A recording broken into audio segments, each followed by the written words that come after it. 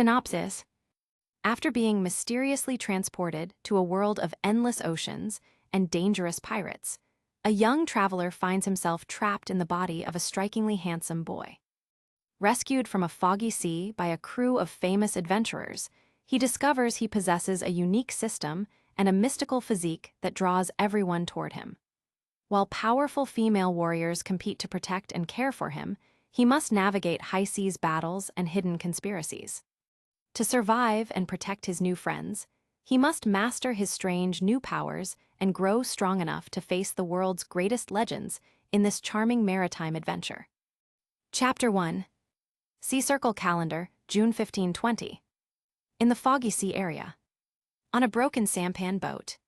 The exhausted heir lay on it and drifted with the tide.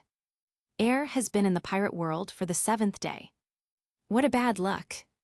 Not only does the body become like a little boy, it also went directly to the most dangerous foggy sea area in the first half of the Grand Line. If I hadn't accidentally encountered a group of unlucky pirates who were killed by the waves on the 3rd day and got a lot of food, I would have starved to death. But now the drinking water has bottomed out. What a desperate situation. Standing still is death, retreating is death, drifting to the thriller bark is worse than death. From time to time, the ghost of Princess Perona stops on his boat. Although the ghosts did not move, they still frightened Heir. If that thing touches him, he won't be able to resist at all. Although Heir was a little desperate, he was never one to wait for death, so he forced himself to continue rowing. The good thing is that Moria hasn't taken away his shadow yet. Now I just hope that I can meet Brooke, and together with Brooke, I can still have a glimmer of hope when the Straw Hats arrive. At the same time, the Straw Hats have finished the Water City copy and entered the foggy sea noisily on the Thousand Sunny. Yo ho ho ho. The weak trio, who were originally frightened by the sinister Robin, suddenly became sweating profusely and trembling when they heard this strange sound. Heir, who was on the small sampan boat, immediately cheered up after hearing Brooke's magical voice and rowed harder towards the source of the sound. Look, there's someone there. On board Thousand Sunny, the Straw Hats cheered up after being frightened and soon saw Heir rowing hard. After seeing the Straw Hats, Heir, who knew he was safe, suddenly felt exhausted and passed out on the ship. Hey, what are you doing standing still? Help people. Nami punched Luffy, who was still in a daze. Luffy immediately reacted and stretched out his arms to pull Heir up. After several people saw Heir clearly, they were stunned. After traveling to the pirate world, Heir's body transformed into an extremely handsome little boy for some unknown reason. The eyes of several people on the boat also fell on Heir's face. Heir's cheeks were slightly thinner due to the hunger in the past few days. Her cheekbones were slightly protruding, her chin outlined a beautiful groove, and her sword eyebrows were slightly raised. There are such handsome people in this world. I don't know how handsome I will be when I grow up. Sanji also exclaimed when he saw Robin and Nami's eyes fixed on Heir's face. Although he is a lustful Kappa, he is not jealous of a little boy. And he was indeed convinced. After all, even he, a man, couldn't help but take a few more glances at the sleeping beauty-like Heir. After hearing Sanji's voice, Robin and Nami came back to their senses. Especially Robin, who has traveled all over the world since he was a child and has met more people than all the people on the ship combined. But I still have never seen someone with such a picturesque appearance as Heir. Heir's appearance at this time, even in Blue Star, he was a handsome little boy that would make pretty girls scream, let alone in this pirate world where strange creatures are everywhere. In addition to everyone in the Straw Hats, Nami and Robin have already become stone-hearted. I actually felt the slightest hint of a girl's heartbeat from Heir. Both women's cheeks were slightly red. This was a unique experience that they had never experienced before. Zoro, Luffy, and Usopp stared at Heir's curled-up body with pity. Hey, wake up, are you okay? Chopper stood on Heir, took out a stethoscope and a small medicine box, and shouted softly while diagnosing. After the diagnosis, Chopper breathed a sigh of relief and said, "Fortunately, he is fine. He is hungry and tired." When Sanji immediately got up to prepare the meal, Heir woke up faintly. "You're awake." Robin saw Heir open his eyes, and hurriedly stepped forward to help little Air up. Seeing Air's frown, the motherly glow in Robin's heart surged, and she held Air in her arms to make her lie down more comfortably. Air breathed a sigh of relief when he saw the straw hats. He was about to say thank you when a voice came from his mind. Ding, a suitable host has been detected, and the system has been bound. Ding, the god-level succubus physique has been bound. Hearing the voice in his head, Air looked a little strange. As a time traveler, he knows the system very well. He also knows about the succubus physique. After all, he had frequently discussed this subject in his previous life. But that doesn't mean he wants to be a succubus little boy. Which time traveler doesn't want to become a powerful man who rules the world after arriving in the world of pirates? It's a pity that Air is now a succubus little boy who is as handsome as Jade and exudes super attraction to the opposite sex. He is equivalent to a human being of 12 or 13 years old. When he thought of those two-dimensional sick little lolies moaning and groaning on his body, Air felt a chill and had goosebumps all over his body. Tell me about the functions of the system. The system has been bound, and Air has no other choice but to accept it. Air's voice fell in his mind, and the system's mechanical voice sounded. This system is called the succubus system, also known as the light body, flexible and easy to push system. As the name suggests, it is designed to help the host be pushed back by the opposite sex. As long as the more opposite sex push to the host, the stronger the strength and the higher the status, the better the rewards the host will get. In order to help the host improve its strength as soon as possible, the heartbeat value reward has now been enabled. Every time the heartbeat value increases by 10, you can get a certain reward. When it reaches 100, the host will be reversed.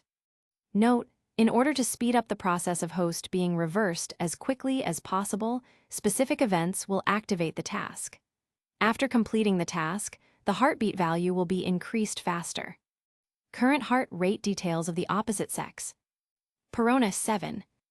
Nico Robin 6. Nami 7. Seeing Perona's heart rate, he finally understood why his light body, little boy, could survive 7 days in the foggy sea. It turns out that those white ghosts lingering around him are here to protect him. I feel grateful to Princess Mononoke Perona. Air then checked the specific information about the succubus's physique. Name, god-level succubus physique. Function, let host become a mobile hormone walking in the world. Function, the host's attraction to the opposite sex is plus 100%, the opposite sex's resistance to the host is %, and the opposite sex's desire for the host increases as the heartbeat value increases. Note, the stronger the opposite sex is and the higher their status, the harder it is to obtain heartbeat points. Jai is not a serious system. But I like it. After all, this is the world of pirates, and the most indispensable thing is beautiful women with explosive figures. In addition to the evil sister Robin, the little thief cat Nami, and the most beautiful pirate empress in the world, Boa Hancock. Marine also has Mama Usagi, Hina, and other charming beauties. I just don't know if my body and work can stand up to the strong women in the pirate world. If I remember correctly, Robin is nearly 1.9 meters tall. I hope there will be changes in the future.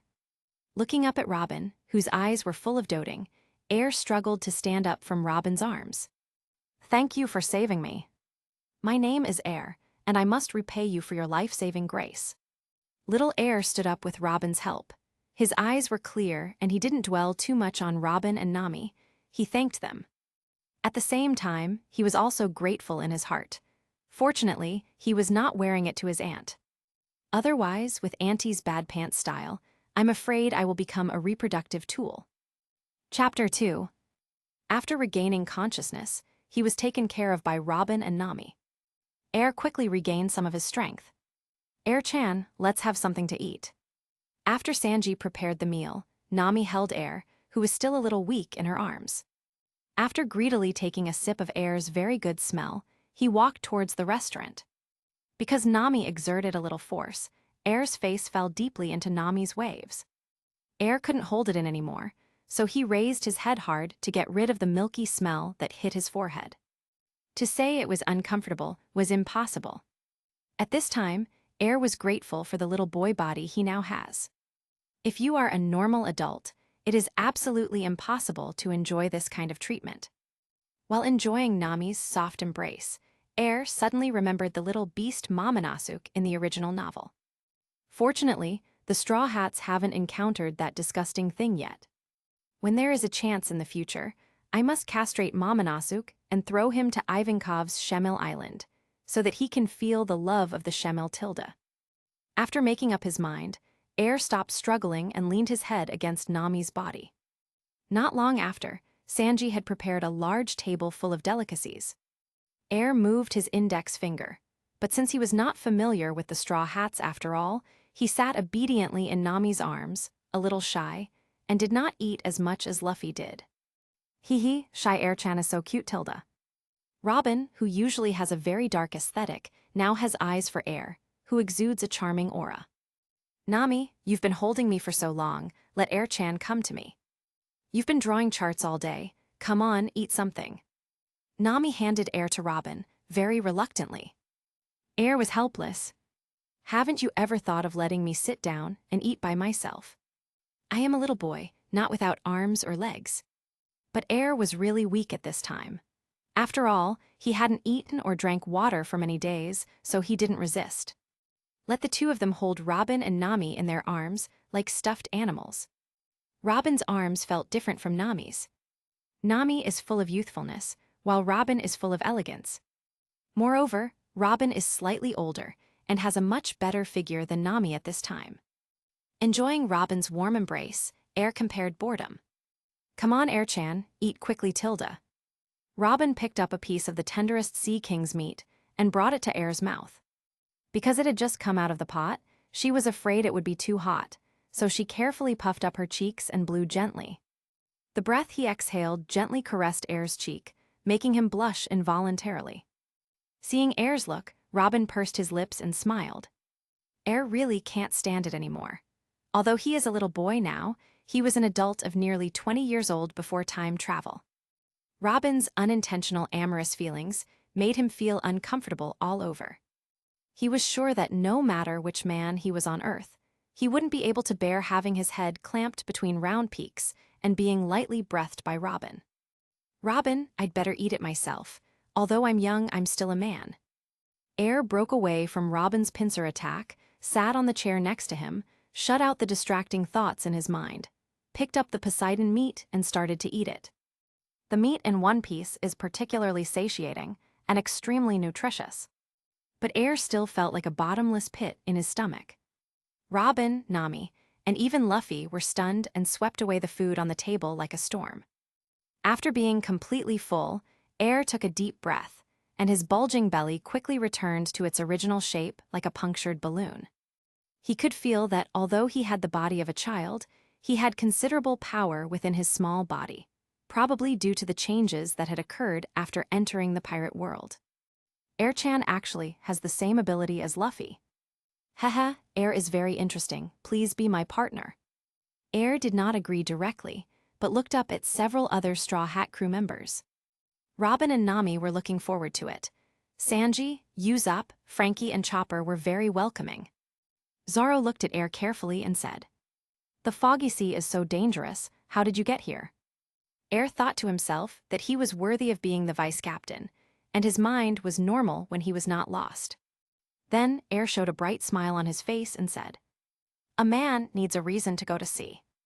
I got lost in this sea area and ran out of supplies. That's why I ended up like this." Hearing this, Zoro looked strange. Will you get lost too?" Everyone rolled their eyes at Zoro and were too lazy to pay attention to this idiot. Air continued, "But I really don't have any family in this world." "A man doesn't need a reason to go to sea," Luffy affirmed. "We will be Air's family from now on." Robin and Nami, two poor people, were very distressed. They held Air's hands on one side and comforted her softly. "Friends, welcome Air-chan to join the Straw Hats, Tilda." Air would not refuse either emotionally or rationally. After all, it was the Straw Hats who saved his life and were so kind to him. In his previous life, he was an orphan with no one to love or care for him. Now he has such a group of good friends, and he is very happy. Captain, we will be partners from now on, Air said solemnly as well. Nami and Robin were very happy to hear Air agree. Okay, it's getting late, and the foggy sea is very dangerous. Everyone must have a good rest and conserve your energy. I hope there won't be any accidents. However, when it comes to deciding who owns Air's room, Robin and Nami, who never quarreled, had some disagreements over where Air would sleep. Nami, you have been drawing charts all day, and you are also responsible for observing the climate. Air, please sleep here with me. Robin said this, his eyes glued to Air, wishing he could hug Air right away and have a good sleep. Robin, there are so many weird pets in your room. Air-chan will definitely be scared Tilda. Let's wait until you finish cleaning up. Looking at the two women fighting for the right to sleep with him, Air was a little speechless, thinking to himself, you are asking for my opinion. After drifting at sea for so many days, he just wanted to take a bath and have a good sleep. As for who he sleeps with, it doesn't matter to him. Well, I need to take a shower first, Nami, Robin, you guys can rest first. After hearing Air's words, Nami Robin's eyes suddenly lit up. There were other people around just now. Although they had been attracted by Air's charming aura, they still had to pay attention to the impact, so they didn't show it too obviously. But now there are only 3 of them left in the cabin. The smiles on the faces of the 2 women made Air shudder. Air-chan, let me wash it for you. The 2 women said in unison. Chapter 3. Well, better say no, I can take a shower by myself. Air watched the 2 women fighting for him and had a preliminary understanding of the charming power emanating from him. In fact, it's not that Nami and Robin are so unreserved, but they are both miserable people who have experienced great disasters. Although they were all saved by Luffy, when sleeping alone at night, Nami would often think of the villagers who were persecuted by the fishman Arlong and others, as well as herself who had suffered. Not to mention Robin, who witnessed Ohara being destroyed by Buster Call and was wanted at 8 years old until the Water City was saved by Luffy. Although people are saved, what can they rely on to soothe their seriously injured souls? Before meeting Air, Nami basically drew sea charts whenever she was alone. Only when she was busy could she stop thinking about the tragic past. Robin relied on books and immersed herself in the ocean of books to escape from her past and not think about Ohara.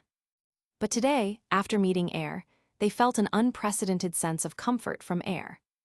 As long as they stay with Air, the soft and charming aura exuded by Air will make them not think about those painful memories at all, and they can feel the peace of mind and the throbbing of their souls that they have never experienced before. This was the fundamental reason why they fought to hold Air to sleep when they saw him for the first time. Air's succubus physique does not just blindly exude the aura that lures the desire of the opposite sex. Instead, it naturally exudes an aura that makes the opposite sex extremely comfortable. Only at the most suitable time can it truly emit the aura of succubus seductive desire. You 2 guess, I'm going to take a shower first, don't come in. Air waved his little hands and went to take a shower alone. He had just boarded the boat. How could he let 2 women look at his body so casually? I'm not that casual, Air thought to himself. It doesn't count if you hug her to sleep. Anyway, I don't know what to do now. While Air was taking a shower, Nami and Robin started guessing. But where did Nami win over Robin? In order to hold Air to sleep, Robin even used his flower fruit ability to place an eye behind Nami. The results speak for themselves. In the best of 3 games, Nami did not win even once. I'm willing to admit defeat, Robin. Air sleeps with you today, but you can't steal it from me tomorrow. Robin smiled but said nothing. Soon, Air finished his shower and walked out wearing the pajamas that Chopper had put in the room for him in advance. At this time, Air had washed away the dust all over his body. His face was white and pure, and his skin was smooth and delicate without any blemishes. As white as Tianshan's snow lotus. The entire face has exquisite lines, and the cheeks and cheekbones that were thin due to hunger have recovered. The beautiful groove on the chin and the neck form a soft and tense line that makes Robin's heart beat. His whole body exudes a charming charm, just like a little boy who only exists in the second dimension. In this situation, even with Robin's well-informed determination, he couldn't help but move his index finger. Immediately, Robin's face showed a dark smile like a big bad wolf. "Air-chan Tilda. You belong to me tonight, Tilda."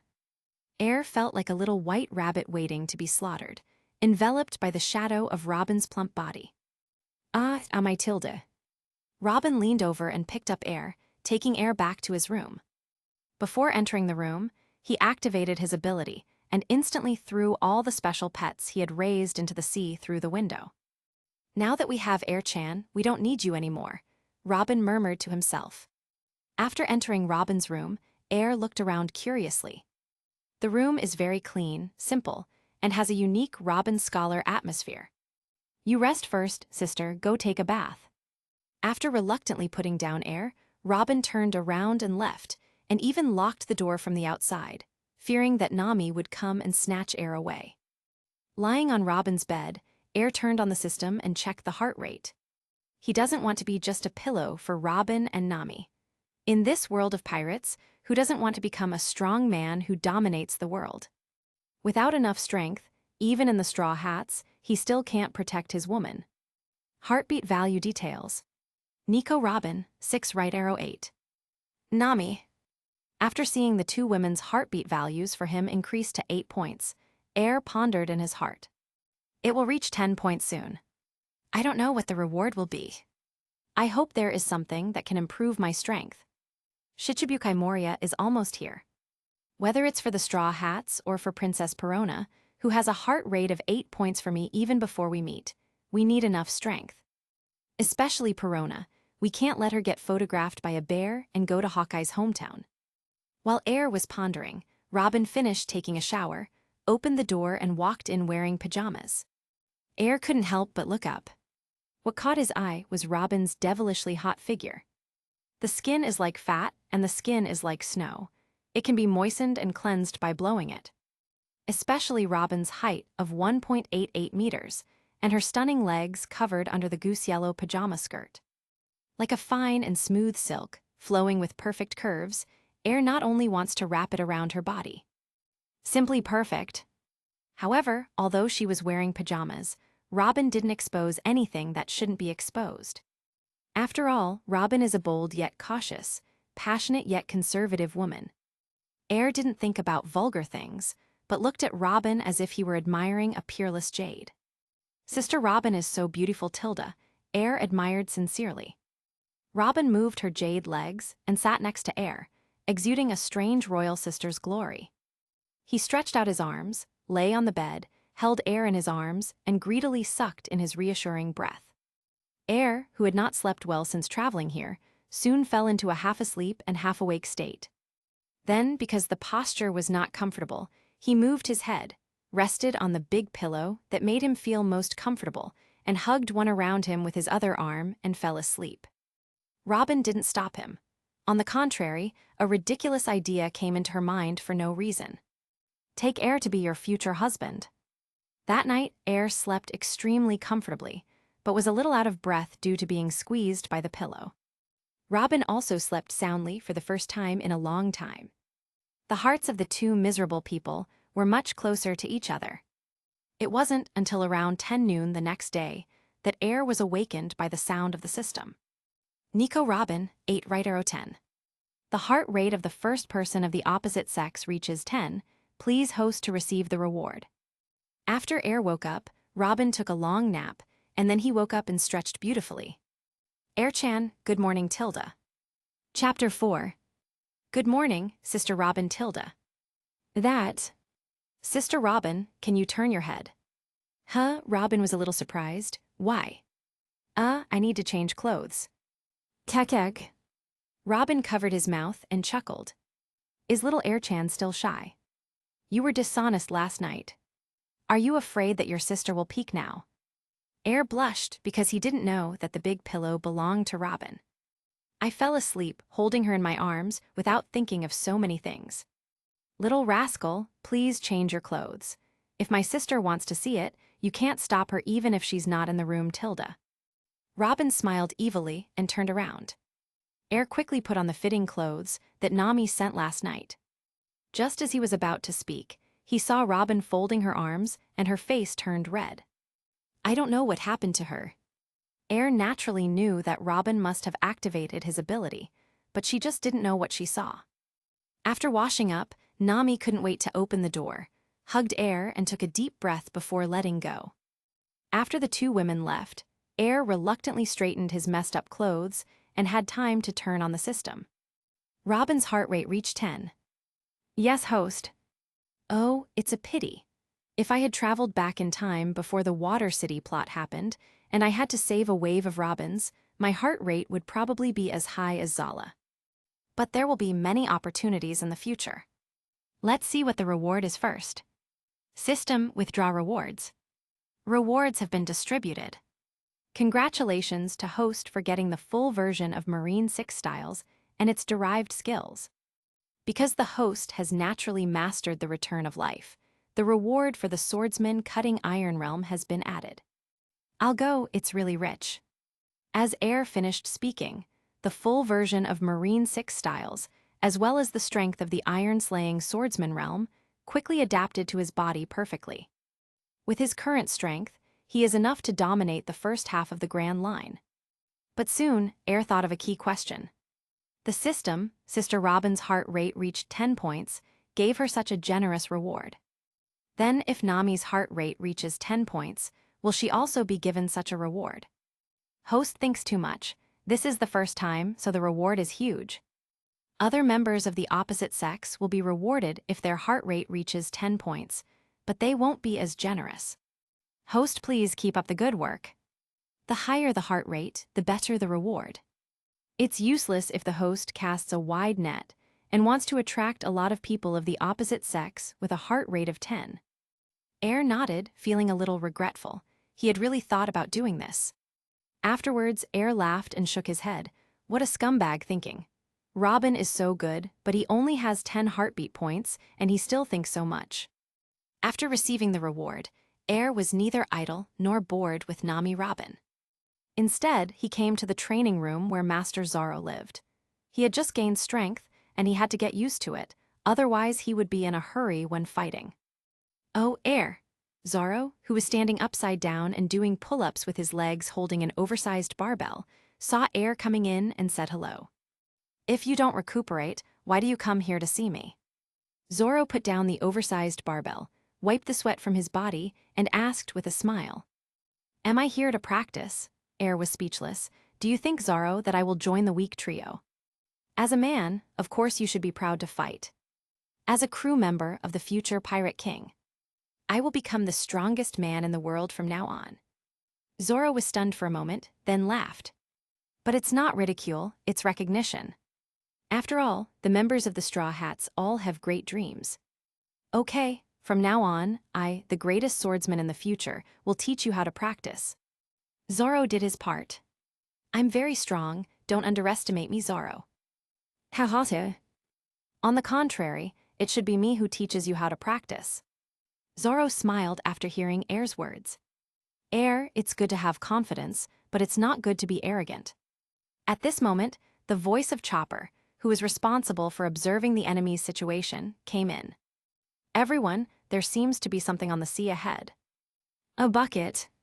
Soon, everyone in the Straw Hats gathered on the deck and observed the wooden barrel that was fished out. Seeing this wooden barrel, Air's heart moved. He knew that this was reaching a plot point. When this barrel is opened, it will have a special effect like a flash bomb. It is a flare used by the Moria pirates to mark the range for Princess Perona. However, regardless of whether this thing is opened or not, the Straw Hats have to cross the foggy sea and will definitely be discovered by Perona. So Air didn't stop him. No one noticed that it didn't take long after the signal flare took off. Perona's white ghost appeared on Thousand Sunny. So you boarded this ship, dear Kumasi Tilda. Using ghost vision, Perona saw Air, whom she had helped many times, at a glance on the thriller bark. Originally, I was worried that you wouldn't be able to come to Master Moria, but I didn't expect that you would actually join the Straw Hats. Then we will meet soon, Hat Tilda. On the thriller bark, in a palace with a strong Gothic style, Perona danced excitedly. Since she accidentally discovered air at sea, she has completely given up her love for the rag doll Kumasi, and instead regards air as her favorite Kumasi. If Moria hadn't asked her to use her ability to monitor the foggy sea, she would have flown over and picked up air herself. Yesterday, she sent out the ghost as usual, wanting to check and help air get rid of the danger, but she couldn't find it, which made her very anxious. After seeing air again today, I couldn't be happier. At the same time, Nami senses that a storm is coming. The entire crew immediately took refuge. Because of this, the Straw Hats completely entered the heart of the foggy sea. The territory of the 7 warlords of the Sea Moria is less than a day away. Ace, who is far away near Banero Island, has also found out about Blackbeard Teach. In order to avenge Saki, the captain of the 4th Division of the Whitebeard Pirates, Ace immediately set off to Banero Island to pursue him. Chapter 5. As we continued sailing, we met Brooke. After Air intervened, Nami was not allowed to board Brooke's ship. Luffy happily took Brooke back to Thousand Sunny. You. After eating, Usopp and Chopper looked in the mirror and found that Brooke's face was not reflected in the mirror. It immediately startled everyone present. Actually, me being a skeleton and me having no shadow are two different things. My shadow was taken away. Brooke didn't know that Moria was the 7 warlords of the sea. He only knew that Moria was very powerful, so he didn't say much. But now that Air is here, he will not let the Straw Hats rashly break into Moria's territory like in the original book. 7 warlords of the sea, Gecko Moria. He took away your shadow, right? Air looked at Brooke, who had no shadow under the light, and spoke softly. What? 7 warlords of the sea. Nami, who was among the weak trio, suddenly felt excited when she heard this. Gecko Moria. Air, how did you know? Except for Robin, who looked slightly uneasy when he heard the name, everyone else looked surprised. Air was very speechless and said, I really want to complain. You have been at sea for so long and have experienced a lot. Don't you ever want to go and get to know the famous and powerful people in the sea during your free time? Besides Moria, the user of the Paramecia shadow fruit, who can take away other people's shadows, is there anyone else? Shichibukai is pretty famous, right? Don't you all understand? On the sea, it's not a hard secret to know. Among the people present, Luffy looked eager to try, while Zoro, Sanji, and Frankie looked solemn. The teeth of the weak trio began to chatter. Is it the same 7 warlords of the sea as Crocodile? Nami asked nervously. Robin nodded slowly and added. When Air reminded me, I also remembered it. Among the 7 warlords of the sea, except for Don Quixote Doflamingo and Bartholmew Kuma, whose abilities are unknown, the rest can be partially understood through the newspapers of that year. Hawkeye Mihawk is the world's greatest swordsman, the Pirate Empress can turn people to stone, and the sea hero Jinbei is a fishman. You all know crocodiles. In addition, Gecko Moria is also one of the Shichibukai, but he rarely appears after becoming a Shichibukai, so his reputation is not obvious. But Air is right, he is indeed a Paramecia shadow fruit user. Very tricky. Air's expression remained unchanged. For the current Straw Hats, Moria is indeed very difficult. But this time, it was different with him here. No need to be afraid, as far as I know, Moria should be the weakest among the Shichibukai. It's tricky, but not as good as the sand crocodile. Nami rushed over in fear and hugged Air tightly, her teeth chattering, and she said, Crocodile is also scary, okay. But Air, how do you know so much? You are so young, so why are you not afraid at all? Our weak trio obviously welcomes you to join. I'm very strong, Nami. I will protect you. Air patted Nami's head lying on his body and comforted her. None of the people present took Air's words seriously. While several people were talking, the sunshine was shaking violently. Everyone on the deck stared dumbly at the island, where the sunshine stopped. Thriller bark, here it is. Air held Nami's hand with a calm expression. At this moment, several white ghosts of Perona floated from the ship into the sky and slowly disappeared into the night. There is no other way now. We can only break through here to go to the Fishmen Island. Zoro's desire to fight gradually increased. Air cheered up and looked around. He remembered it clearly. It was when the Straw Hats landed in the thriller bark that Absalom, the transparent fruit user, used his power to lick Robin. If Air doesn't care, this bitch will still witness Nami taking a bath in a transparent state. And I also want to get married to Nami later. This is absolutely unacceptable to Air. Although they have only been together for less than 2 days, Air already regards Nami and Robin as his special lovers. Anyone who dares to offend will die. Moreover, after killing Absalom, there is another benefit. That means Moria will definitely not be able to sit still and will rush out to avenge his little brother. This is what Air wants to see. He doesn't want to waste time here fighting zombies. Sure enough, after the white ghost left, strange things began to happen on the ship. First, the waves surged, making the boat unstable. Chopper lost his balance and fell to the ground. The knife on Zoro's waist was pulled out by Absalom in the air, and he attacked Chopper on the ground. "I've been waiting for you for a long time." Air snorted in his heart, stepped on his feet, and disappeared in an instant. Tempest Kick, Guy Bird. Rob Lucci's most powerful move was used by Air in a flash of lightning. The power of this kick can easily cut through the iron plate covering a marine warship that is more than 100 meters wide and dozens of meters thick. And now, the silver-white bird-shaped chop wave quickly passed through Absalom's position. It all happens in the blink of an eye. Before everyone present could react, there was a shrill scream, and next to Chopper lying on the ground, covered with Absalom's blood, Zoro's word Watto fell down and sank deeply into the deck. "I was hit by this kick and you're still alive." Although Air was small, he was fierce and murderous at this time. Luffy reacted instantly, stretched out his arms and dragged Chopper to a safe place, then assumed a fighting stance. Zoro, Sanji, Frankie, and others are also preparing for war. At this moment, Absalom, whose arm was cut off by Guy's bird, could no longer maintain his transparent state, revealing his disgusting leopard-headed body. What the hell? Leopard. Still human. Among the people present, the calmest one at this time was Air. He walked up to where Watto Ikemanji was, leaned over and pulled out the sharp sword with 21 skills. Then he turned to look at Absalom, who was bleeding all over his body, and kicked him to the ground. However, he did not kill directly, but turned to look at Luffy, Zoro, and others, and said, "Captain, what to do with him?" Chapter 6. Air wants to use Absalom's head to change Luffy's innocent character. Is Chopper okay? Seeing that the enemy had lost its combat effectiveness, Luffy stopped maintaining a fighting posture and turned to care for the frightened Chopper. Air's question was not immediately answered. "Captain Luffy," Air repeated. "Since everyone is fine, why don't we let him go?" Luffy said nonchalantly. "Are we still going to kill him?"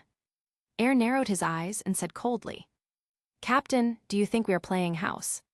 Seeing Air's solemn expression, Luffy stopped smiling, and everyone present also looked at Air. "Captain Luffy, I'm just asking this once, do you consider me your partner?" "Of course," Luffy, Zoro, a member of the Straw Hats present, answered decisively in unison. Although you have only joined for 2 days, the smiles on Robin and Nami's faces have obviously increased. "Of course you are a member of our Straw Hats." Air nodded and said without changing his expression, "Then I'm going to talk about you." "Captain Luffy." As the deputy captain and having experienced killings, Zoro already guessed what Air was going to say and did not stop him. Instead, he motioned for Air to continue speaking. "What would have happened if I had been weak and hadn't saved Chopper just now? You should know how sharp the word Hedo is. I was the only one with Chopper just now. If I hadn't saved Chopper, one word of peace will pierce Chopper's chest, penetrate Chopper's heart, and take away Chopper's life. If I hadn't taken action, if Chopper would have been gone. Still being killed by Zoro's most cherished Watto Ikemanji, do you think the Straw Hats can continue on? I saved Chopper today in a critical moment, but what if it's someone else next time? Are you going to let this happen to a Straw Hat crew? We are pirates who lick blood with our swords. We are not playing house games." After hearing this, Luffy fell into deep thought, and his expression gradually became serious. For the first time, he realized that his willful behavior would endanger the lives of his companions. The original work is a shounen manga and does not reveal these dark sides. But Air knew that now, he was standing in this living world of pirates. There will no longer be a harmonious scene where no one will die no matter how hard you fight. He didn't want to lose his friends on the ship one day. You're right, Air. Although Luffy is stubborn, he has to pay attention to the lives of his partners. As he spoke, Luffy changed from his usual careless and playful look that didn't care about anything. Chopper, I'm sorry. After apologizing to Chopper, Luffy walked up to Absalom. Luffy is not stupid. He knows very well that if Air hadn't taken action in time, Chopper might have been stabbed through the chest by He Dao Yuan and died. At that time, Zoro will feel extremely guilty and live in self-blame all day long. The same will happen to him. By then, the Straw Hats will exist in name only. At this moment, Air clearly felt that his unreliable captain was extremely rare, and it could even be said that it was the first time that he exuded awe-inspiring murderous intent. And this kind of Luffy is also the Luffy Air wants to see. Air-chan is so handsome, tilde. Feeling that the frozen atmosphere gradually dissipated, Robin and Nami spoke out lovingly. So Air-chan is so strong. It turns out that Air-chan actually looks more handsome when she is serious. So manly. Nami and Robin are really used to life and death because of their tragic pasts.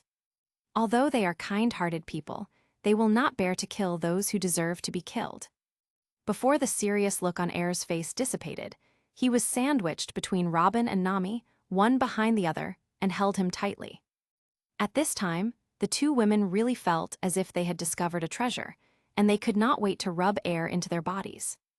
Although they liked Air very much before, it was just a girl's natural liking for little boys. At most, Air had a succubus physique, so they liked him more. If Air does not have the strength and the spirit that a man should have. Even with the help of his succubus physique, the two women's feelings towards him would at best stop at being very fond of him. But that's about it.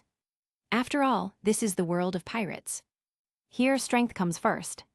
For women, the sense of security provided by men is the most effective way to increase their favorability. Not to mention Robin and Nami, who suffered miserable childhoods due to lack of strength. When the fishman Arlong and others persecuted the villagers and killed Belmere, Nami how much she hoped to have a strong man she could rely on to protect herself. In the end, Luffy saved Nami, but Nami's feelings towards Luffy were partners and gratitude, and she didn't have any other feelings. Not to mention Robin, who witnessed Ohara being destroyed by the self-proclaimed righteous marine. She longed more than anyone for someone to protect him and entrust her with her life. And now, the person they have been waiting for many years has appeared. The sense of security brought by Air's great strength filled the hearts of Robin and Nami after the succubus' physical strength increased. The more they thought about this, the harder the two women hugged Air. Air naturally didn't think of this. His head was now sandwiched between four peaks, and he was at a loss. Ding, Robin's heart rate has increased. Ding, Nami's heart rate has increased. The system sounded, but Air really didn't want to look at it at this time. The delicate fragrance of the royal sister, Robin, and the orange fragrance of the girl Nami, mixed with two completely different milky fragrances, soaked into Air's nasal cavity. Air found it hard to breathe, and at the same time intoxicated. Just hugging her wasn't enough. Robin's cheeks turned red, thinking of what he said jokingly last night, grow Air into the direction of her future husband. Then he lowered his head and pressed his lips gently on Air's fair face.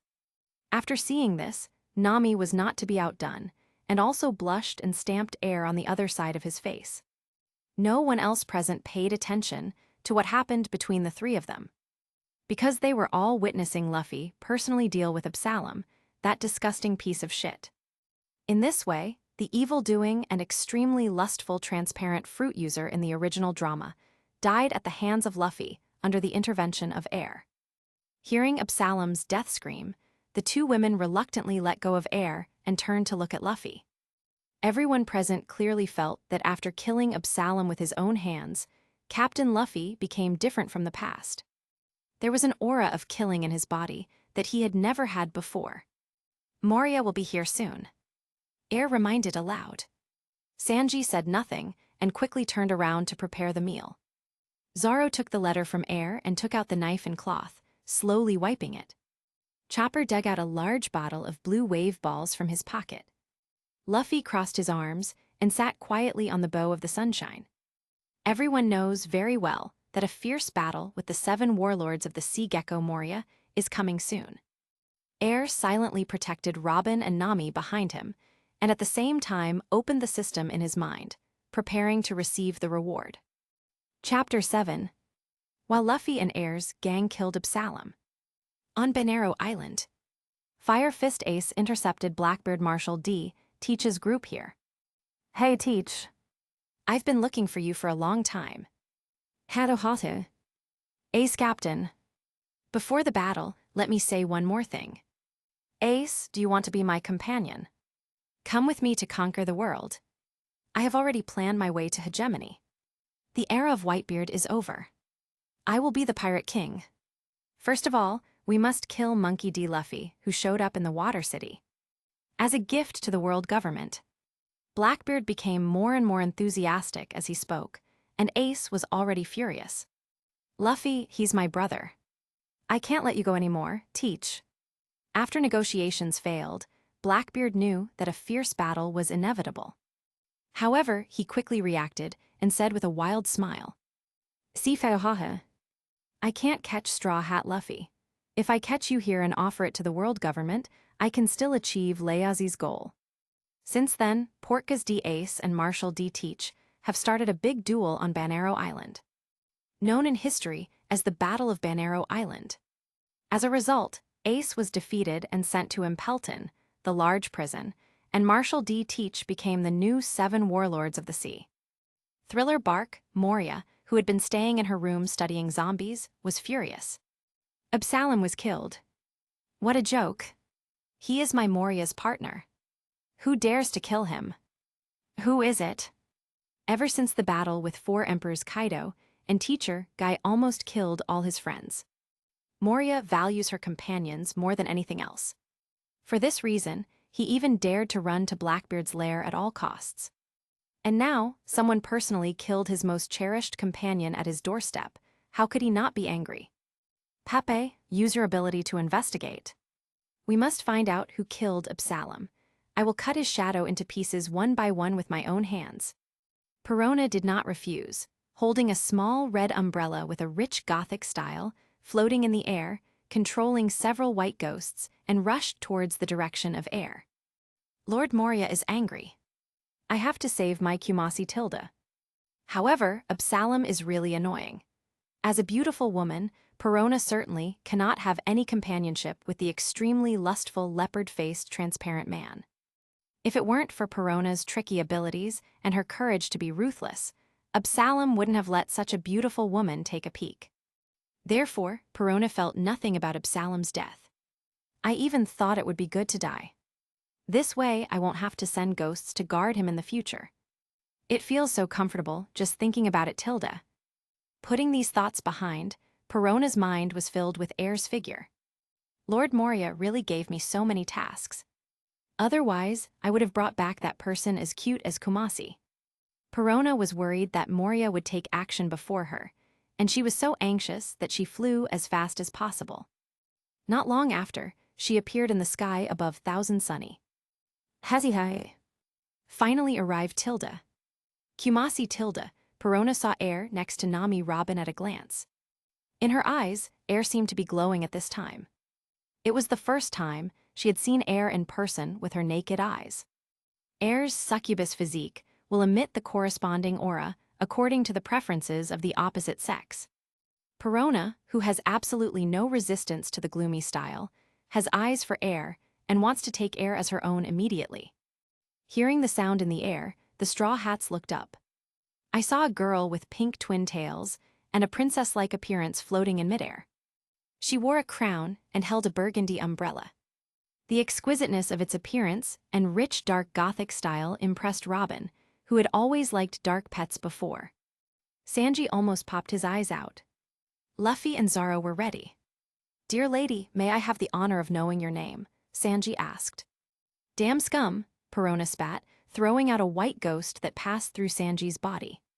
In the eyes of everyone who was holding back laughter, Sanji lay on the ground extremely depressed. I'm such a scumbag. Luffy holds the net bag in his hand, eager to capture Perona's white ghost. But someone who wasn't paying attention was also hit, and he immediately fell to the ground very passively. If there is an afterlife, I would like to be a shell.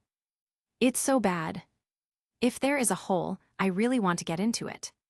Robin next to him noticed something was wrong, stared at the white ghost surrounding Perona, and guessed.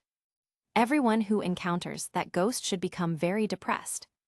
HMPH, Zoro crossed his arms and said disdainfully, useless guy. It's just because I'm not strong-willed that I get played by these strange ghosts.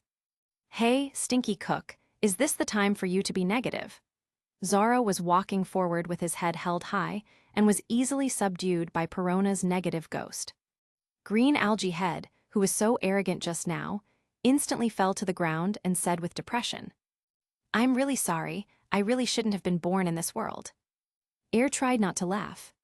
Although, because of his arrival, the Straw Hats did not enter the three-masted sailing ship at all, they did not expect that these famous scenes would actually happen. However, due to the presence of Perona's heart rate in the system, he knew that the Princess Mononoke was not hostile to him. On the contrary, he could clearly see the same look in Perona's eyes that Robin and Nami had when they looked at him.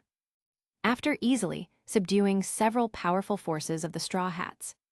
At this time, Perona no longer cared that she was in an out-of-body form and quickly flew to where Air was. Kumasi Tilda. Although she was in a ghost state, Perona threw away the little red umbrella, opened her arms, and rushed over to hold Air in her arms. For a little girl like Princess Mononoke who hasn't experienced much, Air's appeal is simply unstoppable. Although she is in a soul state, Air can strangely smell her unique fragrance from Princess Mononoke. Perona is petite and not fully developed at this time. She closed her eyes slightly, her pink ponytail head pressed against Air, and a very satisfied smile on her face. Forehead. My name is not Kumasi, my name is Air. Now a member of the Straw Hat Pirates. My name is Perona, Air Tilda. Air is still very grateful to this Princess Mononoke. After all, he had been saved many times by the ghost of Perona in the foggy sea. The two girls, Robin and Nami, felt a little jealous as they looked at the little gothic princess holding Air tightly. It was extremely rare for royal sister, Robin, to puff up her reddish cheeks and frown like a little girl. Little rascal. When the crisis is over, I will take good care of you in the room, Tilda. While thinking about it, Robin seemed to have thought of something strange, and a strange smile appeared on his face. Nami wanted to turn her head away from Air, but she was reluctant to do so. She was in a weird state. Air's heart almost melted when she saw how cute the two girls looked, especially Robin. However, he has a little boy body at this time, so there is no need to worry too much. Perona clings to Air. The smile on her face and her beautiful body also make Air fall in love with her. Ding, the heartbeat value has increased. Host, please pay attention to check for rewards. Pepe, you have something to do here, right? Under Robin and Nami's sinister gazes, Air coughed lightly and opened his mouth to smell. Oh, I'm so happy to see Air-chan that I forgot about it. You guys should go quickly, Lord Moria is coming soon. Air didn't care about Moria, but asked out of nowhere.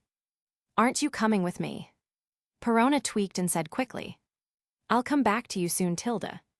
At this moment, Moria's huge body and a sharp neighing sound came from the three-masted sailboat. It's too late to leave, prepare to fight. Chapter 8.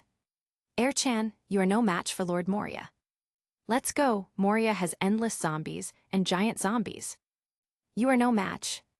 I'm going to buy you some time. The first time Perona saw Air in person, she was deeply attracted by Air's unique temperament. She didn't dare think about how lonely she would be without Air in the future. Unlike Nami and Robin, who have experienced many lives and deaths, Perona is very well protected by Moria. Her love for Air is passionate and straightforward. Girls' feelings are always poetry. Although he had just met Air, he was resolutely willing to help Air and the others delay time.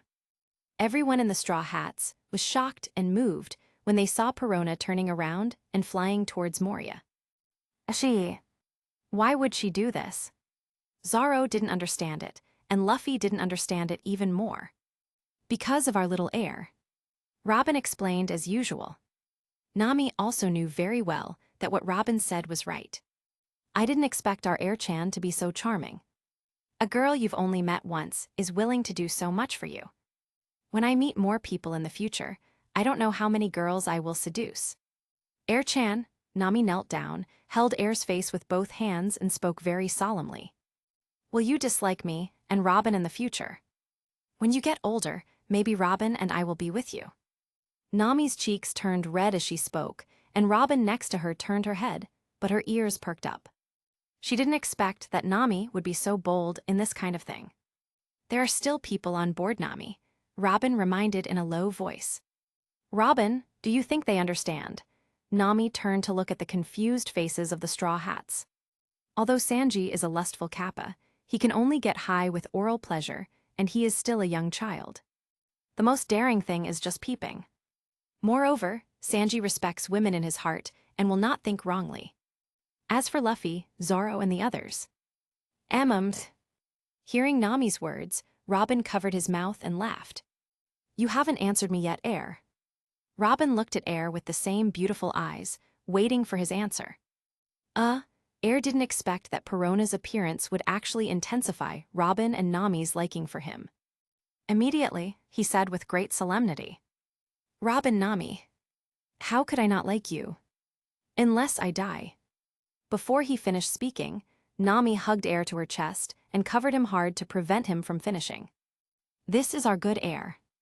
Heir pondered for a moment, then stretched out his arms to wrap his arms around Nami's water snake-like waist. The thrilling delicacy comes from the palm of my hand. Heir couldn't help but marvel in his heart. People in the pirate world are in good physical condition. They are exposed to the wind and sun every day, but they can still have such a smooth skin. Soon, after the tenderness, Heir stood up and looked at Moria. The furious roar suddenly became farther and farther away. It seems that Princess Perona led Moria to other places in order to buy us time. Let's take advantage of this time to take a quick rest. Everyone, please come closer and listen to me. After Heir became serious, everyone in the straw hats gathered around. Thousand Sunny can't walk at all now. The road behind has been blocked by the huge plank of thriller bark.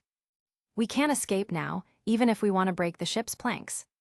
The noise will definitely attract Moria. And judging from the captain's appearance, he obviously wants to fight. So, we need to prepare a battle plan. As he said that, Heir looked at Frankie. There should be equipment on the Sunshine that can hold a large amount of seawater, right? Of course, Sunny is omnipotent. But what's stored there is the fresh water we usually drink. Okay, Frankie, you go immediately and fill it all with seawater, leaving only the minimum standard for us to drink. I remember that the Sunny has a device that can spray water out. Let's install it together. If what I predict is good, it will be of great use when the time comes. What can seawater be used for? Chopper's cute voice sounded. It's very simple. There are many capable people on our ship. Let me ask you, are you afraid of seawater? Can you keep your abilities running under the water of seawater? Luffy was the first to shake his head. Chopper, Brook was the same as Luffy. Neither can I, Robin also answered. Pepe just said, Moria is a Shichibukai. This guy doesn't have many subordinates, but relies on his ability to create a lot of zombies. There are even giant zombies. I guess those zombies are also afraid of seawater. After all, we, the Straw Hats, have a small number of people and cannot face the zombie army. We can only find a way to face Moria head-on. Everyone nodded, and Frankie immediately stood up and prepared. As long as the zombie army is eliminated, Moria itself is not enough. When the time comes, Luffy, Zoro, Sanji, and I will work together to defeat Moria as quickly as possible. After Heir laid out his tactics, he opened his mouth and took a bite of the orange that Nami fed to his mouth. His mouth was full of fragrance. I didn't expect that our Heir-chan is actually a very reassuring strategist. This well-founded arrangement made Robin and Nami like Heir even more. After all, which girl hasn't imagined that her man has extraordinary talents? Especially on the Straw Hats, who don't have enough brains per person. Air's tactical arrangements and performance made Nami and Robin, who have normal IQs, very happy. Robin couldn't help but drag Air to him. His little heart was beating for a long time, and he wanted to kiss Air. Ahem. Sister Robin. Air reminded with a slight cough. HMPH, little rascal, then can I do whatever I want when no one is around? Robin whispered something in Air's ear that made Air's whole body tingle. No one present paid attention to the little action between the two. Luffy was still immersed in Air's tactical arrangements, pouted and said regretfully, "Oh, I still want to defeat Moria myself." Air actually wanted to remind Luffy to take out Ace's life card. But he couldn't talk about this. After all, he had only joined the Straw Hats for 2 days. What if sea water doesn't work on zombie soldiers? Zoro asked, while also thinking of backup countermeasures. Don't worry, Zoro. Robin took the initiative to explain. So far, except for Marine Admiral Aokiji, I have never heard of an Esper who is not afraid of sea water. I'm 88 years old and I've never heard of it, Brooke added.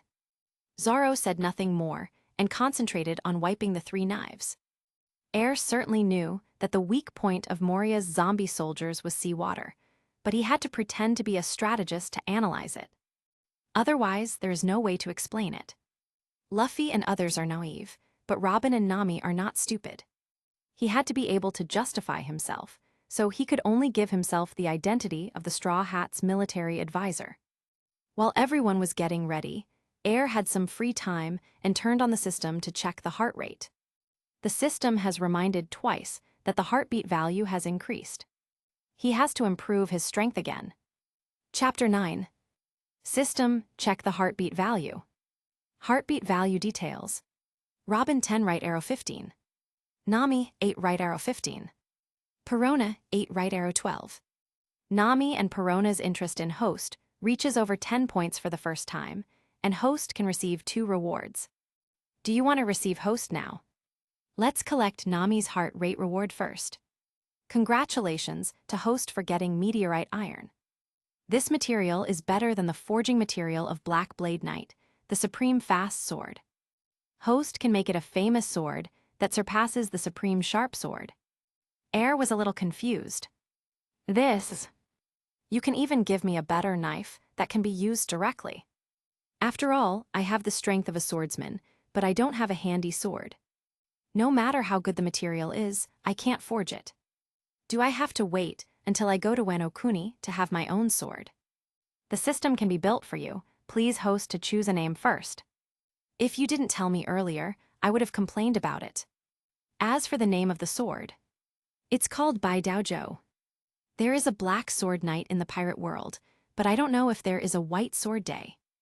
Whether there is or not, from today on, this knife of mine will become the real #1 knife in the world. Bai Dao Day has begun forging. The forging will be completed in 10 minutes. Get the next reward. The reward of 10 points of Perona's heartbeat value is distributed now. Congratulations to Host, you have been promoted to the realm of swordsman. Host can now cut through mountains with 1 strike, far more powerful than Tempest Kick Guy. There is still 1 step away from the realm of great swordsman. As the system's words fell, Air suddenly felt that his understanding of kendo became more profound. And due to the improvement of the swordsman's realm, his own physique and basic strength are also increasing crazily. However, Air still felt a little pity. I thought I could get Armament Haki's training method. My reputation as a half-step great swordsman really doesn't live up to my reputation. I haven't even mastered Armament Haki. Oh, but it's enough. I'll have another chance in the future. Nami and Robin's heart rate has reached 15, and it won't be long before they can receive the next stage of rewards. As the rewards are collected, the realm of half-step great swordsmen is gradually stabilized, and the system forging of Bai Dao Zai has also been completed. Air deliberately left everyone's sight for a while and said deceptively, "The battle is about to begin, and I have to prepare my weapons." After wandering around the cabin, Air took out Bai Dao Zai from the system space. The system sounded at the same time. This knife is far superior to Black Knife Knight in terms of its sharpness, sturdiness, and fit with the host. Moreover, host can also adjust the length and size of this knife at will according to his own body shape. Air observed Bai Daozai carefully. The shape of the knife is somewhat similar to Black Blade Knight, but not completely. The blade shone with a cold light and felt extremely comfortable in the hand. Air waved twice and immediately felt a sense of fit like an arm commanding him. What a treasured sword. Let me use you to protect the people I care about. In my hands, Air, you will become famous all over the world. After some trouble, Air returned to the deck with the white sword hanging on his waist. The eyes of everyone on the deck were fixed on the knife on Air's waist. Zoro didn't even bother to clean the knife and said in great surprise, "Air's you. Are you actually a swordsman too?" Swordsman Air, he's even more handsome tilde. Robin and Nami were also surprised, but it was Air who was equipped with a sword that caught their attention even more. Zoro, I told you before I am very strong, Air smiled. I won't give up my position as the world's greatest swordsman to you so easily, Zoro. Zoro put the 3 knives into their scabbards with a very solemn expression. I won't give it to you either, Air. If it weren't for the current enemy, Zoro would really want to fight Air right now. Zoro had not noticed it before when he was not equipped with a sword, but now that Air was equipped with a sword, he exuded a strong, sharp aura unique to a swordsman. Zoro took a deep breath, suppressed the fighting spirit in his heart, and held his breath in concentration. The other people on the boat are quite happy, especially the weak trio. After all, they will have one more person to protect them in the future. Hehe, from now on, our Straw Hats will have 2 of the world's greatest swordsmen, Luffy said happily, sitting cross-legged on the bow of the Sunny. Idiot, how can there be 2 number 1 in the world? Zoro couldn't help but complain. At the same time, Moria discovered that Perona had pointed her in the wrong direction, and she became even more angry. Not only did he kill my men, but he also dared to deceive Pepe.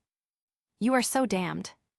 Moria really raised Perona as her daughter, but now she suddenly noticed that Perona's elbows were turned outward, and her eyes were about to burst into flames. But he did not have any intention of blaming Perona, but placed all the blame on the group of people who killed Absalom. Pepe, you should go back first. The world government has sent a notice that there will be distinguished guests at the door today. But now I have to avenge Absalom, please accept it for me. Remember, don't make that person angry. He is one of the Shichibukai tyrant bears. Perona's left ear goes in and the right ear goes out, and she has no intention of meeting any tyrant bear.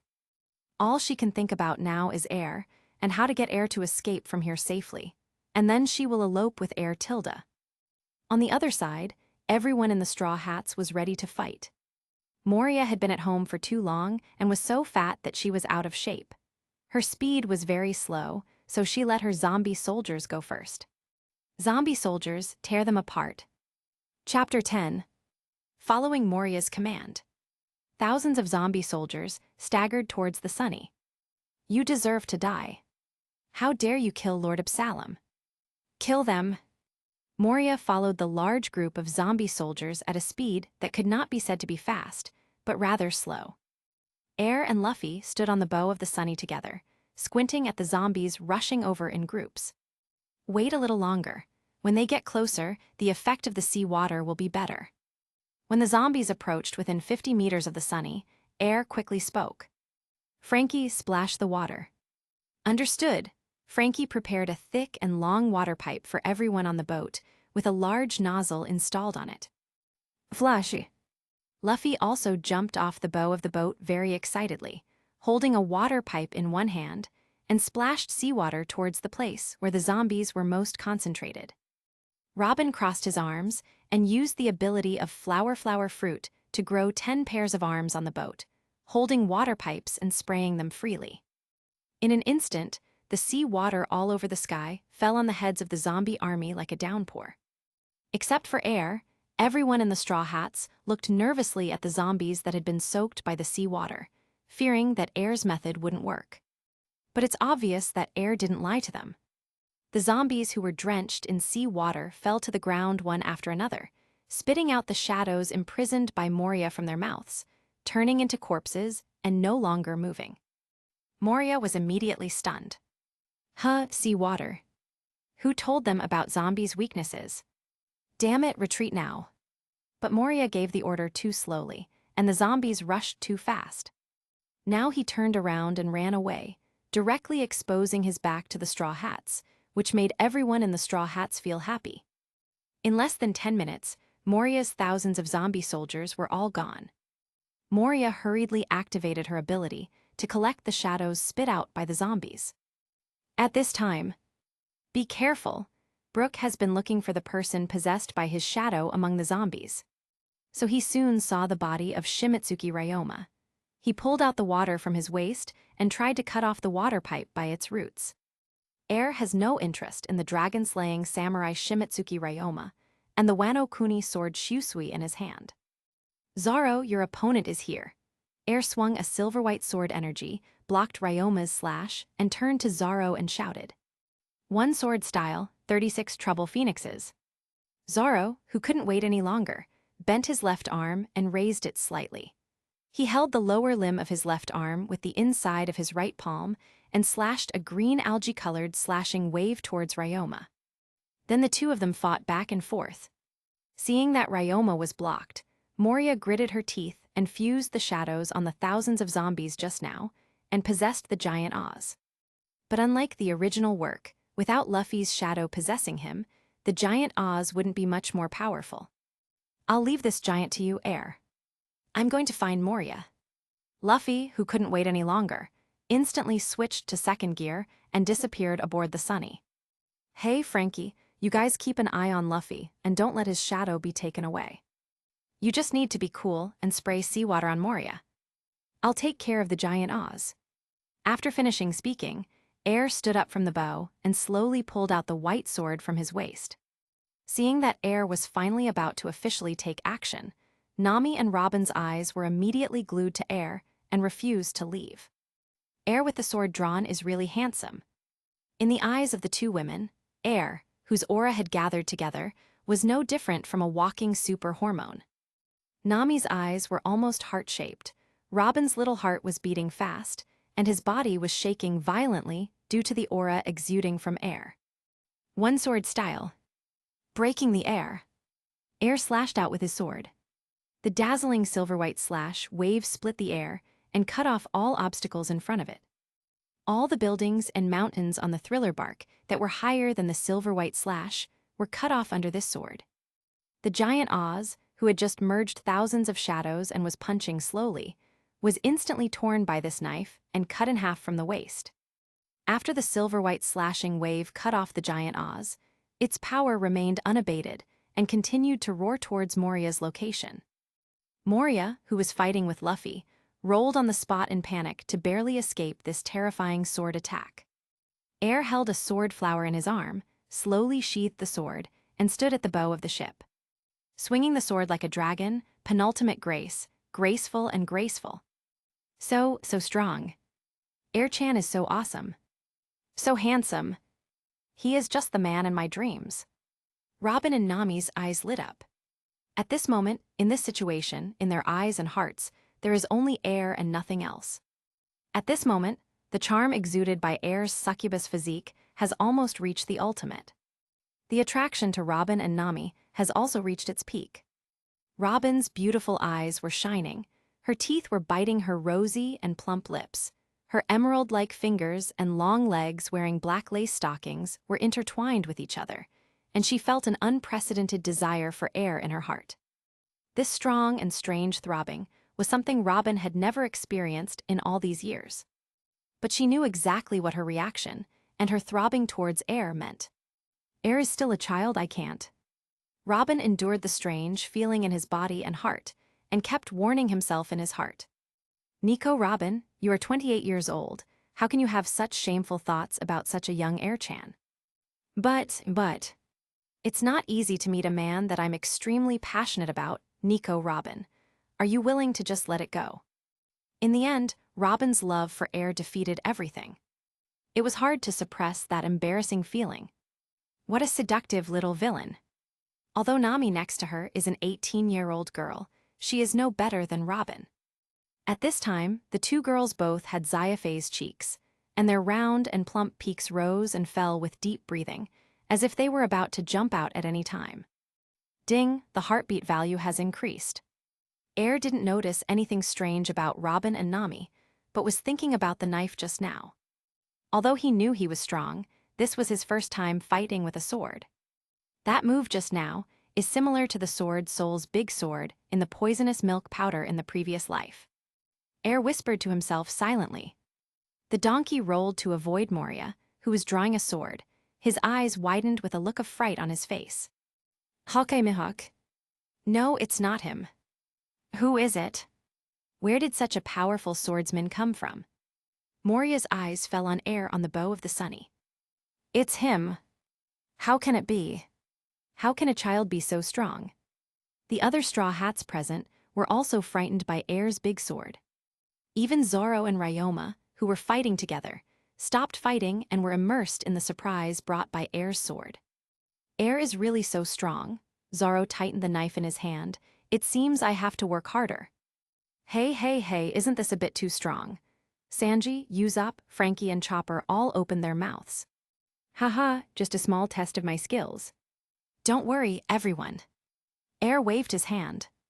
And Bartolomeu Kuma, who has already arrived at Thriller Bark, has not yet been completely transformed. Standing on a hidden high platform, quietly admiring this amazing knife. Long, it seems you don't necessarily need my help this time. However, the war is about to begin. As a Shichibukai, Moria cannot die here. Chapter 11. The battle between Moria and Luffy continues. Because of Air's seawater irrigation tactics, the large number of shadows Moria had accumulated over the years almost disappeared. Without a shadow to increase her fighting power, Moria, who has been at home for so many years, will not have the same grace and strength as when she fought against Kaido, the strongest creature in the world. An extremely bloated body and extremely slow speed. There is absolutely no way to deal with the flexible Luffy. However, after all, Moria was once very strong, and her vitality was naturally very tenacious. Even if Luffy bombarded her with all her strength, she couldn't take down Moria for a while. The battle between Zoro and Ryoma has ended, and Ryoma gave him Wano Kuni's famous sword Shusui. At this time, everyone in the Straw Hats was watching the battle between Luffy and Moria. At this time, Princess Perona arrived at the Sunny with many treasures. Air, why don't you run away? Her zombies, who had never been exposed to sea water, were busy moving all kinds of treasures to the Sunny. Perona herself ran all the way to Air's side, out of breath, and urged nervously. Master Moria has disappeared, so he should not be your opponent. But another Shichibukai, the Tyrant Bear, is already here. I just saw him. Because he obeyed Moria's words, Perona did not provoke the big bear this time, and naturally he was not shot away. Sensing the danger, she immediately came to inform Air and prepared to escape with Air with the treasure. The weak trio on the ship were horrified when they heard Perona's words. Robin and Frankie's expressions also darkened. How so? How come there are two Shichibukai on one island? Where can I escape now? Usopp was shaking and terrified. Has the Tyrant Bear arrived already? Air knew he would come here, but he didn't expect it to happen so soon. No time to delay. Zoro, protect everyone. After saying that, Air pulled out his white sword and stepped on Moonwalk, quickly heading towards the place where Luffy and Moria were fighting. Soon, he came to the sky above Moria. Luffy, there's no time to waste. Let's take action together. Deal with Moria. This is the real world of pirates. Luffy, who has been changed by Air, will no longer pursue a solo fight like in the original work. Good. Third gear. Muscle Balloon. Luffy directly activates his third-level form, which has the strongest attack power at present, and prepares to cooperate with Air to hit the winning blow. One sword style. Open the sky. Air directly used his strongest slash. A terrifying slash, like a galactic horse, struck Moria on the back in the blink of an eye. Rubber giant bazooka. Luffy shouted, and two huge arms struck Moria hard. The most dishonorable Shichibukai Moria, after receiving these two terrifying attacks at the same time, immediately rolled his eyes and fainted. After defeating Moria, Air asked Luffy to return to the Sunny first. He himself scanned the surroundings, looking for traces of the Shichibukai tyrant bear. He knew very well that the big bear came here to find Moria, and now Moria was lying here. Bulu Bulu. Bulu Bulu. On the high platform in the distance, the phone bug in the hand of the tyrant Big Bear rang. Have you found Moria, Big Bear? The voice of a world government official came from the phone bug. Found it, Big Bear's voice is always so gentle. But something unexpected happened. Shichibukai Gecko Moria has been defeated by Straw Hat Luffy and his associates. Is he dead? The official asked in a cold voice. I don't know, probably not. It's really annoying. The senior official was very unhappy. It took a lot of effort to decide on Crocodile's successor. If there is one more vacancy for Shichibukai, it will be troublesome. As long as he's still breathing, let him recover and let him continue to be Shichibukai for the time being. After the war, we'll deal with it. Really, if we are killed one after another, the name Shichibukai will lose its majesty. The news of Moria's defeat must not spread. What a nerve-wracking thing, guys. Do you understand what I mean? We cannot allow Moria's failure to be witnessed by witnesses. The world government issued a special order to remove everyone on that island, including the Straw Hat crew. Except Nico Robin. Erase them all. The Big Bear sighed. Something unexpected happened. The Straw Hat crew has a new crew member and is very strong. No weaker than Whitebeard's Captain Foil Bista. What did you say? The voice of the senior world government official changed. The Straw Hat crew actually has such a troublesome crew. In that case, you should come back first. After all, you haven't completely transformed yet. It is the mother body of pacifists, so there can be no accidents. I will arrange for Marine Admiral Alternate Mamosagi to handle this matter. After saying that, he hung up the phone. On the other side, on the Sunny, everyone was very worried when they saw that Air had not returned. Hey Luffy, where's Air? There is another Shichibukai on the island. It's too dangerous. Another Shichibukai. Luffy's happy expression after defeating the enemy disappeared in an instant. Air asked me to come back first. He must be looking for that Shichibukai. Comrades, go quickly to support Air. We must not let anything happen to him. Robin, Nami, and Perona looked extremely worried. Air, you must be safe. The words are divided into two parts, the high platform where the tyrant Big Bear is. Tusk. I didn't expect that the Shichibukai bear, known as the tyrant, would have such a high opinion of me. Air put one hand on his shoulder and looked at the huge bear with interest. If the bear were an enemy, Air would not come to him. After all, Big Bear's strength ranks among the top among Shichibukai. Developing the ultimate fruit ability is also very tricky. Air's current strength is not enough to defeat Big Bear. My name is Air, remember my name. Big Bear looked at the little boy in front of him. You are in danger, Big Bear said word by word, looking at the playful smile on Air's face. Air did not hide himself in front of Big Bear, who had an extremely tragic past but was extremely strong and gentle, and was about to be completely transformed. Aren't you going to meet your young master? Besides, your situation seems to be more dangerous, right? You, the most gentle person, are called a tyrant. The most miserable orphan of the Bacania tribe, but has to carry out the most dangerous mission. I admire you, Bartolome Yukuma. Air's words were like a bolt from the blue, hitting Big Bear's soft and warm heart hard. His face, which had always been expressionless, showed an expression of extreme shock and sadness. You. Who are you? How do you know this? Air smiled. Big Bear, I know everything. I won't have any influence on your plans. I also want to destroy the celestial dragons. Xing was silent for a long time, and finally said, relieved. I didn't expect that there are still people in this world who know my past and understand my existence, and have the same goal as me. It's a pity that I will lose consciousness soon, otherwise we could have a great conversation. Air knew that besides the mission, Xing was most worried about his daughter, who was no longer under the protection of the Revolutionary Army. "Don't worry, Big Bear, I will help you take good care of Pony." "Big Bears? You kids said you wanted to pick up my daughter in front of me, right?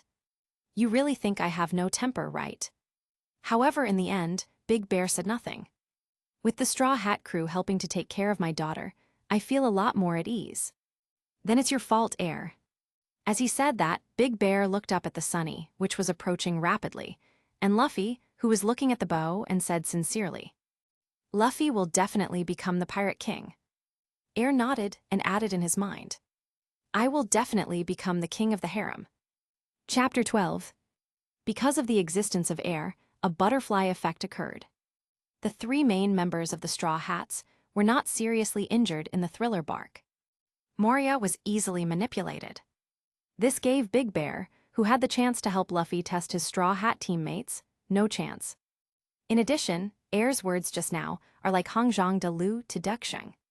He didn't know Air's true identity, but thought that Air might be born with certain abilities like Roger, the Pirate King. That's why he can feel the tenderness and sadness hidden deep in his heart. And since such people have chosen to join the Straw Hats, there is really no need for him to take the exam to be a member of the Straw Hats again. Air, before Big Bear left, a gentle voice sounded. "Marine Backup Admiral Momousagi is not an easy person to get along with.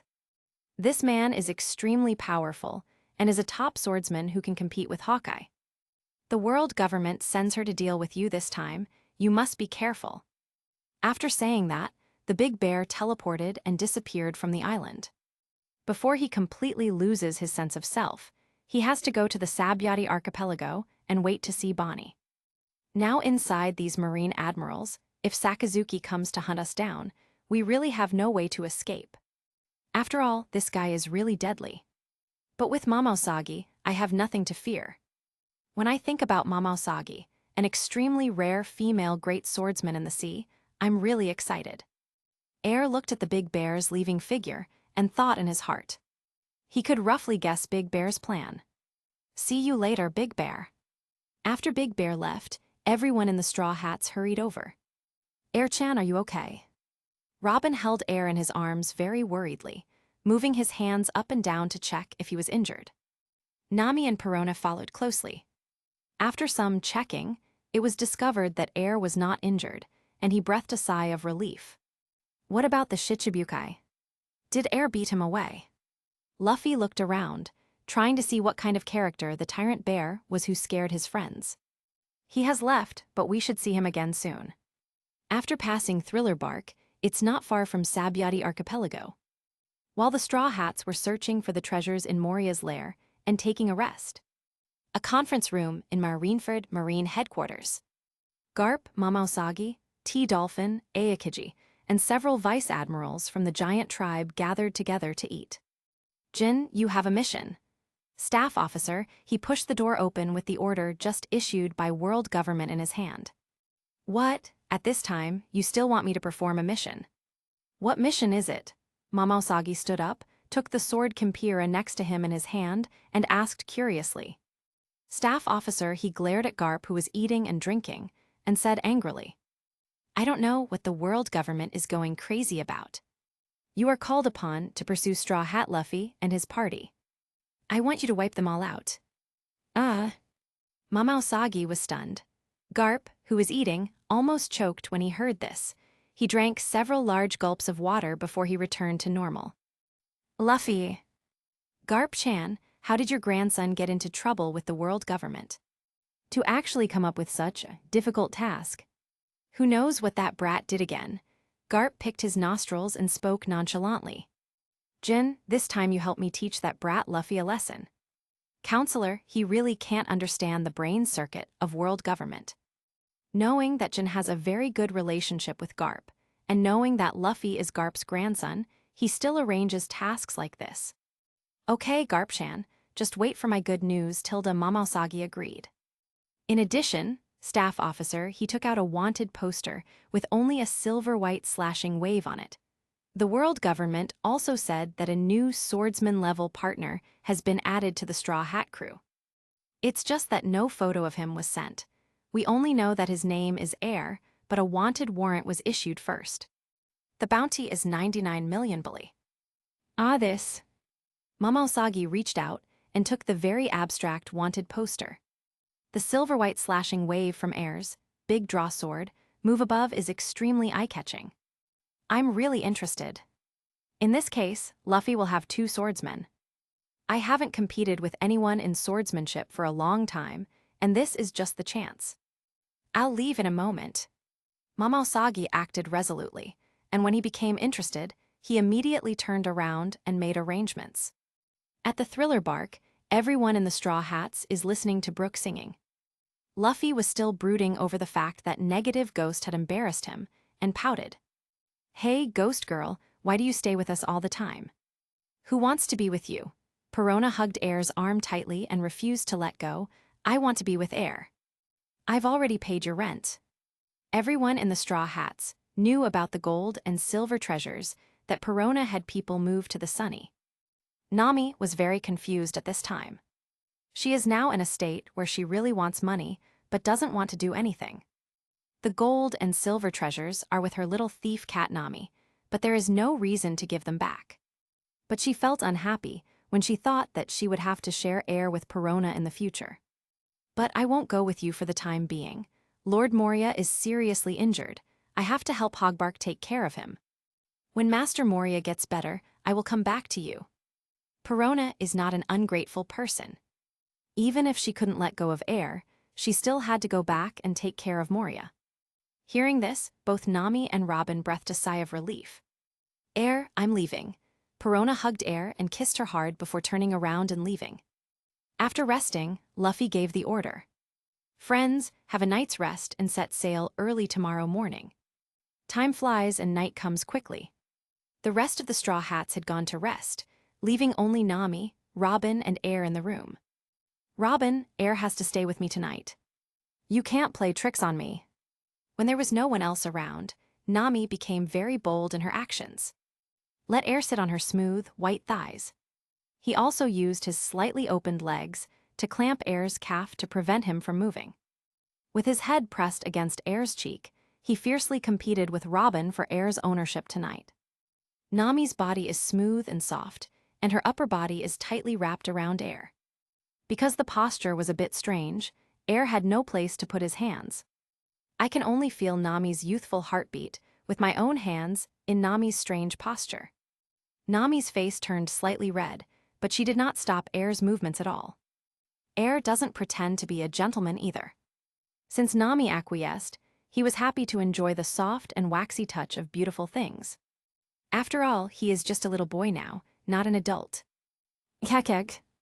Robin didn't answer. Instead, when he walked to the door, he smiled evilly and activated his ability. Robin, what are you doing? Nami and Air exclaimed at the same time. A pair of jade arms grew out of Air's body, gently covering Air's hands. Then pressed down hard. Our swordsman Air-chan is so hacky today, shouldn't he be rewarded a little more tilde? The sinister Robin made both Air and Nami blush. But I have to say, with the help of the shady wingman Robin, Air really realized how talented Nami is. Even though I was separated by clothes, the feeling was really hard to describe in words. I'm leaving, I wish you two a wonderful night tilde. After Robin left, Nami hurried to her room with Air. Girls' feelings are always poetry. Chapter 13. Air tilde. Good night, sweet dreams tilde. Robin chuckled and watched as Nami hugged Air back to the room with rosy cheeks. After returning to the room, Nami couldn't wait to throw Air on the bed before she even washed up. Then he used Air, who exuded endless charm, as a flesh cushion and pressed his whole body against it. The concave and convex soft body completely wrapped Air. When Robin was still around, Nami was still a little shy and not as bold as she is now. After a busy day, and being aroused by Air's strong alluring aura, Nami was burning with raging desire. The white, tender and smooth skin was burned red. Air, who was pressed underneath him, felt Nami's exposed hot skin. He took out his little hand and placed it on Nami's blushing cheek. Their eyes met, and time seemed to freeze at this moment. Nami licked her dry lips and looked at Air, who was pressed under her chest and had a shy face. He lowered his head slightly, took Air's small mouth and tasted it wantonly. The other hand went through the t-shirt on his body and touched the tight straps on the back. Air is very smooth. Although Nami is inexperienced, she doesn't know everything. Soon, Nami took off a piece of clothing with a horizontal B shape and threw it aside. Nah, Nami. Air really didn't expect Nami to be so bold. SHH. Nami's eyes seemed to be dripping with water, and she stretched out her fingers and pressed lightly on Air's mouth. Then Nami slowly kissed her from the collarbone down, sucking greedily on Air's body from time to time. In front of the enemy, Air is a very strong swordsman, but in front of a beautiful woman like Nami, he is powerless to resist. Maybe this is the succubus physique. Following Nami's movements, Air became excited, but he knew that now was not the time. Nami didn't think too much. After kissing Air's lower abdomen, she slowly raised her head, straightened her body, lifted up the blue and white t-shirt on her body, and covered Air's little head completely. Well, this sudden bold move, the white and delicate skin oozing with fine perfume, stuck tightly to Air's nose. While Air was enjoying it, he was also a little speechless. Are you trying to treat me like a child? It feels so comfortable just holding Air. Little Air-chan. Nami didn't make any other moves, just pressed her chest against Air's cheek, feeling the numbness she had never felt before. Air was wrapped delicately for more than 10 minutes. Then Nami reluctantly let him go, opened her mouth slightly and said, Air, you take a rest first, and sister goes to wash up. I forgot about it just now. I've been busy all day today and I'm so stinky with sweat. You don't mind the smell of my sister's sweat? Nami held Air's face and asked nervously. How could it be possible? Nami's whole body smells delicious tilde. He is such a little bad guy that people can't put down tilde. Sister, go take a shower first, no peeking tilde. Nami lowered her head and sucked air again, then got up and walked to the bathroom in the room. Hey, you said I'm not allowed to peek, so why don't you close the door tilde? Air complained helplessly in his heart. What? After Air watched Nami's bare feet walk into the bathroom, she seemed to see something on the ceiling of the room. Call. Fortunately, we were not discovered. In Robin's room, Robin, who couldn't help but peek with his hands crossed and using his powers, breathed out softly and hurriedly removed his powers. Kekek. Nami is so brave. You actually took away little Air's first kiss before me. Thinking back to the little action between Nami and Air just now, Robin, who is 10 years older than Nami, felt his heart pounding. No. I have to take measures too. We can't let Nami have little Air all to herself. Nami, don't blame me.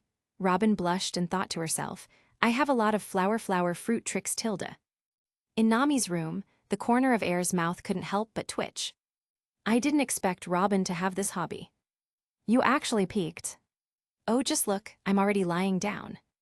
After Air complained, his eyes couldn't help but focus on Nami, who deliberately left the bathroom door open.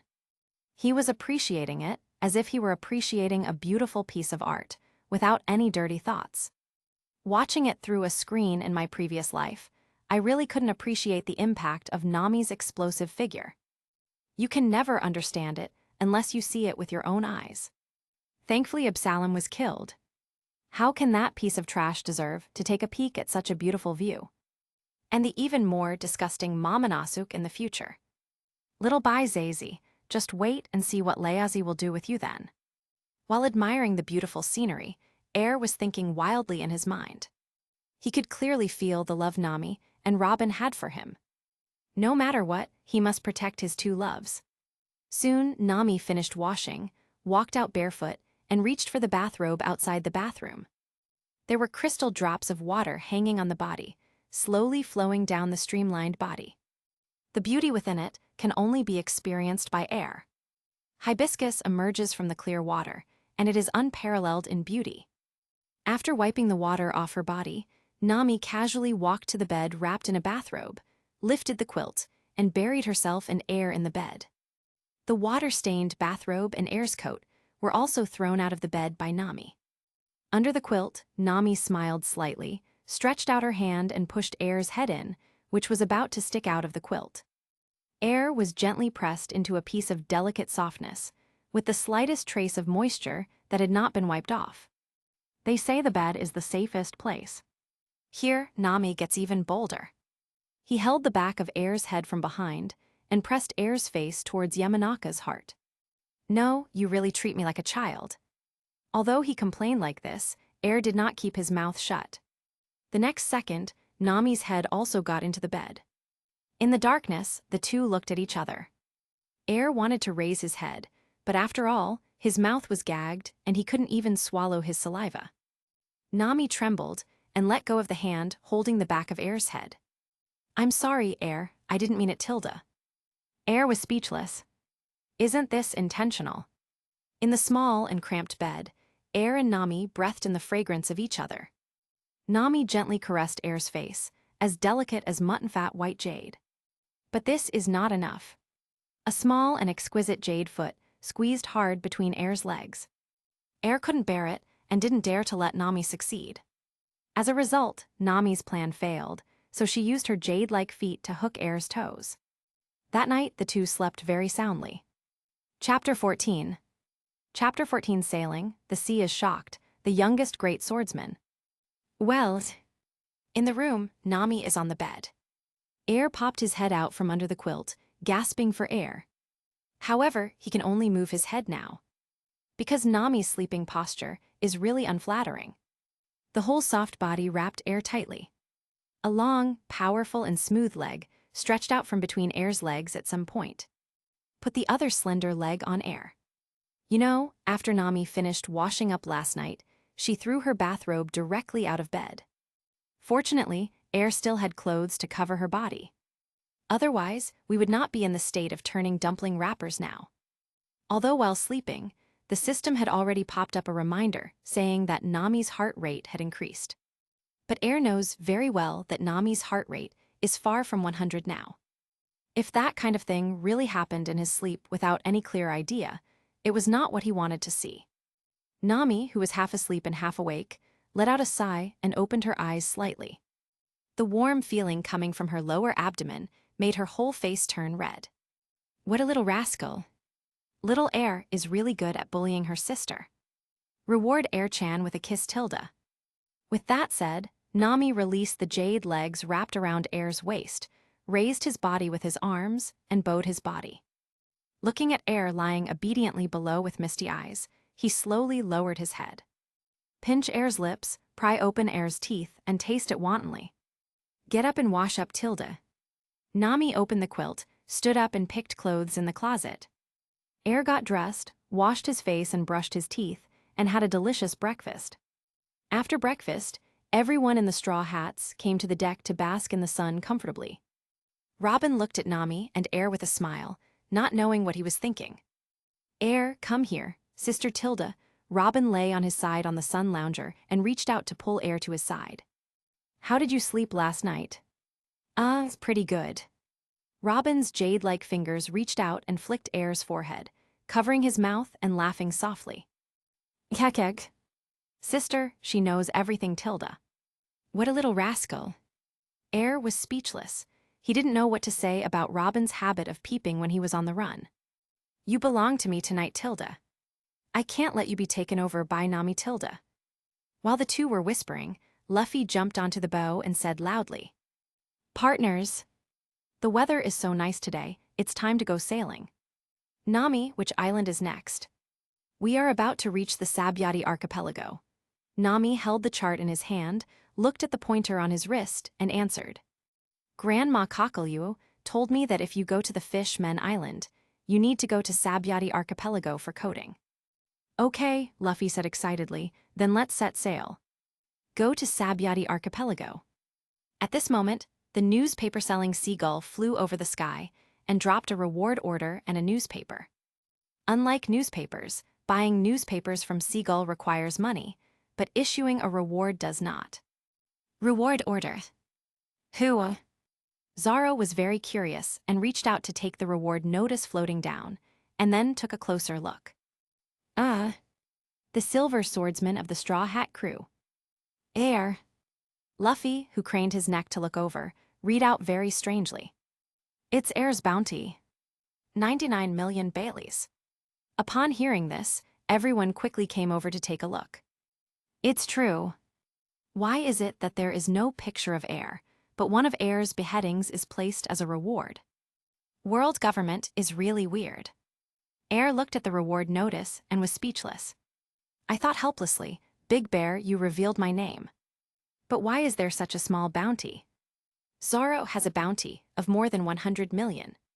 Hey, everyone. Robin looked at the contents of the newspaper and shouted. At the same time, at the World News headquarters, Morgans looked at the newspaper in his hand with great satisfaction. Ha ha ha, Air, the Silver Swordsman of Straw Hat Crew, is really good tilde. If I hadn't been so well informed, the world government would have kept it a secret. Together with Supernova Straw Hat Luffy, we instantly killed the swordsman heir of the 7 warlords of the Sea Gecko Moria. And he's only 13 or 14 years old. This is really big news. Hey, spread the newspaper across the sea as quickly as possible. But on the world government side, the authenticity of the news is the most important thing. Let the world government's orders go away tilde. In this way, Air's reward order and the newspaper quickly spread around the world. The youngest swordsman on the sea. What a loud tone. Real or fake? A great swordsman aged 13 or 14. Countless powerful men on the sea were shocked. Oh, is there such a thing? On the small sampan, Mihawk, the world's greatest swordsman, was very interested. His hawk-like eyes stared at the silver-white slashing wave struck by the big sword. Are you in the same pirate group as Roronoa Zoro? It's so fun. If it weren't for the forced recruitment by the world government, I would really want to go and see it. New World, the Whitebeard pirates are preparing for war on the Moby Dick. Dad, Ace's brother Luffy has an extra swordsman genius on board, a great swordsman who is 13 or 14 years old. Marco the Phoenix showed Whitebeard the newspaper. But at this time, Whitebeard is obviously not interested in any news other than Ace. Ace. Marco, have the captains gathered back? Everyone is here except Skyard. Well, let all the members of the Whitebeard pirates gather here. The war is about to begin. Amazon Lily, Daughter's Island. The world's most beautiful woman, the pirate Empress Boya Hancock, who has all the conquerors' haki, also saw the reward order and the newspaper. Air.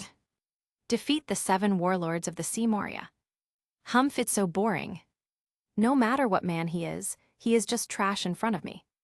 The Empress, who has a proud and bad personality and looks down on any man, has no idea what kind of friction she will have with Air in the future. Meanwhile, the world government is furious. Damn it, you actually exposed the news that Shichibukai was defeated again. The majesty of world government has been repeatedly challenged. Send the order to Mama Usagi and ask her to kill the Straw Hats as quickly as possible. Didn't Stussy come back to report on her duties? Ask her to bring a few CP0 members with her.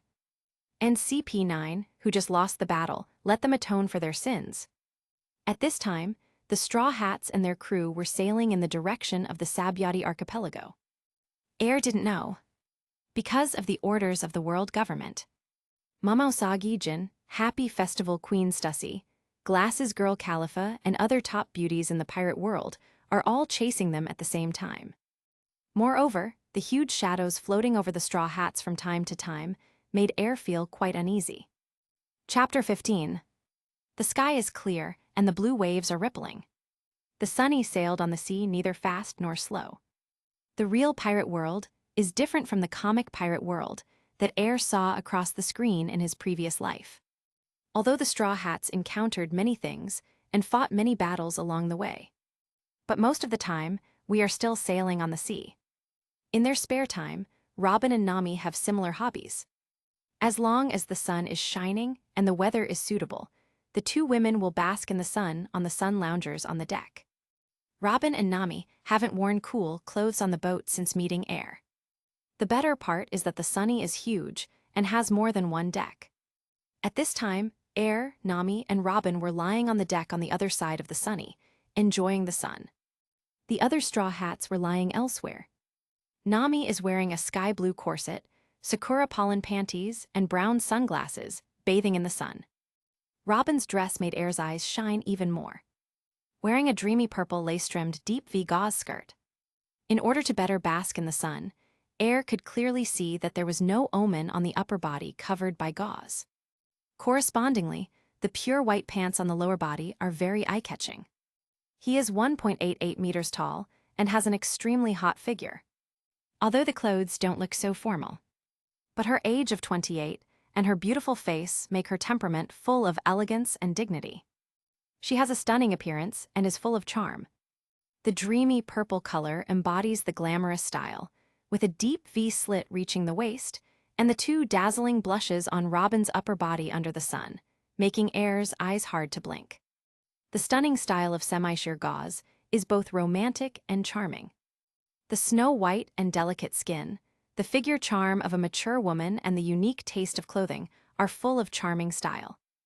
Although Nami was very beautiful at this time, she was only 18 years old after all, and she was still a little green compared to the 28-year-old Robin.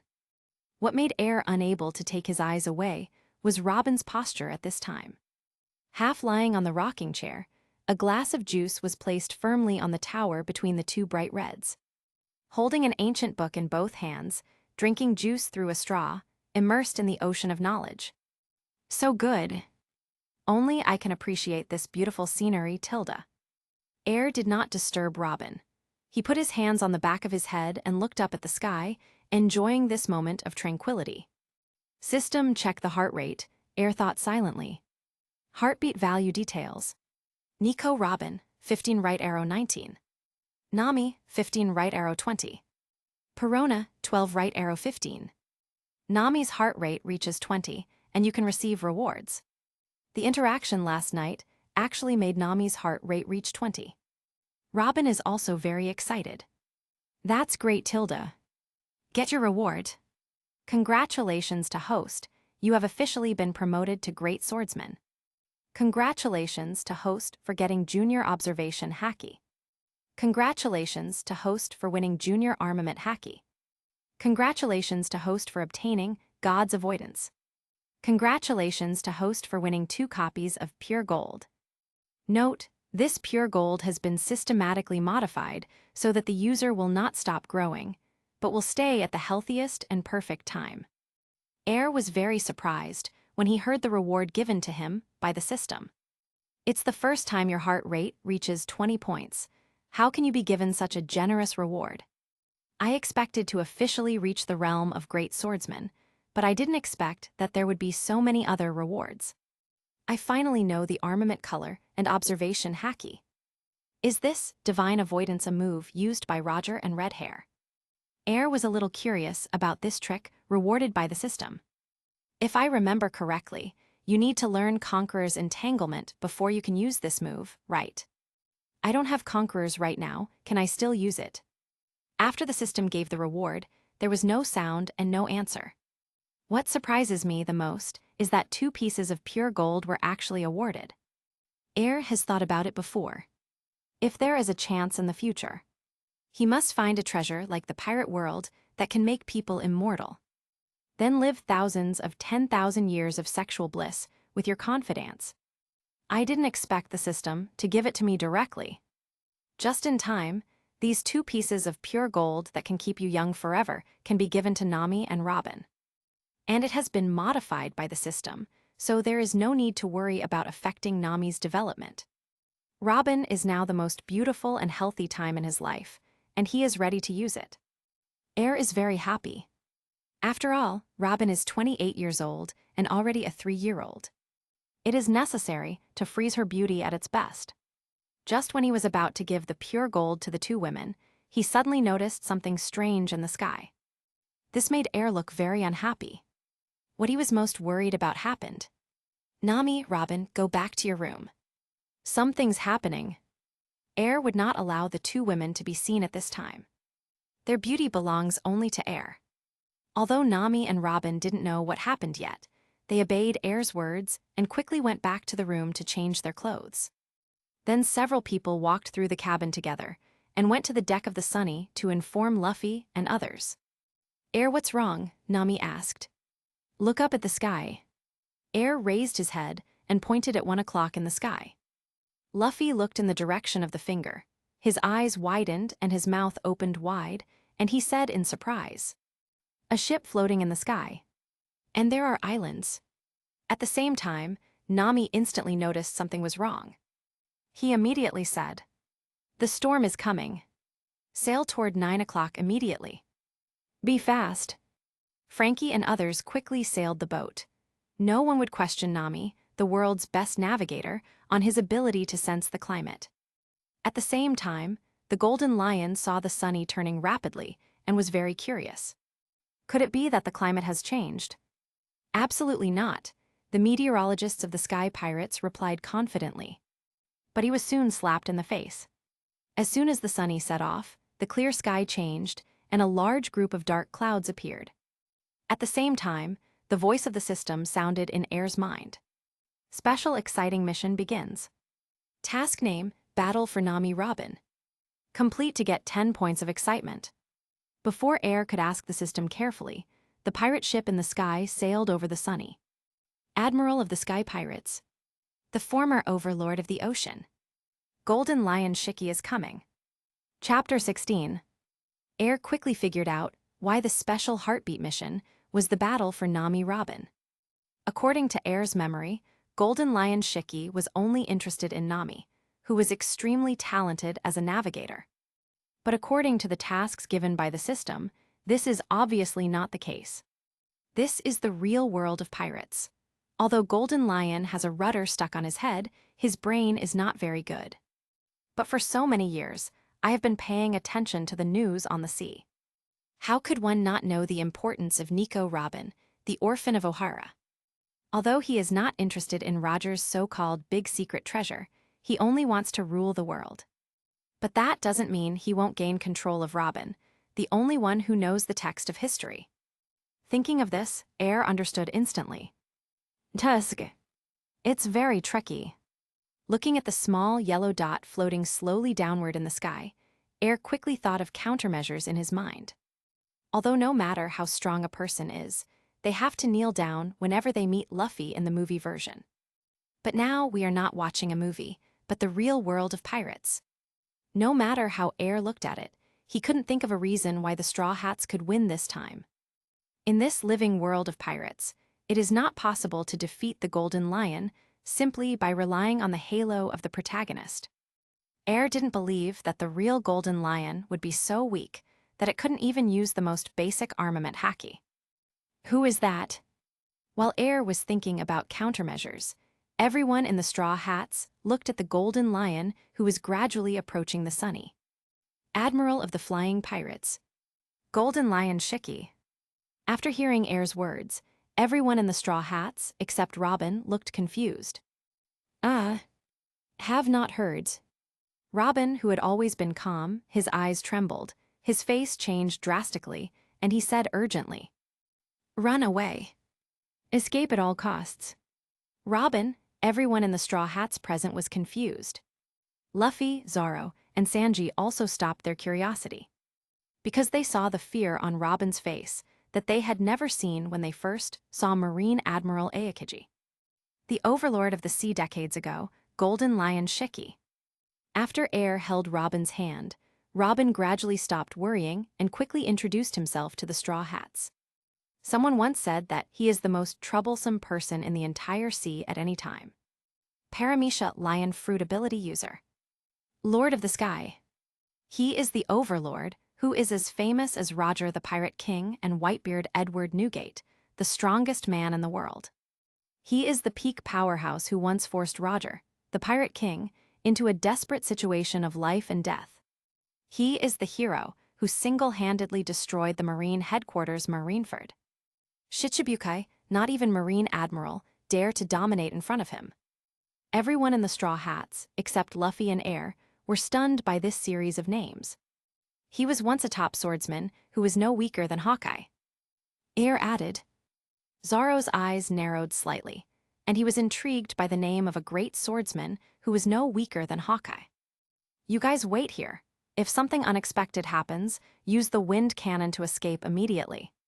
After saying that, Air stepped on the moonwalk, quickly rose into the air, and blocked the golden lion who wanted to land on the sunny. I have to say that Lion Fruit's abilities are really tricky. Air cannot let him touch the sunny, otherwise the Straw Hats will no longer be in control of the sunny. Golden Lion. Stop. Holding the white sword in his hand, Air glanced at the lion-like man in front of him and the rudder on his head that was deeply embedded in his head. The golden lion looked at Air strangely.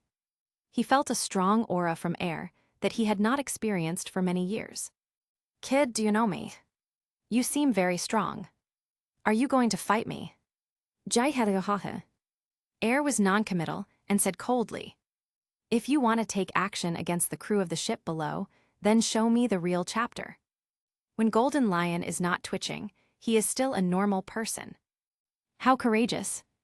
No one has spoken to me like that in years. Oh, long lost see, I the Golden Lion am back. Immediately afterwards, the Golden Lion's whole body was condensed with momentum, and his long golden hair moved automatically without wind, staring at Air in front of him. Hand over the navigators and O'Hara orphans on your ship, and I will let you go. Otherwise die. As soon as he finished speaking, the extremely powerful conqueror's haki pressed against Air. Tell you a truth, kid. In this sea, strength is everything. Without strength, you are not even qualified to talk to me.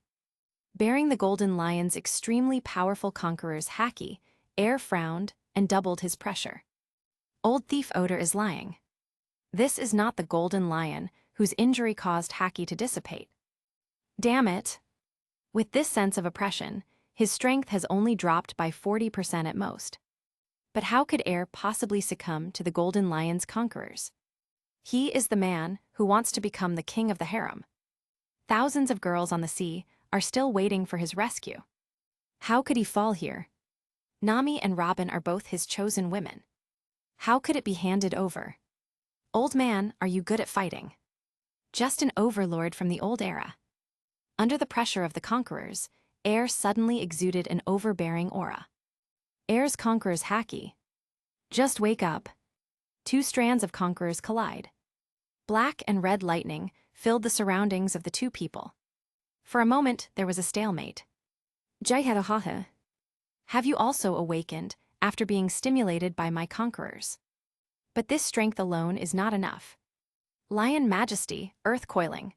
Golden Lion took action immediately, using his strongest move. The originally calm sea surface and several surrounding islands were instantly engulfed by Golden Lion's move. It transformed into a super large lion head tens of meters high and pounced on Air from all directions. Air. Everyone in the Straw Hats was stunned and wanted to help. But the rolling sea made them unable to stand firmly. At this time, the importance of moonwalk becomes apparent. It's a pity that the Straw Hats don't know that. Facing the Golden Lion's strongest attack, Air's heart rang with alarm bells, and the hair on his body stood on end. The arm holding the handle of the knife quickly covered armament haki, and the muscles on the arm quickly swelled. The violent armed color entwined around the blade, and countless black arcs flashed crazily. Bai Daeju's blade trembled slightly, and there was a faint excitement. It seemed as if it was about to make a pleasant moan.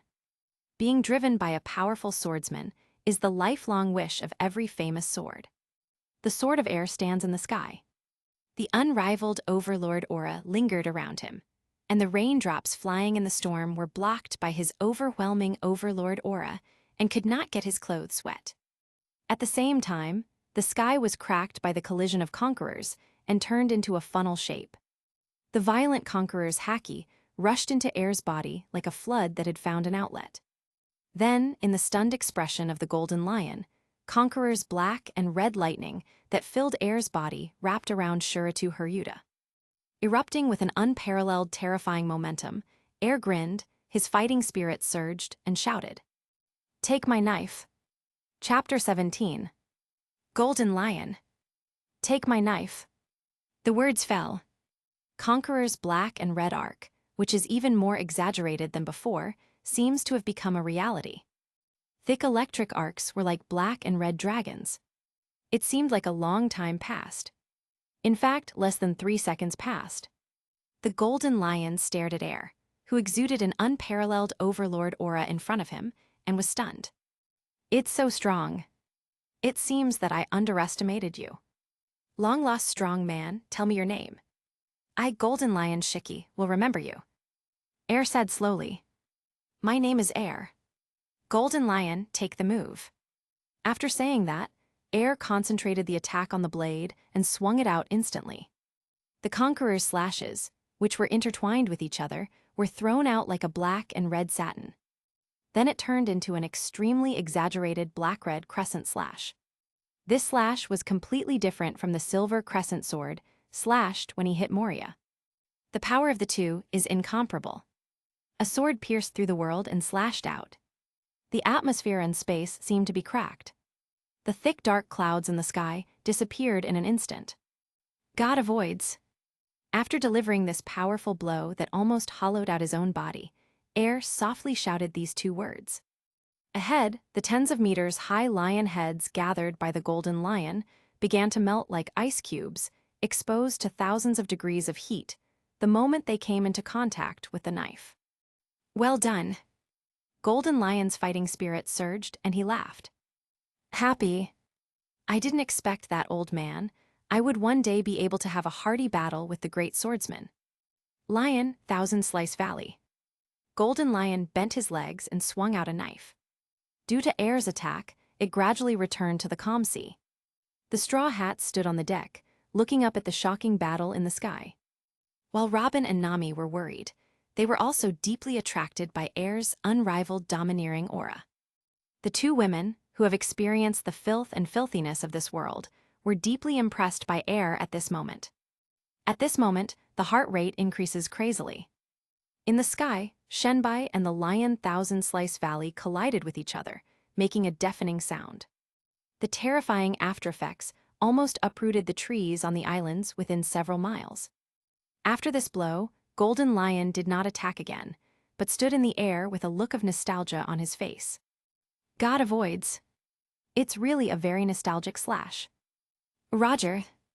After reminiscing about it, Golden Lion's face was filled with sadness, and he suddenly felt a little uninterested. Okay, let's go. Old man, I won't embarrass you. No matter how good the navigator is, what happened back then is already in the past. The Battle of Atver is a thing of the past. Come on, don't wait for me to change my mind. The Golden Lion reached out and stroked the rudder on his head, looking towards East Blue Log Town, where Roger was buried, standing withered in the air, like a kuchiki. At the same time, Air's mind also sounded the reminder that the special task was completed. But now Air has no time to check. Although he couldn't win the Golden Lion, he had no intention of leaving just like that. To be honest, they have no grudges against Golden Lion. Although the Golden Lion just wanted to capture Nami and Robin, in fact, the old guy didn't even see the 2 women. Looking at the Golden Lion that was as dead as Kuchiki, Air flew over, put away the white sword day, and said, Why will the Golden Lion, the overlord of the sea, also feel emotional? This sea will soon become unstable. As the overlord of the sky, don't you want to participate? Golden Lion was a little confused. He was still obsessed with the research on IQ potions recently and didn't pay much attention to things at sea. Air continued. If nothing else goes wrong, Whitebeard Edward Newgate is about to start a full-scale war with Marine headquarters. What did you say?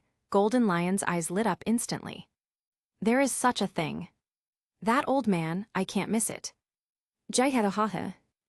Does that guy from Newgate want to burn himself before he dies of old age?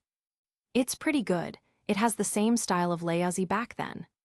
Air shook his head and said, it was his son who was captured by Marine. Hey, Golden Lion scorned, what a boring reason. Don't you want to know who the captured Whitebeard's son is? Air was curious. The Golden Lion, who has always been deeply in love with Roger, will know how he will react after knowing Ace's identity. What's your identity? Could it be possible that he could be that guy Roger's son? It's boring. This. Air thought to himself that he was indeed the golden lion who loved Roger deeply. Congratulations, you got it. Air's affirmation made the golden lion, who was about to open his mouth to laugh, freeze in place.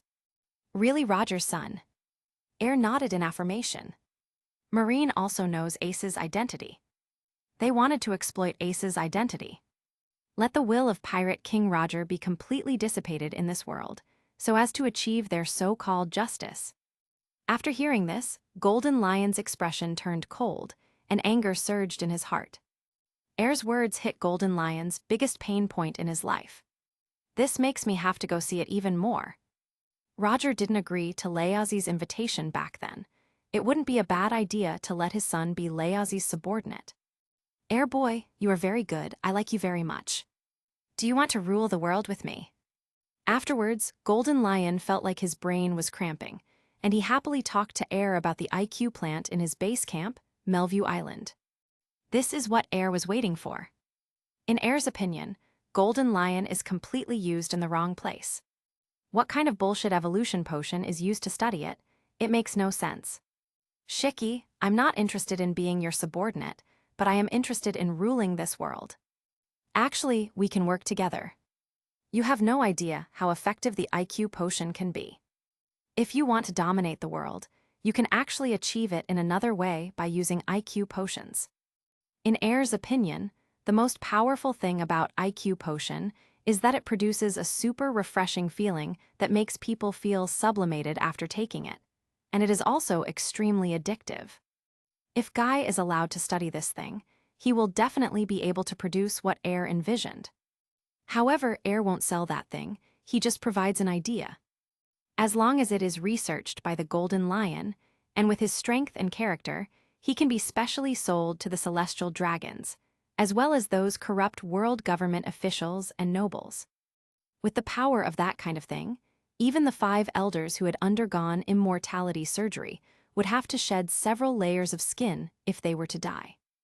Later, Air told Golden Lion his idea. Golden Lion immediately beamed as if he had found a treasure. Use IQ potion to control celestial dragons, world government officials, and those stinking nobles. It has indeed achieved my goal of dominating the world in disguise. What a great idea. Okay, deal. Air, this is your idea. From now on, you will be my forever friend of the Sky Pirates. As long as I am still alive, I will always be your support. In fact, how can Golden Lion have such good character? He made this decision after seeing that Air was so strong at such a young age. As for the issue of profit distribution, the two also had a good conversation. Before leaving, Air looked at the rudder on Golden Lion's head and said with a smile, Shiki, do you want to take off the rudder without any harm, which has greatly reduced your strength? I have an idea. While Air was chatting with the Golden Lion, in several sea areas not far from here, Marine alternate Admiral Mamosagi, Queen of the Pleasure District Stussy, CP9 Khalifa, divide into 3 groups and rush here. On the Marine warship, Mamosagi frowned. Her observation Haki has already noticed the peak battle that just broke out ahead. I hope nothing happens to the Straw Hats. Chapter 18. Jai help me restore my peak strength. Necessary. The IQ pharmacy business must be protected with sufficient strength. Old man, in my current state, although I'm not afraid, I don't want to be besieged by Garp and Sengoku anymore. But if my Haki can fully recover, I won't have any worries.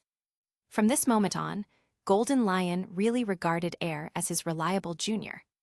After all, Air was the first person to care about his injury in so many years. Although it is to protect the common interests of both people.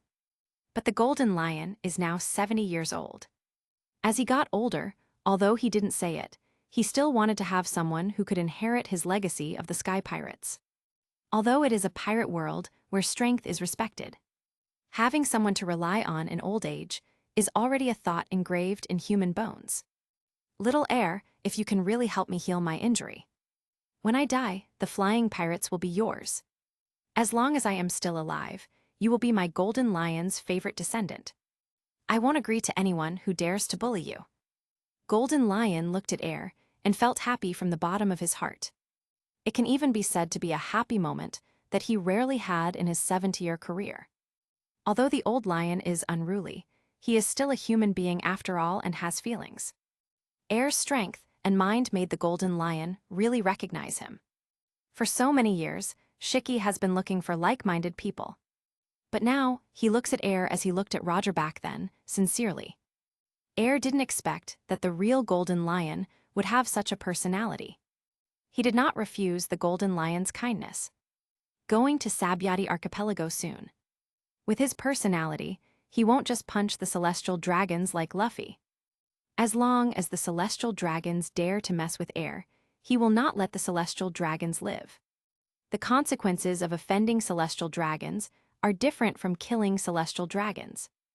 Air now does not want to face the siege of digital marine admirals. Shiki, you haven't died yet, and you decided to leave your inheritance to me. Because I like you very much, Jai ha ha ha ha. Air laughed and shook his head.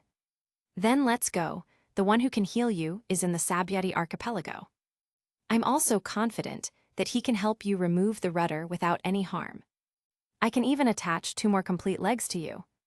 Later, Air and Golden Lion landed on the Sunny. Everyone in the straw hats was a little confused, not knowing what happened between the 2 people who were fighting just now. Air, what are you? Robin hurried over and held Air's hand, looking at the tall Golden Lion with fear. Several other people stood ready. Nami holds the weather list tightly in her hands. She has always been a member of the weak trio, and she is now ready to fight to the death. Don't worry, everyone, this old guy has no hostility. It was just a misunderstanding. He's going to the Sabyati Archipelago with us now. Golden Lion stretched out his hand to activate his ability and waved towards the sky. A mountain of treasure fell steadily on the Sunny. To express my apology, please accept this small inconvenience. Jai ha ha Hatilda. Everyone in the straw hats breathed a sigh of relief after seeing that the Golden Lion was not hostile.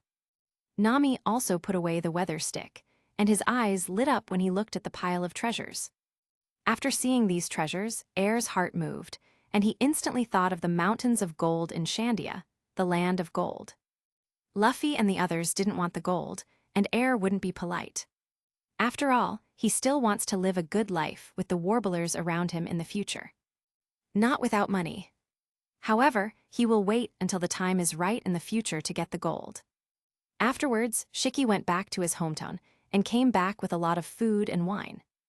The reason why the Straw Hat crew was not invited to Melview. It's because the Straw Hats are still too weak, and he doesn't want Air to feel threatened.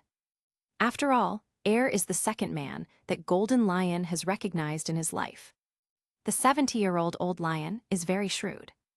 Air also approved of Golden Lion's approach. If he really invited the Straw Hats to his lair, he would really feel that they were in danger. The old lion's approach made Air also start to consider giving advice to the Golden Lion and let him control the underground world. Doflamingo is still almost meaningless. There are means, but the strength is too weak. The other 6 kings of the underground world are all rotten fish and shrimps. Since the old lion plans to leave his inheritance to himself, Air doesn't mind helping him completely control the underground world. With 2 hard currencies, IQ potions and arms, they can basically choke the lifeline of a small part of the world government. Air has a long-term view. Many of Marine's top executives are nothing more than dogs of the celestial dragons. What really makes Air feel troublesome is IM, the 5 elders, and IM's Yulin army, the Knights of God. If he wants to become the harem king, he must have enough power to achieve this goal. While Air was thinking about this, the usually funny old lion was already noisy with the Straw Hats.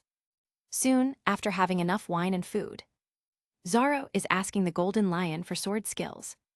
After Golden Lion recognized Air, it also felt very good about Luffy, Zoro, and others. Not stingy with advice. Air was the rare one who wasn't alone with Nami and Robin. After today's battle, he felt that the Straw Hats were still too weak. He can't wait for Pluton Rayleigh to teach Luffy.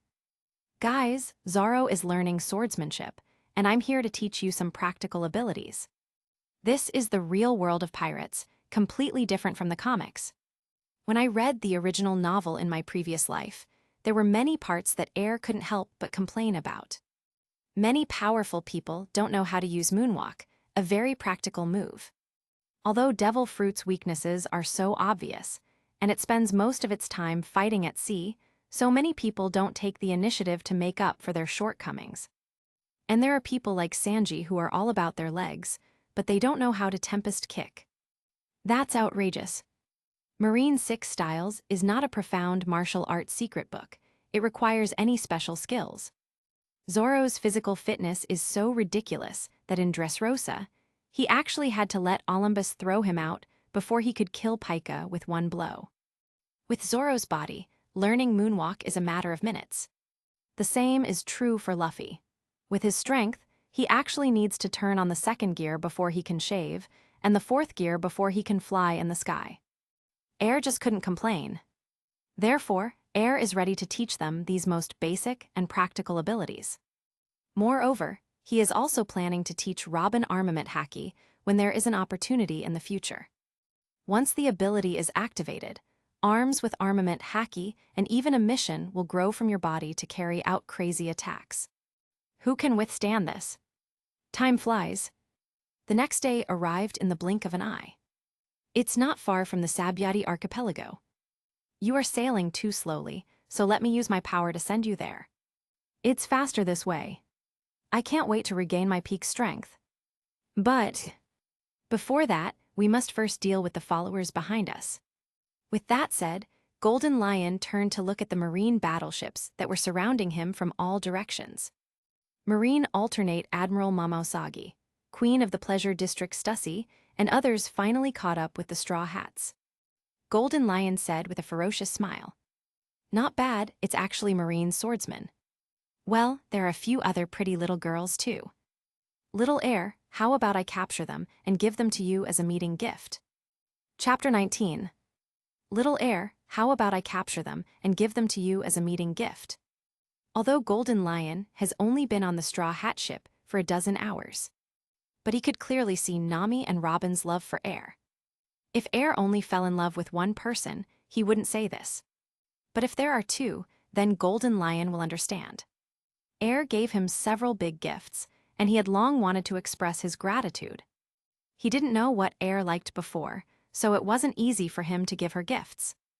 Now he understands. What a sweetheart. For Golden Lion, if Air likes women, then this gift would be a good gift. He not only plans to capture Momousagi and a few of them this time, and give them to the protagonist. When the cooperation with the protagonist becomes more in-depth in the future, I will give away more. The Straw Hats, who had already discovered Marine and were about to start fighting, were stunned for a moment when they heard Golden Lion's words. Nami and Robin gave Air a hard look, but said nothing. After all, Air is the only one in the entire Straw Hats who can talk to the Golden Lion on an equal footing. Air was also fooled by Golden Lion's words.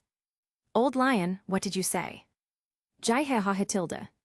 The Golden Lion glanced at Robin and Nami, then flew to Air's side and whispered with a wink. "I captured the person, not you yourself. They definitely won't say anything. If you want to blame it, it's also my fault, you understand, right? Just say whether you want it or not. If you don't want it, I will kill them all. Old Lion, it's up to you." Of course Air couldn't refuse, but he didn't agree directly either. It was all Golden Lion's fault anyway.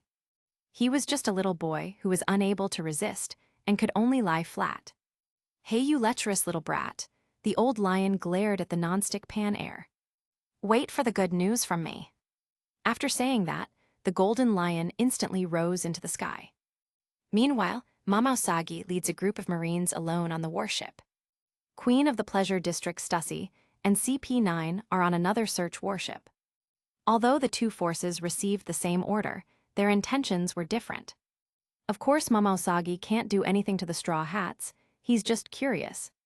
If the world government hadn't sent people from CP to surround the Straw Hats, she wouldn't have come so quickly. After all, Jianghu is not about fighting and killing, but Jianghu is about human relations.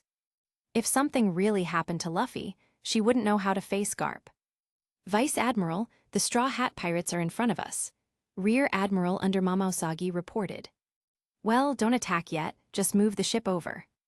I'll go check on Luffy and the Silver Swordsman first. No attack, but the people on the CP side have already passed. It's okay, Mamosagi held the famous sword Kenpira at his waist. Then let's see the strength of the Straw Hats first. Because Golden Lion had decided to go with Air last night, he sent his home base to another place in advance. Mamosagi and others who arrived here did not find the Sky Pirates. At this time, Stussy, 3 members of CP0, and all members of CP9 rushed towards the Straw Hats on Moonwalk. Erase everyone except Nico Robin. Several members of CP0 gave the order. But soon, these people felt something was wrong. From their perspective, the Straw Hats did not escape by boat, nor did they take action. They just stood on the deck and watched them attack as if they were waiting to watch the fun. Be careful, everyone takes action with all their strength. It may be a scam. Rob Lucci looked at Luffy with a gloomy expression. It's so miserable for them. Nami smiled and looked at Rob Lucci and others who were attacking each other. Robin's eyes were full of relief. Yes, I haven't healed my injury yet, and I'm going to be beaten again. She will not look down upon all the CP9 members who have hurt her. It's a pity that Spandam is not here this time, otherwise it would be better. In the blink of an eye, Rob Lucci and others, who turned into leopards, reached the sky above the Sunny and said viciously, Straw Hat Luffy, Nico Robin, it's your time to die. Suffer death. However, he didn't even have time to finish his words. An extremely terrifying aura shrouded the heads of several people. The lackeys of the world government are still so disgusting. Bitches. Jaihaha. The Golden Lion's firepower was fully unleashed, and the terrifying Conqueror's haki was instantly released. Several members of CP9 who were weak and seriously injured in the water capital rolled their eyes, fainted, and fell into the sea. Golden Lion. Stussy raised his head vigorously and looked at the domineering golden figure standing in the air. Run away.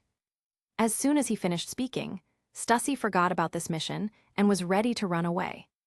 She didn't want to die here inexplicably. Several other people also stepped on Moonwalk and ran in the opposite direction. Humph want to escape.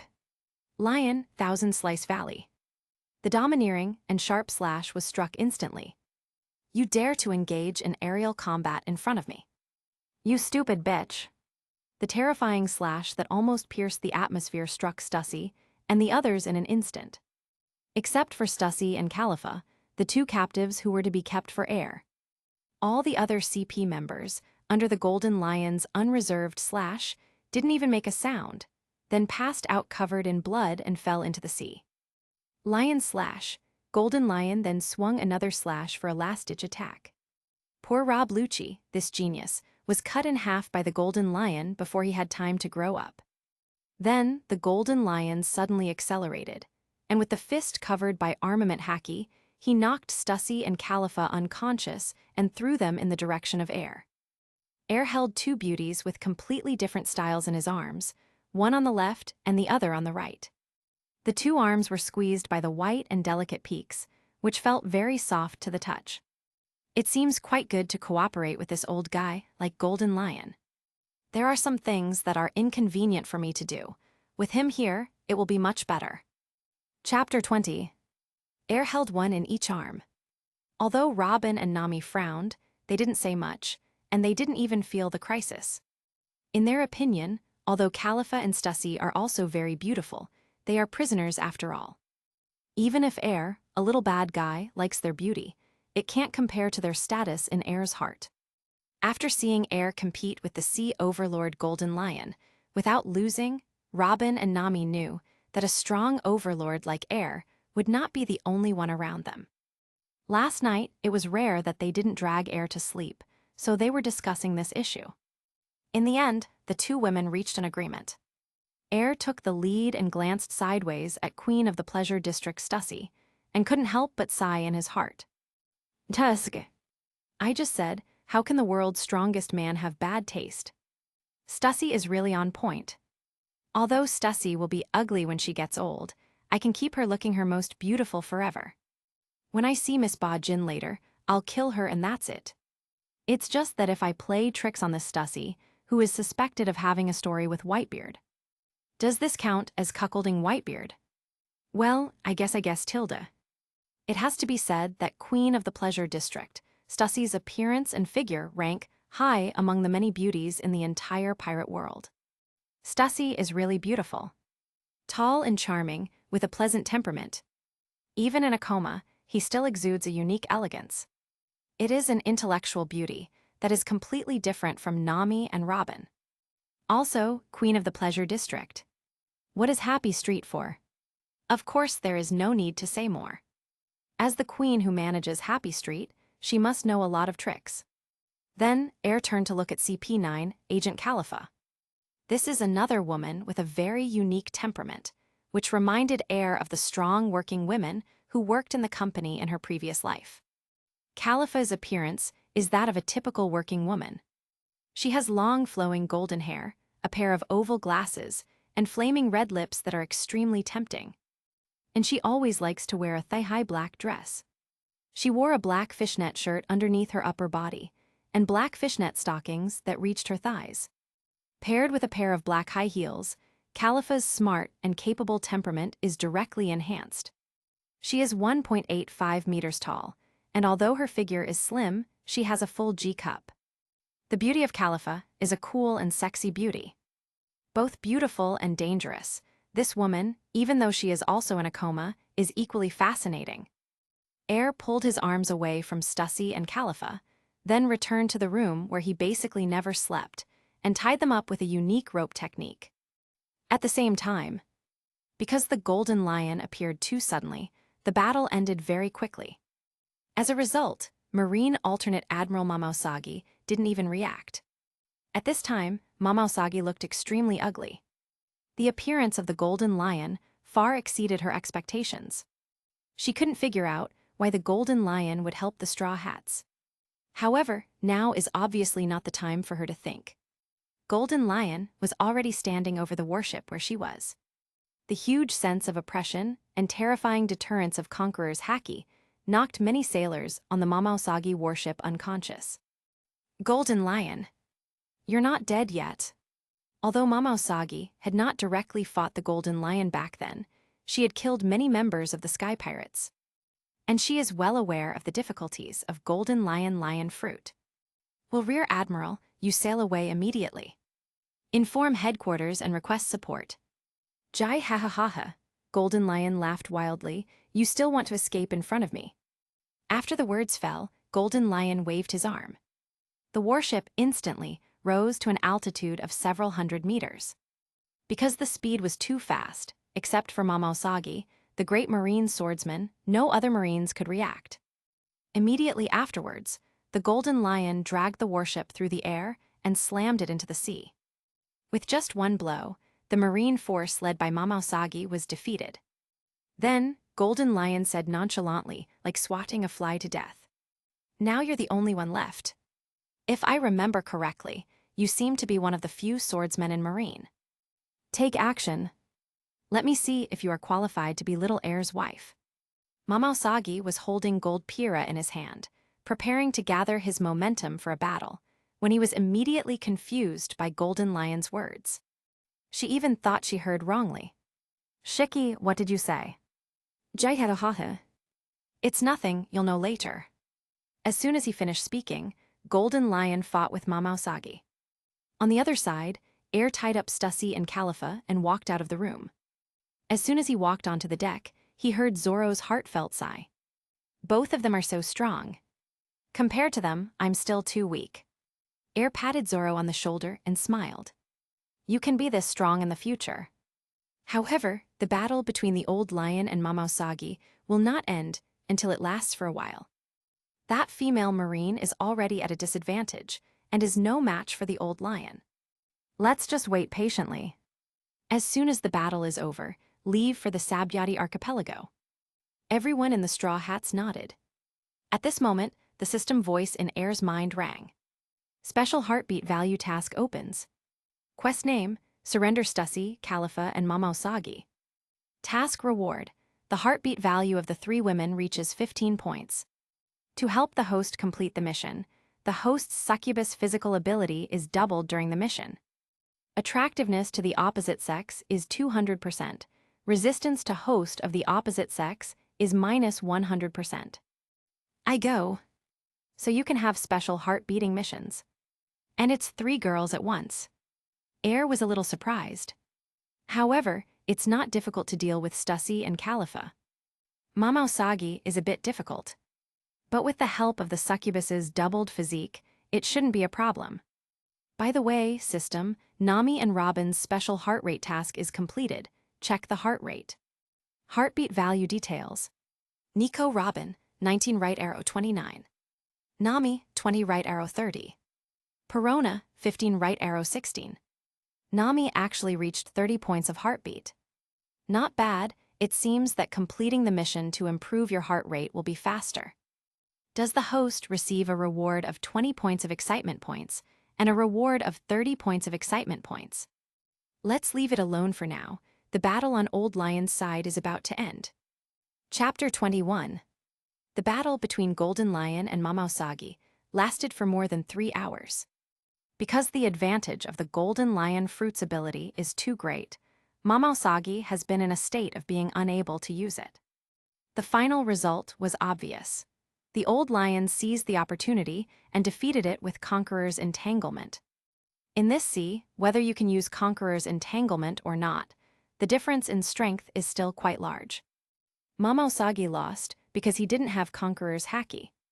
Golden Lion, as a Marine candidate admiral, how can I let you capture me? How could I be humiliated by you? How can Marine's justice and face be trampled on by you? Mama Usagi's silver teeth clenched loudly, and he fell on the driftwood on the sea surface injured, unable to move anymore. His famous sword Kimpira was also controlled by Golden Lion with his power, and he couldn't kill himself even if he wanted to. Thump! After taking a few breaths, Mama Usagi rolled over from the driftwood and fell into the sea, hoping to escape the humiliation of being captured. But unfortunately, she couldn't even do this. Golden Lion directly activates its ability to lift the entire large area of seawater, where Mama Usagi is into the air. Let her struggle in the big bubbles in the air. With the physical quality of Marine's candidate admiral, he has no fruit ability. It is really not an easy task to drown yourself. At most, you will just faint. After the Golden Lion laughed, he threw Mama Usagi to air. Then, landed on the deck of the Sunny. Air boy, you must accept this great gift from me. Otherwise, you just look down on me, and I won't be polite to your companions. The Golden Lion coughed lightly, pretended to be angry, and threatened Air. When the Straw Hats were not paying attention, they winked at Air. Ahem. Old Lion, you are really smart. Air was speechless. You old guy, do you still want to treat your injuries? Let's go quickly. The Golden Lion opened his mouth and laughed shamelessly, then controlled the Sunny to fly towards the location of the Sabyati archipelago. But Air is a bit uncomfortable. Mama Usagi is unconscious and still wet. Air is too small, and Mama Usagi is a full admiral height of 3.05 meters. The body is more than one size larger than a normal person. His short arms couldn't hold Mama Usagi. Just half sitting on the deck, the upper body is much higher than Air. The 2 jade legs that were stretched out, unconsciously, gave Air an unprecedented impact. Good guy. I really can't feel the impact of those big men in the pirate whirled through the screen.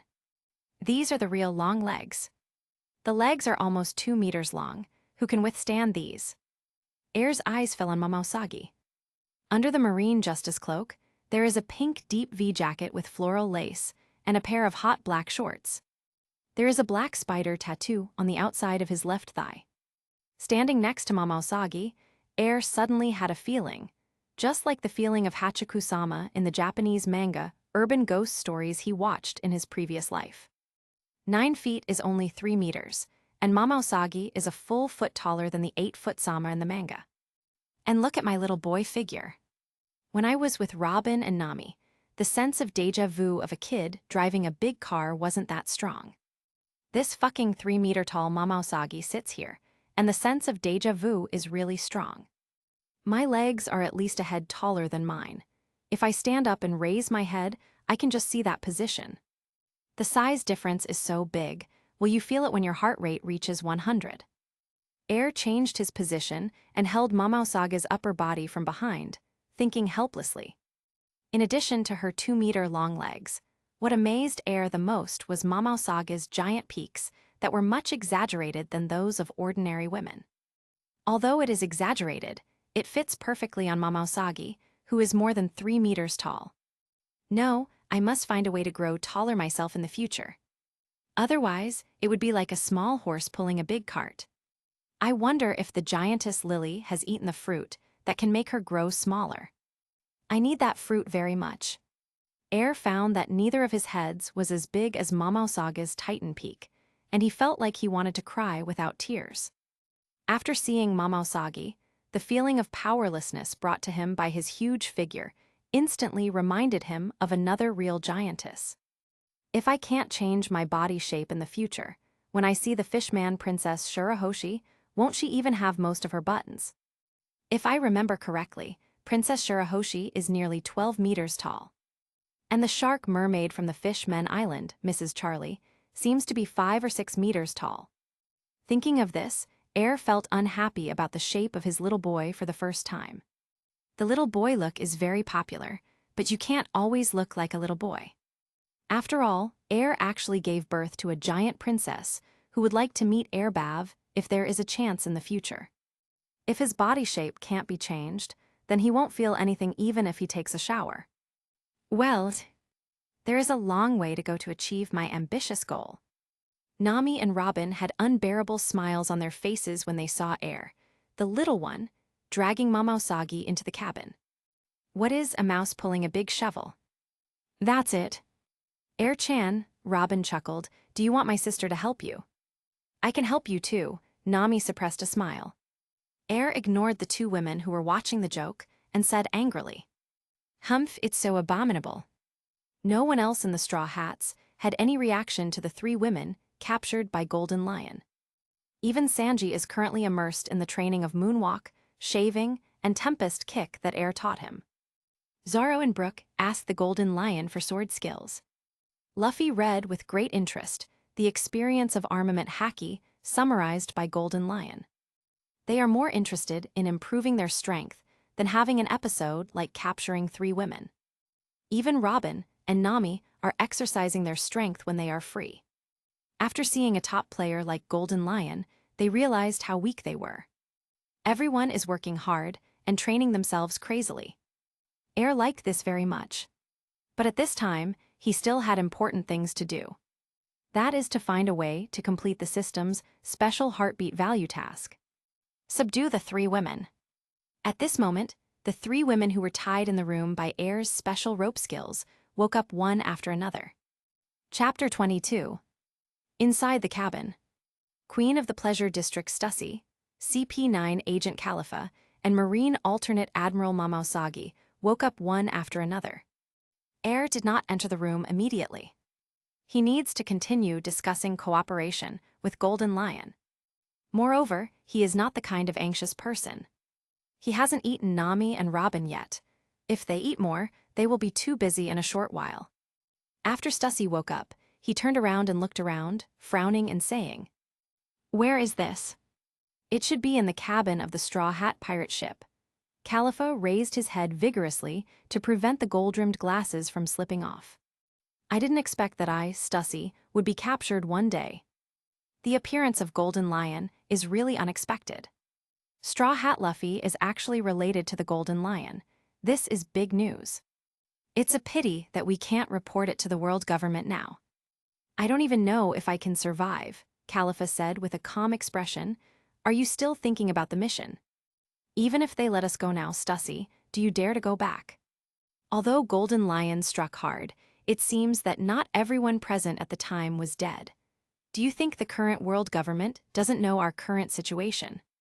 However, what surprised me the most was the Marine backup admiral. He was also captured by Golden Lion. Although Khalifa is weak in strength, he is not polite in his words. Your Majesty Vice Admiral, compared to the two of us, you should be the one who has the hardest time accepting it, right? Mama Usagi had a sullen expression after waking up and did not speak. From time to time, he was still trying hard to break free from the rope tied to his body. I'm lucky I didn't die when I met the Golden Lion. Stussy smoothed things over. The three beauties were arrested. I guess nothing good will happen to us. Two sisters who share adversity, be prepared. As the queen of the pleasure district, she knows the situation all too well. In the usual sales business of her happy street, there are scenes similar to theirs now. Mama Usagi and Khalifa know Stussy's identity. After hearing her words, he pursed his lips and looked unhappy. Mama Usagi was even more panicked. The business she is responsible for in Marine is not something that can be seen in the light. Although she and Vice Admiral Crane are called sisters, they usually call Garp-chan. But in fact, she is only in her early 30s. Among the tasks he completes for Marine on weekdays, there is a content of obtaining information by relying on color. Although she is still a virgin, because of her strong strength, she has never really been taken advantage of. But she has also seen too many men who made her feel disgusted. When she thought about what might happen next, she struggled even more fiercely. She would rather die than have what she wanted happen. Stussy and Khalifa were similar and began to struggle. Although Stussy is in charge of world government's business in Happy Street, she is a clone after all and is also a virgin. Not to mention Khalifa, who has been trained at CP9 since he was a child and is even more unexperienced. Although the three women have different responsibilities, in fact, none of them have been touched by men at all. At this moment, there was a knock on the door of the room, and the three women suddenly tensed up and couldn't help but sit up straight. With a creak, the door was pushed open. Air walked in with a serious look, holding Mama Usagi's sword Kinpira in his hand. Looking at the little boy pushing open the door, the three girls were immediately stunned. What a cute and handsome little boy. Because this is the duration of the special mission, the effect of Air's succubus physique is doubled. Therefore, even if the three women now know that they are captured. After seeing Air, I couldn't help but feel happy, and I instantly developed a lot of affection for this fair, handsome, and cute little boy.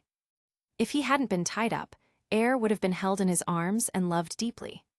Looking at Air's handsome face, full of endless charm, the three women couldn't help but have an idea in their minds at the same time. If you lose your virginity to this little boy in front of you, that would be really exciting, Tilda. After so many years, this is the first man I want to hug and sleep with at the first sight. I just don't know what my strength is in that area, Tilda. Yeah, Tilda, what am I thinking? But even if he is young and doesn't understand that aspect, he can still be taught slowly.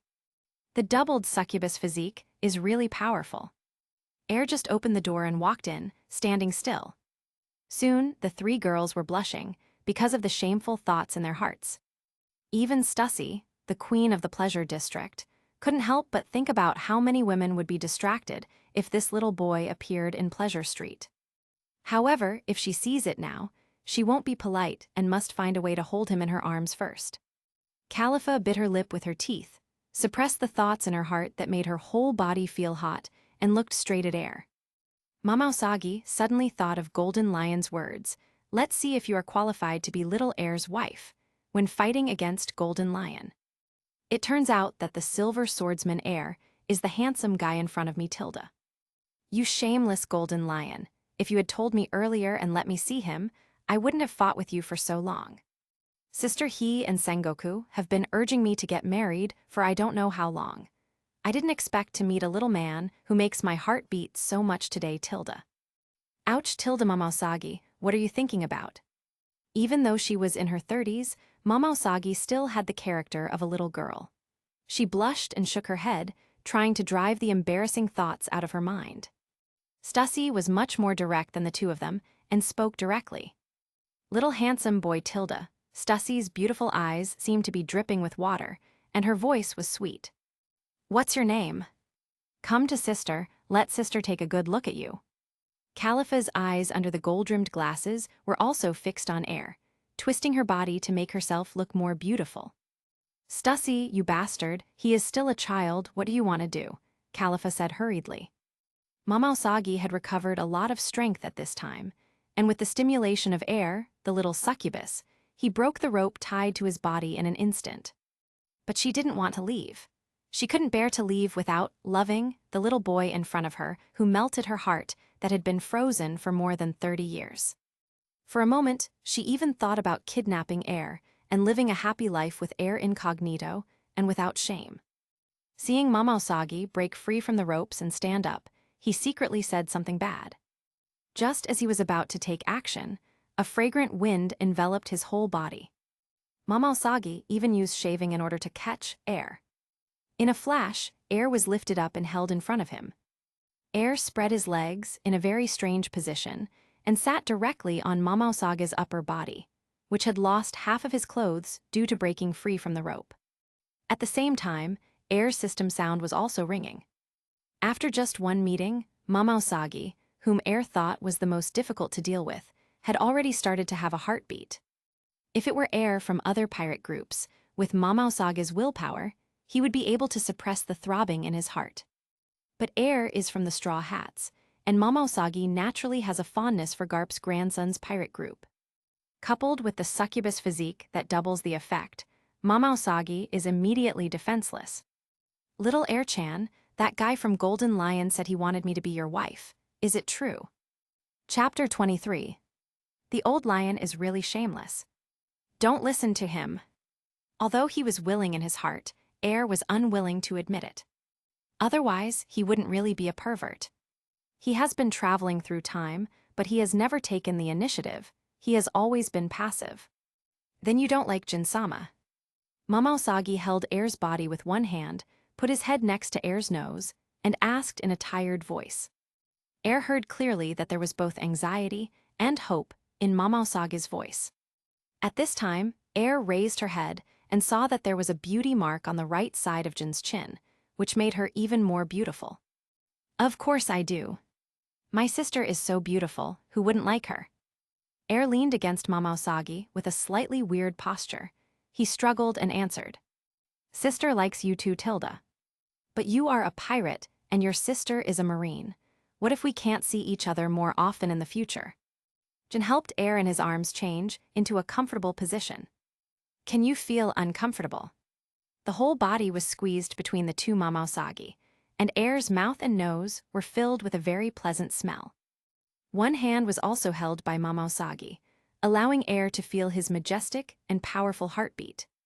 Because of their tall bodies, Stussy and Califa could only see Mama Usagi standing, but they could not see Air, who was sandwiched in the middle, or Mama Usagi's small movements.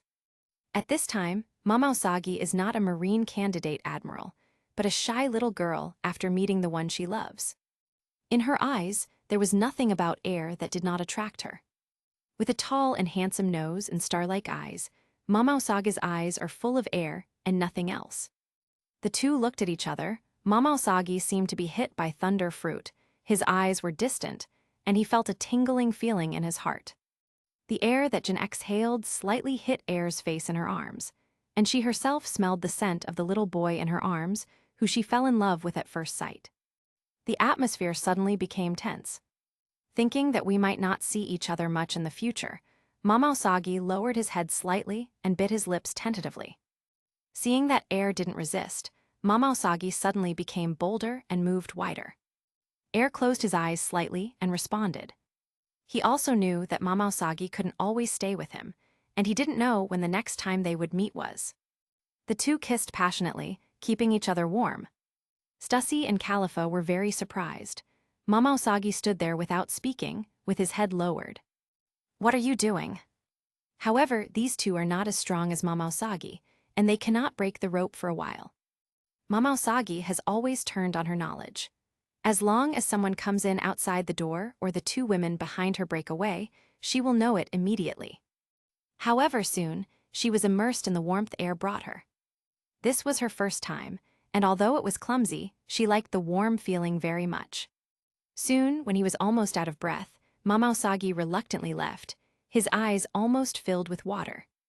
The two of them were dressed in messy clothes. Mama Usagi lowered his head to adjust his burgundy lace bra, his face red. Air didn't fare much better. He shook his head in the softness and wiped off the water stains and lipstick on his body. After arranging his clothes, Mama Usagi did not take out Air's hand to feel his heartbeat, but also reached out to touch Air's heartbeat. And at the same time he said, "Air-chan, my sister has another house outside of Marineford. You must remember it. When my sister is on vacation, she will always be there waiting for you. If I can't wait for you, I will definitely come to you. There are quite a lot of rooms on this ship.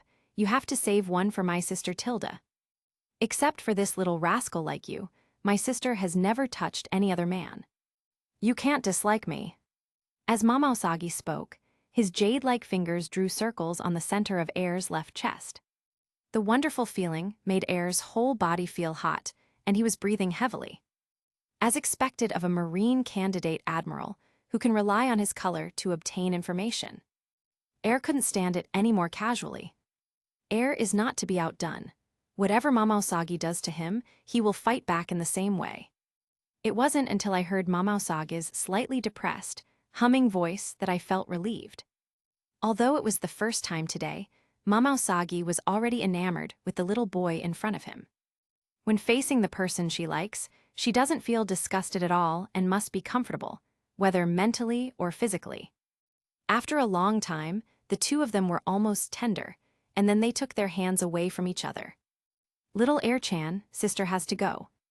Sister is different from the two people behind you. They were arrested, maybe no one cared about them.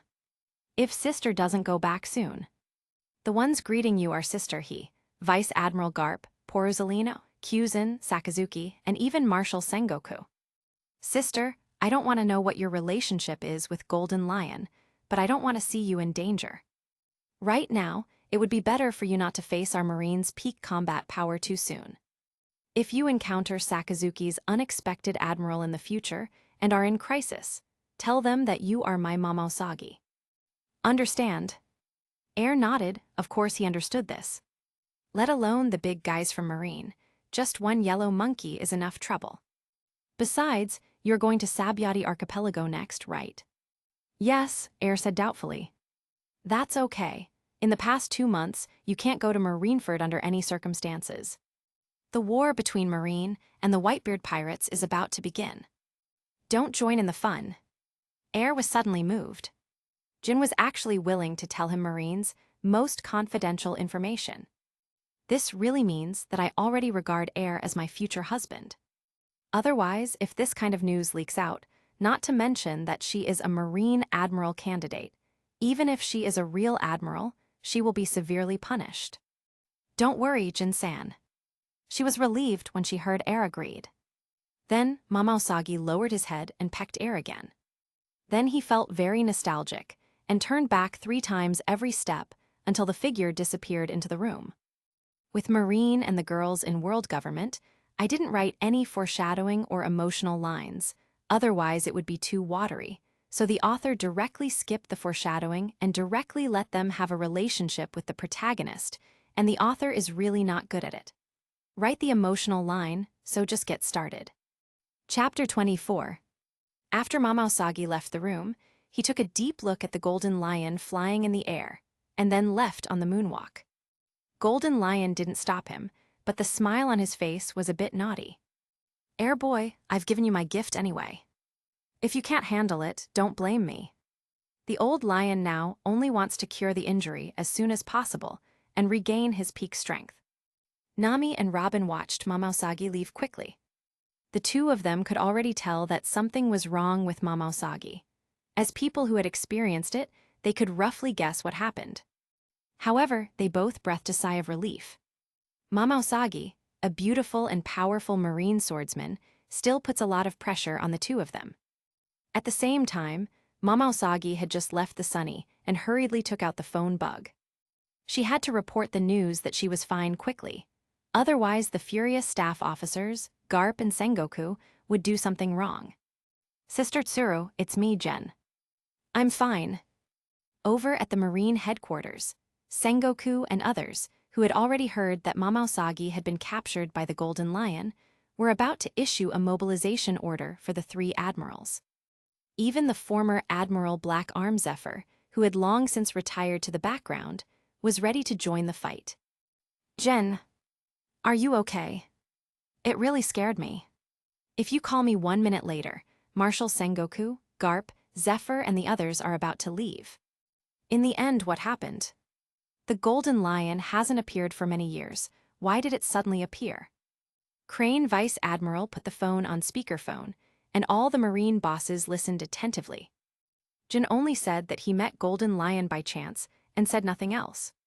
She is now certain that the world government does not know about the situation here, because many of the CP0 members who were injured by Golden Lion are still unconscious and floating on the sea. She slowly pulled out the jinbulyu that Air tied around her waist and answered Marine's questions expressionlessly. With her status in Marine, Sengoku and others believed it without much thought. Only Tsuru felt that something was wrong with Jin's current state, but he didn't ask much. "If I let you guys leave, Air-chan and the others will be in danger. For his safety, I have no choice but to give in to you." As he spoke, Jin murmured softly, "One sword style. Flying snow." The sharp slashes instantly missed the necks of several CP0 members. It wasn't until he saw the heads of those people completely separated that he left quickly. "Tusk, tusk, tusk." Golden Lion noticed the movement here, and his face was filled with surprise. "That boy is really capable. Did you really take care of this female Marine swordsman?" "Oh, women in love are really scary. Fortunately, old man, I'm not a woman. Otherwise, wouldn't I be taking advantage of that guy?" Golden Lion thought without shame. Fortunately, Air doesn't know what Golden Lion is thinking. Otherwise, he would definitely give him a hard fight. What a shameless old thing. At the same time, inside the room, Stussy and Khalifa looked at Air, who was untying themselves with smiles. The two of them are far less powerful than Mamosagi, and the charm emanating from Air is stronger. The way these two people looked at Air was almost tearful. Khalifa is better. She has a cold personality. Although she wants to eat little Air in her heart, she still looks like an iceberg of a strong woman in the workplace. As everyone knows, her face is slightly red, but her expression is still cold, and she also wears gold-rimmed glasses, which makes her even more attractive. Stussy is different. She has been in a romantic position for a long time. "Although I haven't been touched by a man yet, I have seen too many tricks, and I know better how to please a man." Therefore, she looked at Air more aggressively. "Little Air, aren't you afraid that we will run away?" Stussy did not straighten out her messy clothes, but leaned directly into the arms of Air, who was untying the rope for herself. Air is also very straightforward and said bluntly, "Both of you combined are no match for me." "Oh, really?" Stussy's fingers with burgundy nail polish were placed in a strange place, making Air tremble. Is little Air so powerful? Why don't people believe it? Queen of the Pleasure District is not shy about showing off her charming side in front of the people she likes. "You are so young, you can handle Khalifa and me Tilda." Stussy, who has a charming temperament, means something. "Well, isn't that what I said?" "Kekek. It's so cute. I have never liked a little man so much in my life, Tilda." "Then do you want to try to deal with me and Khalifa in one go?" "I am the boss of Khalifa, she dare not resist me." While talking, Stussy's slender and smooth hands were as enjoyable as catching a loach. "Hiss." Air immediately got goosebumps all over his body, couldn't help but gasp, and almost rolled his eyes. Then, after calming down his mind, he hurriedly pulled out Stussy's dishonest hand. This woman is many times more knowledgeable than Mamosagi. With just a few moves, Queen Air feels a completely different experience. A woman who can almost roll her eyes while maintaining an elegant temperament. Truly the queen of the pleasure district. "I really like you so much, Tilda." Stussy is passionate and will not be shy when meeting someone she likes. Like her queen of the pleasure district status, she likes to take the initiative. The beautiful eyes under Khalifa's eyes widened. Compared to Stussy, she is a naive kid who doesn't know anything. Although she had never seen what Stussy was doing with her hands just now, she could still understand what was happening before her eyes. "You, what a slut. You still have no shame." How could you do this to a kid like Air? What kind? Stussy turned his head suddenly and picked up Khalifa's smooth chin with his slender fingers. Khalifa, you are just a CP9 agent.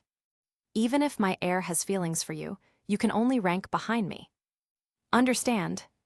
Besides, you don't understand anything. For the future experience of my Air, you must watch and learn from me whatever I do next. Or, how dare you not have feelings for my Air? Stussy spoke in a very soft and elegant voice, but the content of his words left Air speechless. What is my Air? When did it become yours? What does it mean to watch and study well? Is it possible that you still want to eat me? Chapter 25. Is it possible that you still want to eat me? Air is still very pure and doesn't know what Stussy is planning to do. Khalifa was also confused. In her opinion, although you Stussy are nominally my superior, you can't control me. What's more, now that they are all captured, how can they show off to their superiors? Khalifa tilted her neck to prevent Stussy from picking up her chin. Hey, it's just a matter between men and women. You still want me to watch and study hard. Air-chan is so cute. What do you want to do with your wandering hooves? Stussy shook his finger and said disdainfully, as expected of an agent of CP9, you have nothing else on your mind except killing people. You said it nicely. What about things between men and women? Haha, it is precisely this matter that is the most profound and fascinating. Especially when you have someone you love. You're such a moodless kid, you know nothing. Khalifa curled her lips and said nothing.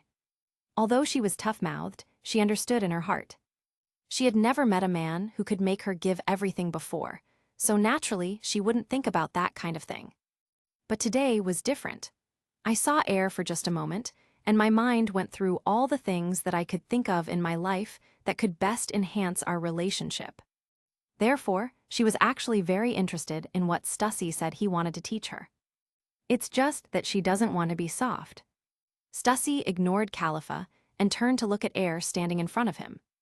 Then he stood up and put Air on the higher sofa next to him, then flipped up his hair, exuding a pure lustful demeanor.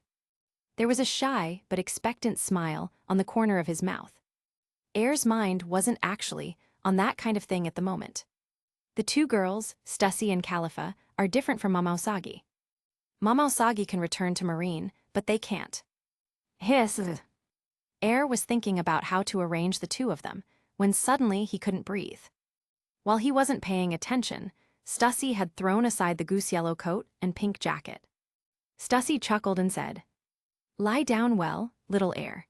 Sister wants you to try being a celestial dragon's tilde. The most comfortable thing is not what it is like now, but cluck cluck tilde." Stussy continued to talk while laughing. This is what people saw from those celestial dragons. After using it in Happy Street, it became very popular. In the past, Stussy sneered at this, but now after meeting Air, she is happy with it. Although she had only seen it before, she felt that she would never need it in her life.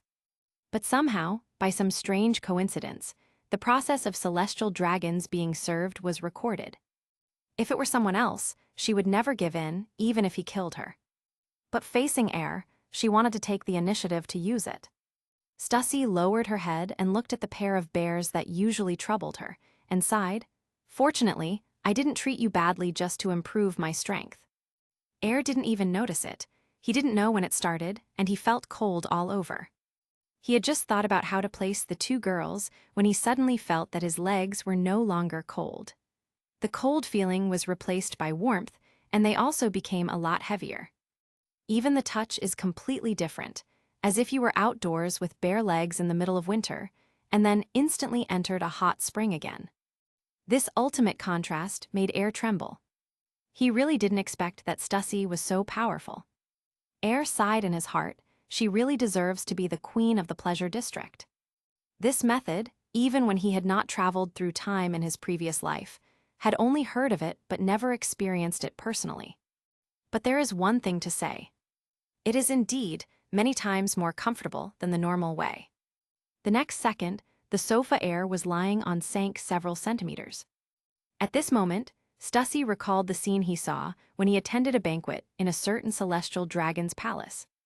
At that time, she felt very contemptuous, and firmly believed that she would never treat someone like that in her life. But now, facing air, Stussy unconsciously used the technique she had memorized that day. The people in Calipha next to him were dumbfounded, and their iceberg-like faces instantly turned red. I want to turn my head and not look. But after all, Calipha's status is not as high as Stussy's, and he is also very simple and has not seen the way celestial dragons enjoy themselves. In order not to be compared with Stussy, she could only endure the shyness in her heart and watch with her eyes open. The more he looked at it, the more Calipha felt that he was at a disadvantage. How can you let Stussy take advantage of air alone? No, I have to do something. You are so bold, then I must be bolder than you. Otherwise, little air will forget me. A rush of blood rushed to his forehead. Calipha gritted his teeth and thought while walking to air's side. She stretched out her hand to push up the glasses on the bridge of her nose, looked at air's extremely handsome face, and breathed out slowly. Then he lowered his head, causing air, who was originally in a daze, to widen his eyes. Facing Queen of the Pleasure District Stussy and female agent Calipha, air is unable to resist. Soon, Calipha pushed her hair back and threw her glasses aside. On the sofa, air's whole body was sunk deep into the soft sofa. At this time, air was still thinking about other things. Even though Calipha had become bolder, he didn't bother to stop her. At this time, air thought to himself, "It's like this, why hasn't this task been completed yet?" At this moment, the system sound rang. Special heartbeat value mission completed. Heartbeat value details. Jen 18. Calipha 18. Stussy 19. Together with Nami's reward of 30 points of excitement points, and Robin's reward of 20 points of excitement points. Host has a total of 5 rewards that have not been claimed. Do you want to collect it now? Note, 3 rewards of 10 points of heartbeat value can be collected together, and the reward level will be increased. Please host to choose. Let's merge, but the reward will wait first. Now is not the time to receive the reward. While Air was communicating with the system, Calipha had already arrived at Air Roman 20 location and is competing with Stussy for ownership. She, Calipha, will not be left behind. Air secretly said something bad. This is too exaggerated. Sisters, please don't. Straw Hat Boat. Nami was drawing a sea chart, and Robin was reading quietly. Usopp and Chopper are playing with Luffy. Brook is tuning his violin strings. The sky is sunny. The atmosphere is extremely harmonious. At this moment, the room door opened. Because the doors and windows of the room were closed and the sun was shining on them, it was steaming. As the door opened, a strange fragrance escaped from the outside. Calipha and Stussy were neatly dressed, and their vindictive thoughts were reduced a lot when they were blown by the sea breeze. After all, the two of them had just won and lost, and they were evenly matched. Looking at Air's charming cheeks, the two women couldn't help but swallow. It's a pity that they have to leave now and can't stay with Air all the time. It's all quite tiring. Drink some coconut water to quench your thirst. Air handed over 2 cups of fresh coconut milk. The two women were fighting and being captured, so they were already thirsty. I took 2 glasses of fresh coconut milk and drank it. Gulu gulu. The fresh coconut milk was delicious, and they both drank it up in one go. Air asked, "How about it? How does it taste?" "This is very precious. Coconut milk is very rare in the sea." "How is the taste?" The 2 girls, Calipha and Stussy, exuded a different meaning. They flipped their hair and said in a charming voice, "Very good." "What's wrong, little Air? Don't you like it?" Air's face turned red, and he couldn't resist and said no. Stussy smiled gracefully. "That's very comfortable, Tilda." "What's so comfortable?" Nami walked over and asked cutely. "Nami, don't ask." Next to her, Robin was sitting on a stool with a bright red face, flipping through the book in her hand quickly, and spoke to stop Nami. "Oh, it seems Robin's habit of spying on me has not changed." It's over, it's over. Chapter 26. After completing the special heartbeat value task, walk out of the room. Air got the news from the Golden Lion. Those lackeys of the world government were all chopped down by Momousagi. So actually, they didn't know about Stussy and Calipha being captured. So, after leaving each other phone bugs, they were sent back. Stussy will sort out the information about the underground world and send it over in a few days. Golden Lion is very interested in controlling the underground world and is already gearing up. Air is looking forward to it too. His cooperation with Golden Lion will become more and more in-depth in the future. Golden Lion's mastery of the dark world means that he also masters it. After Stussy left, everyone in the Straw Hats rushed on their way. On the way, Air finally took the time to find Luffy on the deck. "Captain Luffy, when I was interrogating those people just now, I got unexpected news. I think it's important for you to know this." Luffy, who was lying on the bow of the boat and was almost asleep, sat up straight. "What's the matter, Air?" "I just dreamed of a huge piece of meat, and I was about to eat it." Luffy was still so heartless. Air smiled slightly. He liked Luffy's character very much. Simple and straightforward, very comfortable to get along with. However, thinking about what happened next, he sighed and said, "Luffy, you should have Fire Fist Ace's life card saved, right? Hurry up and take it out." After hearing Air's words, the rest of the Straw Hats also gathered around. Soon, Luffy took out the life card that Ace left for him at Alabasta, from the crack of the inner edge of the straw hat on his head. As soon as it was taken out, everyone present was shocked. Luffy was still missing the big piece of meat he had just dreamed about, but when he saw the life card in his hand that represented Ace and was slowly turning into ashes and shrinking, he was stunned. "Ace! What's going on?" The old lion flew over and sat on the deck and explained. "The life card represents the owner's vitality. The life card will shrink when the owner is injured, weak, or in poor physical condition. When the owner recovers health, he will return to his original size. If they all turn into ashes, it means the master is dead. The life card in your hand is the one named Ace." Luffy looked at the life card in his hand and nodded blankly. His mind was in confusion now. Oh, that means Ace is either in danger. Luffy's tone was very firm, and he said word by word, "I'm going to save Ace. I must go." "Let's go together," everyone in the Straw Hats replied in unison. Air patted Luffy on the shoulder and said, "It was a man named Blackbeard who captured Ace and handed him over to the world government in exchange for the position of Shichibukai. You can expect news about the new Shichibukai in a few days." "That's what Stussy told me." Luffy put the life card back into the straw hat with great care, held Air's arm tightly, and cried, "Air, do you know where Ace is now?" "He is my brother. I must go and save him." Air didn't hesitate and spoke directly. "Definitely still impelled down now. It is heavily guarded by strong men from Marine, World Government, and Impel Down. Both Marine and the World Government already know that Ace is the son of Pirate King Roger, and plans to publicly execute him at Marine Headquarters Marineford soon. So, Ace is either in Impel Down now, or on the way from Impel Down to Marineford. Go Impel Down, go now." Luffy was extremely anxious, shaking Air's arm helplessly. It was the first time for everyone in the Straw Hats to see Captain Luffy in such a helpless state, and they all felt very distressed. "Then let's go, everyone." Air is quite curious about the world's largest prison. However, Impel Down is in the calm belt in the first half of the Grand Line. It's impossible to get through by normal means. Golden Lion, who was watching the excitement, suddenly changed his expression after hearing the words, "Roger's son, Impel Down." "I escaped from Impel Down back then. These legs were broken by my own hands at that time. If you want to go, it would be most suitable to have my ability to help you.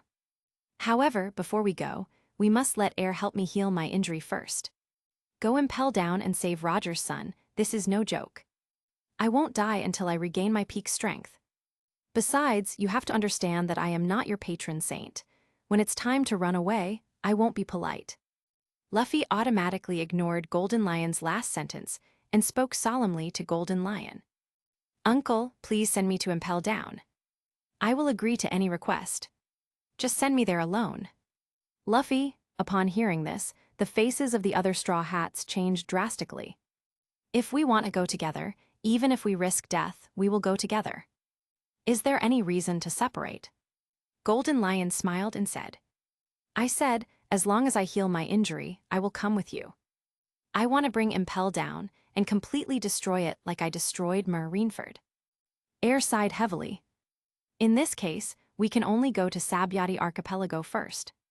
Someone who can cure the old lion should arrive at Sabyati later than us.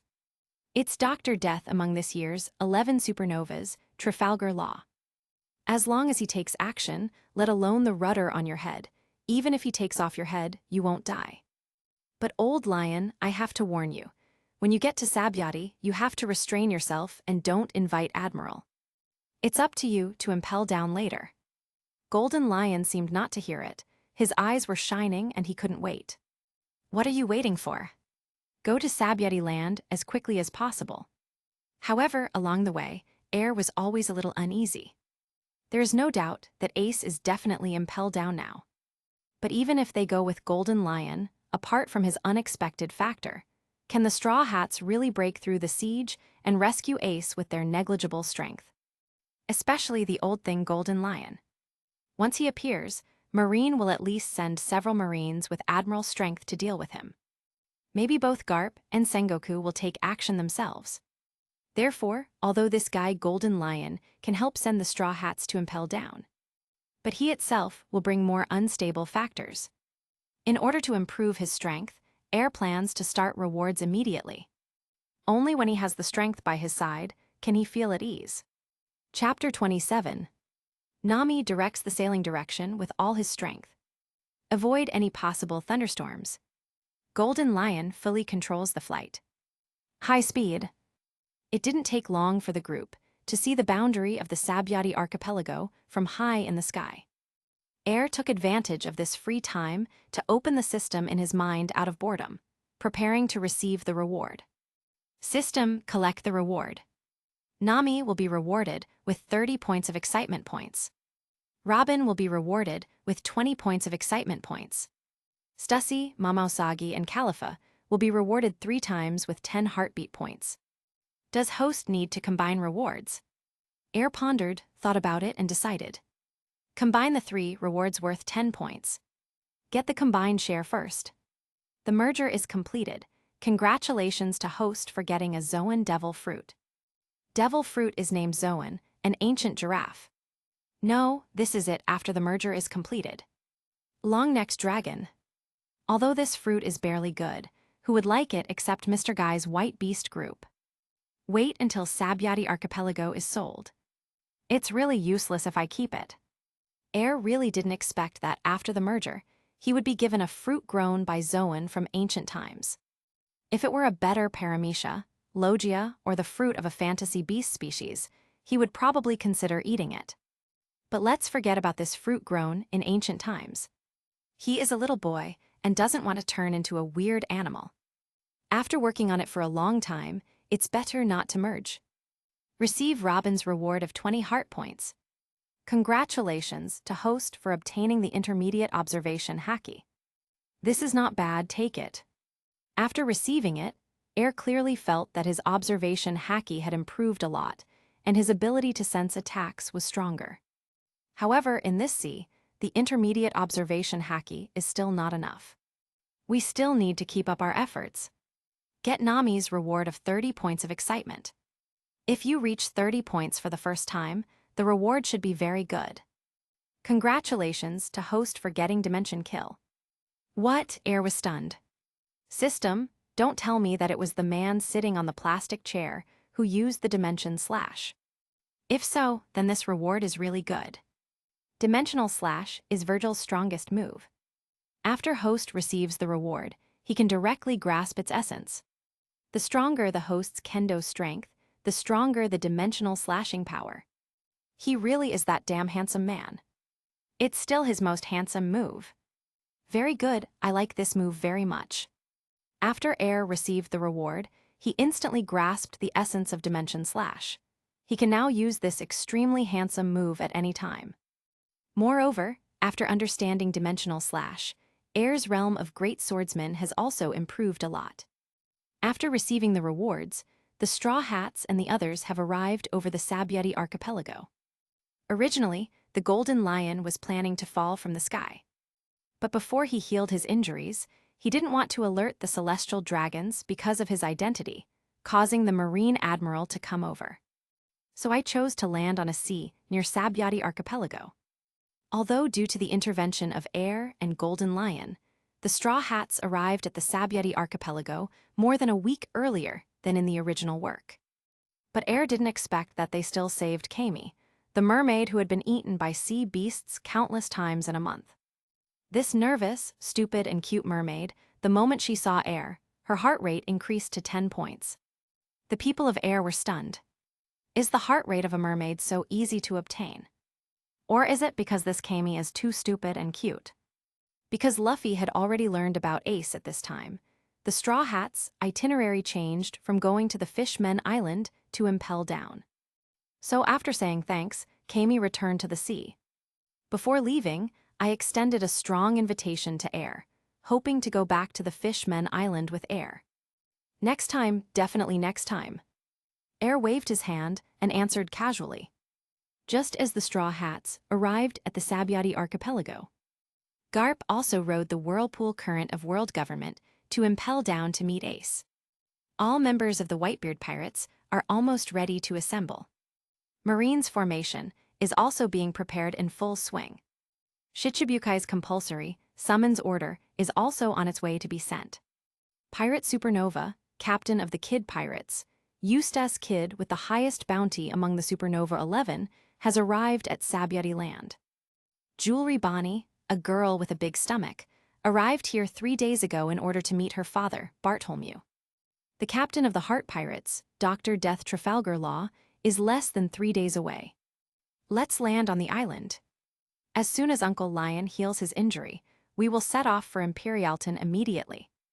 Ever since Luffy learned about Ace, the smile on his face every day disappeared.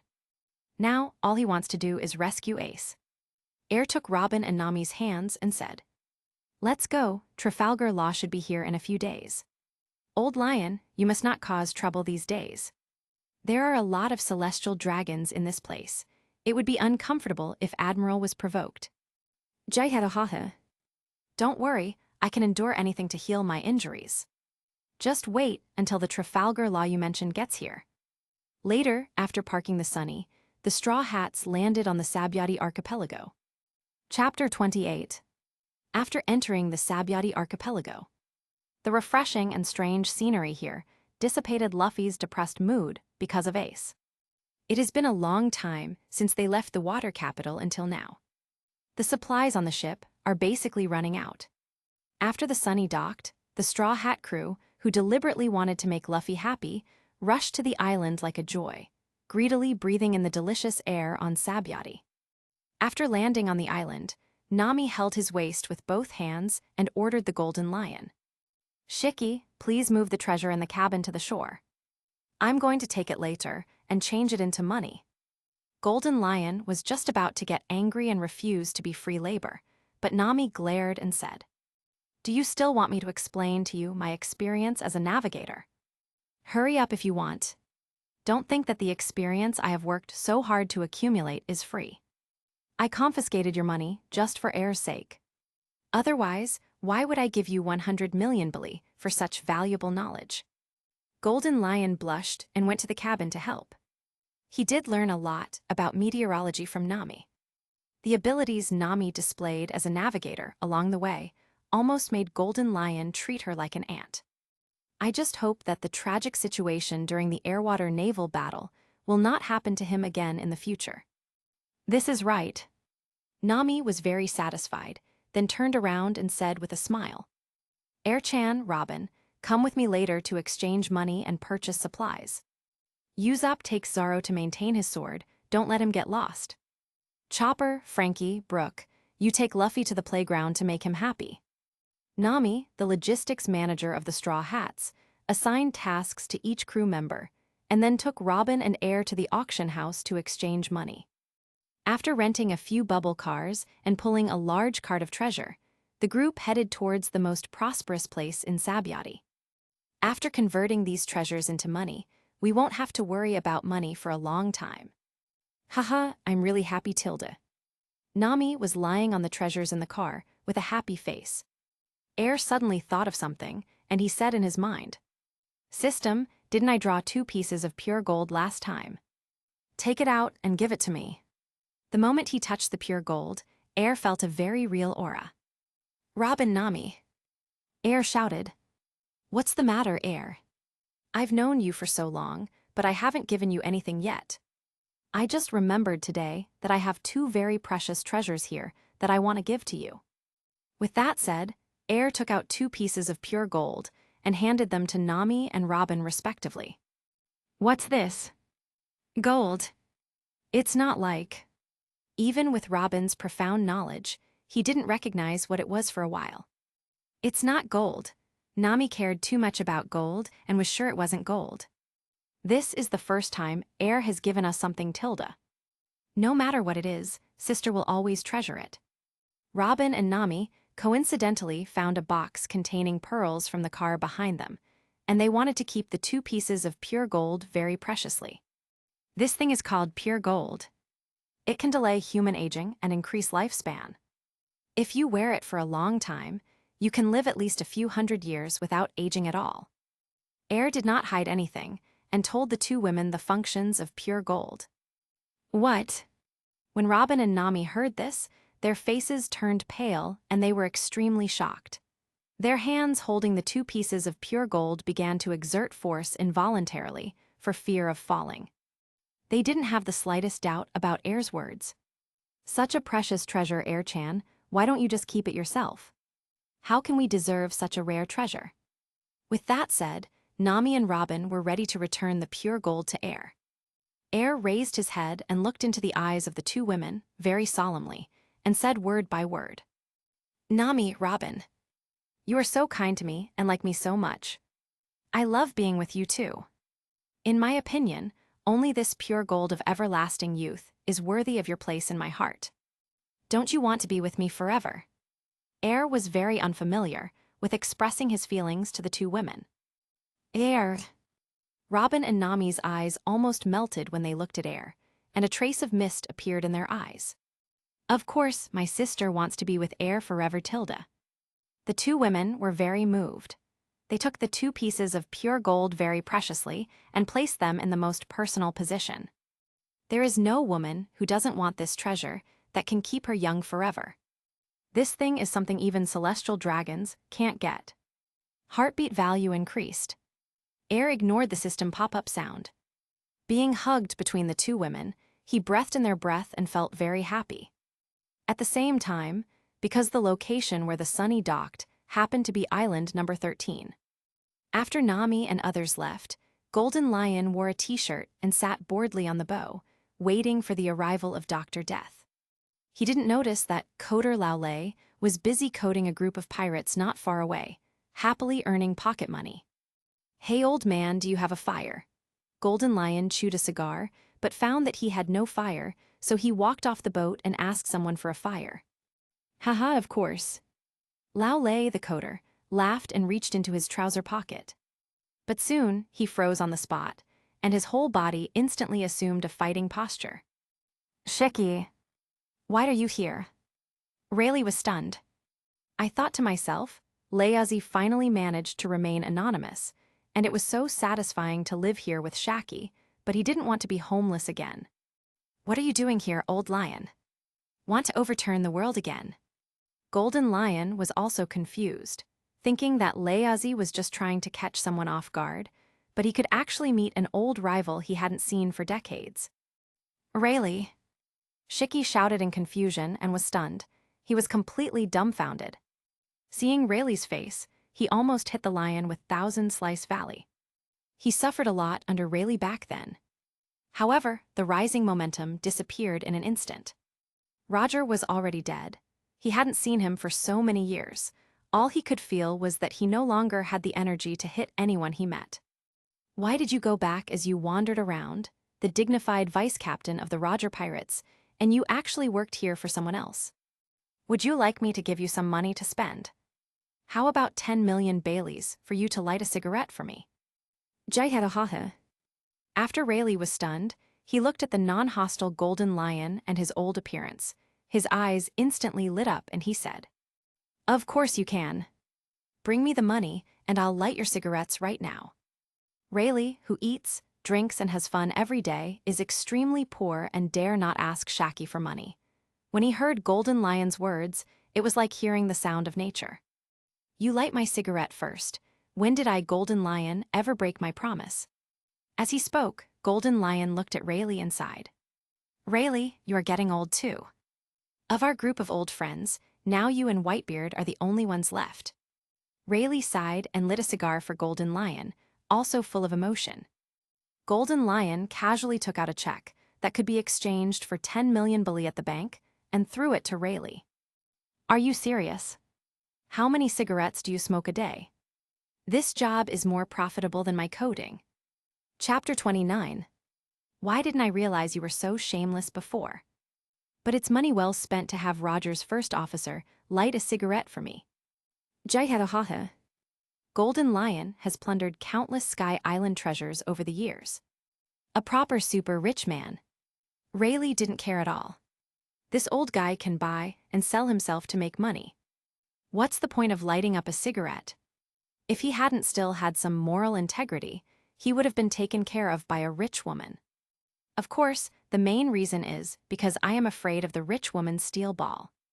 That thing, no matter how strong armament Haki is, can you withstand the steel ball? Since you're not here to fight, let's go. I've made you 10 million, and it's okay to buy you a drink. But why did you suddenly come here alone? What, you want to be anonymous like me? Rayleigh is in a good mood and can't wait to have a good time now. I'm here to treat my injury. Little Air said that there is someone here who can restore my strength to its peak. That's why I'm here. Air, the silver swordsman of the Straw Hat Pirates. Layli was very interested. Monkey D. Luffy is here too. Interesting, Shanks even mentioned Straw Hat Luffy to me some time ago. I didn't expect to see it now. Afterwards, Golden Lion and Rayleigh were talking and laughing, and rushed towards Shaki's ripoff bar like two old friends. On the other side, Air, Robin, and Nami brought a large cart of treasure and found a place where they could exchange it for money. Under Nami's strong operation, the Straw Hats collected the treasures themselves, plus the treasures that Perona left here at the time, and the treasures presented by Golden Lion. A total of more than 600 million bali were sold. Robin has traveled all over the world and has never seen so much money at one time. Seeing so much money for the first time, Nami was so excited that she almost jumped up. "Come on, Robin, Air, let's go shopping for clothes first, Tilda. With so much money, you must choose carefully.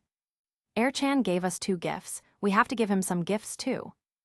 Nami was elated. She had made up her mind that this time, the money would not be allowed to be seen by Luffy again, no matter what. That time in the water capital, Luffy took out 100 million bali to treat the whole island to a dinner and barbecue, which made Nami very distressed. That time was also the worst time Luffy got beaten. The sun is shining brightly on the Sabyati archipelago today, and people are coming and going on the street, which is very harmonious. Because the celestial dragons haven't played in Sabyati archipelago for a long time, can the people on the island be unhappy? Today is no exception. The voices of hawkers on the street are much louder. Robin and Nami, holding Air's hands on both sides, soon arrived at the largest clothing store in Sabyati. There are all kinds of clothes here, whether it's underwear or whatever. The fitting room is not only luxurious, but also very confidential. After all, celestial dragons sometimes come here to pick out clothes. Nami and Robin quickly helped Air pick out a lot of clothes, and dragged Air to the fitting room with expectations on their faces. Hey. I don't want any new clothes. How could Air not know what the 2 women wanted to do? These 2 people looked at me as if they wanted to eat me. HMPH, there are only 3 of us today, where can you escape? Why didn't you think about running away when you were in the room with Mama Sagi and the others? Robin's face showed a smile of success. He held Air in his arms and entered the fitting room of several hundred square meters. Nami locked the door behind him. "Air-chan, come on, try these clothes to see if they look good on you." Nami held a complete suit in one hand and underwear specially selected for Air in the other. After Robin saw how Air was treated by Stussy, Mamausagi, and Califa, he always felt a little unhappy and felt that he was falling behind others. There are too many people on the straw hat boat, so be careful about the impact. This time she went out to buy clothes, which she had agreed upon with Nami. Today was her chance. Little Air, there is no chance for you to resist today, Tilda. With that said, Robin directly activated his ability, and Air grew many pairs of arms around his body. Robin, what are you doing? Air felt a chill all over and heard a clicking sound in his ears. The clothes were torn into pieces all over the floor. The whole thing was exposed before Robin and Nami's eyes. Air's face turned red and she felt ashamed. Although I had a lot of charming moments with Robin and Nami before. But that was all in bed with the lights off. He has never experienced this before. He wanted to curl up so as not to be exposed. But where can Robin get what he wants? Since entering this very private fitting room, Robin and Nami have always had dark smiles on their faces. They want to punish Air well. He actually let those people from Stussy do that kind of thing. They are the two who like Air the most, okay. How can others get there first? While smiling, Robin used his ability to straighten Air, who wanted to curl up. His whole body was placed in a 2 shape by Robin. His limbs were tightly grasped by Robin, and he stood in front of the mirror in the fitting room. I didn't expect little Air to have such a good figure. Nami walked up to Air, looked at Air carefully up and down, and was amazed. Air's fair and rosy skin exudes an extremely strong aura of charm. This is the first time since he obtained the succubus physique that his whole body has been so clean. In this state, the power of the succubus's physique is naturally greatly enhanced. Looking at Nami and Robin with evil looks in their eyes, Air's little heart skipped a beat. What are you going to do? No. Stop. Chapter 30. While Robin and the others were happily trying on clothes, Luffy, Usopp, and Chopper were having a great time in the amusement park. At this time, Luffy didn't know that in the woods not far away, Monkey D. Doragon and Bartolomeu Kuma were watching Luffy. Aren't you going to see him, Doragon? No need. If I see him now, it will only bring him more danger. It's a pity that I didn't see the silver swordsman ere you mentioned. This person knows too much. Originally, I wanted to ask him about something, but now it seems I'd better forget it. While talking, Doragon took out the video phone and recorded Luffy playing in the playground. I hope this war will not affect Luffy. Doragon's eyes remained on Luffy. How he hoped that the world would be peaceful and harmonious, and that he could be happy with his son. Celestial dragons. Later, after meeting Luffy, Doragon said to the bear beside him, "Bear, please stay in Sabyati land for now. Celestial dragons often appear here. With Luffy's character, if they encounter one, there will definitely be trouble. When necessary, use your ability to protect them." No problem. Xing's voice was still gentle. Anyway, I am about to lose consciousness. Before that, if I can protect the young master, I will die a worthy death. After Doragon left, the bear just kept watching Luffy silently. Because Air's arrival created a butterfly effect, Sabo, who was supposed to be active in other non-franchised countries, came back to find Doragon due to special circumstances. I just happened to see Doragon watching Luffy's image. The long-lost memories began to wake up the moment Sabo saw Luffy. Luffy. Ace. Sabo's memory recovered, and he also thought about Ace's execution. His brain was so painful that he fainted.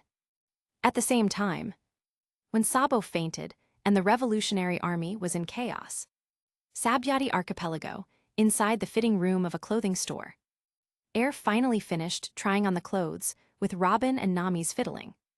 At this moment, he was sitting on the sofa in despair, watching Robin and Nami try on clothes.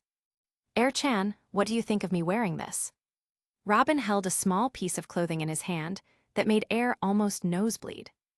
Well, maybe not clothes. Because the item on Robin's finger. It is basically just 2 pure white thin ropes connected together, showing the shape of a ding. Robin, if you put it on and show Air-chan, he will know. This one looks good too. Nami didn't want to choose the same clothes as Robin. Instead, she held something purple and curved in the shape of a C. This thing seems to be for wearing right. Air has really learned a lot. It was his first time seeing the thing in Nami's hand. After Air was stunned, as soon as he turned his head, he felt a sudden rush of blood. Nami is right. We have all picked out clothes for Air-chan, and Air has to help us choose carefully. Robin said, as he put on what he was holding just now, and walked to the mirror and took several poses that best showed the beauty of that dress. And Air happened to be sitting in front of the mirror that Robin was looking at, with a clear view. How about it? Air-chan. Do Sister Robin's clothes fit? Hearing this, Air nodded blankly. It's very suitable. My sister is so good-looking, she can wear anything. Then do you like it? Robin just walked over and stood in front of Air. I like it. Soon Nami also changed into the C-shaped clothes she had just chosen, and asked Air to help her see if it fit her. Nami, this one seems a bit small, but it looks pretty and suits you very well. Air answered truthfully. Then just wait, I'll change a few more. As Nami said this, he bent down and took out C, then walked over and chose a larger one. Robin turned around and continued to try other colors. Air, help us both choose. There are many more. Air's scalp feels numb. He glanced over and saw a huge pile of clothes of different models and colors. This. Do you want to try them one by one? What? Robin was about to be put on another one. Don't you like it, Air-chan? No, it's up to you. Air waved his hand in denial. The time when Nami and Robin were trying on clothes was simply the most difficult time in Air's life. Although I can keep admiring the beauty of the two women. But this kind of situation, where you can only watch and not do anything, is simply the most severe punishment. After all, he has a succubus physique. How can he endure this?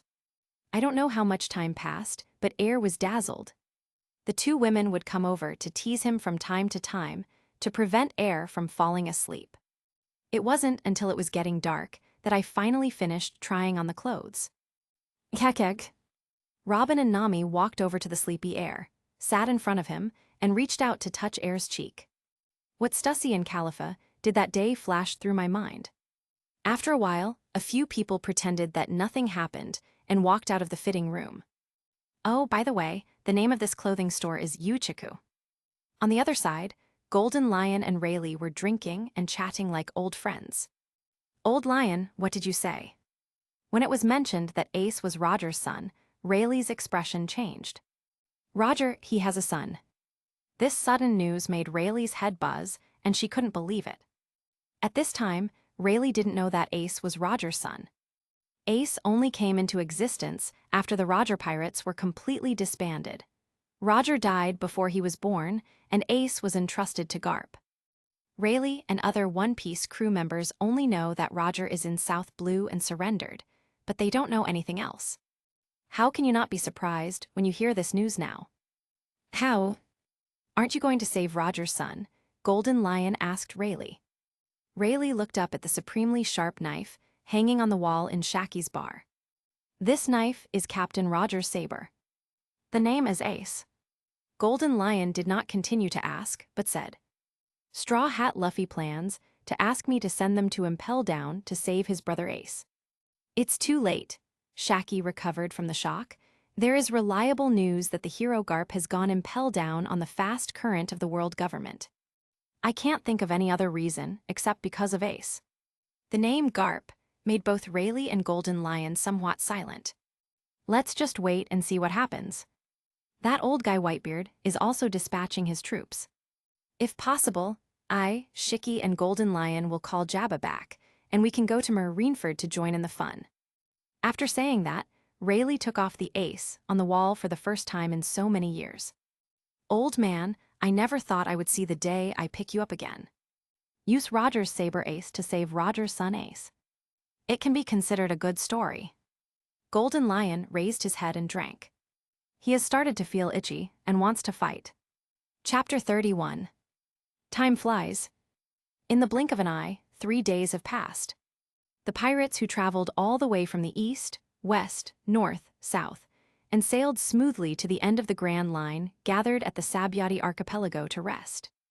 The originally harmonious and stable Sabyati archipelago has gradually become chaotic in the past few days. Island number 26, Port.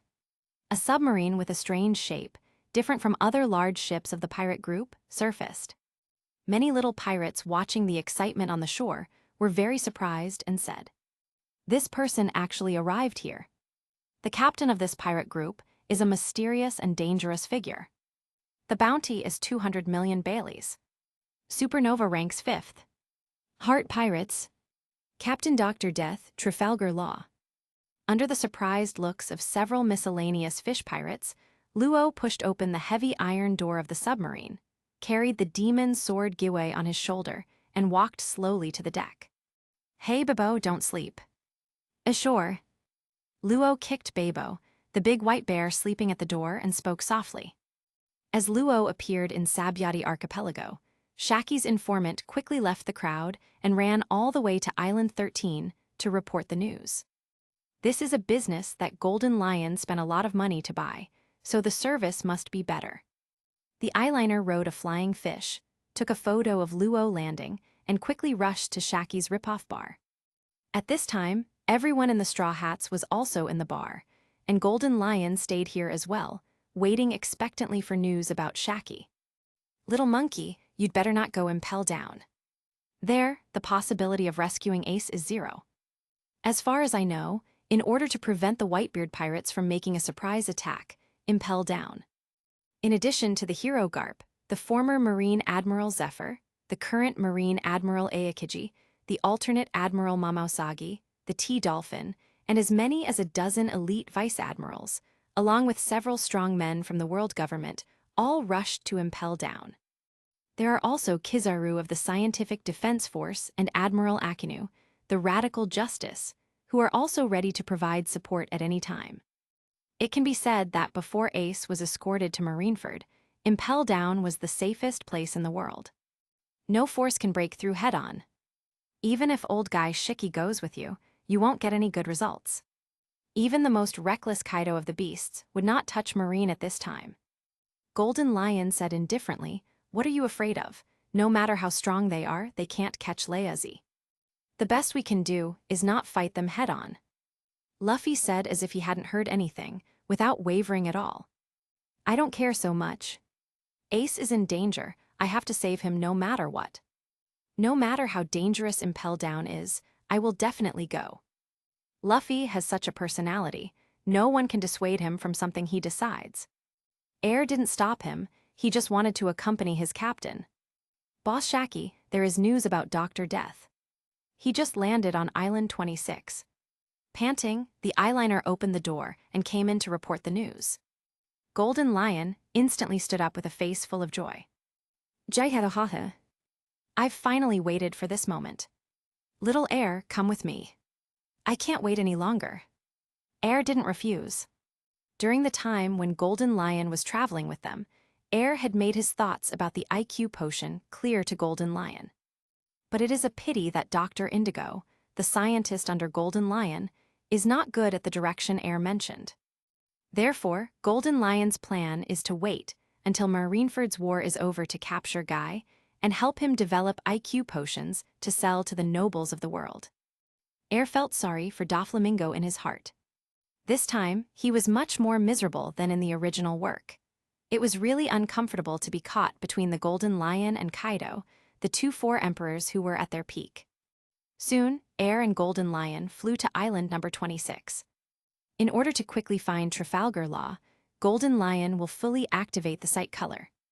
It didn't take long to find Luo in a restaurant. "Hey Luo. You're in a good mood." Air was very familiar with him, and he and Golden Lion sat opposite Luo and Bibo. "You are." Luo was from North Blue and had only seen the younger version of Golden Lion in the Bounty order a long time ago. Now he didn't see the two swords on Shiki's legs, so naturally he didn't recognize it. "I am Air from the Straw Hat Pirates. I need your help with something. Remuneration is certainly not a problem." Luo was very surprised, the silver swordsman from Straw Hat Luffy. The youngest great swordsman on the sea. I didn't expect it to be true. What do you want from me? If I remember correctly, we are competitors, right? That's not necessarily true. Air smiled. Maybe we can help you. Golden Lion couldn't wait any longer and said directly, Boy Luo, I heard you are a doctor. The so-called surgeon of death. This is, only then did Luo focus on the Golden Lion. Oh, you are telling me that he came to you this time to help him cure his illness. He is the admiral of the sky pirates and the former overlord of the sea, Golden Lion. Air answered casually. What? Hearing this, Luo Jing stood up in an instant, holding the demon sword Giwei in his hand, his whole body full of alertness. Hey, Mr. Luo, am I so dangerous? Don't be like this, sit down and talk.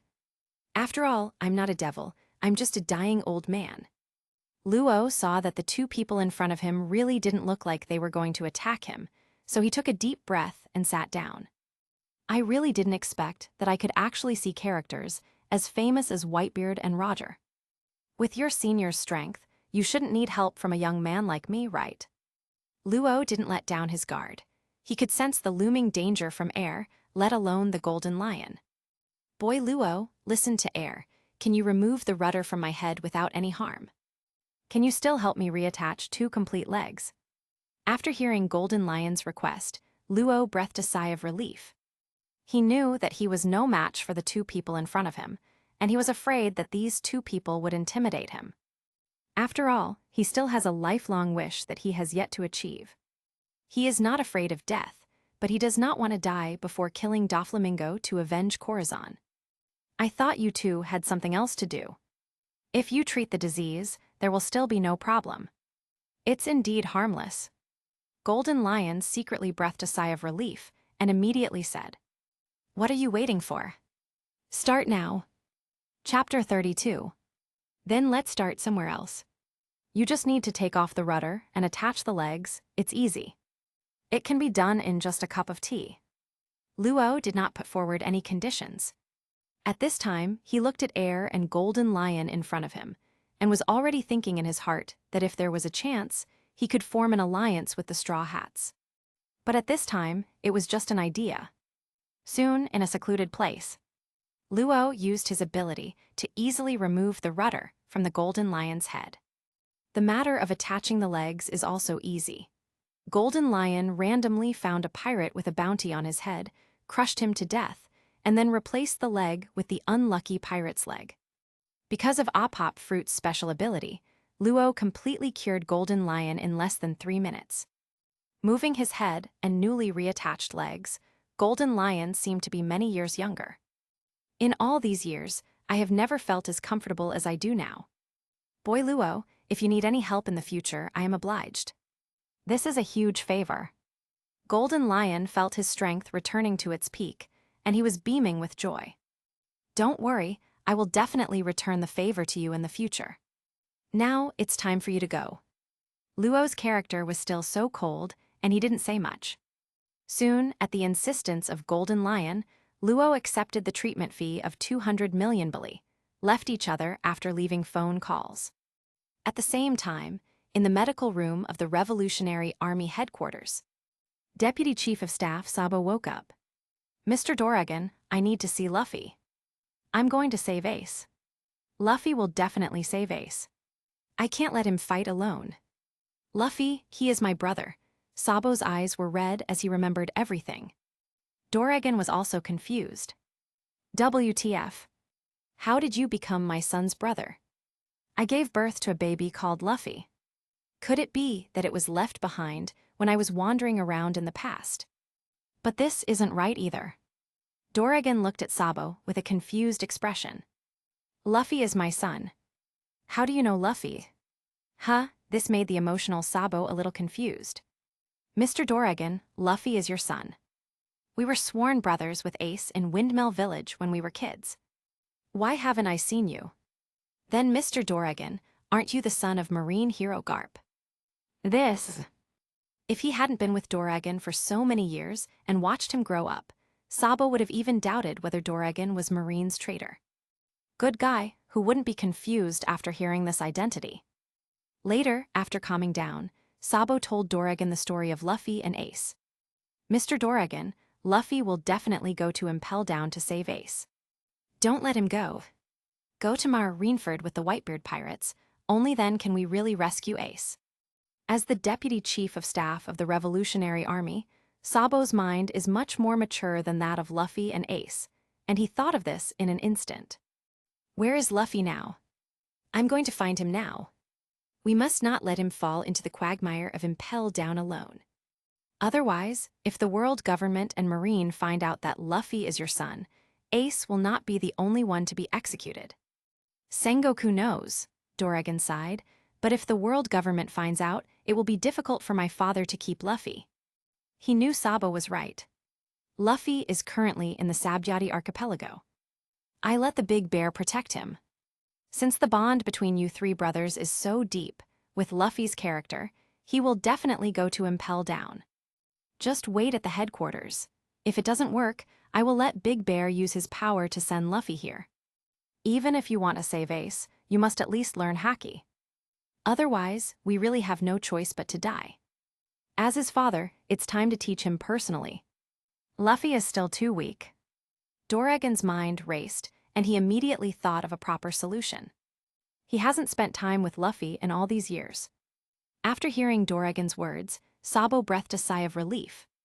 He knows better than anyone how strong Doragon's strength and teaching ability are. Well, I'll wait here. Be sure to keep an eye on Luffy. Don't worry, Doragon patted Sabo on the shoulder. He is my biological son. At the same time, Air and the Golden Lion, who had regained their peak strength, returned to Shaki's bar. Rayleigh looked at the Golden Lion, whose spirit was completely different. Shiki, now you really have the demeanor of the flying overlord before. Now you have the desire to let me fight. Golden Lion smiled and did not answer, but looked at Air. Little Air, my agreement with you will take effect from now on. After the war is over, execution will begin immediately. When are you planning to leave for Impel Down? Nami looked at Luffy, who was resting, and said, It's getting late now. When Impel goes down, it's going to be a tough battle. Let Luffy get some rest. We'll leave again tomorrow afternoon. The Straw Hats nodded and agreed with Nami's words. Later, Frankie was repairing the Sunny because there was not enough room in Shaki's bar. The other members also found a place to rest. Nami, Robin, and Air were going to find a hotel on the island to stay. They haven't had a good rest for a long time. Now I finally have some alone time with Air. How could I miss it? Nami and Robin brought several carefully selected uniforms and took Air with them to the place where they were staying. Chapter 33. On the way to the hotel, Air looked at Robin and Nami sitting in front of him on the bubble car. Doubtfully said, Nami, Robin, why did you bring so many clothes? It's just a one-night stay in a hotel, isn't that all? Robin pursed his lips and smiled. Even though it's just a few pieces of clothing, I wonder which bad boy's eyes lit up when he saw these pieces of clothing. Do you really think, Nami, and I didn't see it? To satisfy our little Air-chan, we bought it. And, Robin turned around and hugged Air, you have to agree to a request from me and Nami. Air felt a softness on his chest and said doubtfully, Any request? As long as I can do it, I will definitely promise you. Robin's heart rate has also reached 30 points, and his feelings for Air have heated up a lot. So she said, That is, no matter how many confidants you have in the future, Air, Nami, and I must occupy the most important position in your heart. Although she and Nami had been staying with Air, they still felt the crisis from Mama Usagi and Stussy. That's why it happened today. Hearing this, Air solemnly said, I promise you. And sometimes I can't help myself. But I can absolutely guarantee that Sister Robin and Nami will always be the most important people to me. Because of his succubus physique, as long as a woman who loves Air has any affection towards him, he is naturally unable to resist. He didn't take the initiative with Mama Usagi, Stussy, and Califa. As long as Air agrees, then we'll be relieved. Nami was very happy. The three of them soon arrived in front of the most luxurious hotel in Sabyati archipelago. Get us a room to check in. Nami took out a stack of Baileys and spoke to the waiter at the front desk. 3 rooms. The waiter glanced at the 3 people in front of him and asked subconsciously. 1 room, Nami glared at the waiter. I want the most luxurious one. So much nonsense. Give us the best deal. The waiter was confused. However, seeing the fierce look on Nami's face, she still hurriedly helped to handle it and even gave her a big discount. Afterwards, the waiter led the 3 people to the room attentively, introducing as he walked. You have really good taste. There are only 3 hotels in the entire Sabyati archipelago that will provide accommodation rooms for celestial dragons. Our family is one of them. But it's a pity that since it was built, no celestial dragons have ever come. But the specifications of the rooms are indeed very high. We spent a lot of money to build it, and the guards from celestial dragons even came to inspect it. As they spoke, several people arrived in front of the room. The waiter quickly opened the door and stood at the door with his head bowed, asking Air and the others to come in. You 3 have a good rest. If you need anything, you can call the phone bug in the room. On call. After the annoying waiter left, Air walked in first and observed it carefully with observation haki. After making sure that there were no video phone bugs in the entire room, I let Nami and Robin in with confidence.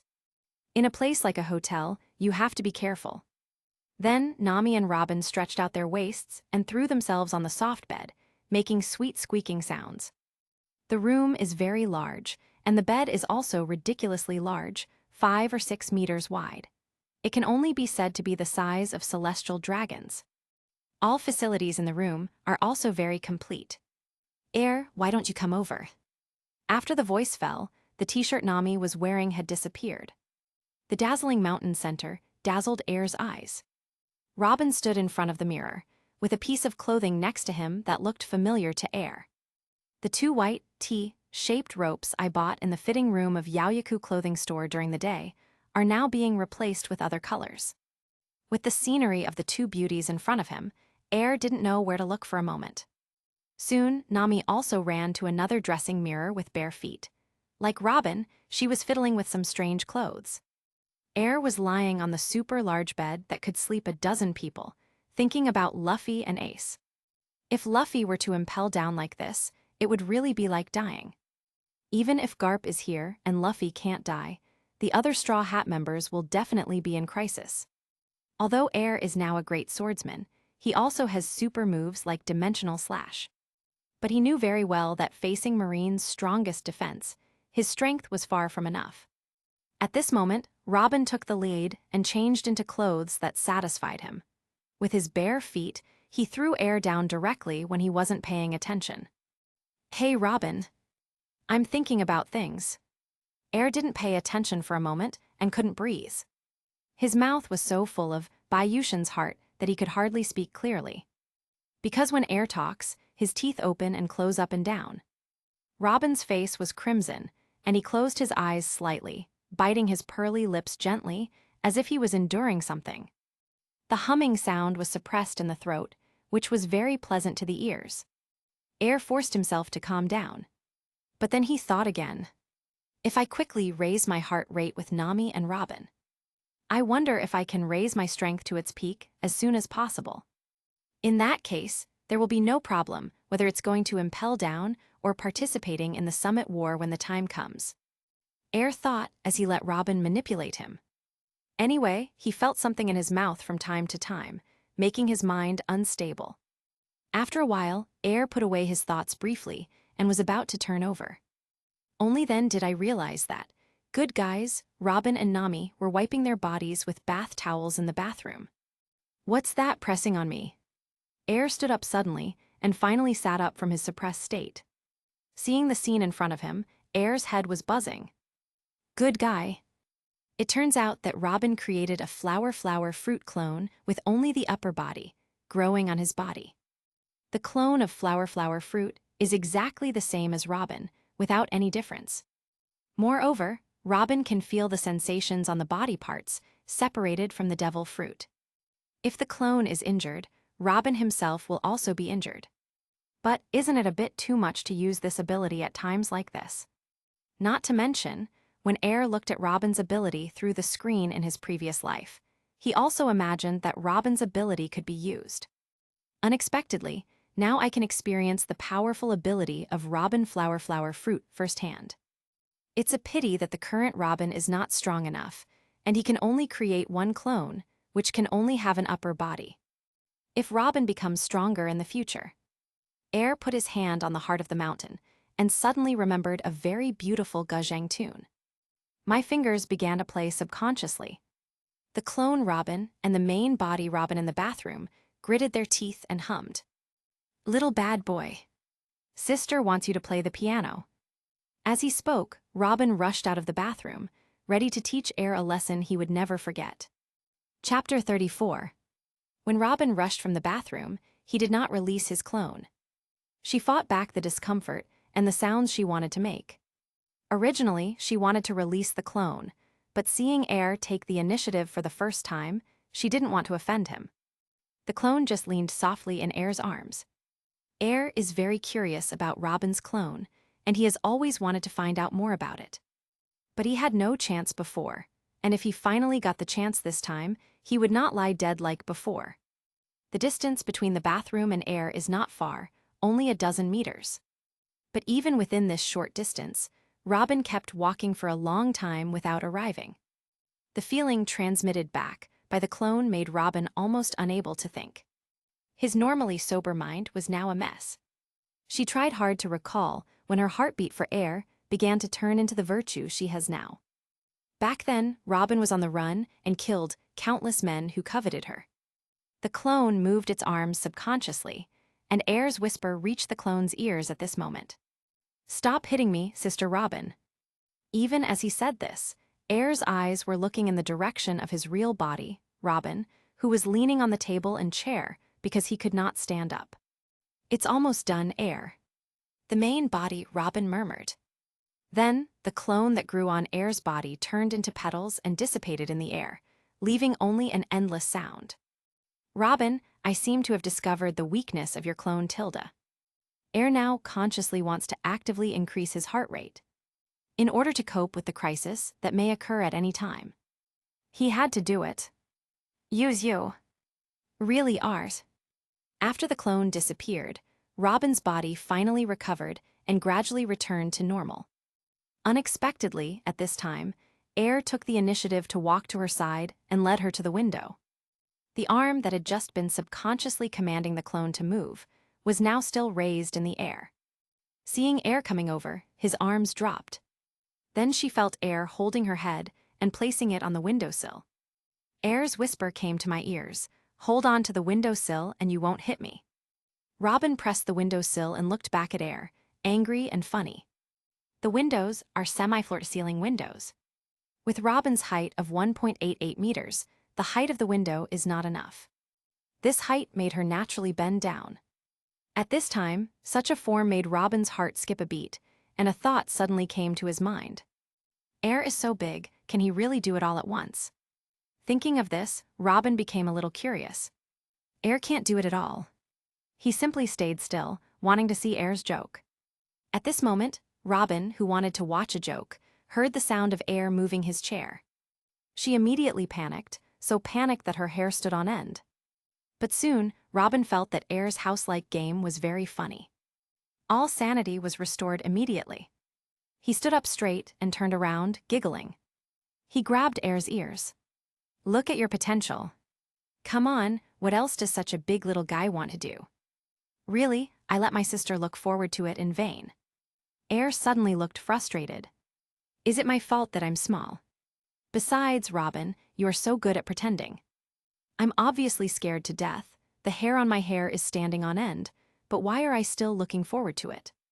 Humph, Sister Robin, don't wait for me to grow up one day. And Nami, don't think I didn't know you were laughing at me just now."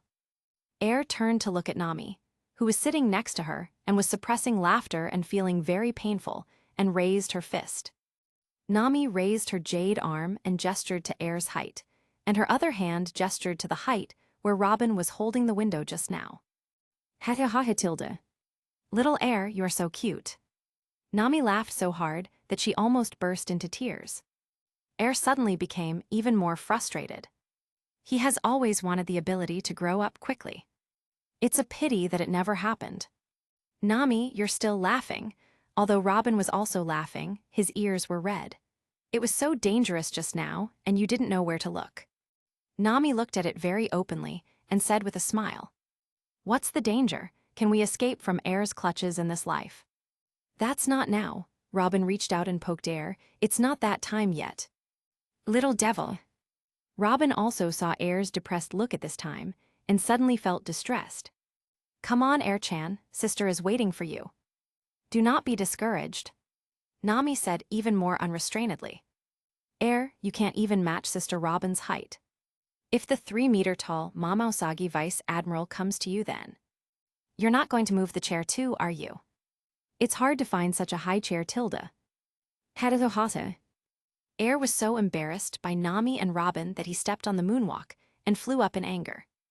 Even Robin laughed out loud as a result. "Air, are you ready to complete it on the moonwalk? This is really funny, ha. After finishing laughing, Robin bent down and pulled Air out of the air. The two women sat next to Air, one on the left and the other on the right, and said softly, "Air, if you want to grow taller, you have to eat well." Saying, Air was stunned. "I am not a newborn baby. Is there any way to supplement nutrition like yours? How else could this method make me grow taller?" However, it is a pity that the two women ignored Air's opinion. Just at this time, Air took the initiative. Both Robin and Nami's heart rates also increased rapidly. However, at this time, he obviously did not have time to receive the heartbeat reward. At the same time, Mama Usagi, Stussy, and Califa are all using their networks to find a devil fruit that can change the size of a person's body. Crane Vice Admiral is weird. Jin, why do you suddenly want to find this ordinary fruit?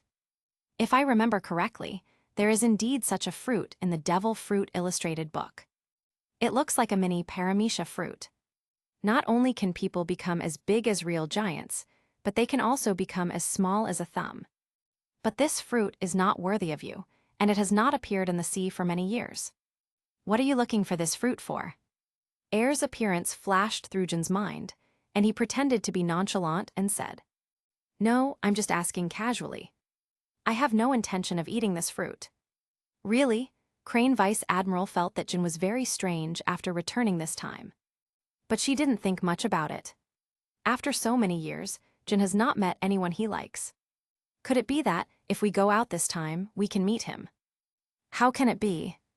Hurry up, we'll be at Impel Down soon. Chapter 35. Impel Down's defensive front is complete. Even Whitebeard, who is known as the strongest man in the world and has the ability to destroy the world and his pirate group. Even though he knew Ace was in Impel Down, he had no intention of going to Impel Down to rob the prison. In the minds of Whitebeard and his fellow pirates, the possibility of rescuing Ace in Marineford is higher than the current Impel Down. Marco, how is the gathering of combat power going? The captains of each fleet are back. Whitebeard asked Marco next to him while holding a bottle. They're all back, Dad. Now we just have to wait for Ace to be escorted to Marineford, and then we can set off. Whitebeard, who is much older, took a deep breath, looked in the direction of the Marine headquarters, was silent for a while and sighed. Ace, wait for us. Marco looked at Whitebeard, who was 72 years old. As a team captain and ship's doctor, he hated his current powerlessness. Whitebeard looked up at the night sky quietly. A waning moon hung slanting in the sky, and a few stars flickered in and out. From time to time, the sound of receding waves can be heard in the sea, the energetic croaking of seagull chicks, and the ticking sound of liquid in the bottle. It even makes Whitebeard full of twilight. Unlike Whitebeard, who was full of staleness, Air, who was full of vitality, was also full of himself by sucking the air. Who doesn't love the air mixed with sweet scent? But the taste of coconut milk in his mouth made him a little unbearable. My cheeks are a little sore and sleepy. The two girls, Nami and Robin, who were sleeping soundly, felt the breath on Air's body and made humming sounds that they didn't know whether they were comfortable or unhappy. The white swan-like neck outlines two soft and smooth lines from the crystal chin to the collarbone. Like the sand dunes just formed in autumn, Air couldn't help but sink into it. Air listened quietly to their heartbeats. In the quiet night, he gently hugged the two women who touched his heart and fell asleep slowly. Quiet and comfortable time always passes quickly. The moon disappeared into the night, and the first ray of sunlight in the morning filtered through the beaded curtains and splashed on the three people in the room. It is filled with vigorous light and warmth, dispelling the coolness brought by the morning dew. The clear cry of seagulls woke up the three people entangled together. Air woke up leisurely, and Nami and Robin also opened their eyes. Air-chan, good morning, Tilda. Nami's orange hair, illuminated by the sun, is as beautiful as a maple leaf. Robin turned over, propped his chin with his right hand, and looked at Air lovingly. The slender jade legs, like mutton-fat jade, hooked Air's toes. Wake up. Today should be our last day here.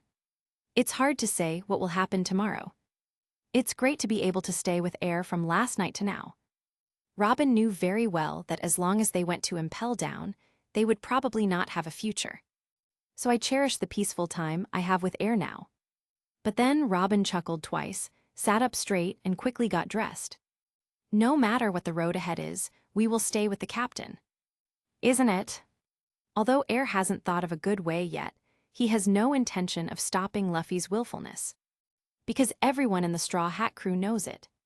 If they themselves are in danger, Captain Luffy will not look back just like this time. Afterwards, several people quickly finished washing and walked downstairs to the hotel. Come on, Air, Robin. Just when a few people walked downstairs of the hotel, Luffy, Zoro, Sanji, and other Straw Hat crew members were already gathering in the reception area downstairs. Today, I'll accompany Luffy to enjoy the delicacies of Sabayati. As soon as the wind direction and weather are right, we'll set off. It won't affect the speed.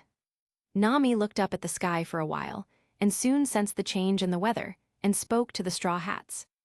Then listened to our genius navigator. Let's go, guys. Before we leave, let's go have a big meal together.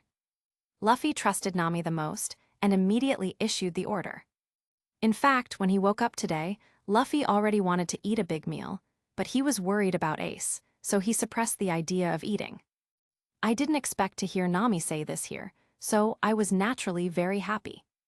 But right now... Boom! A sharp gunshot broke the tranquility in the hotel. Everyone in the Straw Hats in the reception area turned to look. Air's face was cold, and the pupils of Nami, Robin, and the two girls were slightly widened, feeling unbelievable.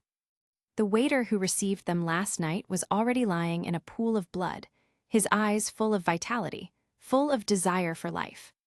How could this be? Nami stood up immediately. Before the waiter completely lost his voice, he used all his strength to look in the direction of Nami and others and made a SHH gesture. Then die completely. How dare you allow a pariah to stay in a room reserved for the great celestial dragons? You're really looking for death. If St. Charlos hadn't brought his slaves out to relax today and wanted to come here to rest after being tired, he still wouldn't have discovered you, a bold pariah. With that said, the celestial dragon's scoundrel held the room registration form in one hand and fired several shots at the waiter's body with the other hand. Okay, you're too noisy. You guys, chop this untouchable who has slandered the name of God into pieces and feed it to my mount. The owner of this store, catch and feed my piranha. Let them know the consequences of tarnishing God's name. Celestial Dragon's Charos is sitting a little far away from the reception area, holding 2 dog ropes in his hands, leading 2 newlyweds, a man and a woman, as his slaves and mounts. Upon hearing the order from Celestial Dragons, the thugs took out knives on the spot and prepared to chop up the waiter's body. The eyes of the young couple being led were dark and lifeless, and they no longer even had the courage to despair. He looked blankly at the body, lying on the ground. The 2 scarred hands of the young couple were clasped together in the blind spot of Celestial Dragon's vision. Unacceptable. Now not only Nami, but all the Straw Hats stood up. Luffy's original good spirits were directly dashed by the extremely evil behavior of Celestial Dragons. The whole person stood up very seriously, staring at the place where the Celestial Dragons were. What Luffy hates the most is bullying innocent people. At this moment, celestial dragons looked in the direction of Air and his party. Tusk, why do you have to seek death? Air's white sword, which had not been unsheathed for a long time, was already in his hand. Eyes full of murderous intent, staring at Charos as if looking at a dead pig. Chapter 36. A glass cover was placed over Charles' head. A fat pig-like head and a pig intestine-like mouth make people feel sick just by looking at it. Untouchables, Fat Pig said as he walked towards where Air and others were. While talking, I was getting red and warm. How dare you look directly at the celestial dragons? You actually dare to stand in front of me and don't kneel down before me. The Fat Pig celestial dragons took out his golden pistol and pointed it at the place where Air and his party were. Air held the white sword Huru, ready to be unsheathed at any time, and the other Straw Hats also had serious expressions on their faces, already in fighting postures. Soon, celestial dragons, the fat pigs, walked up to the reception area, guns raised. Pig Eyes saw Robin and Nami standing next to Air. Go and get them both. Air gently pressed down the bodies of Nami and Robin, asking them to sit down and block them behind him. Who gave you the courage to look at them with disgusting eyes? Bang! Fat Pig shot directly at Air. The long-awaited white sword was instantly unsheathed. A dazzling silver slash flashed past. The sizzling sound of the sword energy cutting through flesh and bones, was extremely pleasant in the quiet reception area of the hotel. Before those celestial dragons bastards could react, they heard the pitiful howling of the fat pig Charos. My hand! Untouchable, how dare you offend the celestial dragons? Catch them! I want them to taste the most cruel punishment in the world. Go to Marine headquarters and ask Admiral to come over. Order Marine Admiral to arrest everyone on this island who has anything to do with them. I will torture you severely. A physique worthy of the pirate world. The hand holding the gun of Charos was cut off from the wrist by Air. This weak celestial dragons can actually howl like a slaughtered pig. You're noisy, fat pig. Zoro also drew his sharp blade out of its sheath and wanted to try his hand by cutting it. However, before he could take action, the thugs responsible for protecting the celestial dragons and the CP0 members hiding in the dark surrounded the Straw Hats. A CP0 member ordered. Celestial dragons were attacked and seriously injured. Order Marine headquarters to send Admiral over immediately. After saying that, a group of people attacked Air and others, with the remaining members protecting Charos behind them. The Straw Hats don't take the celestial dragons seriously. Luffy took the lead, followed closely by Zoro, Sanji, and Frankie. Although Usopp, Chopper, and Brook looked frightened, their actions were unambiguous. Nami and Robin also wanted to take action. Air chuckled. You guys sit down, we're here. Saying that, Air quickly took action. This time, there was no holding anything back. One sword style. Big draw sword. Air, who has advanced to the realm of great swordsman, once again used the most exciting and fastest move to cut grass. The wide, sharp, and terrifying crescent-shaped slash instantly swept past the henchmen guarding the celestial dragons in front of them. As a great swordsman, Air's sword-breaking power this time was much more powerful than the last time he was at Moria's place. The losers who stood in front of the fat pig Charos were cut in two in the blink of an eye. The smelly blood was like rain, instantly turning the ground red. The fat pig Charos' legs weakened and he collapsed on the ground. The hood on his head had been cut in half with a knife, and part of his scalp was also chopped off. His entire body was lifted up by the huge impact of the slash, and instantly smashed through 5-6 paths walls before stopping. After the Straw Hats finished dealing with the henchmen, they followed closely. Air raised his foot and stepped on Charos' pig face. He slowly used his foot to flatten the fat pig's greasy face. The bridge of the nose was completely broken by Air, and it was sunken into the mouth. At this time, passers-by who saw the movement, as well as the surrounding Marines, gathered over. Supernova Jewelry and Flame Tank Capone Bidja, who were eating and drinking in the restaurant next to them, were stunned by the scene in front of them. The Straw Hat Pirates. How brave! Although it's a relief, we have to escape quickly. The Admiral is coming. Capone Bejes saw that the situation was not good and immediately ran away. Pony forgot to eat the pie in his hand and stared blankly at Air, who was stepping on celestial dragons. She also has a bloody vendetta against the celestial dragons and the world government. However, she still cursed and prepared to get up to find a way to save Air. But soon, Marine, celestial dragons' lackeys, and a large group of people had completely surrounded Air and the Straw Hats. How dare you attack the celestial dragons? Straw Hat pirates, you don't want your life. Obey my orders. Rescue the celestial dragons, St. Charlos at all costs. The Admiral is on his way. We must protect the celestial dragons. Air's feet have been increasing strength, and the fat pig Charos has not yet fainted. You want to protect him? That would be great. Then I will let you protect me well. After saying that, Air kicked the fat pig hard into the air. Then you losers, Marine, just take one for each of you. The white sword was instantly unsheathed. Under the horrified looks of the Marines, Air instantly swung hundreds or thousands of knives.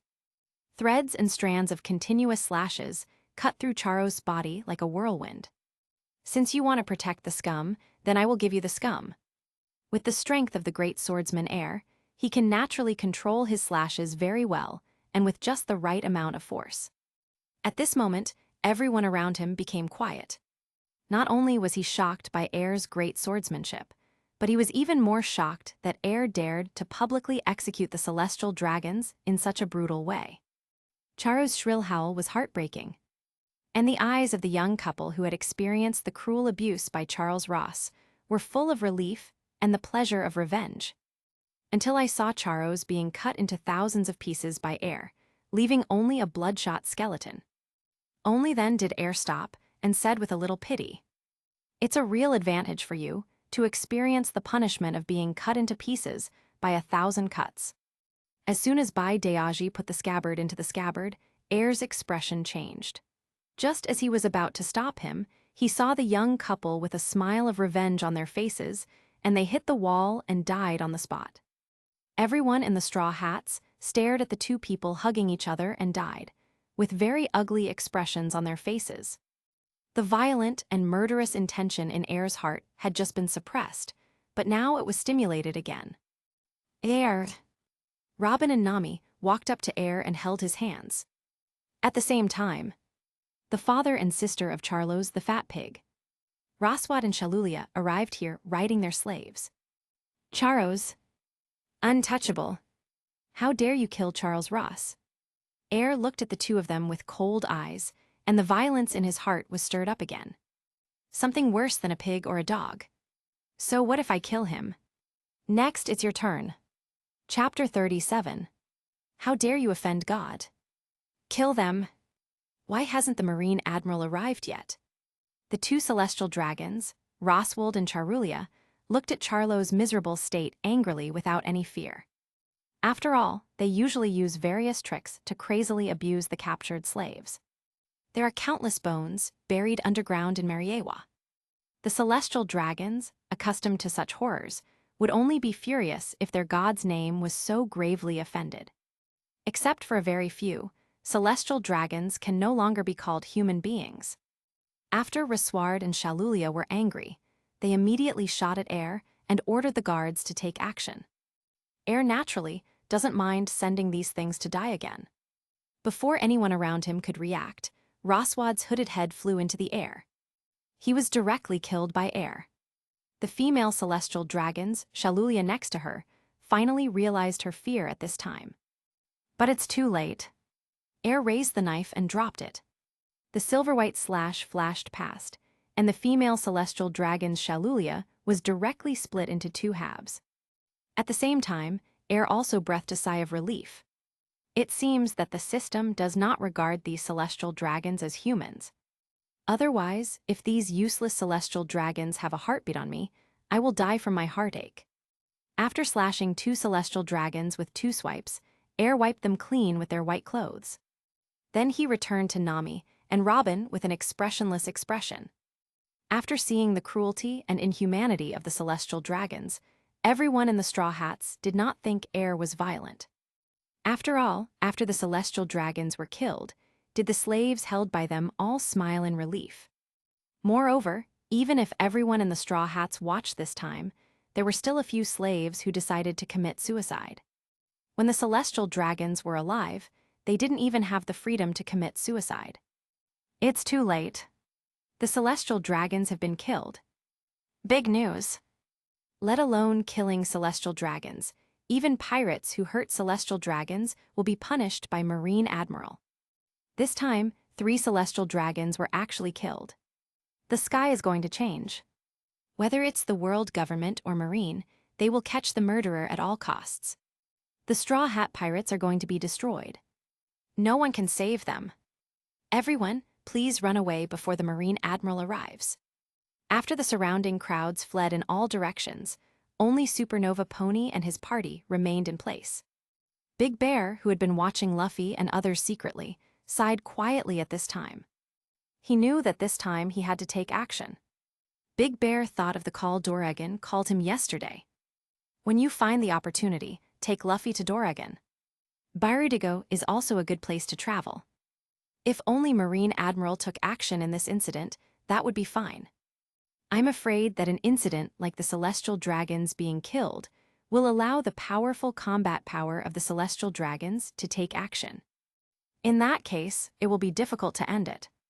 Because of his own race and past experiences, Big Bear knew about the existence of the Knights of God in celestial dragons. At the same time, everyone around them fled. Boney kept his eyes on Air.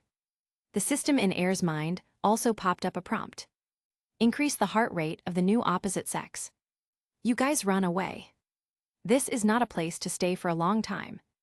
If you kill the celestial dragons, I'm afraid more than one admiral will come. Although Bonnie had a crush on Air, she would not behave like a little girl due to her rough and arrogant character. My name is Jewelry Bonnie, what's your name? Before leaving, Bonnie turned to look at Air. Air. Is that the silver swordsman Air of the Straw Hat Pirates? I remember you. Moved. Afterwards, Bonus gave Air a phone number and turned to leave. Luffy, Nami, Robin. Let's go. Air looked coldly at Marine, who was still surrounding his group, and his eyes narrowed. The majestic conqueror's haki is released. The shocking and terrifying aura caused many Marines around to faint. After the Straw Hats gathered here, the world government issued the highest order to Marine. The killing of celestial dragons is the most serious challenge to the majesty of the world government in hundreds of years. Sengoku, I order you Marines to capture the Straw Hat Pirates at all costs. Limited to 2 hours. Several 5 elders have said that if Marine cannot complete the mission this time, then Marine's military expenditures will be significantly reduced next year as punishment. Everyone in Sengoku is numb. Damn it, why did this happen at this time? Didn't Ieyasu already send Kizaru to Sabyati land? Why did you call again? Are you threatening Marine with military spending? However, no matter how unhappy Sengoku was, he could only hold his nose and admit it. Dolphin, you should also go to Sabyati Archipelago. Help Porozalino complete his mission. Capture the Straw Hat Pirates. At the same time as Sengoku sent out the alternate Admiral Dolphin. Mariewa, among the powers of Pangaea. The 5 elders are reprimanding Kong, the commander-in-chief of the army. The god of scientific defense, Saturn Satan, said, "We asked you to be the commander-in-chief of the entire army. Is this how you work for us? Under the nose of you, the commander-in-chief of the entire army, the celestial dragons were actually killed. If you can't catch the Straw Hats this time, I don't think you can be the commander-in-chief of the army anymore. This time, you have to take action yourself. There can't be any accidents. Sengoku has to prepare for a war with Whitebeard, and can only send 2 admirals at most. If you can't escape, I'll leave this incident to you. Kong, don't let us down." Kong, who was scolded like a grandson, was filled with anger after stepping out of the power room. I thought to myself, what the hell are you doing? Celestial dragons is so stupid that it provokes others. What are you going to do to Ieyasu? But that was all he could think about. Although he is apparently the commander-in-chief of the entire army, he sounds very bluffing.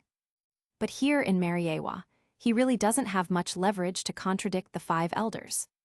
Whether it is the five elders or the commander of the Knights of God, Fegelind Garin Saint, their status is far above that of him, the commander-in-chief of the entire army. Straw Hats, you succeeded in irritating me. Kong, who is 83 years old, has not declined seriously due to Mariewa various care. At this time, he was very unhappy with the Straw Hats, who had killed the celestial dragons and made his status unstable. Originally, at the age of 83, he had to take care of himself, but he ended up having to take action himself. After leaving Pangu City, Kong called Sengoku directly. Sengoku, is Akinu at the headquarters? Let him be in Sabyati land too. Even if it means destroying the Sabyati archipelago, we must capture the Straw Hats. Sengoku is even more numb. Commander Kong, Sakazuki has arrived impelled down. The only admirals in our headquarters now are Poruzalino and T-Dolphin. I've sent them all to Sabyati land. Kong suppressed the anger in his heart and said, "This should be enough. This time I will take action myself." Chapter 38. Because the killing of celestial dragons this time was too serious, Kong and Sengoku gave Kizaru death orders. Let him rush to the Sabyati archipelago as quickly as possible to prevent the Straw Hats from escaping. The Scientific Defense Force and the T-Dolphins arrived soon after. Kong has no right to mobilize the Knights of God, and the army is trash among trash. He could only bring a few close friends with sufficient strength, as well as a few CP0 masters. Although Kong is now 83 years old, he is still very confident in his own strength. In this sea, except for the Red Earl back then, no one could make him fall into a hard battle. This guy was a big shot in Roger's era and was the Marine Marshal at the time. He is the immediate boss of Sengoku Admiral and Vice Admiral Garp. After Roger was executed and the Age of Discovery began, Kong was promoted to Commander-in-Chief of the Army and took command of Mariewa, and Sengoku became the new Marshal. Kong is very strong, and his strength is at the lowest level of 4 emperors. In the old days when strong men emerged in large numbers, Kong's ability to become Marine Marshal and stay in office for decades was not just a boast. Garp the Fist, Sengoku of Buddha, Counselor Crane, and Black Arm Zephyr are all current Marine bosses who he trained. His specific name is no longer available. People on the sea only know his name as Kong, which is 1 level higher than Garp's Iron Fist title. His strength was no less than that of Garp, who was at his peak back then. And this person, like Garp, is a pure physical master and has no devil fruit ability. Dominate the sea with pure taijutsu and top-notch conqueror's haki. It was different from pirates like Whitebeard, who wandered the sea with inadequate facilities and could only inject blood. After being promoted to Commander-in-Chief of the Army, he enjoyed the treatment of high-level celestial dragons in Mariewa. He was nourished with various treasures, and his body and strength were well maintained. While the world government and Marine dispatched high-level combat forces, the Straw Hat crew rushed to Island 13, and after preparing to meet Pluton, Rayleigh, and Shaki, they went to impel down with Golden Lion to rescue Ace. Straw Hat Little Air Nami. Golden Lion was playing dice with Rayleigh and looked dizzy when he lost. After seeing Air and his party, he hurriedly reached out and threw the Civ Cup aside, and stopped playing with Rayleigh. "It's time to go." Golden Lion lost a gambling debt. Air glanced at the cheating Golden Lion with disdain. "Well, get ready to go now. However, there are quite a few Marines chasing after me, so I might have to stretch my muscles a little." Why did Marine come after me? Shaki was confused. Over the years, Marine from Sabyati Archipelago has taken a lot of kickbacks from her. You've been raising it for so many years, and now you want to deny it. Several celestial dragons want to do harm to Nami and Robin. Air took action and killed 3 celestial dragons. Marine is out to get us like crazy. Usopp opened his mouth to explain. Hearing this, Rayleigh and Shaki were stunned. Are you sure he was killed, not wounded? Having spent many years in Sabyati, Rayleigh and Shaki knew the consequences of messing with the celestial dragons. Over the years, the three admirals have come here on countless missions. But in the past, it was just the pirates who offended the celestial dragons, and then the celestial dragons couldn't take it down, so they found the Marine Admiral. Not to mention killing 3 celestial dragons, except for the time when the Fishman tiger burned Mariewa and many celestial dragons were injured. Rayleigh had never heard of any other injuries to celestial dragons over the years. Then the matter is serious. If it's just to offend and injure the celestial dragons, the most it can do is just bring in an admiral to go through the motions. And usually it's Kizaru who comes over, so it's not serious. But now, 3 celestial dragons were killed. I'm afraid there's more than one admiral here. Maybe that old guy Kong will also take action. Rayleigh had met Kong in Sabyati for many years, and quickly surmised the seriousness of the matter. Shaki added, Air-chan openly killed the celestial dragons, the news must not be hidden. It will definitely be flying all over the sky by then. If the world government doesn't want to be laughed at by the entire sea. If something happens that endangers the majesty of the celestial dragons and myself, I will hunt you down at all costs. Otherwise, the world government will be very afraid that future pirates will follow suit and shake the foundation of their rule. This incident is no longer just about revenge for the celestial dragons, but to extinguish the fluctuations in people's hearts that this incident will bring to the sea. Especially when the Revolutionary Army is fighting against the world government everywhere. Luffy didn't notice. No matter how great the danger is, we are not afraid of it. Although Air killed the celestial dragons, it doesn't matter. Who made them want to capture Robin and Nami? I saw with my own eyes what the slaves were like when they were tortured by those stinky pigs. Air killed well. The rest of the Straw Hats agreed with Luffy's statement. Zoro pulled out the sword from his waist, tied a turban on it, and said with a smile on his face, no matter how strong the enemy is, it's just fighting. In this world, disasters always come one after another. This is the common sense of the world. If we die, it will prove that we are just men of this level. Sanji lit a cigarette and took a deep drag. Green algae head, this is the only thing I agree with. Nami, Robin, Air, Usopp, Frankie, Chopper, and Brook all looked firm and unwavering. Jaihaha. I really like you more and more. Well said. What's there to be afraid of? I'm here, so what about Kong? It would be a good idea to warm up before the big battle at Marineford begins. Golden Lion laughed loudly, with fighting spirit boiling over. He turned to look at Rayleigh and said, Rayleigh, don't tell me you're scared. Where did the courage to fight Leazi go? Rayleigh smiled, holding the ace, the supreme sharp knife at her waist, with one hand and a calm expression. Soon, because Marine couldn't be shaken off. Kizaru rushed to the Sabyati archipelago as quickly as possible and easily found Island 13, where the Straw Hats were. He was just about to kill the Straw Hats with one laser shot, but he suddenly broke out in a cold sweat. Admiral of the Sky Pirates, Golden Lion Shiki.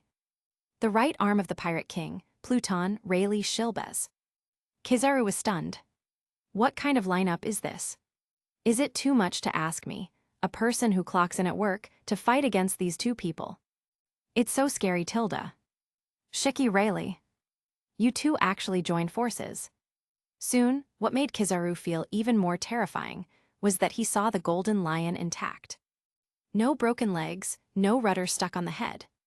The terrifying aura exuding from his body was no weaker than when he fought Garp Sengoku alone and destroyed Marineford. The Golden Lion who has returned to his peak. It's really terrible, Tilda. Kizaru already wanted to get off work at this time. Sengoku wouldn't be able to withstand this lineup. Chapter 39. Kizaru really didn't want to fight. One person faced Golden Lion at his peak and Rayleigh, whose strength had not declined seriously. He is not a fool, how could he take action? He actually doesn't really care whether the celestial dragons die or not. The reason why I came here is simply because I didn't want my salary to be deducted. It's really troublesome. Kizaru just stood there, looking at Golden Lion, Rayleigh, and others who were boiling with fighting spirit. Marshal Sengoku. In desperation, Kizaru called Sengoku to ask if he could get off work. Something is not good. The golden lion who has returned to his peak, Pluton Rayleigh, is with the Straw Hats and others. It's almost impossible to catch them. Do you think I should go back first? Long-term plan. Sengoku was stunned. Pluton Rayleigh had known about it for a long time in Sabyati. What the hell is the golden lion that has returned to its peak? Leazi has just prepared to have an unprecedented battle with Whitebeard in his old age. Are you telling me that the peak golden lion has appeared? Are you kidding me? Poor Zelino, are you sure you read that right? Is that guy Shiki back to his peak? How? Sengoku's scalp goes numb when he thinks of the golden lion's powerful strength that destroyed Marineford. In the minds of many older Marines, Golden Lion is much more difficult to deal with than Whitebeard. Its abilities are so tricky that Marine is at a loss as to what to do. Kizaru said in his heart that you should let me get off work. But how can I say what is in my heart? The Golden Lion's legs are intact, and the rudder on its head is gone. The famous swords Sakuraju and Kumegi are both placed on his waist. I am also a great swordsman after all. Not to mention his troublesome lion fruit ability. Just the strength of this guy's peak swordsman is very troublesome. In my perception of color, his weapon color, Conquerors, is basically the same as back then. It should be cured by that Opop fruit ability user, Supernova Trafalgar Law. Then, Kizaru said something that left Sengoku speechless. What's even more troublesome is that Pluton Rayleigh and Golden Lion are mixed up. Although I'm pretty sure Rayleigh doesn't really have any ambitions. But their influence will force us at Marine to regard this as a major event of the alliance between the two four emperors. And the helpless approach will only force Rayleigh to go from having no ambition to becoming a person who poses a great threat to Marine and world government. Sengoku felt like his head was going to explode. Rayleigh is extremely special both in terms of strength and identity. Once he really plans to stop living in seclusion. As the vice-captain of the Pirate King, Jabba, Bullet, and other extremely troublesome characters from Roger's group back then might have to come out to cause trouble. Not to mention the existence of the youngest four emperors, red-haired Shanks, who regards Rayleigh as an elder on the sea. Marshal Sengoku, looking at the way Golden Lion and Rayleigh look now, they clearly want to protect the Straw Hats. How about we just fight twice and then retreat? Just pretend that Rayleigh didn't happen. Give Rayleigh the coding order for our Marine warships and let him be a mini-boss. Let him continue to live in seclusion. Kizaru is smarter than anyone else, so he can naturally imagine the shock that Rayleigh will bring to the sea if he comes out of the mountain. Poor Zelino, what nonsense are you talking about? Marine's justice cannot be trampled upon.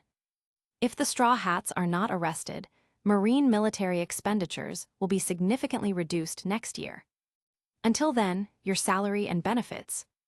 Moreover, Commander Kong will also take action himself. If necessary, I will let Zephyr go too. If you continue to work hard and don't contribute, forget about this year's year-end bonus.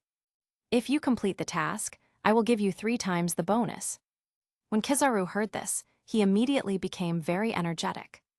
Marshal Sengoku, if you had said so earlier, it would have been the end of it. Really? Then I'll just wait here for Commander Kong and the T-Dolphins to come over. With Commander Kong and the T-Dolphin holding Shiki and Rayleigh down, I'll have no problem catching the Straw Hats myself. At the same time, Air's slaying of celestial dragons in the Sabyati archipelago. I can't cover the lid anymore. The world government, which wanted to notify the World News Agency to cover up the news, suddenly discovered that Morgans had escaped and could not be contacted at all. Due to the slaying of celestial dragons that has not happened in hundreds of years. Morgans, who was the first to know, was so excited that his eyes were red and his feathers were almost falling off. God has so favored me. Ever since the Straw Hats went overseas, it's been all the big news. I have lived for big news all my life. There is no news more exciting than the Straw Hat Silver Swordsman Air killing 3 celestial dragons. Young men, all other newspapers should stop printing. Let me use all your strength to get the headlines on the front page. The news must be sent out within the shortest possible time. Yes, President. Morgan's, the news fiend, is extremely fast. News agencies all over the sea received his death order as soon as possible and started printing newspapers at full capacity. Even the Sabyati Archipelago News Agency, under the nose of celestial dragons, started printing and distributing newspapers desperately. The world government, which was extremely slow to issue political orders, had no time to react and was caught off guard by Morgan's. By the time the world government people saw the seagulls flying all over the sky with newspapers, it was already too late. During the time when Kizaru and the Straw Hats were confronting each other, and Kong was rushing around like crazy. The entire sea has been shaken by Morgan's newspaper. Just when things couldn't end at all, Kong finally arrived at Island 13. Bartholm Yukuma, after seeing Pawnee for the last time. He was also teleporting constantly, heading to where the Straw Hats were as quickly as possible. Chapter 40. Morgan's works like crazy. The whole sea was boiling under his true news reports. The first major event in hundreds of years, Morgan's took a big risk by sending out the news. How can we do it if we don't make a lot of money this time? When the celestial dragons were killed, the world government became incompetent and furious. Members of the press rushed to tell each other, just like celebrating the new year. Ordinary civilians in New World eat and watch the fun. The people of the franchised countries, who had been persecuted by heavenly gold, were extremely happy in their hearts, and they only regretted that they were not there at the time. Otherwise, you must take advantage of the situation and bring back some pieces of celestial dragons' meat to feed the pigs and dogs to relieve the long-suppressed anger in your heart. Other forces on the sea are also watching the world government's joke. Barudigo, the White Island, where the headquarters of the Revolutionary Army is located, was filled with singing and dancing and the sound of firecrackers. Aren't the efforts they have made over the years just to finally overthrow the oppression of the world government and execute the celestial dragons? Now, someone actually dares to brave the disdain of the world and kill 3 celestial dragons at a time like this. This gave them a great encouragement, awakening the rebellious thoughts in the hearts of countless people who have been persecuted by the celestial dragons. Before this happened, even those with the Revolutionary Army had been carrying out various liberation movements. But because the celestial dragons have been supreme for 800 years and must never be offended, their status is deeply engraved in the hearts of many people. More than 800 years have been enough for the idea of resisting the celestial dragons to disappear, leaving at most only a trace of flame. And this is exactly the result that I wants to see. But today, in the Sabyati Archipelago, air slashed 3 celestial dragons without hesitation or fear. Many people on the sea suddenly discovered that celestial dragons are just people. Although he claims to be a god, he is not really a god. They suddenly discovered that the celestial dragons, who were originally supreme and inviolable, would die even if they were stabbed. Because of the shock brought by this incident, countless pirates had an idea in their minds. It turns out that in addition to becoming king and dominating, there is another way to become famous in this sea that is relatively easy to achieve. That means killing celestial dragons. Under the operation of Morgans, who fell into madness, Air's name spread across the sea as Hunter of Celestial Dragons. And a cold yet attractive photo of Air killing celestial dragons was placed on the front page of the newspaper. This is the first time the real appearance of Air, the silver swordsman of the Straw Hats, has been revealed. Because of Air's super succubus physique, even if it's just a photo, its natural and fatal attraction to the opposite sex has swayed the minds of countless women on the sea. Those women whose families were ruined because of celestial dragons' heavenly gold, after seeing the Air lineup in the newspaper, their heart rate reached 9 points almost instantly. If Air can survive the pursuit and interception of the world government this time, he can easily break through 10 points. And among these women whose hearts are shaken by Air, there is one of the most powerful women in the world. The most beautiful woman in the world. Pirate Queen Boa Hancock, the current emperor of Daughters Island Amazon Lily. This woman, hidden under the name Shichibukai, has a bounty of up to 1.659 billion and has all the conqueror's haki. He was also one of the people persecuted by the celestial dragons. After becoming a Shichibukai for so many years, the Empress strongly refused to set foot near Mariewa due to the trauma in her heart. At this moment, standing in the palace of the calm belt Amazon Lily, the heart that had been frozen for many years trembled violently the moment she saw Heir's true appearance. His slender fingers, as frosty as mutton-fat jade, subconsciously stroked Heir's stern cheek on the newspaper. In this world, there is such a big fool. Regardless of the danger of life, challenge the sky. How could such a man exist? The Empress bit her red lips lightly, tears dripping down her beautiful cheeks and onto Heir's cheeks in the newspaper. However, with the great strength of the Empress, she quickly regained her composure. She is the Emperor and cannot show herself like this easily. But at this moment, her curiosity about Heir has reached ultimate. If there is a chance to meet, what kind of person would the real Heir be? Hancock raised his head and faced the direction of the Sabyati archipelago for the first time in so many years. I imagined the vague memories of Island 13, where Shaki and Rayleigh were when they escaped from there. Hancock, Marine's vice admiral, is almost at Daughter's Island. The Shichibukai compulsory summons must be issued. What are you thinking? Granny New asked while standing behind Hancock, leaning on a cane. However, she soon felt that something was wrong with the Empress. Normally, if she called Hancock directly, she would definitely be kicked out. You actually let yourself finish speaking today. Grandma New, I want to go to sea. Hancock seemed to have made up his mind. Going to sea. Going to Marineford. This is not like your character, Snake Princess. Soon, Granny New saw the newspaper in Shijai's hand and said in shock. Shijai. Do you want to go to Sabyati Archipelago? No, absolutely not.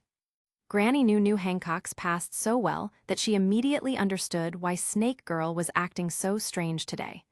She felt a little uncomfortable because she didn't get kicked today. Not only are you a Shichibukai, you're the current emperor of Hinamatsuma Island. You can't be willful. If you want to see that man, I might be able to help. When the Empress heard Granny New's words, she stopped kicking her foot out. Grandma New, what can you do? Rayleigh, Pluton Rayleigh, Granny New said loudly, standing on crutches. Pluton Rayleigh, who saved you back then, is now in the Sabyati Archipelago. I still have his phone bug with the former Emperor of Nine Snakes, Shaki. If that man is in danger, we can ask Rayleigh to help and send him here. This is the calm belt, and it's our country.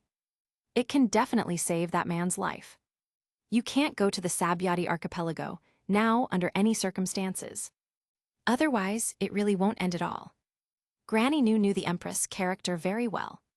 He also knows too well the fate of the recent emperors of Nine Snake Island. Except for Shaki, who stayed with Rayleigh, the other emperors all died of lovesickness. She would never allow the Empress to end up like this. So I try my best to help. What she fears most is that the Empress will rush over blindly because Heir killed the celestial dragons.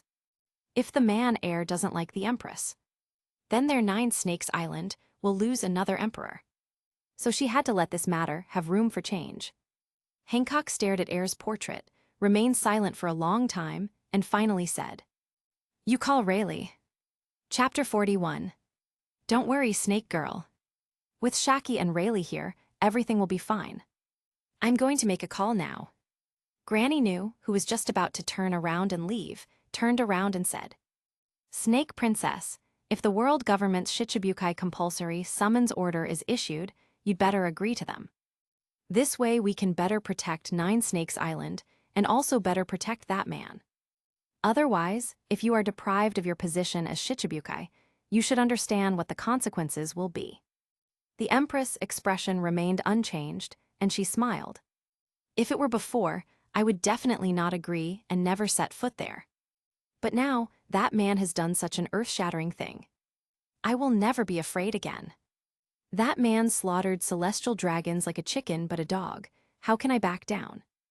Granny New breathed a sigh of relief and said with a pleased expression, It's best if you think so. Afterwards, Granny New left the Nine-Snake Island Palace and went to call Rayleigh Shacky.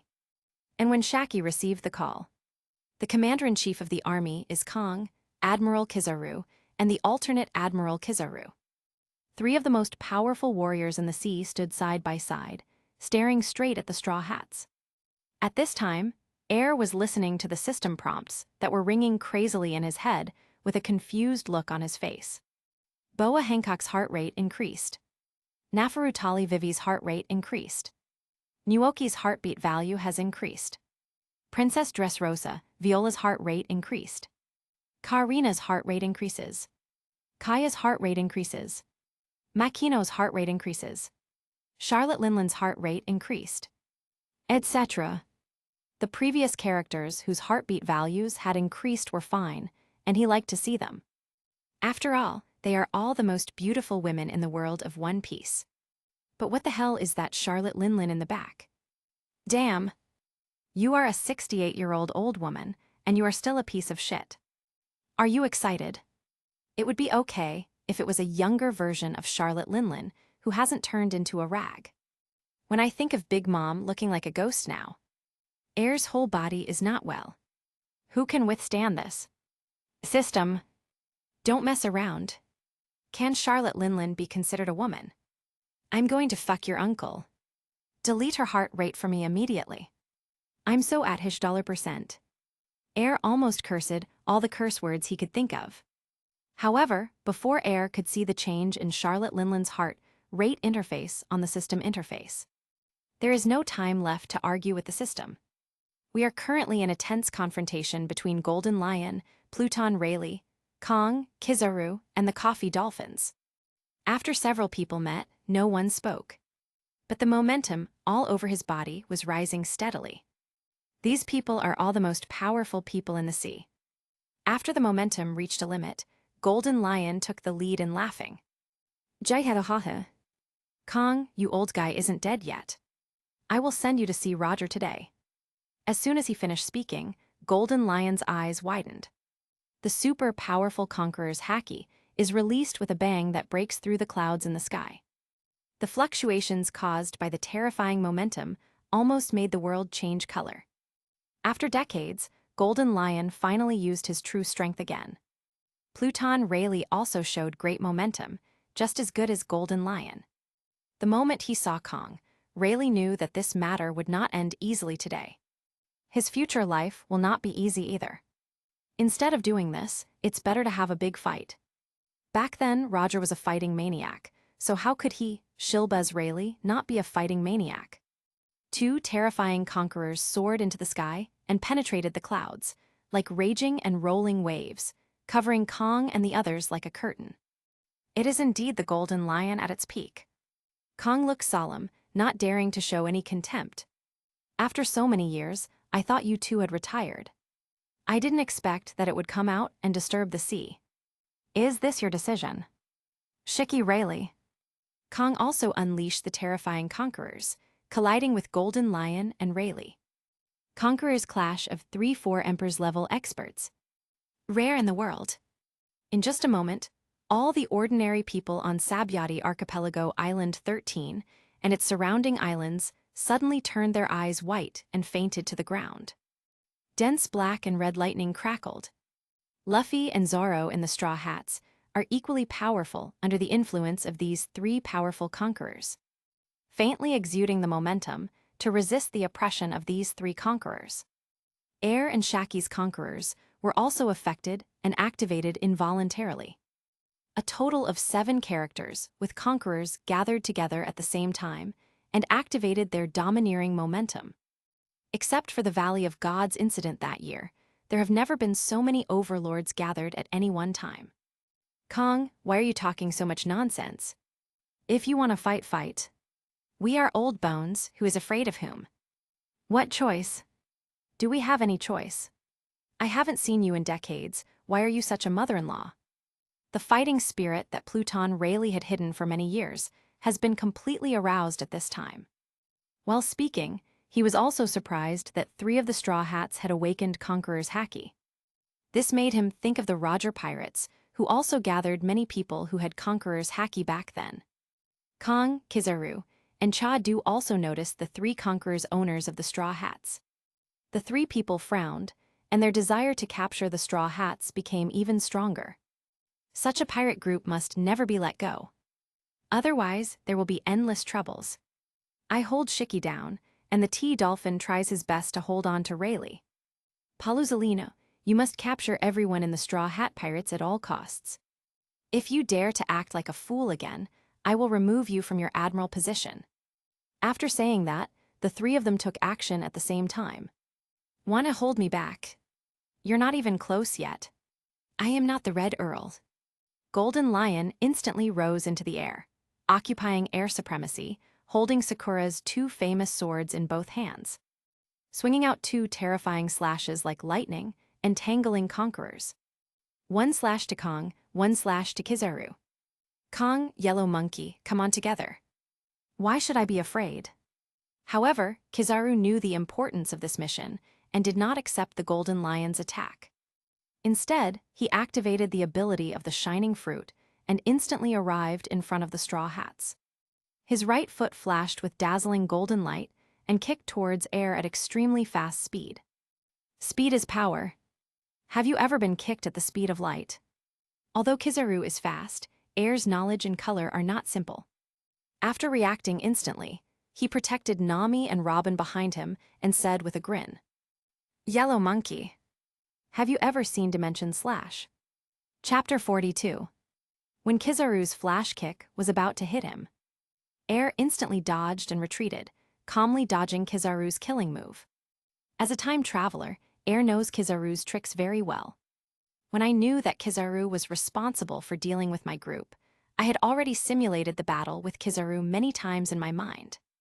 Although the current Straw Hats have known and studied armament haki for some time, they have several major combat capabilities. But no matter how talented he is, just a few days can't quickly train his weapon to a level that's good enough to fight Marine Admiral.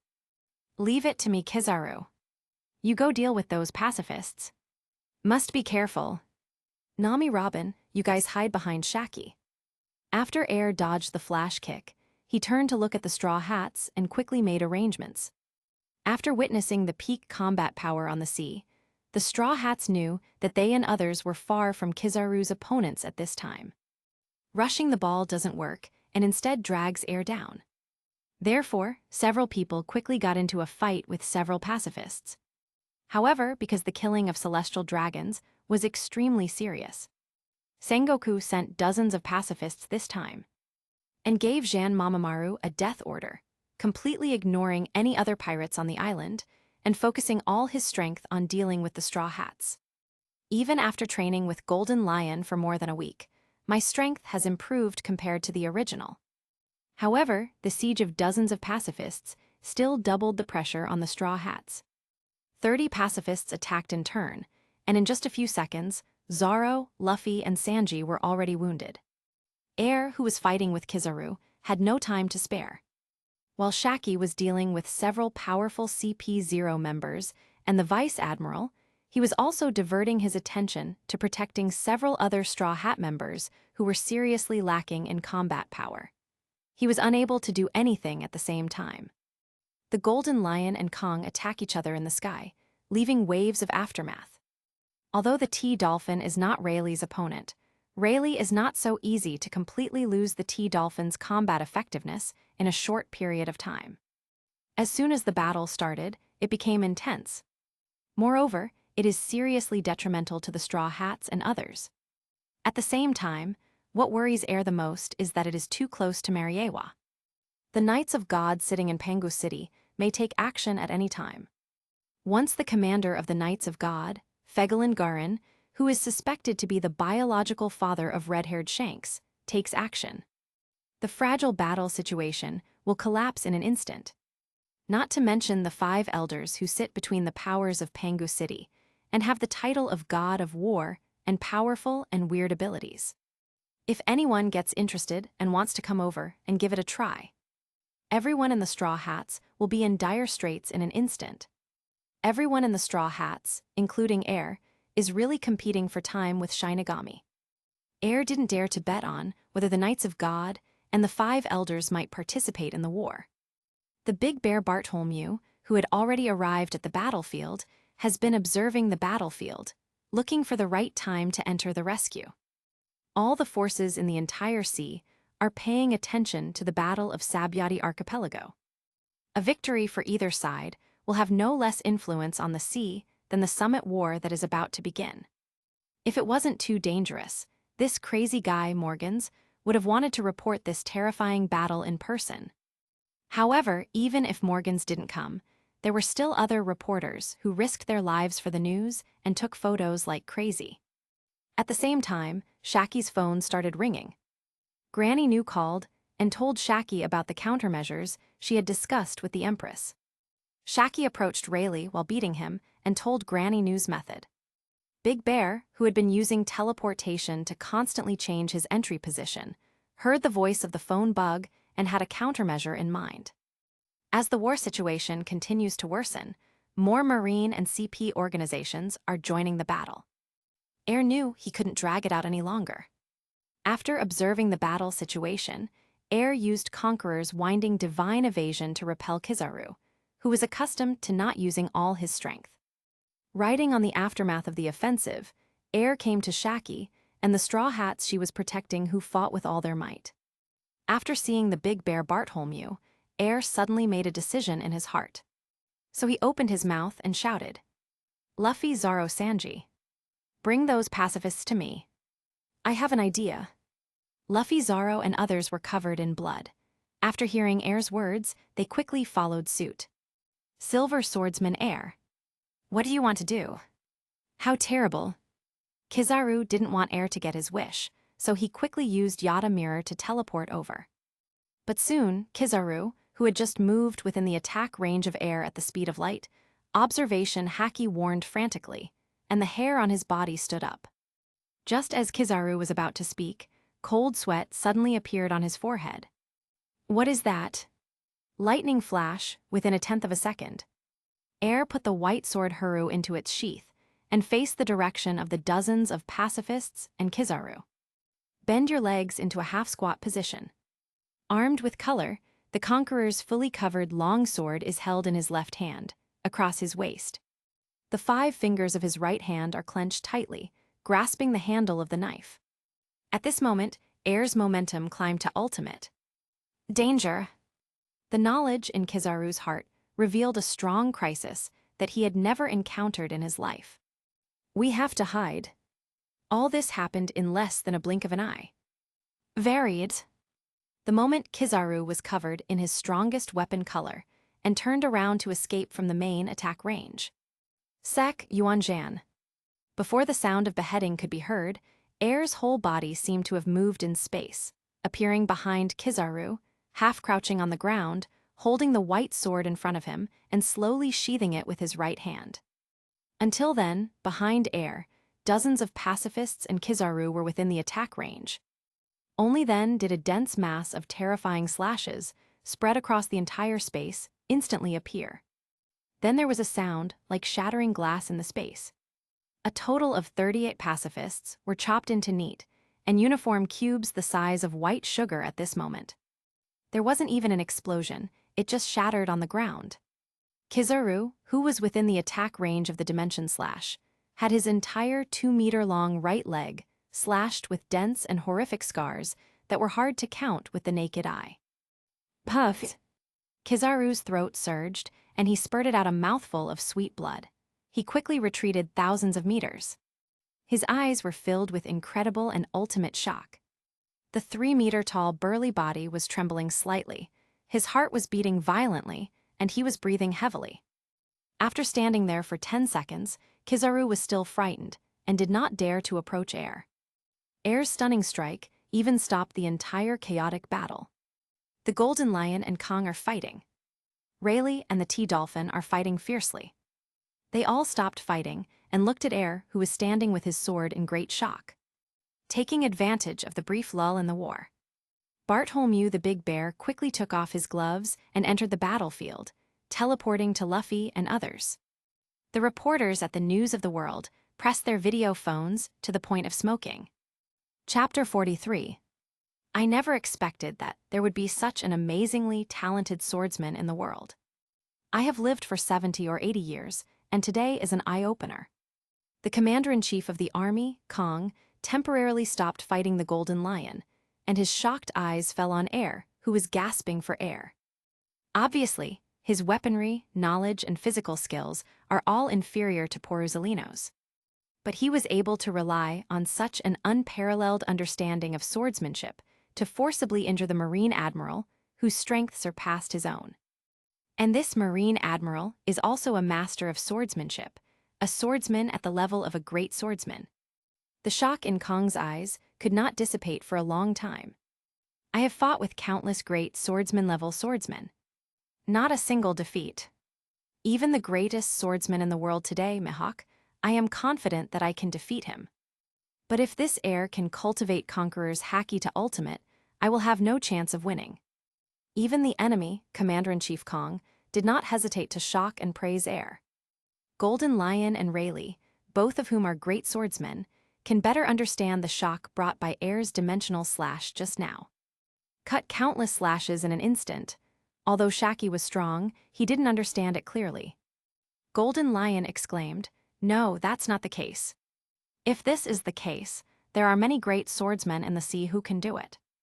Including me, Rayleigh, and Mihawk, they can easily perform dense slashes in a short period of time.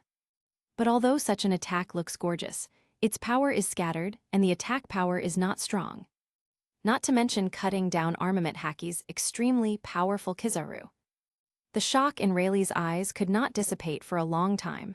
She took a deep breath and said, "Little Air is in 1/10 or even 1/100th of the time it takes to blink.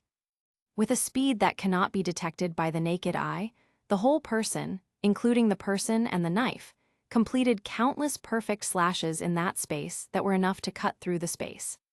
It's countless times stronger than simply slashing.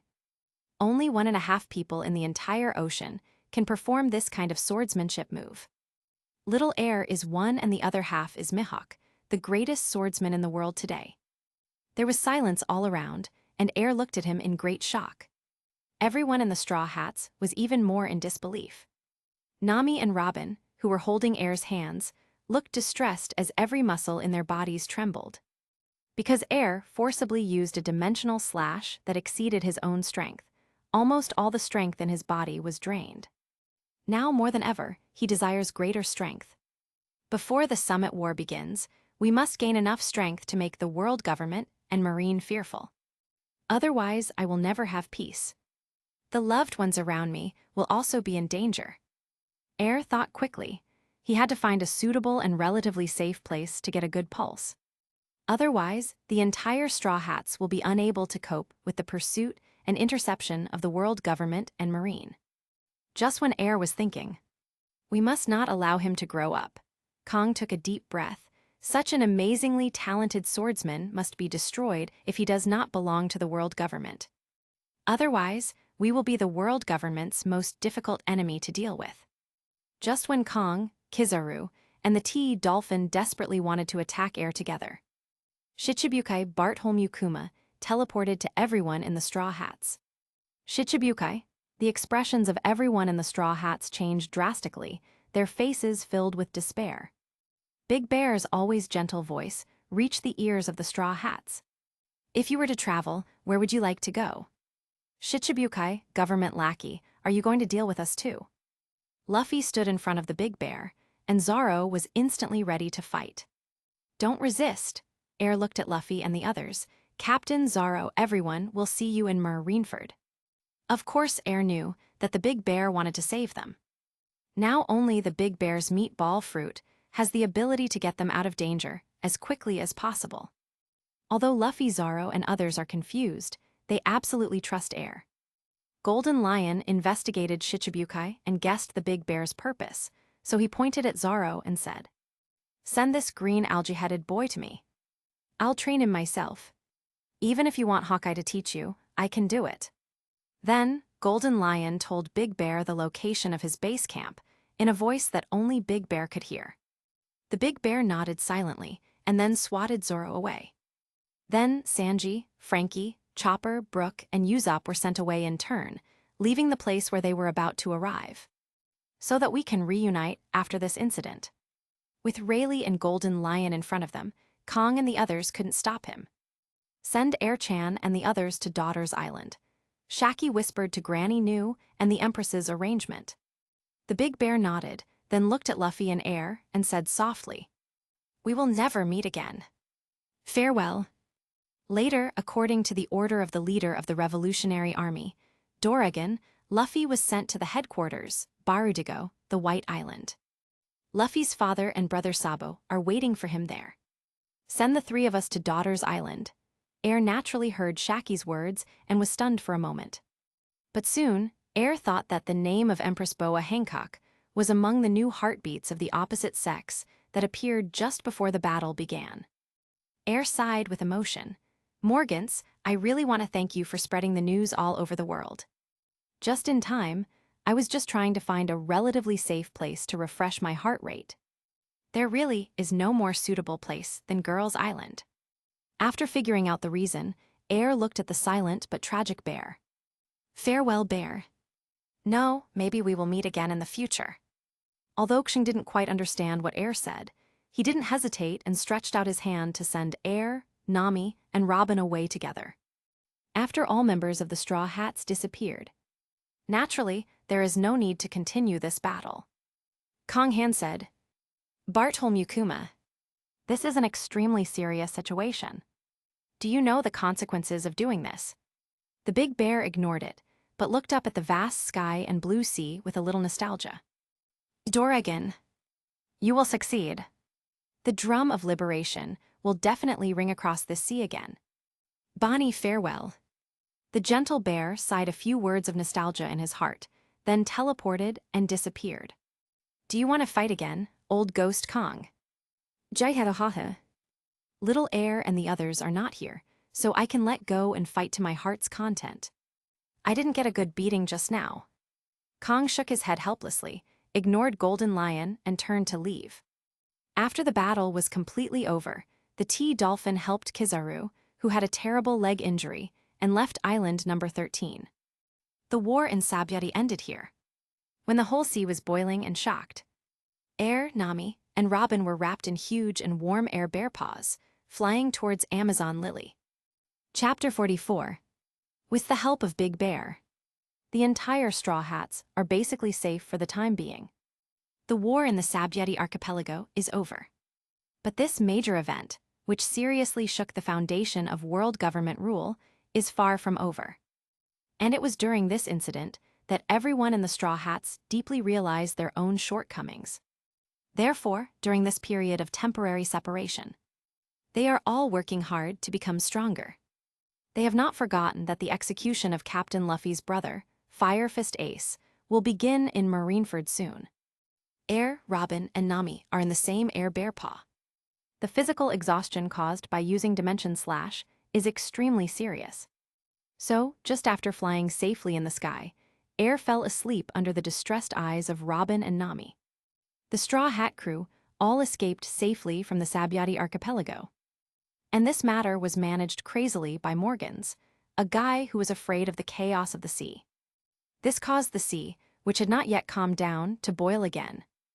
"President, the world government is calling. As long as we provide the Straw Hat crew members locations, we can forget about the things we did before." Morgans didn't even think about it. He laughed wildly and said, "Ha ha ha ha. Straw Hat crew, how many big stories have you made for us already?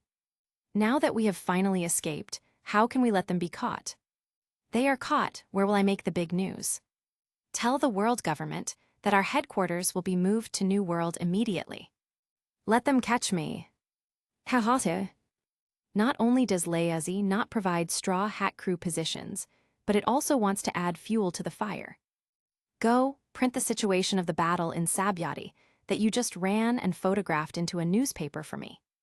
The headlines spread across the sea, especially that Silver Swordsman Air seriously injuring Marine Admiral Kizaru with one move. So handsome, so awesome. I'm going to become his fan. Be sure to give me a good report. In addition, some of the live scenes captured by the video phone bugs are sold to those guys on the sea at high prices. When the heat gets hotter in 2 days, I will send a few people to look for air. Get a few autograph authorizations. So many girls love air. Can it be sold out by then? Yes, President. Morgan's whole bird was filled with excitement. The hair all over his body exploded. Under the crazy operation of Morgan's, like a fanatical fan. Newspaper departments around the world were firing on all cylinders. Air, who was flying towards Daughter Island, didn't know that he had detonated the sea again. It's not just the seagulls that litter the sea delivering newspapers. There were also many newspaper sellers shouting crazily and hawking everywhere. Morgan's has made a lot of money from air this time. Excuse me. Latest news. Celestial Dragon's killer. The silver swordsman of the Straw Hat Pirates successfully escaped. And in the great battle in Sabyati, he will be known as the strongest swordsman. A heavy blow to Marine Admiral Kizaru. Let Admiral Kizaru be helpless and be slaughtered like a little lamb. It is said that Marine Admiral Kizaru was beat until he cried for his father and mother, and in the end, he knelt down and begged for mercy. Marshal Marine called and begged Master Air for a long time before letting Kizaru go. Reporters who insisted on reporting only real news added fuel to the rumors, and most ordinary people who had no access to information immediately believed it. Is this the strength of the strongest swordsman? Marine Admiral turns out to be so vulnerable in front of air. Who else can do it? Marine Admiral is also here today. Just a bunch of lackeys of the Celestial Dragons. Well done, Master Air. It's a pity that I can't see Lord Air's true face with my own eyes.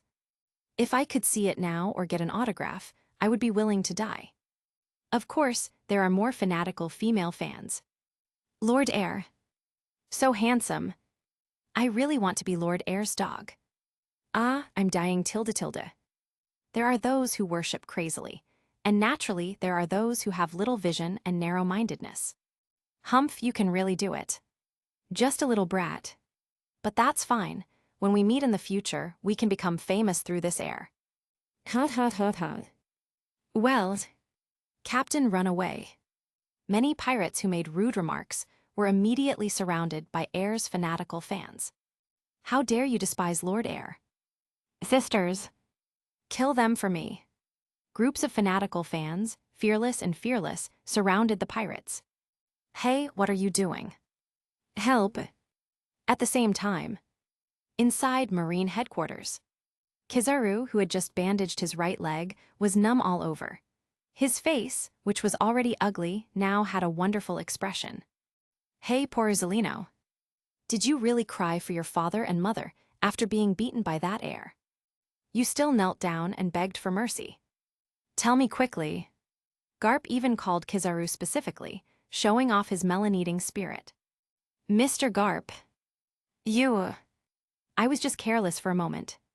And he was only slightly injured, that damn birdman. Don't let me touch it next time. Otherwise, I will pluck all the hair off its body. Make it a bald bird. Garp pondered for a moment and asked curiously again. I'm very curious, Porzolino. Can you tell me in detail why you cried and shouted? Kizaru was so angry that he hung up the phone directly. Then he limped to Sengoku's office. Marshal Sengoku. I was seriously injured and asked for leave, as well as injury and illness subsidies, and so on. Look. Sengoku was also furious at this time, and just as he was worried that no one would vent his anger, Kizaru came and hit the muzzle of the gun. Asshole. It's embarrassing to Marine. Do you still want to take a vacation? Roll. On the other side, after the death of Akinu's ex-wife, the sweet wife he just married 2 years ago. At this time, I was carefully cutting out Air's portrait from the newspaper at home and preparing to keep it. What a handsome little guy. So much more handsome than that stupid young man from my family. Alas, Tilda. Chapter 45. The Sabyati incident is over. Not a single straw hat hair was caught. The world government did not severely punish Kong and Kizaru. Instead, he blamed all the sins on the Big Bear. They plan to erase all of Big Bear's self-awareness, and after participating in the Summit War, make Big Bear a slave to the celestial dragons.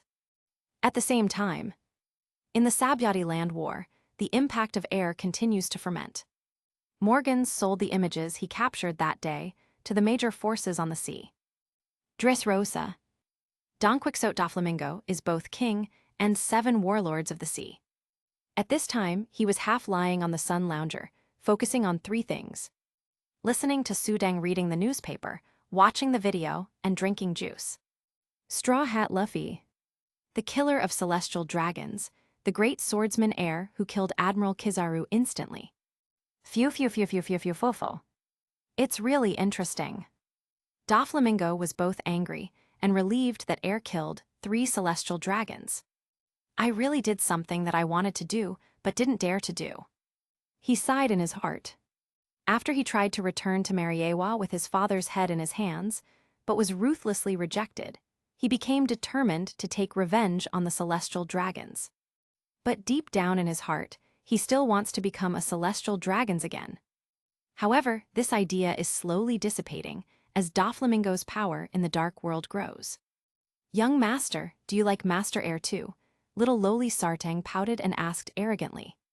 Furfurfural. How can you use the word like between men? But I am very interested in Air.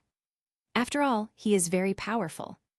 As he said this, Doflamingo turned to look at little lowly Sugar and said with a smile. How is it possible that our Sugar has fallen in love with this Air? Master Air's name is very friendly.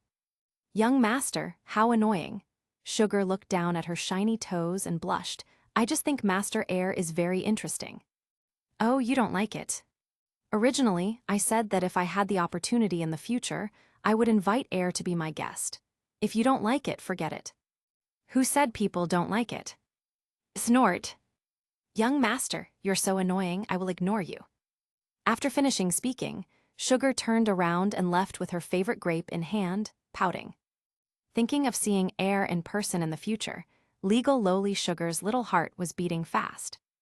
On the other side, Hawkeye, who was rowing crazily with his black knife when no one was around, received a free video and newspaper specially gifted by Morgan. The eagle glared at the seagull, which frightened the seagull so much that it shook its head hurriedly, indicating that it had not seen him secretly rowing the boat, and then quickly flew away. After reading the newspaper, Hawkeye was very interested. It's really interesting. Celestial Dragon's killer. This is much louder than my reputation as a marine hunter. But this Air's swordsmanship level. The hawk-like eyes stared at the picture played by the video phone bug. He actually killed Marine Admiral Kizaru with 1 strike. Although it's an exaggeration, it really made me excited. There is such an amazing and talented swordsman.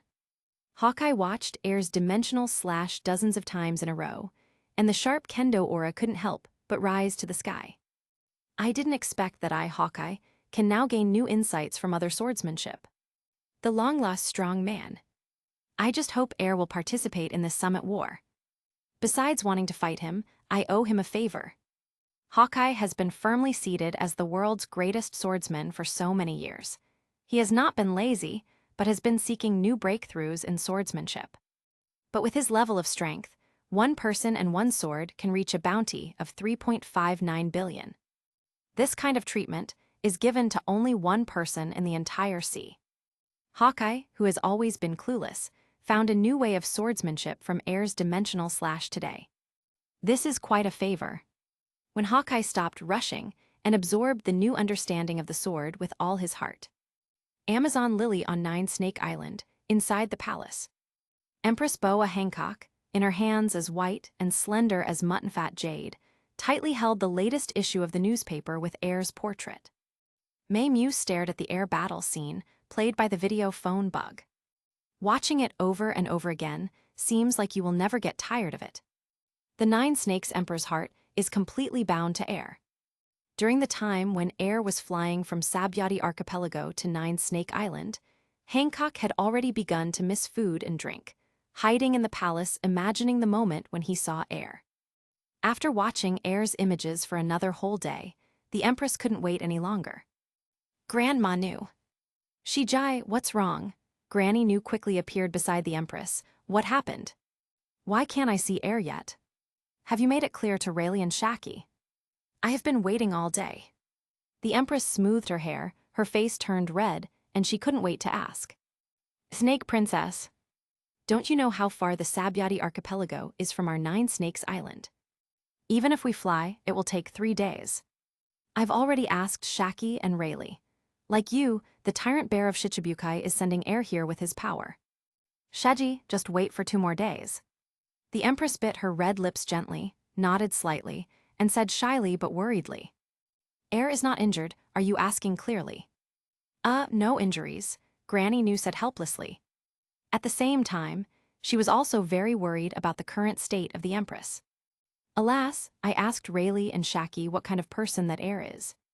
But if we don't meet in person, how can we rest assured? This has never happened in the history of 9 Snake Island. Someone won the heart of the Queen of 9 Snake Island before even meeting her. Shijai, I hope you can meet a man who can treat you as a treasure.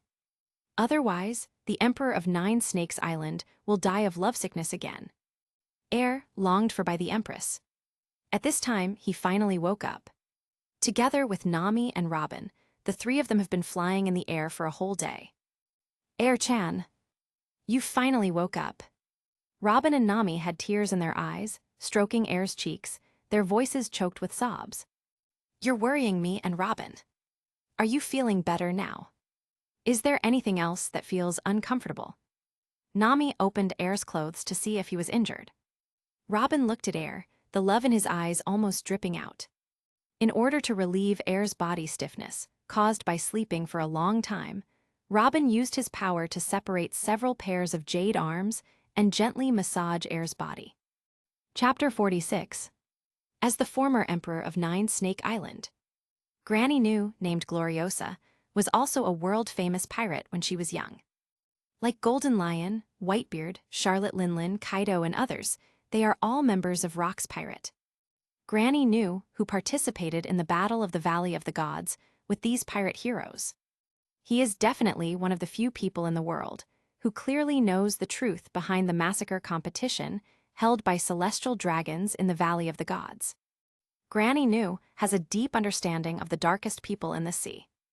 What she is most worried about now is the Empress. Afraid that the Empress would be unkind to others. The second thing is Air's killing of celestial dragons. The world government will definitely not let it go. She was also worried that after Air came to Daughter's Island, the world government would take action against Kuja Island. Therefore, Granny Nu, who had been thinking for a long time, decided to remind the Empress. Snake Princess, you should snap out of it now. Instead of worrying about someone you've never met. Have you never thought that once the mark on your back is known by that Air, what's going to happen? I didn't want to maliciously speculate on a hero who dared to kill celestial dragons. But I'm getting older, I've seen too many things, and I've seen too many bad people. Shijai, you are the Emperor of 9 Snakes Island, I will not object to your love. But at least we have to wait until we meet before making a decision. After hearing Granny Nu's words, the Empress suddenly woke up. However, her expectations for Air not only did not weaken, but became stronger. The Tianxiang dragon's hoof mark on her back has tortured her for many years. Underneath the Empress's powerful and willful appearance, hidden is the pain of that year. She wants more than anyone else to find someone who can understand her, accept her, like her, and love her. But now her expectations, which had been hidden for more than 20 years, all fell on Air. But the Empress, who has not yet fully entered the state of love, is not stupid. Expectations are expectations. But if the man she is looking forward to named Air is just a murderer, then she will not fall in love with Air just because he killed celestial dragons. However, if Air is really a hero and suits her wishes, then her more than 20 years of expectation will soon turn into a love for Air that is deeply rooted in the bone marrow and engraved in the DNA. Even her clones will still inherit it. Air didn't know the thoughts of the 2 emperors on 9 Snake Island. He didn't actually wake up naturally.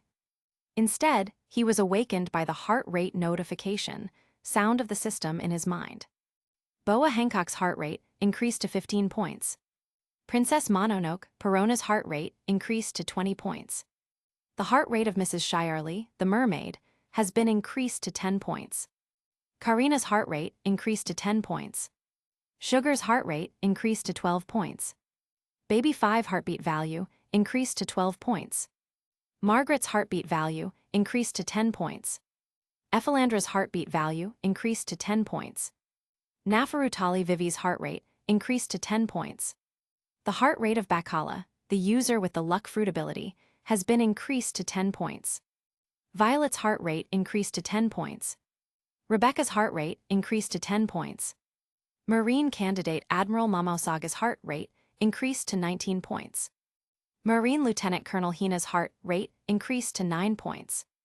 In addition to the names of these female characters that Air has an impression on. What's more, there are countless names of female characters that Air doesn't know. Stop. Stop prompting. I'll take a look at it later when I have time. Air covered his head and hurriedly gave orders to the system in his mind. The beep that had been ringing in his head for who knows how long finally quieted down, and Air let out a sigh of relief. When Robin and Nami saw Air covering his head, they thought he was feeling very uncomfortable, and the look of distress and worry in their eyes became even stronger. Air, how are you? Is it a headache? Robin was extremely distressed and hurriedly used a softer technique to gently press Air's temples. The same goes for Nami, but it's okay for her to beat up the straw hats, but it's really hard for her to give her a massage. Therefore, Nami was quite at a loss at this moment, half-hugging Air from behind, not knowing what to do. Robin, Nami, I'm fine, don't worry. After Air woke up, his body was almost recovered. He held Nami's and Robin's jade hands with 2 hands and spoke softly to comfort them. However, what makes Air feel uncomfortable now is that the system did not remind Nami and Robin of their heart rate details. This made him feel a little strange. Judging from how worried and distressed Nami and Robin are now, Air can clearly feel that they are different from before. My liking and deep love for Air became even deeper. But exactly how deep it goes, he doesn't know yet. However, now Air is lying in the huge air bear's paw, looking at the stars in the sky and the sound of waves ringing in his ears. A big stone hanging in his heart has finally fallen. With these countless heartbeat points, I can finally improve my strength a lot. What happened to Sabyati Archipelago must never happen again in the future. You must have enough strength to protect your confidant. Otherwise, why would you be a harem king? After Air breathed a sigh of relief, he sat upright and leaned against the heart of Nami's towering mountain. The long-lost delicate and soft touch soothed his tired heart after the war. Air-chan is so handsome this time. Robin, who was completely relieved to see Air wake up, breathed a sigh of relief and then sighed. If Air hadn't blocked Marine Admiral Kizaru at the critical moment, we might not have been able to escape. Robin had a smile on his lips and Air's look in his beautiful eyes. Looking at Air's cheek that was deeply engraved in her heart, Robin couldn't help but recall the heroic appearance of Air when he drew his knife to fight off Kizaru and protected herself, Nami and others behind him alone. The psychological shock that scene brought to Robin was no less shocking and touching than when the Straw Hat crew rescued her. One is the spiritual shock of her partner completely saving her dark life. One is that the person she loves deeply protects her, giving her a sense of security and joy that she has never experienced in her life. At that moment, the figure of Air, a little man, completely integrated into her heart. At that moment, Robin knew that she could give herself to this man. Why isn't Nami like this? 2 women with the same tragic fate, at this moment, their hearts are filled with Air. The 3 of them leaned closely together, listening to each other's heartbeats and feeling the peace of this moment. Where are we flying to? Robin's hand gently pressed Air's chest. Calm Belt's Daughter Island. It should arrive in a day or 2. Air answered. Hearing the 3 words, Girl Island. Nami and Robin looked slightly startled. Is it where the most beautiful woman in the world, Shichibukai, the pirate Empress Boa Hancock is? The title of Empress made the 2 women feel a strong crisis. The look in Air's eyes also began to change subtly. Maybe it's time. Chapter 47. Air also noticed a lot of Robin's thoughts at this time. He has a succubus physique and has been intimately with the two women for so long, so he cannot be ignorant about his physiology. However, he didn't want to take the initiative to do anything. Marineford's war begins right before our eyes. Compared with that aspect, what he cares more about is the improvement of strength. Taking advantage of the gap between the two women's eye contact, Air turned on the system in his mind. System, how many rewards can I claim now? Also, why are Nami and Robin's heartbeat values not displayed? Host, although the system has rigid heart rate requirements, it is stipulated that if the heartbeat value reaches 100, it will be reversed. But humans are perceptual creatures, not dead things that can be strictly quantified. So after certain special things happen, the heart rate will fluctuate extremely strongly. It may decrease, or it may increase significantly. It is not impossible to increase it directly to 100. Love is something that cannot be accurately quantified. And now, the two members of the opposite sex next to Host are in this state. After the system explained it, Air finally understood. He looked at the two women, whose expressions were sometimes firm and sometimes shy, and knew that what the system said was right. How can the love between men and women be truly quantified? Host now has a huge amount of heart rate rewards that can be claimed. Reward of 10 points of excitement points. It is recommended to combine Host to receive it. Please Host to choose. Air did not hesitate and said directly, those countless 10-point excitement points rewards, please combine them into 3 collections. Congratulations to Host for obtaining the high-level Armed Colors Armament Haki and Observation Haki. Note, this reward Host can be shared between two members of the opposite sex whose heartbeat value reaches full value. But the shared rewards will be 1 level lower than those of the Host. Can you actually share it? This really surprised Air. Robin and Nami have been working out hard these days, and Air has seen it all. Originally, he had thought that he would personally teach the two girls if he had the opportunity in the future. Unexpectedly, the system actually helped him solve this problem. Very good, let's move on to the next reward. Congratulations to Host for winning the top Logia fruit, Thunder Fruit. Note, if the opposite sex with a heart rate of 100 around the Host eats it, the Thunder Fruit's ability can also be shared with the Host without any restrictions. Here, Enel's super top Thunder Fruit. Isn't this guy playing house with little people on the moon? Is he dead? The system did not explain it, but a strange fruit full of lightning patterns appeared in the system space. Since my confidant with a heart rate of 100 can share her abilities with me after eating it, then I don't have any need to eat it myself. Otherwise, it would be such a waste. However, Air suddenly thought of a confidant who had eaten the Thunder God's fruit one day, and was naked and covered in lightning while having sex with him, and he shuddered involuntarily. Good guy, this weird habit is unacceptable. But if you think about it carefully, it seems quite touching. Air tilted his head, feeling that something was wrong with him. Continue to receive the next reward. Congratulations to Host for his advancement. Host can obtain 2 stages of liberation like Ulquera. Note, in the liberated state, Host will gain strength far beyond the realm of a great swordsman. This liberated form can be used by Host once a day. Air was stunned when he heard the system's words. Fuck. The second level of returning blade ability is similar to the 4 blades. This is really a super prize. Although I can only use it once a day, with this ability, Summit War will be my home court. High-level armed color, high-level knowledge color, combined with the second level of return. Not to mention the Admiral, even if the 5 elders come, there is nothing to be afraid of. This is the most satisfying reward for Air since getting the system. In this sea where strength is respected, only extraordinary strength can support him to become a true harem king. Take them all. I've been waiting for this moment for too long. Air finally breathed a sigh of relief after receiving a huge increase in strength. The sense of urgency brought to him during the Sabyati land war finally disappeared. There are also some fragmentary heart rate rewards.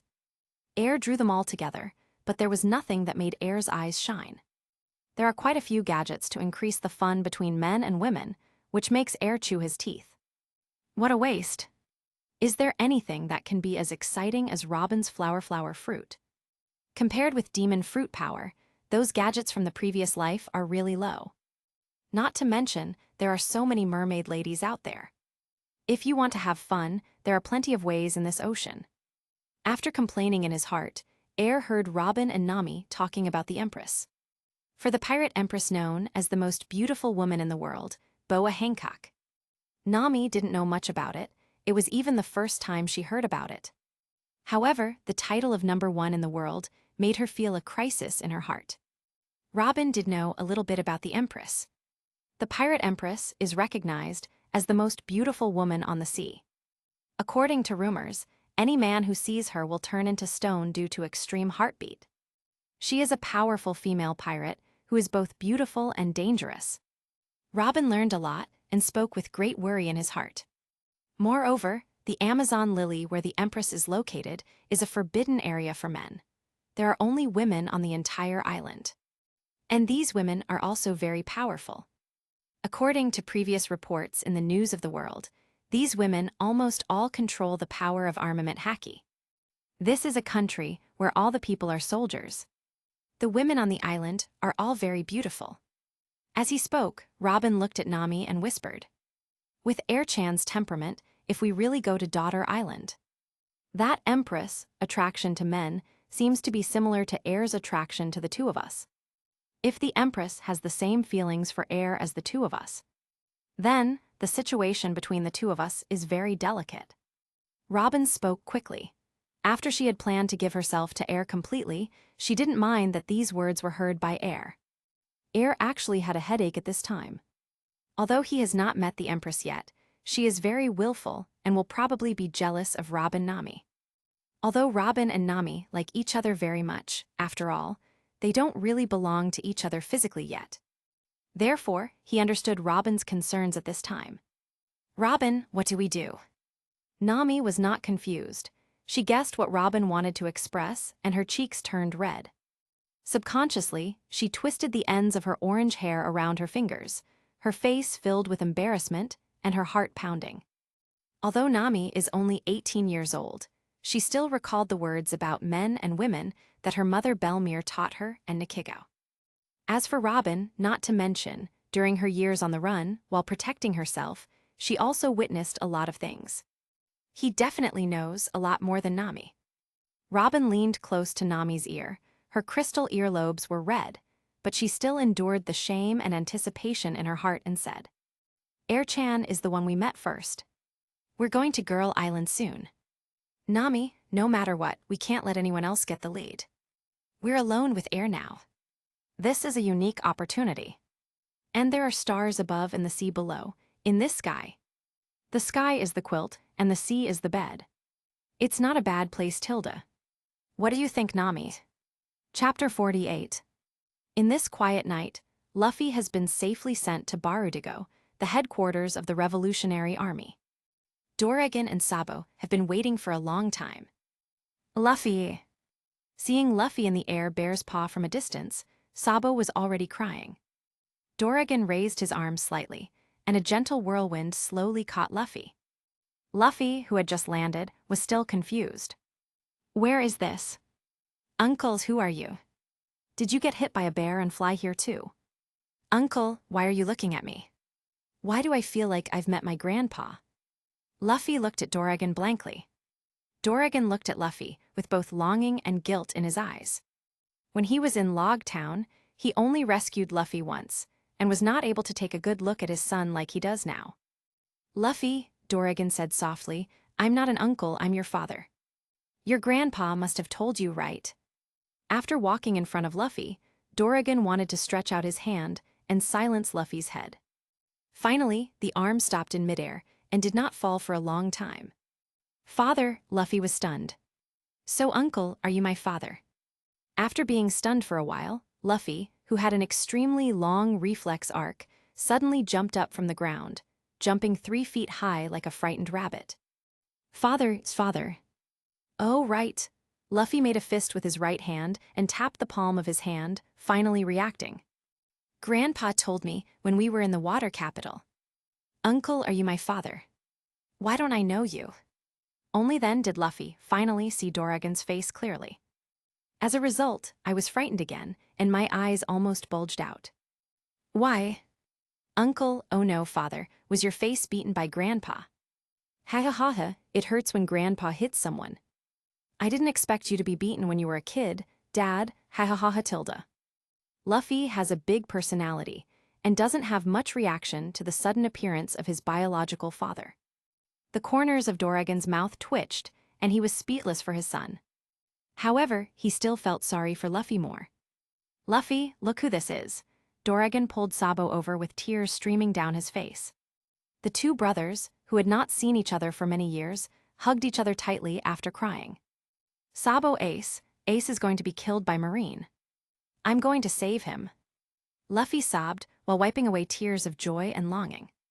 I know, Sabo patted Luffy on the shoulder, I will go with you to save Ace. Ace would be happy if he knew I was still alive. But before going to Marineford, let Mr. Doragon help you become stronger first.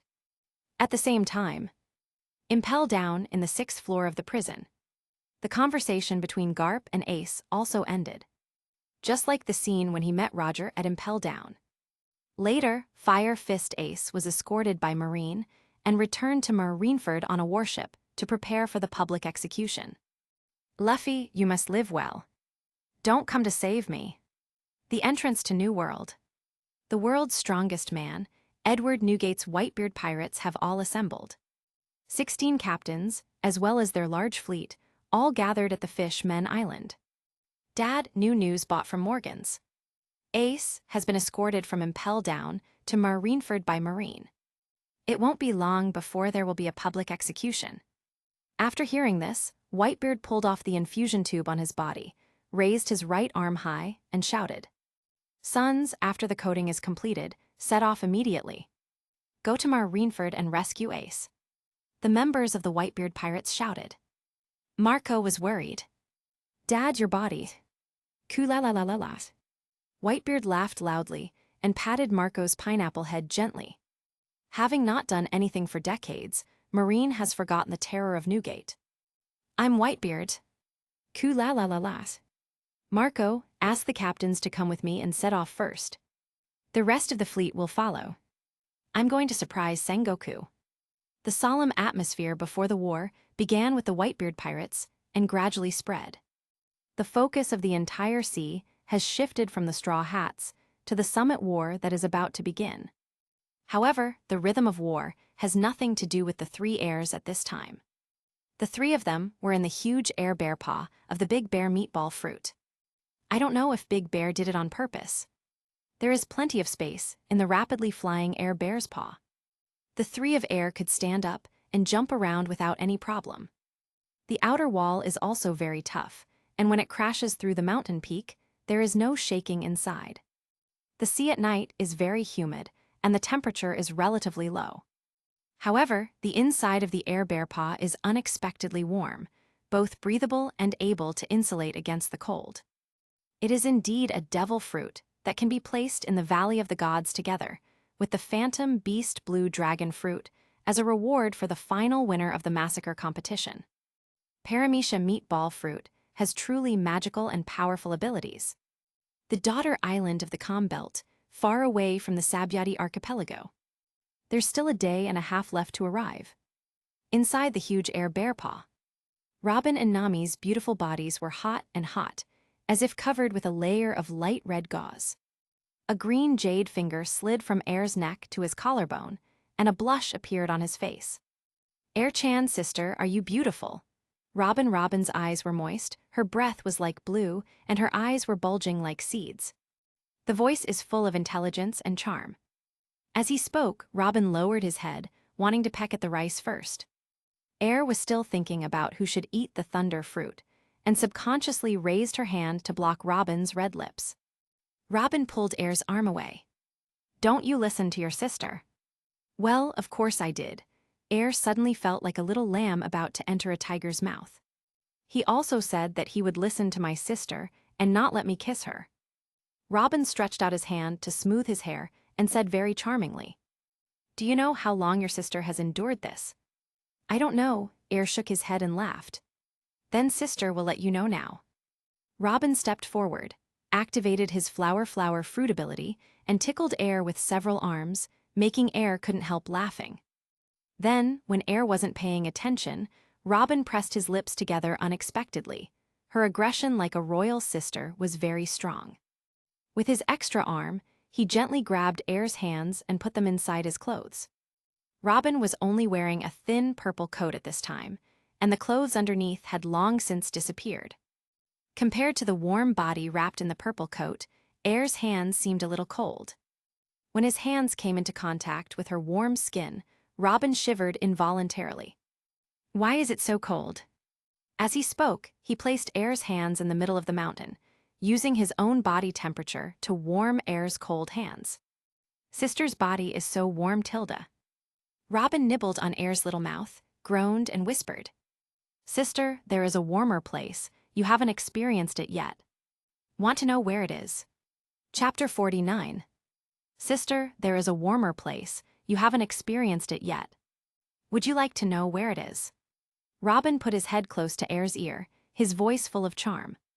Air turned his head and looked at Robin's delicate cheeks.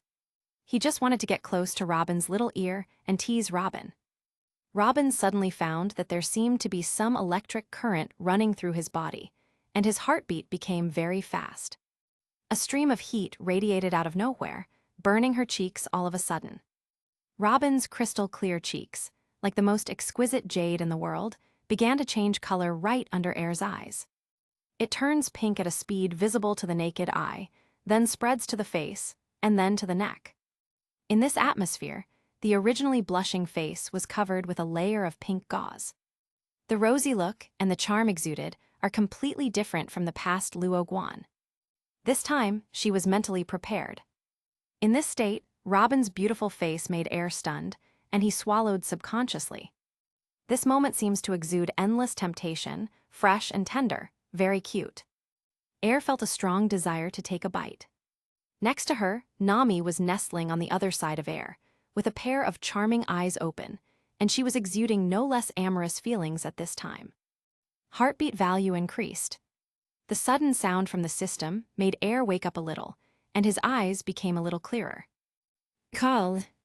Forcibly suppressing the throbbing in his heart, Air knew that the system reminded at this time that there must be a major change in Robin and Nami's heartbeat values. "I'm still very curious about this." So he let Robin wander around his body and issued commands to the system in his mind. "View heart rate details." Robin's heart rate, 100 full value. Nami's heart rate, 100 full value. It is as expected. 197. Robin and Nami's love for me has been growing since then. After the incident in Sabyati, it is estimated that it has increased a lot. It's just that I was asleep at the time and didn't see it right away. Now, coupled with the psychological crisis brought about by the world's most beautiful woman and daughter island, the two of them are completely excited. Does the host receive rewards for full excitement points? Don't worry, now is not the time. Robin and Nami's heartbeat points have reached 100, so the two rewards just drawn can come in handy. When it comes to improving strength, the sooner the better, we can't delay it. Anyway, we still have more than a day to get to Daughter Island. There's plenty of time for that kind of thing.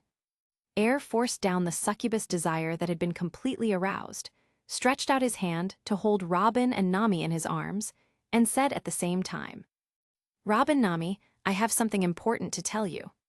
We'll play games later." Both Robin and Nami were unhappy. Nami pouted, her little hands restless. "What's so important? Is it better than eating you now?" As he spoke, Nami made a big bad wolf look, and Rulen's breath blew on Air's cheek. Robin's long legs were wrapped around Air, and her shiny toes painted with red nail polish hooked Air's little feet, gently sliding on the soles of the feet. Holding Air with both hands, the flower fruit ability activates the other two hands and swipes the bag. Hiss! The feeling like being shocked by electricity made Air extremely uncomfortable, and he gritted his teeth.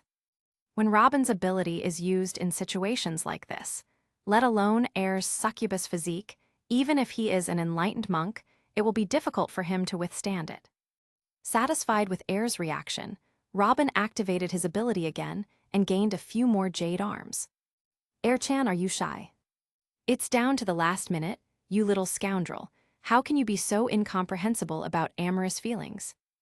Can't stand it. Air sat up straight, controlling his eyes not to look at Robin and Nami. After taking several deep breaths, I calmed down a little bit. Then he hurriedly said, Nami, Robin, do you too want to improve your strength as soon as possible? I have a solution. Air shivered all over and hurriedly reached out to grab Robin's mischievous hand, not daring to let her make any more moves. However, Air only has one pair of hands. How can he control Luo Guan's flower fruit power? The weak point was grasped by Robin's extra hand, and Air suddenly did not dare to move anymore. I could only say quickly, Robin, Nami, I mean it. At first they thought Air was lying, but seeing his serious look, Robin and Nami started to pay attention. However, the movements of their hands showed no intention of stopping. What can Air do? Nami and I really feel that we are not strong enough recently, so we usually exercise more. However, I usually need to read a book, and Nami usually has to draw charts and take care of logistics, etc., so the effect of exercise is not obvious. If there is a way to quickly improve our strength, that would be the best, Tilda.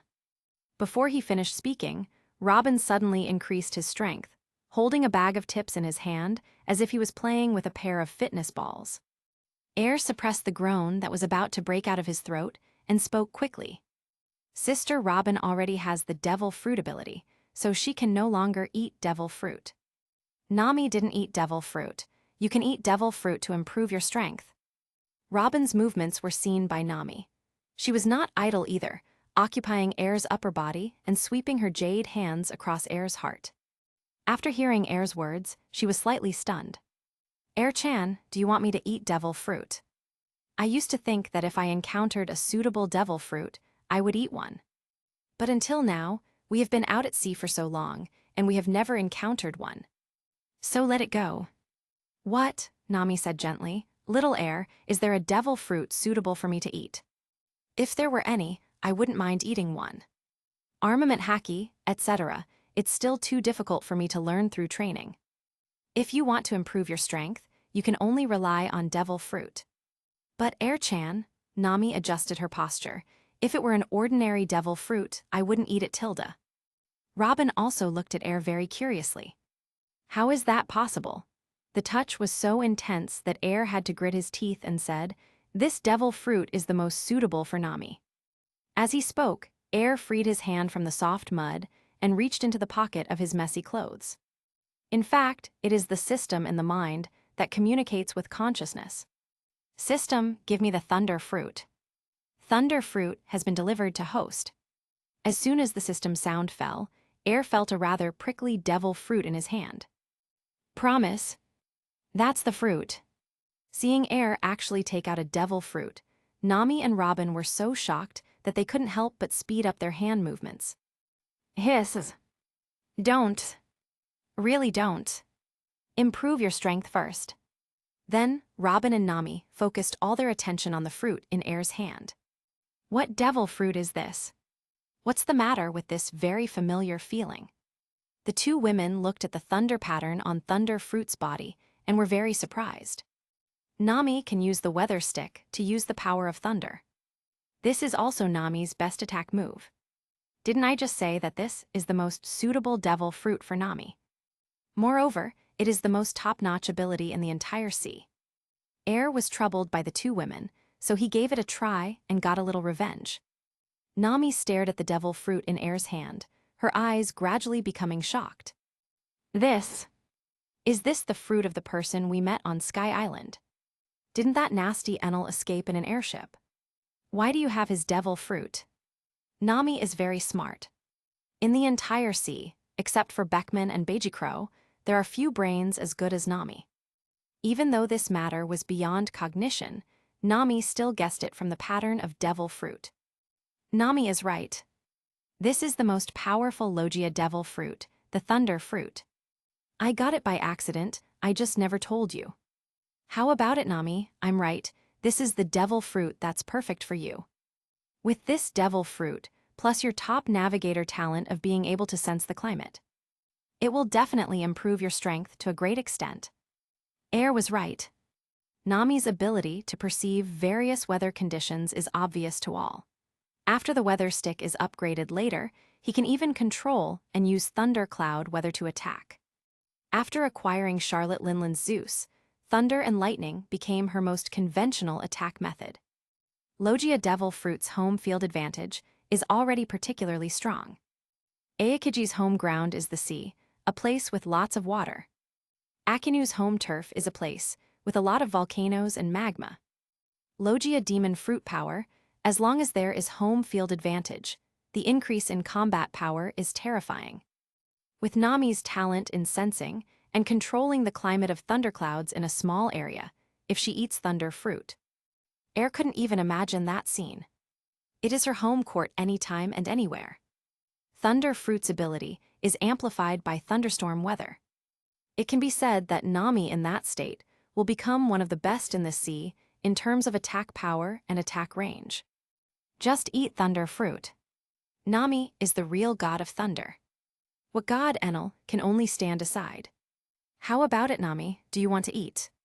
Air handed the thunder fruit to Nami's mouth. Of course I have to eat it. However, you gave me such a precious treasure. What will Sister Robin do? Air, you can't be too kind to one. Sister Robin and I are on a united front. Nami didn't bite directly, but cared about Robin. Robin didn't have any jealousy and started to persuade. Nami, if you eat thunder fruit, then we are not a united front, Tilda. Eat quickly. Air is right, this is really the most suitable devil fruit for you. Coupled with your talent for sensing climate, I will have to rely on you to protect me from now on, Nami Tilda. Air said helplessly. I just said, I can help improve your strength. Thunder fruit is the most suitable for Nami, and armament haki is the most suitable for Robin. I can find a way, so don't give in. After hearing Air's words, Nami opened her mouth slightly and took a bite of thunder fruit. Vomit. Devil fruit tastes so bad. Nami endured the disgusting taste and swallowed the pulp. Crackling. As soon as she swallowed it, Nami's body began to be filled with dense electric currents. Feels so good. Nami held a fist surrounded by blue thunder, and thunder and lightning also flashed in his eyes. At this moment, a large number of black thunderclouds quickly gathered over the sea, and explosive thunderstorms rolled in the black clouds. The thunder clouds hovered above Nami's head, as if they had found a home, and there was even a sense of joy. Don't make trouble. Not safe. Nami waved his hand, and the thundercloud was instantly dispersed. After all, the three of them are still in the big bear's air bear paw, so they can't mess around casually. Too strong. I feel like I can easily beat up the Marine Vice Admiral now. Nami held the thunder in his hand, and his whole body surged with energy, like a thunder god. However, what made the corner of Air's mouth twitch slightly was that Nami's clothes were messy at this time, and the white patches of snow were exposed in Air's eyes. This kind of posture that was full of thunder, but also full of strange charm, made Air's eyes almost straighten. The ultimate power brought by the thunder was in sharp contrast to Nami's current state. Nami is also very talented.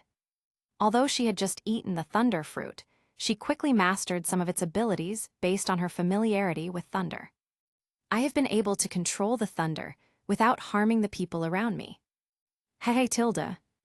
Air-chan. To thank you, how about I let you try the thunder hand first? Nami's face was rosy, and she smiled mischievously. Robin, please take your hand away first, and let our Air-chan try a different feeling. Hey. Seeing the almost invisible thunder and lightning on Nami's hand, Air suddenly panicked. Damn it, I don't dare to try this randomly. Although the look he just looked at Nami was very exciting, Air didn't want his weak point to be held by Nami's thunderous hand. Who can withstand this? I don't have such weird ex fetishes. No, Nami, no. Air was so anxious that he wanted to stand up and avoid Nami's thunderous hand. "It's too late, Air Tilda." Robin laughed darkly and directly used Flower Fruit's ability to hold down air, completely exposing the place he had just held to Nami's eyes. "Air-chan." "I'm coming, Tilda. The current is very weak, don't be afraid, Tilda." The next moment, Air is numb in a real physical sense. 3.6, however, he did not feel the pain of being shocked as expected. Instead, he felt something he had never experienced before because of the crackling current, which was as subtle as the ultimate. Air dares to pat her chest and guarantee that this is definitely the second only to the feeling of wandering in the clouds after being combined. What else? Nami carefully controlled the fine lightning to move around the entire kit. "Jay." Nami laughed when she heard Air gritting his teeth and holding back the two words that came out of his throat. Another hand of thunder and lightning moved gently on Air's chest. "Call." Nami's face was as red as jade, and she gently moved her lightning hands. Robin was not idle either. The ability of Flower Fruit was activated to create a pair of M-shaped legs where Air was looking, which she liked to use to step on people. The difference is that if this move is used against the enemy, it will generate huge legs several meters high behind Robin. But now, what appears in Air's field of vision is normal size. At this moment, Air understood something profoundly. When you stare into the abyss is staring at you too. He had never understood this sentence before. Now he truly understood. "Robin, you." Air turned his head and looked at Robin beside him. Robin felt Air's piercing eyes just now, and his face turned red with embarrassment. It was her move that was so unexpected. Coupled with the ability of Flower Fruit, the parts of your body and the sensations you feel will be transmitted back to the main body intact. Anyway, no one can see it in the sky. Isn't it? Or, Air-chan, you don't like your sister's move. Robin controlled this move and slowly moved closer to Air. Chapter 50. Robin controlled that move and slowly approached Air. Air stared into the abyss. The abyss is filled with heart-stopping waves of water mist. The danger involved made Air tense up and become more and more cautious, not daring to disturb the abyss for fear of being swallowed by it. However, how could Robin, the Lord of the Abyss, let Air, whom he had longed for, escape like this? Today, I finally made up my mind to let my beloved Air experience a place that is warmer than my body. Naturally, it was impossible to let Air escape. Air, who has lived 2 lifetimes, has never seen such a shocking scene. He had witnessed the magic of this sea with his own eyes today. This is controlled by the hand of thunder and lightning, and is approached step by the abyss. It's really hard for Air. Little Air-chan, Tilda. What are you looking at? The body of Robin, the Lord of the Abyss, is lying on his side next to Air. His body is cold, his back is close to Air, and his head is at the same level as Air. The soul-stirring fragrance coming from the abyss, and the squirming waves trying to swallow everything. Let Air be so confused that he doesn't know what the world is like. Air's succubus physique is very interesting. He didn't need a bath at all. There are no impurities inside the body, and no dirt is stained on the outside. It will not be dirty for many years. Although Robin does not have the exaggerated physique of Air, as a beautiful woman, the cleaning habit she has formed since she was a child also makes her body extremely clean. Even in the Sabyati archipelago, there were some battles, and a lot of bets were made. But it's still very clean and has a nice smell. What's more, the body created by Robin's ability is absolutely clean. Robin stayed close to Air and gently touched Air's body with the wet wipes he brought with him. Robin Zhen lowered his head slightly, leaned into Air's ear, and let out a soft hum, not sure whether it was sad or comfortable. Little Air-chan, how is your sister's fertility? Like it. Air is in a strange state at this time. While being gently held by Nami's lightning hand, he wanted to look out, but his vision was completely blocked by the abyss. As long as you open your eyes, you can only look straight into the abyss radiating waves of waves. On the other side of the body, Robin's body lies. Open your eyes. Robin opened his teeth lightly and bit Air's red earlobe gently. Hot air poured into the ear, making it slightly itchy. Air's body trembled slightly. Even if he didn't open his eyes, he could clearly feel the dangerous fragrance exuding from the abyss, accompanied by the soul-stirring muddy sound. However, he still opened his eyes at Luo Ding's request. I thought that there were dense forests and all kinds of dangers in front of me. After opening my eyes and looking carefully, I discovered that there was no dense forest in the dangerous deep valley, only steep, cascading ruby rock walls covered in nectar. Being in it makes the hair on Air's body stand up. 0. Sister Robin, aren't you scared?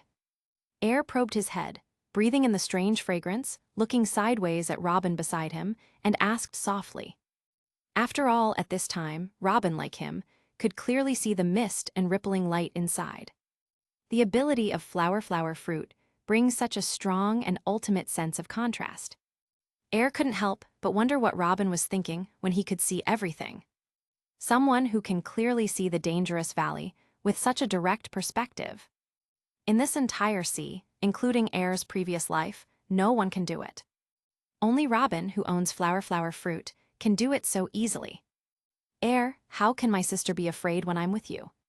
Sister, this is the first time I've seen it, Tilda. With you, no matter what I see, my sister will be very happy, Tilda. Now is no different. Robin's voice was soft, holding back the shame in his heart, looking into Air's eyes and spoke solemnly. After finishing speaking, Robin suddenly smiled evilly, controlled the move he just launched, and moved forward a lot. Air only felt a warmth on his face, a buzzing in his head, and then he felt short of breath.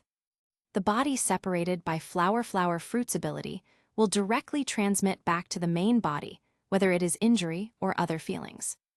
After moving the move just now, Robin's whole body trembled, and his white jade-like teeth gently bit his lip. What she feels now is not much different from the feeling that Nami's lightning hand brought to Air just now. Air felt a little unhappy being treated like this by Robin, and began to punish Robin and retaliate against her severely. Robin could no longer suppress the groan in his throat. His head rested tightly on Air's neck, and his whole body was so hot that he almost died. Nami next to him looked at the two people, dumbfounded. Sister Robin is so bold. This is a lesson for me. Nami found it hard to believe, but she did learn a lot from Robin. Before this, she had never thought that flower fruit could be used in this way. It really opened my eyes. It would be great if I could also use flower fruit's ability. Seeing Air and Robin's appearance at this time, Nami suddenly had the idea of replacing thunder fruit with flower fruit. Oh, there is no end to learning. Looks like I have to think about how to use my thunder fruit. After Nami sighed, he suddenly had an idea and stretched out his lightning hand towards Robin's body. Since Air and Robin were blocked by their clones at this time, neither could see Nami's movements. So Nami succeeded easily. The place where Nami's lightning hand reached was the same place that made it difficult for Air to breathe. It's just that Air is Robin's clone. The location where Nami's lightning hand touched was Robin's body. The dual experience, coupled with the ability of Nami's lightning hands, allowed Kanem to make a high-pitched, loud and sweet sound. This was far more than Robin could bear. Robin's body shook violently and twisted. The thunder god Nami and the succubus Air together brought about a seductive shock. The shock caused Robin to lose his ability to think, and he seemed to have sunk. Taking this opportunity, Air finally took a break and took a deep breath, and urgently calling the system in his mind. Everything the two women were doing at this moment was completely beyond Air's knowledge of them. The two women at this time are definitely not normal. It's too exaggerated. Air knows Robin's character well, and she is definitely not someone who can be so bold. What really attracted Air to her was not only her beautiful face, but also her personality. Calm down, elegant and calm, reserved, hidden, considerate, emotionally delicate, able to distinguish right from wrong, and have insight into people's hearts. No matter it was 2 years ago, 2 years later, or Wenokuni, no matter the wind, snow, rain, time changes, no matter how many times her appearance changed. When people are still talking about her youthful joy, They admire her beauty, pretense, or sincerely.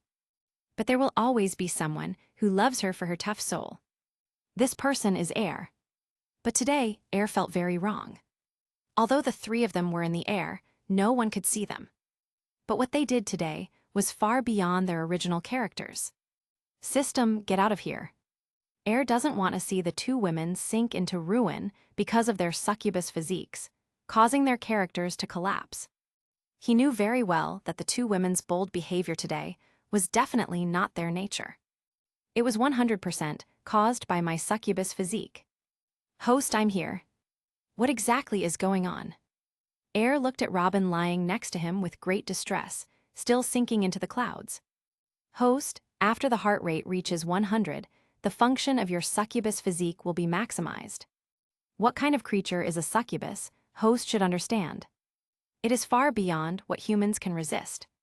The reason for this is to prevent the opposite sex around the host from having an iceberg personality after the heartbeat value reaches the full value. I am just a dead thing and cannot affect the host.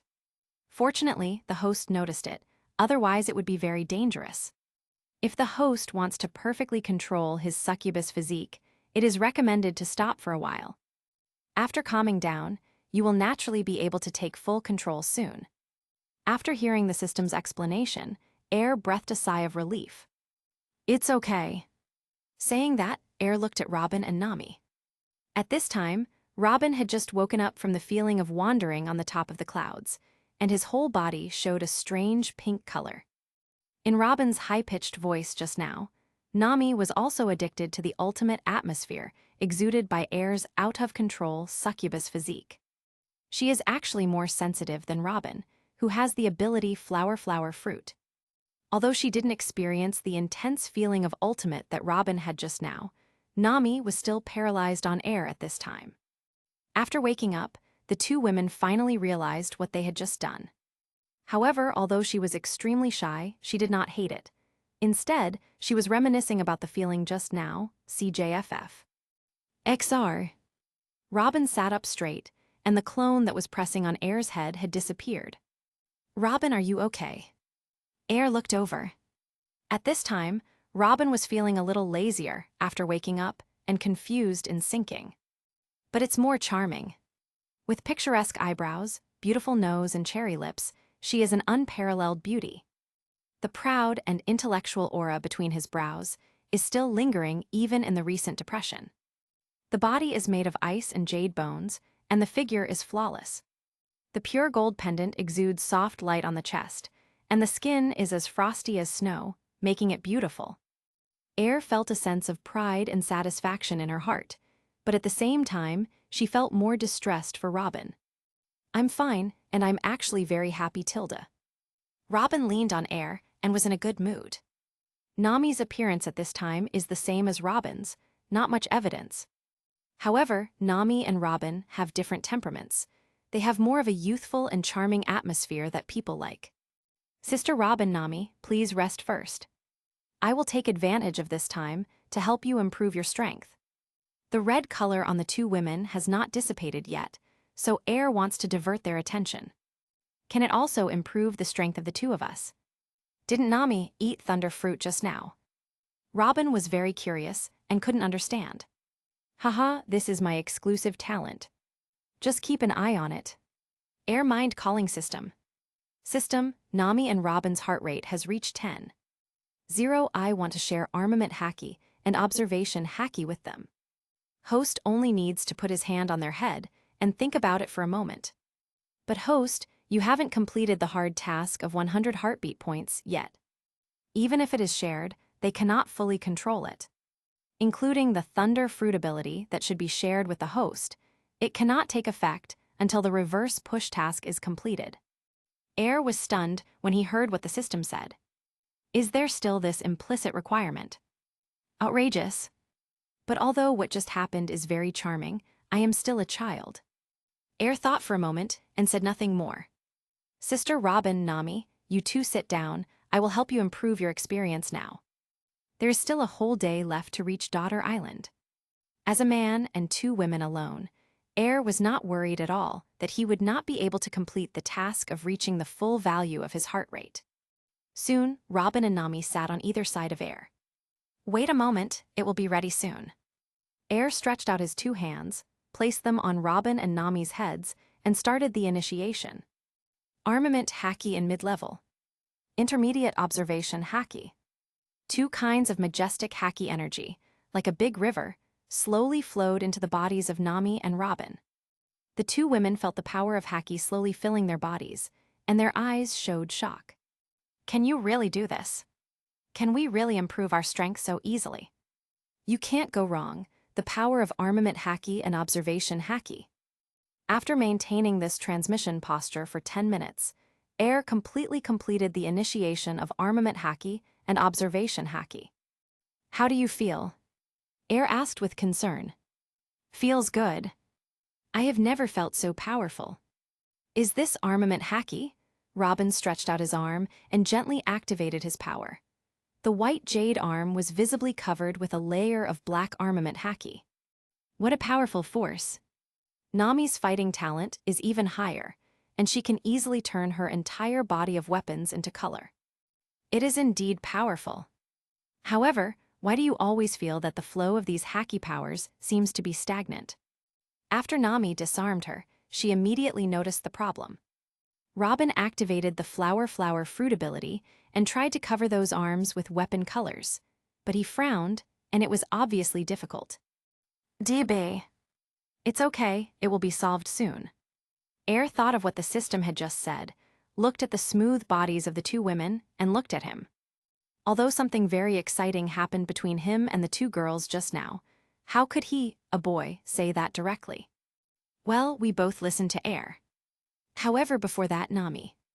Robin turned to look at Nami and said with a very sinister smile, "Don't think I've forgotten what you just did to me. I will also let you experience it before arriving at Daughter Island Tilda. I was just affected by Ultimate's succubus atmosphere." Nami was bold and gave Robin an unprecedented ultimate experience. 013-610-129, Felu 180, 1,411,551. Robin didn't forget it at all. Nami lowered his head, blushed, and pinched the corners of his clothes shyly. Thinking of the demonic hand, she just stretched out to Robin's body. Then I subconsciously put the lightning hand on the paper and looked at it.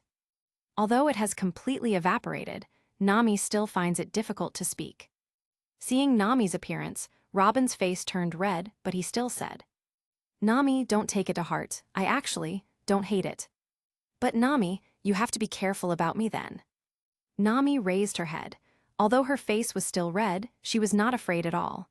Instead, she said with a little anticipation, "Then I'll be waiting, Robin Tilda. It depends on whether your flower fruit is better or my thunder hand Tilda." Air looked a little embarrassed as he watched the two women discuss what had just happened. Okay, don't mention what happened just now." "What?" Robin and Nami said in unison. "Air-chan doesn't like it." "Da. Anyway, I just don't hate it. The main thing is not to go too far." The thought of the madness just made Air's little heart beat fast. After all, he is a succubus. How could he hate what just happened? "That's why I like it, Tilda." Kekeg. The madness just now was not all bad. Robin and Nami were more relaxed in front of Air. Hui will not give up easily until he eats Air. There's still one day left to get to Daughter Island Tilda. Time is running out. "Air, why don't you come over?" Chapter 51. Time is running out, we are almost at Daughter's Island. If we don't take the lead, this little villain will be snatched away by the most beautiful woman in the world, Boa Hancock. Robin's slender fingers gently flicked Air's forehead. Besides, Amazon Lily has the most beautiful girls in the sea. "Nami, if the two of us don't keep an eye on it, we may not know what will happen to this little villain." Air raised his hands, often innocent. "Sister Robin, don't talk nonsense. It's always you two who take the initiative. Where have I ever taken the initiative to provoke other girls? You are wronging good people. Ever since I traveled to this pirate world, every time I was with Robin and Nami, I was taken advantage of. even when the old guy Golden Lion captured Mama Usagi, Stussy, and Califa. He is not active, he is passive. Okay, Tilda. It's my sister who blamed you wrongly, okay, Tilda. Don't be angry. Robin's body, which had just recovered from the ultimate experience of ascending to immortality, began to feel hot again, and he pressed tightly against her. This time it's no longer Flower Fruit's clone. Although the dual experience brought by the main body and the clone made her feel like she was rising to the sky and wandering on the top of the clouds. But she didn't want to be surprised by Nami again. Right now, what's more important than that is eating air. She wanted the women behind her to eat what was left of her. Even the most beautiful woman in the world cannot be in front of her. Feeling the hot bodies of Robin and Nami, Air knew that he would definitely not be able to escape this time. There's just a bear paw in the air the size of a room, where can you escape? No, how could I be angry with Sister Luoye? Air's hand was held by Robin and placed on the center of the mountain. The amazing touch of soft mud came from the palm of his hand, making Air couldn't help but exert slight force with his fingers. Feeling the satisfaction and strange tickling feeling that Air brought to her, Robin hummed softly. Sister, what's wrong with you? Are you feeling uncomfortable somewhere?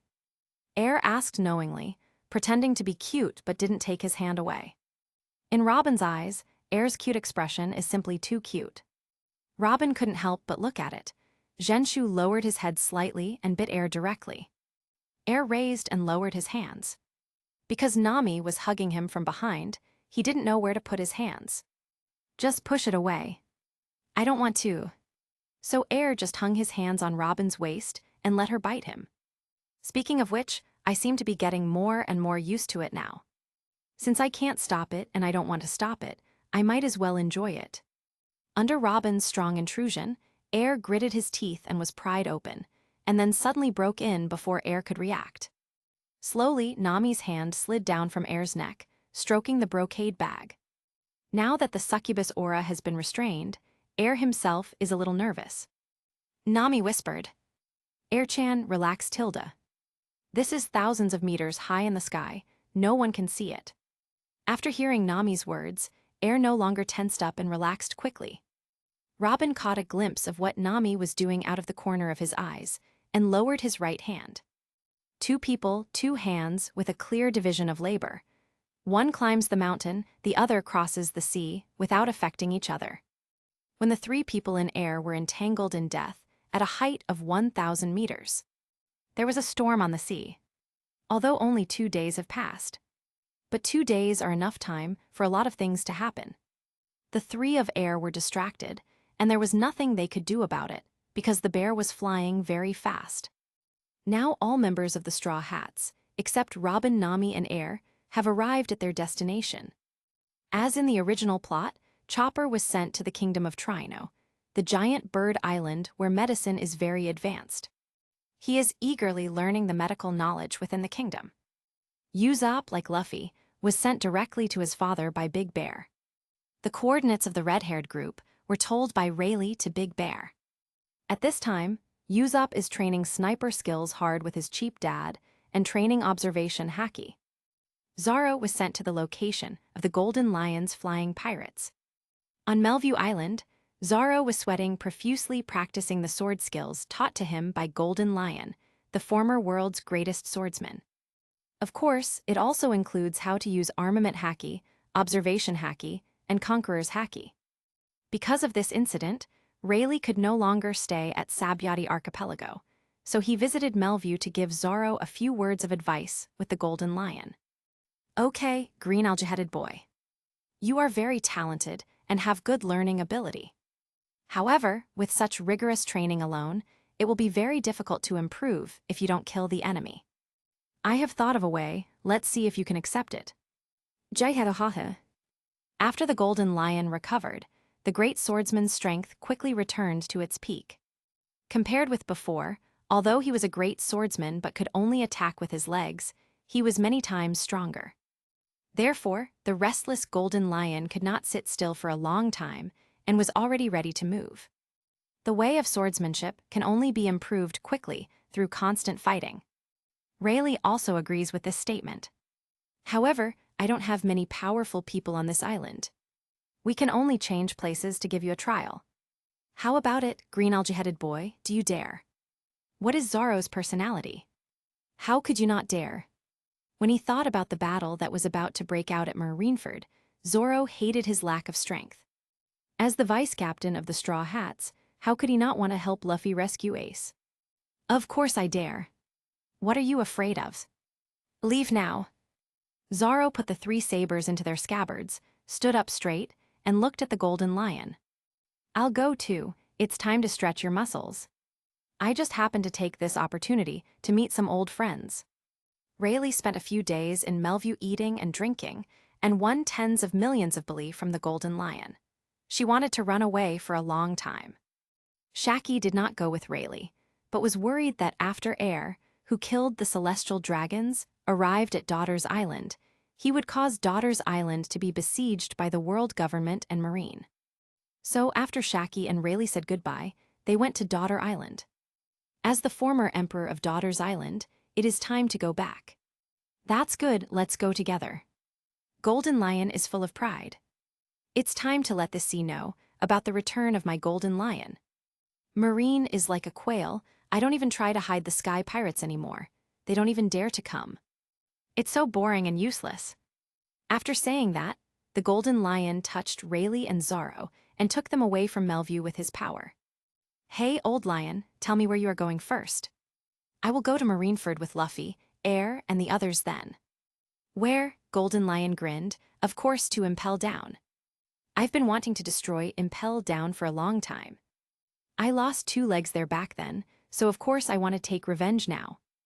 If I remember correctly, there seemed to be a great swordsman who impelled him.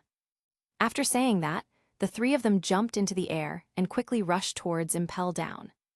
I don't know if it was an accident or a coincidence. After the 3 of them rushed for several hours, they sensed a super strong aura of the great swordsman. Zoro's eyes widened, and his fighting spirit suddenly surged. Hawkeye, the greatest swordsman in the world. Jorakal Mihawk. Zoro, Golden Lion, Rayleigh, all 3 are swordsmen. After seeing Hawkeye practicing sword skills on an island, he immediately stopped. Who? Hawkeye has been learning swordsmanship alone on this island for 2 days and 2 nights. And the content he comprehended was Air's Dimension Slash. After 2 days and 2 nights of understanding and training without any gaps, Hawkeye has initially mastered the essence of Dimensional Slash. Hawkeye, who was originally a solo 4 Emperors player, has improved his kendo understanding a lot again. BB. Air's Dimensional Slash. Zoro, Golden Lion, and Rayleigh recognized the swordsmanship used by Hawkeye, who had just put away his sword.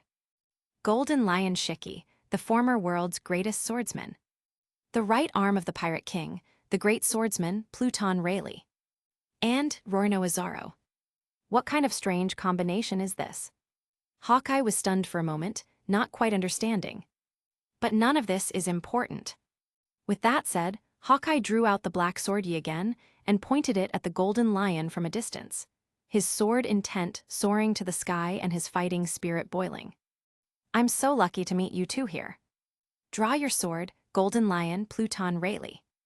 Golden Lion and Rayleigh also had a surge in fighting spirit. Not to mention the fighting maniac Golden Lion. Rayleigh, who has nowhere to hide and can only go to sea again, was also a fighting maniac.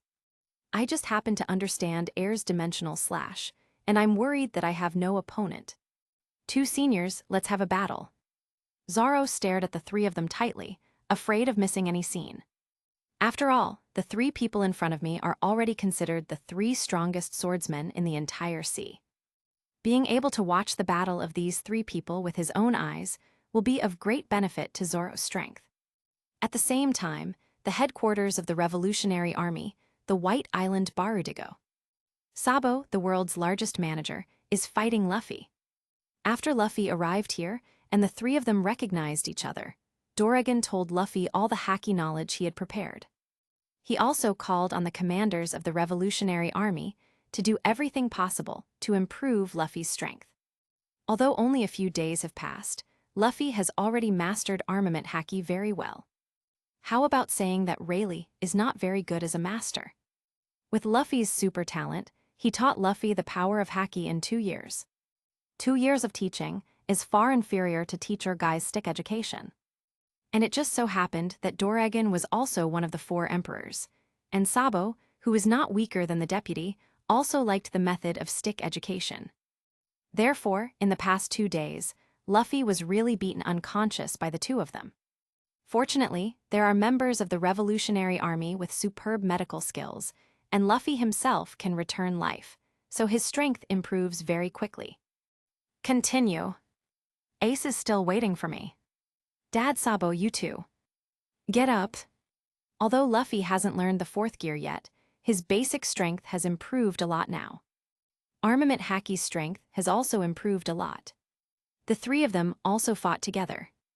Bello Betty, the commander of the Eastern Army of the Revolutionary Army, used his ability to inspire the fruit to frantically inject Luffy with chicken blood. While frantically injecting Luffy's chicken blood, Yan Fen said boldly, "Luffy, don't forget to introduce Air to me then. Commander of our regiment, I am very interested in Air on your ship Tilda." Faced with the siege of Doragon and Sabo, Luffy had no time to answer Betty's words. You can only be knocked down again and then stand up again and again.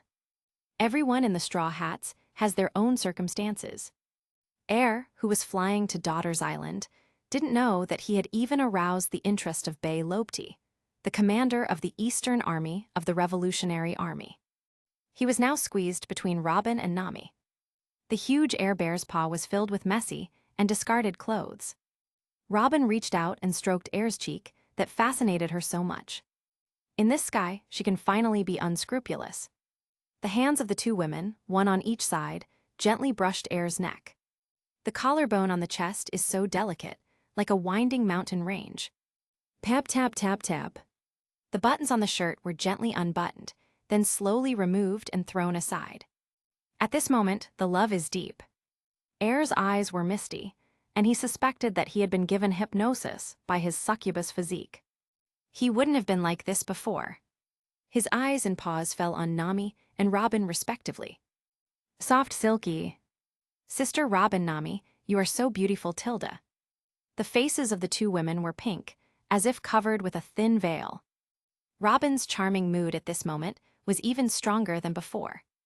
He is 1.88 meters tall, with a slender waist and slender legs. Between the 2 is the peach shape that makes Air unable to take his eyes away. It's completely different from those specially trained in gyms that Air saw in his previous life. Nami and Robin are made for each other. This situation. Although Robin and Nami were mentally prepared. But at this time, my face still felt like it was burning. The moonlight shines on the 3 of them through the thin film of air. In order to prevent Air from moving randomly, Robin blushed and activated his ability, and the jade arms from the flower fruit bound Air's limbs like a silk scarf. Robin's face remained unchanged. His cheeks were red from drunkenness, and he covered Air's mouth with one hand. Air's pupils shrank, and he wanted to move, but found that Robin had even covered armament haki on his separated arm. You're really applying what you've learned now, Robin. Air wanted to complain, but couldn't resist. Robin looked at Air with fascination in his eyes, and all kinds of charms could not compare to Robin at this time. Just as Air was about to speak, Robin covered his mouth to prevent him from making any sound. Air, do you know 1.3? From the first moment I saw you in the Misty Sea that day, I wanted to get you. Air could feel Robin's deep love for her that could never be dissolved. Robin looked at Air in confusion, stood up and let out a breath of hot breath, and she slowly lowered her body while she was sitting. At this time, the air bear's paw seemed to fly over a certain franchise country. Neon lights flashed on both sides of the bay. The lights make the sea water colorful. Cargo ships in the bay suck seawater into their belly from the bow, and then spit it out from the stern. This goes back and forth, the cycle continues. The big ship was tightly wrapped in the sparkling water and moved forward. The boat left a long, long wave at the stern. The bay is narrow but very long. The freighter drove for an hour before it finally broke out of the coast. There was no need to worry about running aground, and all the tight pressure was released. The ocean surrounding the cargo ship also released the pressure on the ship's hull, and the seawater pressed by the ship's hull surged back and fed back to the bow of the ship. The pattern on the bow that is shaped like a mouth is washed and washed by the returning seawater, giving it a cool luster. Her face almost glowed with tenderness, and fine fragrant sweat appeared on her translucent skin. If it hadn't been for Nami's reminder, she might still be wandering in the clouds now. Moonlight night. Very quiet. Not a hint of mud. Robin's mind is in a state of ecstasy, and her whole body feels relaxed. Chan, my sister finally ate you. Sniffed the good smell of Robin's body, and the two hearts that loved each other were tightly attached to each other. Sister Robin, we want to be together forever, Tilda. Air's affectionate confession made Robin feel very sweet. You two are almost done. Did you forget that I'm still here? After Nami saw it with her own eyes, she pouted a little unhappy. It's your turn, Nami Tilda. Chapter 52. This night. As a succubus, Air tastes the best delicacies in the world. The huge air bear paw was like a shooting star, streaking across the sky and blowing away the quiet night. See Circle Calendar 1520, the summer sun rises from the east. The sun passed over layers of white clouds and spread over the endless green sea. The dew dissipated, and a soft warmth penetrated the walls of the air. Two bodies as smooth as green and white jade leaned on Air's chest, breathing evenly. Robin and Nami were bathing in the sunshine, with smiles of contentment and happiness on their flawless faces. The slightly dazzling sunlight made Air's eyelids tremble slightly, and he woke up from his sleep. Last night was ridiculous and consumed a lot of his energy. They had been flying in the air for 2.5 days. Coupled with the several hours of fighting in the Sabyati archipelago, the three of them had not eaten anything for 3 days. In addition, they had done a lot of physically demanding things, so even when they woke up in the early morning, the three of them were a little tired. Nami, Robin, we should be almost at Daughter's Island. Get dressed. Air sat up straight, and after getting dressed, he helped the two women tidy up their messy clothes. The two girls who had just woken up had lazy faces, bathed in the sunshine, stretched out, and held Air tenderly for a while. Little Air, don't worry, Tilda. Sister, I want to rest in your arms for a while longer. Perhaps, after arriving at Daughter Island, we won't have such an opportunity, Tilda. Robin also sat up straight and leaned on Air's chest, her beautiful eyes reluctant to take away from her beloved. The sun is so nice, Air, how about we? People in the pirate world generally have super strong physiques, and the two women are now very powerful. Therefore, even if what happened yesterday, it will not have much impact on yourself. Nami and Robin couldn't help but think about what happened with Air yesterday. That feeling that they had never experienced before made their hearts closer to Air. Nami's eyes are sparkling, and her body under the sun is like a beautiful piece of porcelain, which makes people fall in love with her.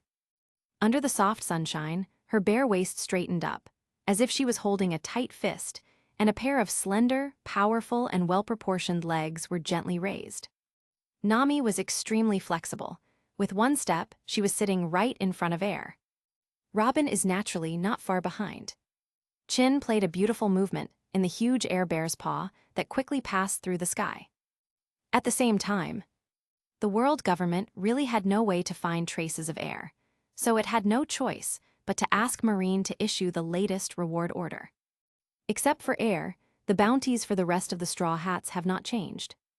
Along with Air's reward order, there were 3 other people. The overlord of the Sky Pirates, the Golden Lion who has regained his peak strength. The reward is 4.768 billion Baileys. Vice Captain of the Roger Pirates, Pluton Hilbars Rayleigh. The bounty is 4.134 million Baileys. The former Emperor of Amazon Lily starts over again. The bounty is 1.896 billion Baileys. Finally, what shocked the sea the most was Air's reward order. Marine would definitely not dare to use the title Celestial Dragon's Killer. But Air's bounty has reached a very exaggerated amount because of this potential title. Air, the great swordsman of the Straw Hat Pirates. The bounty is 5 billion Baileys. Moreover, under Air's reward order, there was a line of small words specially marked. Anyone who can catch or kill Air, in addition to the bounty, can also be promoted to a low-level world noble, and can also be hereditary. This commitment is fully supported by the 10 celestial dragons' families. Air's killing of the celestial dragons made the entire celestial dragons class hate them to the extreme. As soon as the reward orders for these 4 people were issued, the whole sea boiled. Because the reward for killing or capturing Air alive has reached a terrifying level.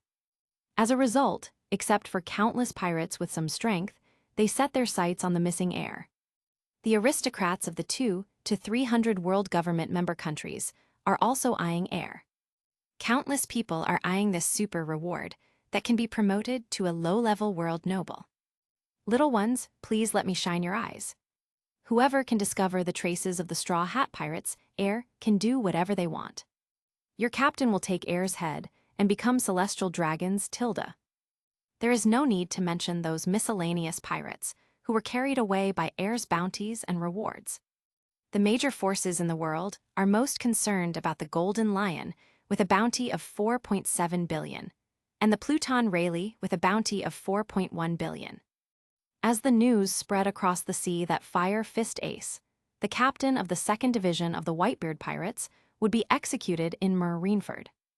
All the major forces are well aware that a peak battle between the world's strongest men, Whitebeard and Marine, is about to begin. And now, 2 old-era strongmen who are almost as famous as Whitebeard have returned to the world and shocked the sea.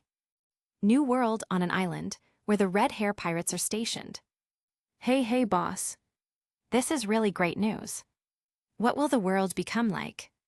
The red-haired man frowned, staring at the bounty orders from Golden Lion and Vice Captain Rayleigh. Why did the Vice Captain get involved with the Golden Lion? I know very well how difficult the Golden Lion is to deal with. What worries me the most is the Deputy Captain. If his reward order spreads across the sea, if nothing else, Jabba will definitely come back to find him.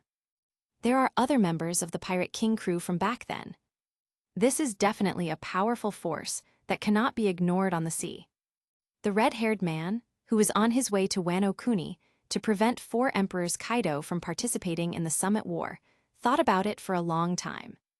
Guys, turn around and go back. Go to the Grand Line and forget about Kaido for now. The most urgent thing is to meet Vice Captain Rayleigh. After Golden Lion and Rayleigh's bounty came out of the sea again, Shanks understood that there was no point in stopping Kaido himself. After all, anyone of Golden Lion and Rayleigh participating in Summit War will have a huge impact on the world. When the Red Hair Pirates turned the ship around to find Rayleigh. Inside Wano Kuni Onigashima, the best teacher in the entire sea, Teacher Beishu Kaido, stared at the bounty orders for the 4 air people while drinking. Let's not talk about the brat Air for now. This old guy Golden Lion actually appears again. Back in Rock's Pirate, this old guy bullied Layazi a lot. Now that you are old, let's see how Layazi deals with you this time. And this Pluton Rayleigh, it's getting more and more interesting, hahaha. These guys will definitely be in Summit War too. The top-level war that Layazi has been waiting for a long time is about to begin. After Kaido of the Beasts drank the wine, he quickly transformed into his green dragon form and left Wano Kuni directly, flying towards Marineford, the exit of the Fishmen Island, where the Whitebeard Pirates gather. Edward Newgate, the world's strongest man, squinted his eyes and looked at the 2 figures in his hands that he missed. Shiki, Rayleigh. Hope to see you at Marineford. As overlords from the old era, you 2 must not cause trouble to Layazi. Ku la la la la tilde. This little guy named Air is pretty good too. The bounty money is almost catching up with me. What a great kill to kill the celestial dragons. After sighing, Whitebeard looked in the direction of Marineford. Keep on going. I can't wait any longer. Facing the stormy sea. The Marine headquarters has dispatched all scouts and is also intensively preparing for combat. In the Marshal's office, Sengoku looked very ugly. The appearance of Golden Lion and Rayleigh caught him by surprise. This war that Marine was supposed to win is now starting to become confusing. Kyuzin, Sakazuki, Porozalino. You three will be the main force in this war. Especially Kyuzin, Porozalino. I will never allow you to fish in this war. If all these people come to Marineford, Marine headquarters will not have an easy time this time. You should arrange manpower immediately to evacuate all the residents of Marineford. In addition, in this war, there will be no one except you three. I, Garp, Commander Crane, Zephyr, Mamausagi, and the T, Dolphin will all participate in the battle with all their strength. No matter what, this war must be won. Otherwise, Marine's majesty will cease to exist. The current Marine Third Admiral looked solemn and nodded heavily. Even Aokiji and Kizaru, who were used to taking advantage of things, felt heavy and knew that they could no longer be lazy this time. By the way, Sakazuki, go get the Dark Horse. In this war, maybe he, the director of the Marine Criminal Investigation Bureau, will also join the war. All Marines' available combat power must be prepared this time. There can be no let-up. Sakazuki and others obeyed and left. As the director of the Marine Criminal Investigation Bureau, Dark Horse Tenmasa is also a strong man who is not weaker than the current three admirals. The battle between Hawkeye, Golden Lion, and Rayleigh has ended. After all, the three of them had no hatred, and they were all the top swordsmen in the world, so naturally they didn't kill them. The three of them took Zaro, exchanged some sword skills, and prepared to leave. Where are you three going next? Hawkeye sat on the sampan boat, a little curious. Of course, Impel Down. This green algae-headed kid is still too weak. Layazi needs to train him well. Impel Down is naturally the best place. Hawkeye took a deep look at Zoro, and then watched the three people leave. He would not let others see him, rowing at night with a black knife. In the sky, only half an hour away from Hiryuki Island. Robin and Nami were all paralyzed, lying on Air's body, panting slightly, and the blush on their faces had not completely dissipated. That's Daughter Island. Robin, Nami, get up quickly. We'll be there soon. After hearing Air's words, the two women reluctantly stood up and got dressed rustlingly. Fortunately, the space inside the giant bear paw is not small, and the breathability is very good. The clothes of the three people were not stained with that strange smell. This is my first time in Calm Belt. The climate here is actually like this. Nami squinted her eyes, feeling the completely different climate in the Calm Belt. No wonder the Daughter Island has existed for so many years, and Marine can only appease it but cannot attack it.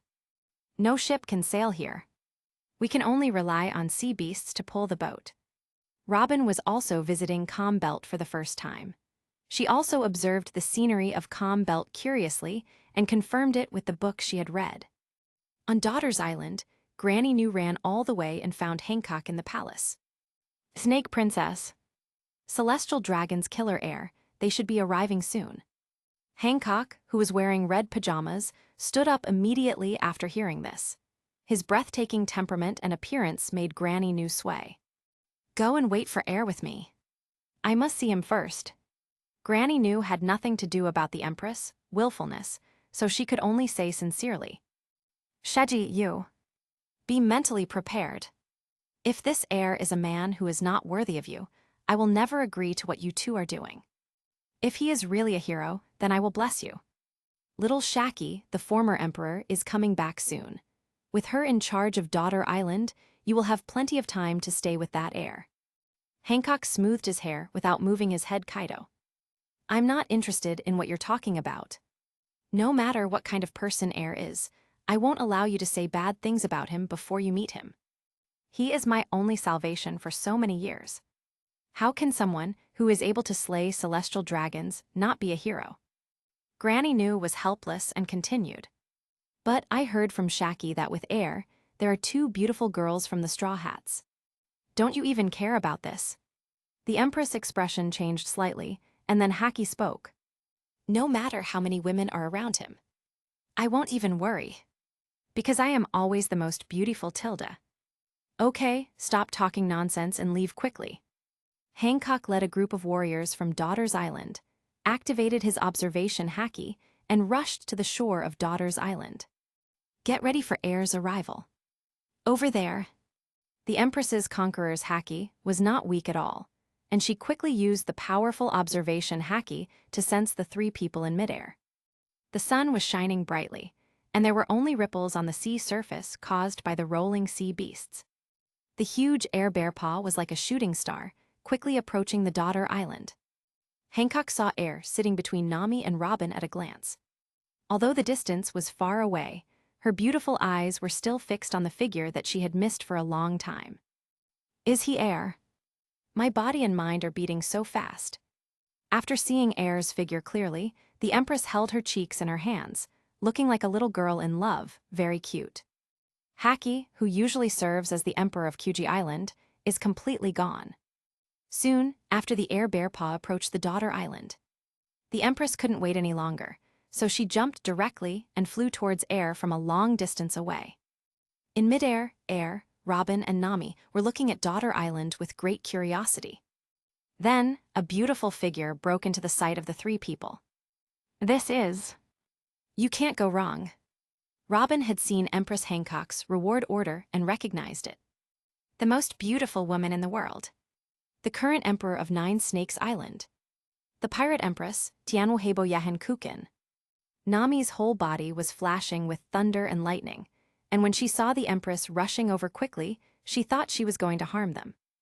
Air patted Nami on the shoulder and said softly, "It's okay, Nami. Even if we really have to fight, it's not now." After hearing Air's words, Nami put away her vigilance, but her eyes were not fixed on the female seat. Air stared at the Empress, who rushed towards her like a cannonball, and sighed. Is this the world's most beautiful woman, Boya Hancock? The appearance is truly breathtaking. While Air was looking at the Empress, Hancock had already rushed to the air bear paw. After a burst of air, the Empress snatched Air away from Robin and Nami very quickly. If it weren't for the strength of the two women, they would have been beaten to pieces. Although the Empress ate the most charming devil fruit in the entire sea, she was actually very simple at heart. She is so naive that she doesn't understand anything, and even thinks that as long as she gets married, she will have children without doing anything else. But this is normal. There is not a single man on the island, and his childhood experience made him hate men. Naturally, it was impossible for Granny Nu to talk to her about things between men and women. Are you Air? The Empress hugged Air and landed firmly on the ground. The two looked at each other. Air's succubus physique and the Empress, naturally exuding super charming power, were entangled with each other. Chapter 53. I am Air. The Empress is much taller than Robin. With a height of 1.91 meters, he held Air tightly in front of him. Air's 2 feet could not touch the ground, and could only hang precariously on the Empress's slender waist. Although the Empress's allure to men was extremely strong, her heart was pure and her thoughts were pure. She just held Air so comfortably without any other actions. Air couldn't break free and buried his head in front of the Empress, breathing in the fragrance of the Empress. Hancock's beauty is the best in the world. Coupled with the ability to sweeten fruits, he is the most attractive being to men in the world. Air, on the other hand, is the opposite of Hancock. The existence of a succubus physique makes him no less attractive to women in this world than Hancock. The two people's special physiques, hugging each other, seemed to be the only ones in the world. Granny Nu looked at the Empress and Air hugging each other, and sighed, feeling a little helpless. Plus me and Shaki and Snake. The 4th-generation Nine Snakes Emperor has been lovesick for a long time. Is this the fate of Emperor Nine Snakes? Day. Robin and Nami looked at Air being snatched away by the Empress, pouting and feeling a little unhappy. You two don't have to worry about it. Granny Nu walked to the two girls. As someone who has been there, she can tell at a glance that both Robin and Nami are Air's confidant. So after thinking about it for a while, he opened his mouth to tell the two of them about the unknown tragic past of Empress Hancock. On the hatred of celestial dragons. In this world, Snake Princess is just like everyone else who suffers persecution from the celestial dragons. For so many years, what happened to Snake Jai when she was a child has been her nightmare. She also thought about taking action against the celestial dragons. However, you should clearly understand that the existence of Marine Admiral is a barrier to protect the celestial dragons. Snake Princess is the emperor of Daughter Island after all, so she cannot give up everything to attack the celestial dragons.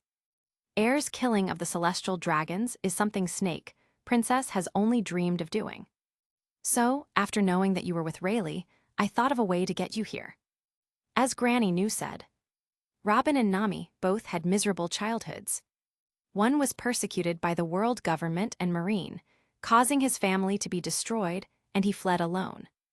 One was persecuted by fishmen and saved the village alone. It turns out that this empress, like us, has a past that we can't bear to recall. No wonder you let Air come to Daughter's Island. If I were the empress, I would also look up to Air. Robin and Nami now understand the empress' unreasonable love for Air. We are all miserable people. Nami held Robin's hand, and the discomfort she felt just now completely disappeared. The female warriors on the Daughter Island were shocked beyond measure when they saw their emperor hugging a man desperately. Lord Shijaishi. The yellow-haired Margaret's eyes widened. This was the first time they saw the empress like this. Many Daughter's Island warriors looked at the man and the empress, arms with great curiosity. Is this a man? It's quite pretty, Tilda. Are all men outside the sea like this? Ephelandra, do you know? Margaret poked her head with her finger and asked curiously. The little snake surrounding her body shook its head humanely, indicating that it didn't know. Ephelandra's cute big eyes were the same as Margaret's, and Yinbai looked at Air curiously. Margaret, this is my first time to see a man too. Are all men so weird? They look different from us. Margaret nodded in agreement. While looking at Air's chest, then looking down at his own, he compared it, and then came to a conclusion. Don't the men in the outer sea have enough to eat? Why is it so flat? As she spoke, Margaret stretched out her hand and measured the front of her body, and then measured the body of Ephelandra, who was squatting next to her, and said with great certainty, Men are so pitiful. Yes, Tilda, Ephelandra, who is at least 4 meters tall, also followed Margaret's example, measuring her own measurement behind her back, and then compared it with Air's. If Lady Snake Jai likes this man so much, we have to feed him well. The other Daughter's Island warriors were also whispering. On the entire Daughter Island, there are not many warriors who can follow the Empress to sea. Therefore, more than 95% of female warriors have never seen a man. Soon, the Empress hugged Air tightly for more than 10 minutes. After hearing Air's stomach growling, she put Air down with a blushing face. Come on, Air, follow me to the palace. I asked them to prepare food for you. You're starving. After the Empress put Air down, she realized what she had just done. She stood there with a red face, pinching the corners of her clothes, feeling embarrassed. DB. Hancock, what's wrong with you? Air tugged on the Empress's finger and asked knowingly.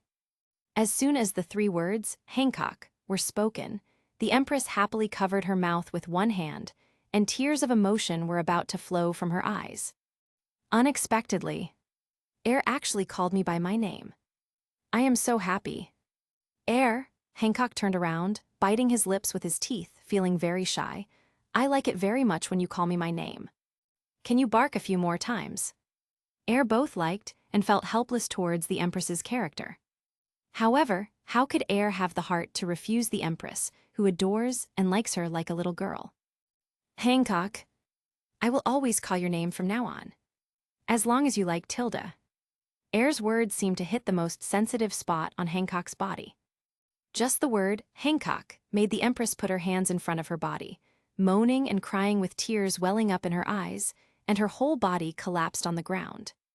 Although he knew the Empress' unique character, he had also seen the Empress state when facing her beloved in his previous life. But seeing and feeling the impact of the love of the most beautiful woman in the world still shocked Air. However, the Empress soon returned to normal. She has not forgotten her beloved Air. My stomach just made me growl. After standing up, the Empress pointed at the female warriors who came with her to greet Air and roared. You guys, go prepare food for Air. If you dare to be a second late, I will turn you into stone. 1 second, Haki was giving orders to the emperor with great enthusiasm. The next second, the empress turned around and faced Air, as shy as a little girl in love. Air, if you like. I can also make food for you with my own hands, Tilda. Whatever you want to eat, I can make it for you. The empress, who had returned to normal a little, stood in front of Air, like a virtuous and wise wife. The voice is sweet, and the beautiful cheeks are full of anticipation. I'm afraid Air won't agree. Air really doesn't know what to do with such an empress. The love brain is really scary. However, it would be pretty good to think about it if the person you are falling in love with is yourself, Air thought as she walked behind the empress. Naturally, Nanardao will execute the emperor's orders as quickly as possible. When several people returned to the empress's palace together, a large table of sumptuous meals had been prepared. Come on, Air, eat quickly. If you're tired, I can feed you. The empress moved a small stool and sat next to Air. She pulled out a big knife from nowhere and helped Air cut large pieces of meat. Then he carefully placed it on the dinner plate in front of Air. Although Nami and Robin understood the empress past, they still felt a little jealous when they saw Air being taken over by the empress. Moreover, the most incredible thing for them was that the empress didn't seem to feel their existence after seeing Air. There was never a second where his eyes were not on Air. Da. No, I can do it myself. The empress was very obedient. She put down the meat-cutting knife, sat down next to Air obediently, held her chin in her hands, and just stared at Air. It seems that I can never see enough, and I want to engrave Air's figure deeply into my mind. Air was really hungry and hadn't eaten for 3 days. At this time, he ignored the scorching gaze of the empress beside him and began to look at the dining table. During the 3 days of flying in the air, I just didn't eat anything, so I wasn't that hungry. Mainly because I spent too much energy on Nami and Robin. Women in the One Piece world have very good physiques. Having a good physique means that it is far less easy to deal with. It takes at least an hour each time, and this is after Air magically modified Marine 6 Style's shaving and iron body to make them work in that regard. Just like this, it required him to spend more than an hour nonstop. Air didn't even dare to think about it if he was pushed back by the Empress in the future. With the Empress's body many times stronger than Robin and Nami, what should I do? The Empress's super strength, apart from her fruit abilities, is all about physical skills. What's more, there is a Marine Admiral Mamosagi, who is more than 3 meters tall waiting for him. Air felt that he had acquired the ability to change his body size no matter what. Otherwise, he really feels like he can't stand it. After eating a sumptuous meal for more than an hour, Air felt a little full. Air looked so charming when eating Tilda. From the beginning to the end, the Empress' beautiful eyes were fixed on Air, not moving away even for a second. You guys, go prepare the same meal again. Air's favorite sea animal meat, please bring more carts over. The Empress stared intently and gave orders to the attendants outside the palace. Dibe. No need for now, I'm full. Nami, Robin, are you full? We've eaten a long time ago. I'm waiting for you, Air. Tilda, Nami, and Robin rolled their eyes at Air. After seeing Air finish eating, they got up and left. I had many battles with Air in the sky, but never had a chance to cleanse myself. They couldn't stand it anymore, and after eating, they couldn't wait to go to the bath arranged by Granny Nu. In the palace, only the Empress and Air were left at this time.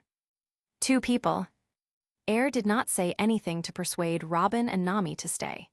The 2 of them needed to calm down and absorb the strength he taught them. Subsequently, Air activated Life Return. A large amount of energy was absorbed instantly, and the depleted physical strength was finally completely restored. He felt that he was strong again, and that no matter how protracted the battle was, he could still win. Only then did the Empress look away, watching Robin and Nami leave. Then he took Air to the huge pool where he usually bathed. Water with a moderate temperature has already been placed in the pool. Air, I want to tell you something. The Empress spoke tremblingly, while sitting on the bed to let Air see the mark of the Tianxiang dragon's hoof on her back. Air guessed what the Empress was going to say to her, but his eyes were still attracted by the grand scene in front of him. The frost is flying and the snow is falling, and the waste is like a rope. Like light clouds coming out of Zeus. These two sentences came to Air's mind immediately. The Empress's smooth jade back, like a snow lotus on Tianshan Mountain, appeared in front of Air. The concavities and convexities are highlighted. The elegance is tall and straight, enchanting, gorgeous, and graceful. The only flaw is the very conspicuous mark of the Tianxiang, dragon's hoof on the jade back. The flawless beautiful back was shockingly damaged by the red hoof mark of Tianxiang dragon. It was so beautiful and was so ruined by the celestial dragons. Air couldn't help but grit his teeth and wanted to kill a few more celestial dragons to vent his anger. XR. The Empress' voice trembled violently. Do you know what this mark means? She asked extremely nervously, while unable to hold back tears. The mark of the Tianxiang dragon's hoof. I know. Slaves of the celestial dragons are branded with this mark. Air spoke very softly and answered the Empress. Hearing Air's words, the Empress trembled even more. He didn't even have time to put on his coat, so he turned around, biting his lip, his eyes filled with tears, and he asked desperately, "Then will you look down on me because of this?" Before the Empress finished speaking, Air took the initiative to bite her for the first time. Blocking the Empress's mouth to speak, not wanting her to tell her painful memories. The Empress, who was very pure at heart, her beautiful eyes widened instantly. She was about to reach out and push Air away, but she was very reluctant to let him go. I have never had any experience in this area, and I have never even seen an Empress with such a picture of Wen, so I am very unfamiliar. However, she still tried her best to cater to Air and capture each other. After a long time, the two separated. Air looked at the Empress very seriously and said, "Hancock, I don't care about your past. Okay, when I get the chance, I will personally take you to learn some more celestial dragons. Let you take revenge. Celestial dragons are the biggest scum in the world. It doesn't matter how many you kill, it won't matter." The Empress's cheeks turned red and she threw herself on Air's shoulder. The emotions she had suppressed for so many years broke out at this moment. She clenched her teeth and cried out, "Hancock, I'm here for everything. 013604105 Feilu 230 1,121,501. Don't take anything to heart. I have a way to help you remove the marks on your back that make you unable to look back." When Air drew the lottery before, in addition to the 3 large rewards, there were also some small rewards that were not worth mentioning. Among them is the perfect medicine for removing scars. Now it's time to put it to use. The Empress lay sobbing on Air's shoulder. Air took out the ointment, spread it evenly on the palm of his hand, and then covered the mark of the heavenly soaring dragon's hoof on the Empress' back. The branded area is full of uneven scars, which is in sharp contrast to other jade-white areas. As the ointment begins to take effect, the red Tianxiang dragon's hoof scars scab at a speed visible to the naked eye, and then slowly fall off. Finally, under Air's application, the Empress' flawless white jade back returned to its perfect state. "Hancock," Air said softly in the Empress's ear, "the mark that caused you so much pain has disappeared. You don't have to be tortured by the past anymore." The Empress's sobs gradually stopped. Zhen raised her head and stared at Air closely. "Air concubine. I am so happy." After hugging for a while, the Empress stood up barefoot, her cheongsam falling to the ground. The Empress pulled Air into the huge bath with her bare feet. The simple Empress didn't know how to express her love to Air. She only knows that no matter what she does with Air, she is willing to do it and will be happy. Air was stunned. Hancock calmed down. Chapter 54. The night is quiet. Inside the Imperial Palace, in the center of Daughter's Island. The huge bathing pool is sparkling, steaming, and looming. In the steaming mist, 2 figures, one tall and one low, can be vaguely seen together. Although Air has a succubus physique, her body will not be stained with any dirt. But as a normal person, I still can't bear not taking a shower for a long time. In the Empress's bath, Air soaked comfortably for a long time under the Empress' bold service. Hancock, Air rested his head on his jade arm, let your two sisters remove the marks on their bodies. I still have some scar removal medicine left here. It should be enough. Tilda. Heir, you are so kind to me. Fortunately, I met you, otherwise I would not be so happy in this life. After the Tangxiang dragon's hoofmark was removed, the Empress's whole body's energy and spirit underwent obvious changes. I will no longer be as sensitive as before, nor will I cry in my sleep. After taking a bath, the two returned to the Empress's palace. The servants of Daughter Island have already prepared beds for the two of them. However, the simple Empress does not know any more knowledge. She just wants to be with Heir all the time and doesn't want to be separated. Heir was indeed a little tired. The Empress snuggled up to Heir, breathing in Heir's delicious scent with a happy face. Oh yes, Hancock. Heir suddenly remembered that he came to Daughter Island, this time not just to increase his heart rate. But there are other important things to do. What do you think about the upcoming war between Marine Headquarters and Whitebeard? If my prediction is correct, the world government should have issued a compulsory summons order to all the Shichibukai, right? When I landed on Daughter's Island, I seemed to see a marine warship near the calm belt. The Empress said, I originally didn't want to participate in Marineford's war. Because it's very close to the world government, and it's a place I hate so much. With that said, Hancock lay on his side next to Heir, clumsily hooking Heir with his slender legs. However, what you just said helped to remove the stigma of humiliation behind it. I no longer have any disgust or fear, only hatred. Heir gently patted the Empress, smooth shoulder, and arched her head upward. In that case, after the warships from the Marine Headquarters arrive, we will go to Marineford together. Ace, the captain of the 2nd Division of the Whitebeard Pirates who will be executed, is our captain's brother. That idiot captain, I don't want him to go alone. 290. Hancock nodded slightly. Heir's matter is my concubine's matter. I will go wherever you go, Tilda. Not to mention accompanying you in the Marineford War. Even if I go to Mariewa to kill the celestial dragons, I have nothing to fear. I feel now that my life is complete. Although the Empress, love for Heir had only met for the first time, that kind of love had already reached the point where it penetrated deep into the bones. Later, Hancock had a lot of mood swings today, was a little tired, and fell asleep tightly against Heir. In her sleep, a smile finally appeared on her face. System, check the heart rate. Heir was very curious about the Empress's heart rate. Heartbeat value details. Boa Hancock 99. The person of the opposite sex next to host is special. The knowledge in that area is blank, and I don't understand anything. So, before she understands it, the conditions for reverse deduction will not be met. After seeing the details of Hancock's heart rate on the system panel in his mind, Heir realized how much the Empress liked him. However, it's not surprising that Hancock has such a special character and has such a high heart rate. After all, it can literally engrave deep love into genes. Even her Seraph clone will inherit this love completely. What more can I ask for when I have such a beautiful woman? Heir subconsciously hugged Hancock in his arms. Does host receive rewards? I won't use it for now, just save it. Now I have the power of Thunder Fruit, the real strength of the world's greatest swordsman. That's enough for now. If you activate the 2nd stage of liberation, there will be no problem in defeating 4 emperors. The drizzle in the morning gradually became heavier. A heavy rain continued outside the window, hitting the roof and the gardens of the palace.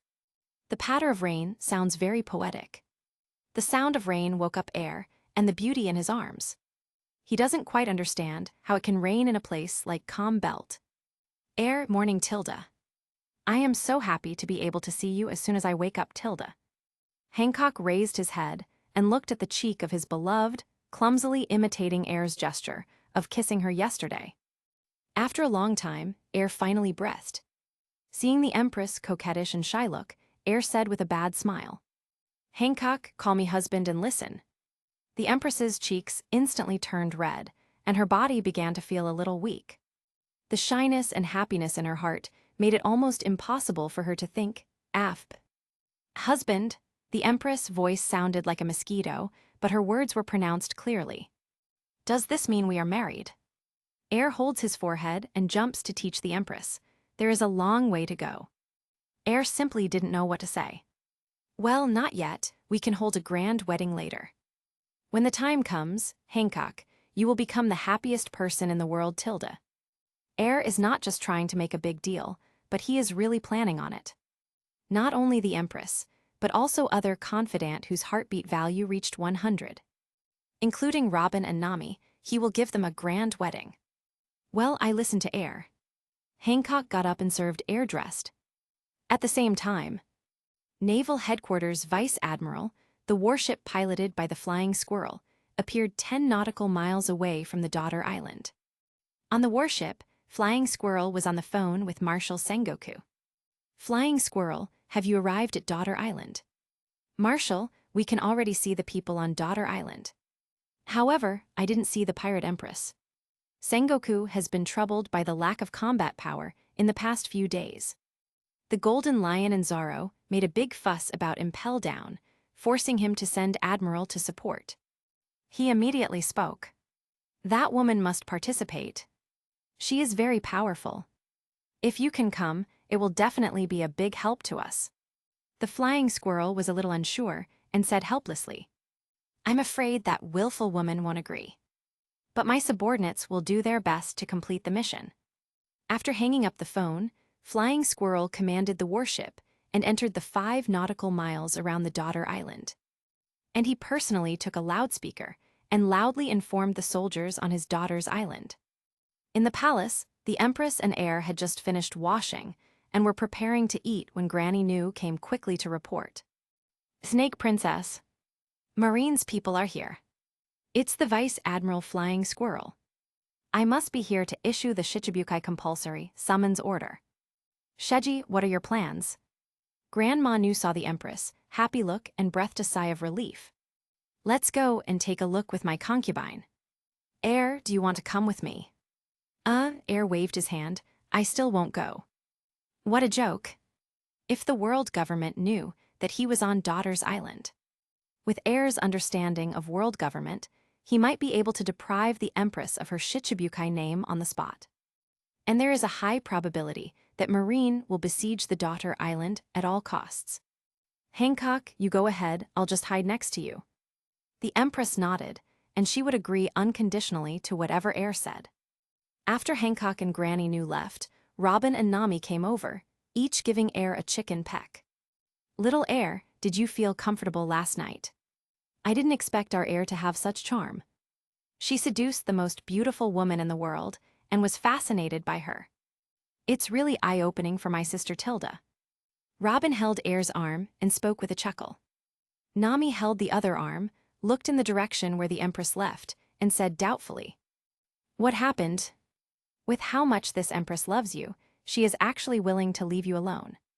Air slapped off the 2 women's mischievous hands and explained. The war in Marineford is about to break out.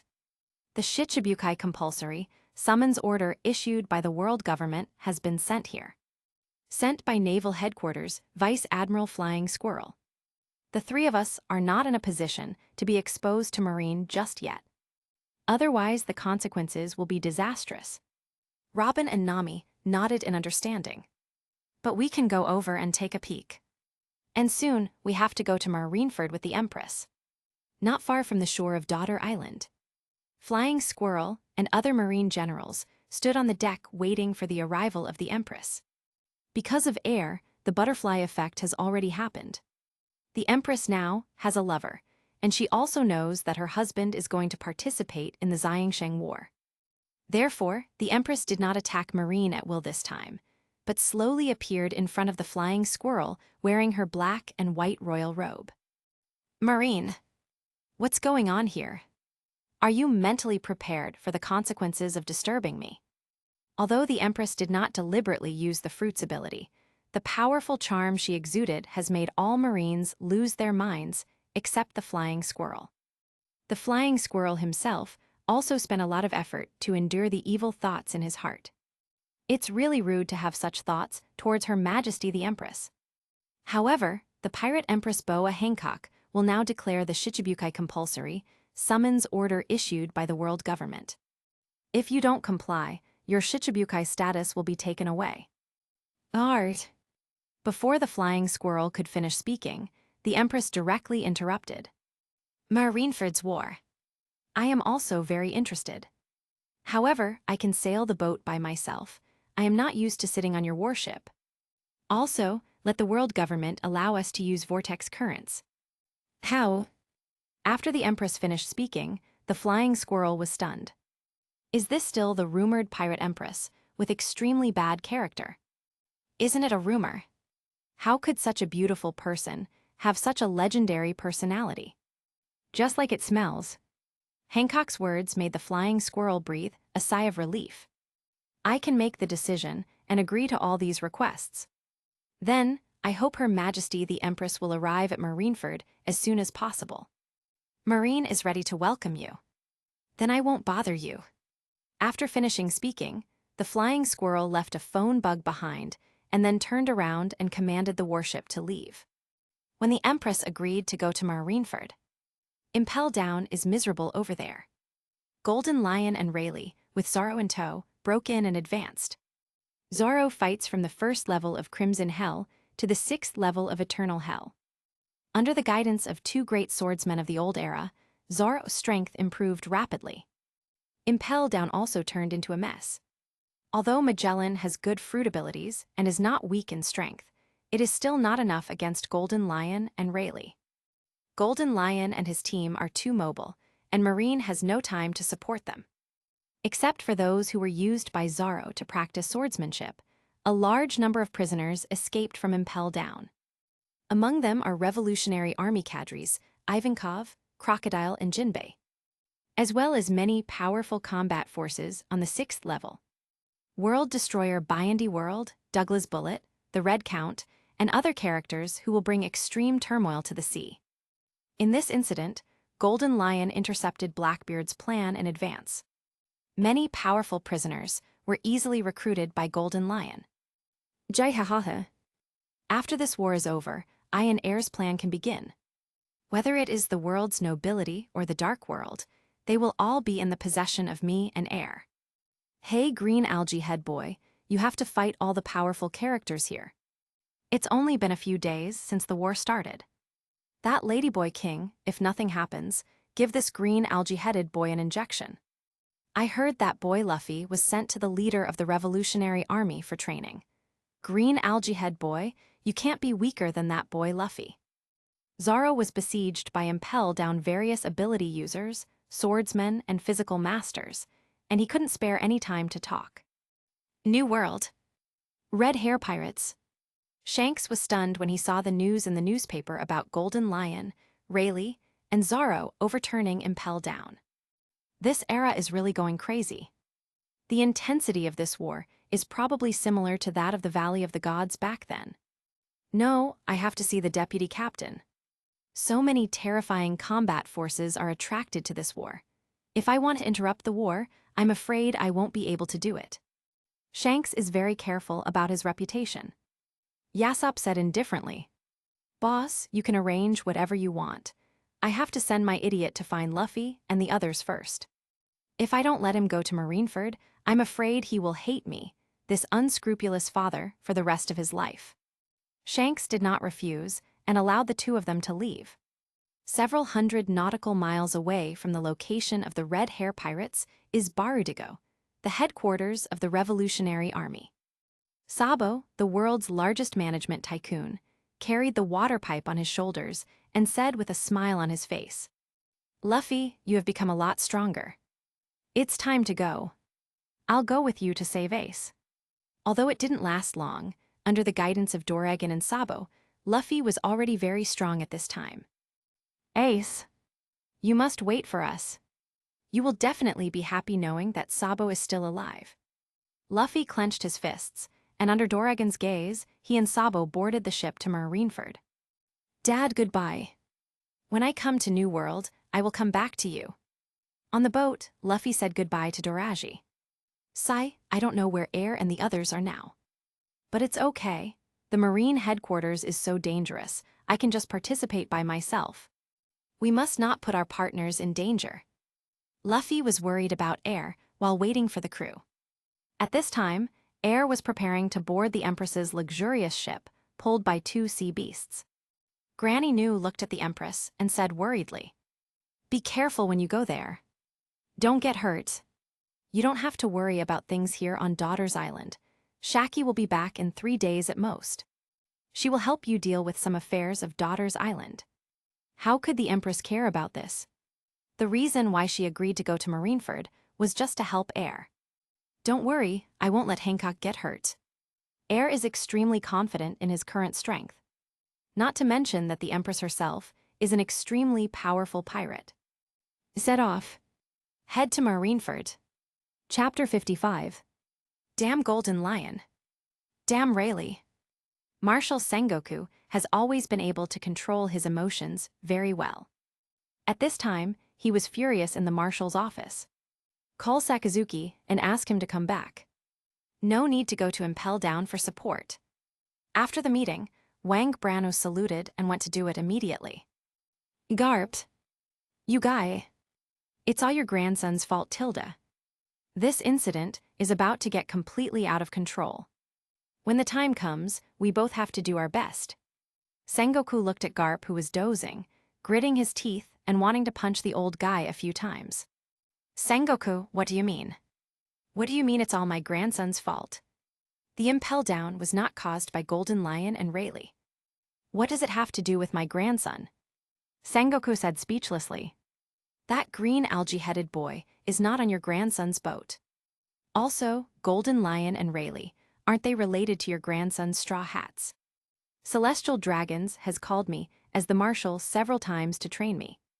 Seeing Sengoku mention Celestial Dragons, Garp looked a little ugly. "Sengoku, I want to reiterate to you. Don't mention the words Celestial Dragons in front of me." Garp was very unhappy. "Let me tell you, that Air did a great job. Celestial Dragons are all scum, good kill. That means I can't help myself. Otherwise, why do you think Leazi doesn't want to take care of anything these years? Why do you think Leazi hasn't been willing to acknowledge the title of Marine Hero all these years? Originally, it would have been okay if Golden Lion didn't appear, but now that Golden Lion has appeared, plus the old Lion's Rock's pirate background, this reminded Garp of the most humiliating thing in his life. Back when the Celestial Dragons were massacred in the Valley of the Gods, Marshal Kong lied to me about what the Celestial Dragons were traveling there. I have no choice but to protect those things that are worse than pigs and dogs. If there weren't a group of like-minded Marines in Marine who truly uphold justice, I would have retired and become a pirate. How dare you now go against Leazi about the scumbag Celestial Dragons? Sengoku, do you really think Leazi has a good temper? He won't get angry." Garp's sudden outburst made Sengoku freeze in place. "Garp, don't say these words again. Otherwise, your position will be very dangerous." Garp said disdainfully, "Leazi can say whatever he thinks. And Sengoku, Leazi even told you. Winning or losing this war is a trivial matter. Fortunately, Whitebeard, that guy doesn't talk so much. But that guy Shiki is not an above-board person. Golden Lion participated in the Battle of the Valley of the Gods that year. He knows exactly what the Celestial Dragons did. Even he knows that the Celestial Dragons will carry out a massacre every 3 years. What do you think would happen if he told these things to the Air, who dared to kill the Celestial Dragons? If these things are announced in the Summit War, where the whole world is paying attention, what will happen? At that time, how many Marines who truly uphold justice do you think their faith will collapse?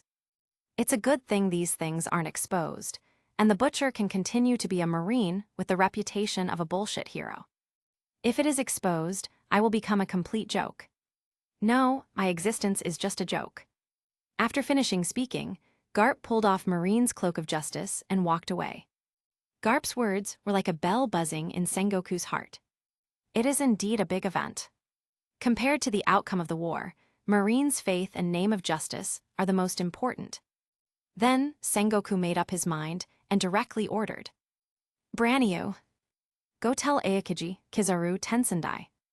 Once the Celestial Dragon's killer appears on the battlefield, the 3 of them must be the first to subdue Air, even if they risk their lives." This person is the most dangerous now. As you command, Marshal. Sengoku was anxious and couldn't think of a better way to deal with it. Then I can only call 5 elders and tell 5 elders my worries. The person who answered the phone was Saturn Satan, the god of scientific defense. After listening to Sengoku's words, Satan didn't take it to heart at all. Nothing to worry about. Humans are nothing but ants. If what you said really happens, just kill the Marines who don't have firm beliefs. Humans, who are like ants, will continue to breed more after one of them dies. Understood, Sengoku. Satan hung up the phone and ignored Sengoku. Marshal Sengoku stood there with his face turning red and purple, looking like a clown. It is in stark contrast to the sentence, "Justice that reigns in the world," posted on the wall behind him. It turns out that the justice I have always insisted on is such a ridiculous thing. Sengoku shook his head and muttered to himself. However, as a marshal, he knows what celestial dragons is better than Garp, so why not just call it justice? It's already become a joke. After a long time, Sengoku put what had just happened behind him and said, "Don't think about it anymore." He just wants to win this war with the Whitebeard pirates before retiring. Inside the Uzumaki current, specially arranged by the world government. The Queen's ship sailed rapidly among them. In the cabin, Air, the Empress, Robin, and Nami stayed together. "XR. You think, can we help Luffy rescue his brother?" Robin and Nami were a little nervous. Although they are both very strong now, especially Nami, she can transform into the god of thunder and become one of the most powerful people in the world. But after all, they have never participated in such a grand war. It's normal to worry. Don't worry, it doesn't matter whether we can save Ace or not. We just have to do our best. My primary purpose of going to Marineford this time is not to save Ace. Zero, please give me flowers. But to test how many Marines are truly righteous. How many people are loyal lackeys of celestial dragons? Before Air traveled through time, he just read over 1,000 chapters of the original novel. Naturally, we know the truth behind Celestial Dragons Massacre competition. Moreover, every time there is a chip competition like that, there is still a lot of Marine protection. This made Air, who had a slight affection for Marine, completely treat Marine as a mere lackey. The more disgusting and cruel the Celestial Dragons are, the more they show the imbecility of those Marine executives. Before this, it was said that the Celestial Dragons were not very good in the underworld, and there were only half-good people in the Celestial Dragons, such as the one who protected Shirahoshi and Mingji's father, which was barely acceptable. And now, Air, who understands the truth about the Valley of Gods, discovers the entire group of Celestial Dragons is one big shoulder. Do these Marine executives know? Sengoku Garp, those who have been to the Valley of Gods in person, don't you know? To still raise these Celestial Dragons as their fathers and call themselves righteous is really shameless. The word Marine is truly insulting. But if you think about it, Sengoku and Garp are not good things either. One gave the order for Akinu to bombard the Ohara refugee ship. And he also ordered that an unknown number of pregnant women were killed. Garp is even better. In order to protect Roger's wife and son, how many pregnant women were indirectly killed? I don't know if these two people have ever repented in these years. Air was bored and thinking to himself, rather than these sanctimonious Marines, it would be better to cooperate with the Golden Lion. Control the dark world from the secret. Use IQ potion to control the world's nobles. Air is ready to go on a killing spree in Summit War. Marine, who truly upholds justice, doesn't care if he doesn't kill, but he won't show mercy to the other Celestial Dragons' lackeys. It didn't take long. The current Shichibukai, Doflamingo, the unconscious Tyrant Bear, Gecko Moria, and Hawkeye Mihawk have arrived at the Marine headquarters. All of Marine's highest combat power is also completed in Marineford formation. Akinu Aokiji, Kizaru, Alternate Admiral Mamosagi, T. Dolphin. Chief of the Marine Criminal Investigation Bureau, Dark Arm Tenmasa, Chief Staff Officer, former Admiral Black Arm Zephyr. Marine Hero Garp, Marshal Sengoku. The combat power of 10 admirals. All assembled and completed. Prepare for the war that is about to break out.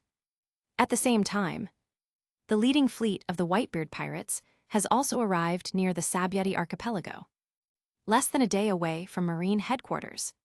Mr. Guy, who set off from Wenokuni, has almost flown out of New World and arrived at Marineford. An unprecedented battle is about to take place in an instant.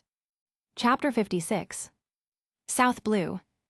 On an island where heavy rain was pouring, densely packed people gathered together holding umbrellas. Only 3 hours left. Is Whitebeard already here? Who knows, but will it happen? Even Whitebeard is quite old, right? Is that so? Asked a young man who didn't know Whitebeard's name. After all, Whitebeard is an older generation figure from the Great Pirate era. He is already very old, probably over 70 years old. It's been years since I've seen Whitebeard on the big news. What are you talking about?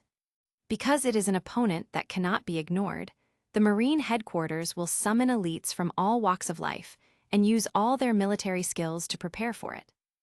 Whitebeard will definitely show up. Then what will happen if he really shows up? Then who knows? The war hasn't started yet and no one can predict it. There are also rumors that the flying overlord Golden Lion, who is as famous as Whitebeard, has also reappeared in the sea. The direction of this war cannot be predicted. Luffy's hometown, the weakest sea, East Blue. Whitebeard was already a pirate a long time ago, right? How could Marine headquarters lose? No matter what kind of pirates they are, there is no way they can break into Marineford. That's not necessarily true, someone who had been to the sea replied while smoking. It seems that more than 20 years ago, a pirate named Golden Lion invaded Marineford alone. Only one person destroyed most of the Marine headquarters. With the addition of Whitebeard this time, I'm afraid it will only be worse. No matter who loses or wins, I'm afraid there will be heavy casualties. Of course, it would be best if Golden Lion and Whitebeard don't show up. It would be best if the execution can go smoothly. North Blue on the snowy island. Hey, bring the wine to the boss. Who in the 587 group still has the heart to sell alcohol on a day like this? I don't even know how big a war will break out. Go back quickly. If the world still exists tomorrow, I will open it. A few drunkards who were freezing said helplessly. Then just sell us wine. In this case, it would be as if we were also on the execution platform, tilde. On a day like today, how can you do it without drinking? Okay, but the price of wine will be doubled today. West Blue in a pub. A decadent man without legs crossed his legs on the table and said drunkenly, "Don't compare him to ordinary old men. He hasn't aged at all. Just a year ago, we just saw that man sitting there for a moment. I gave up all hope of survival." Within the Grand Line. Is Whitebeard really that scary? It's not scary, you will see it soon. Even the kids know it. They were jumping rope and singing at the same time. The pirate Whitebeard is more terrifying than a ghost. God, where is the world going? Marine headquarters, Marineford Island. The towns that were once home to many families of sailors were now deserted. The residents were all taken away for refuge. People watched the real-time progress of the public execution through the big screen at the refuge Sabyati archipelago. Reporters and photographers gathered from all over the world are ready to deliver the news to all parts of the world. It is indeed the strongest formation that Marine headquarters has put all its efforts into. Whitebeard should understand this too. Even so, will he still show up? The surveillance ship sent by Marine will be sunk as soon as it is sent out.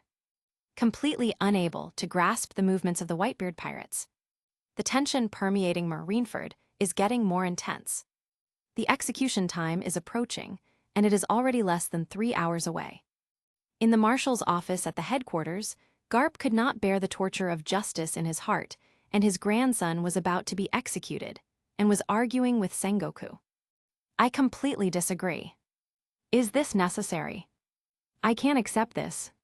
Garp looked very ugly and tried to prevent something from happening. Sengoku's expression remained unchanged, and he said seriously, "This public execution. It's not just a simple execution of a pirate. How significant is it for future world trends? Don't you understand? Garp. As one of the parties involved in this matter, you also have a heavy responsibility. Don't forget this, Yingqiao. Garp turned around and left, feeling extremely tormented and prepared for the worst. He had already made a big mistake during the Valley of the Gods incident, and he wouldn't do it this time. Marineford Port, Marine Elite all ready. Several giants, Vice Admiral, shouted with their huge voices. Don't be careless. No matter what happens, there are only less than 3 hours left. It will all be over by then. The elite Navy soldiers gathered from all over the world totaled more than 100,000 people. Due to the uncertainties of Golden Lion and Rayleigh et al., there are more elite naval soldiers who are constantly mobilized here. There are more than 100 warships surrounding the crescent-shaped harbor and around the entire Marineford Island. The harbor is dotted with numerous heavy guns. From the port, you can see that at the forefront of the army are the 5-7 warlords of the sea who hold the key to the war. Bartolomeu, Gecko Moria, Doflamingo, Mihawk, Empress Hancock. Sea Circle Calendar 1520, July 12. This is destined to be a day that will be remembered by the entire sea. Marine, led by Marshal Sengoku, will start a battle with the world's strongest man, Whitebeard, at Marine Headquarters Marineford today. Marine's strongest formation has been completed. A full 10 Admiral-level combatants are all in place at Marineford. Guarding under the execution platform is the Marine Headquarters' highest combat capability. Aokiji, Akinu, Kizaru, the 3 current Marine admirals. Those on both sides of the execution platform are responsible for dealing with uncertainties. It's the combat power of Mamosagi, T-Dolphin, Dark Horse, Zephyr, Crane, and other non-current admiral. Ace has also been escorted to the execution platform, tied with seastone shackles, and kneeling on the high platform. This is a war that attracts attention from all over the world and many forces in the New World. Almost all the people who knew Whitebeard's name stopped what they were doing and waited for the war to begin. At the same time, Air, Robin, and Nami, who had already arrived at Marineford on the Empress's warship, were watching all this quietly from a relatively secluded location. It's basically time to come. Luffy Zaro, Old Lion Leet, and Whitebeard. Air was fully aware of the situation at this time and was always paying attention to the trends at the scene. Nami, Robin, who among us will take the lead later?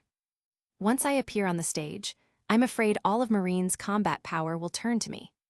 I'm really looking forward to it. Air held the white sword in his hand and looked forward to it. Of course we went out together. But if we wait a little longer, Luffy and the others should be arriving soon. Nami holds the thunderbolt in her hand, and the original crude weather stick was upgraded to pure gold on Daughter's Island.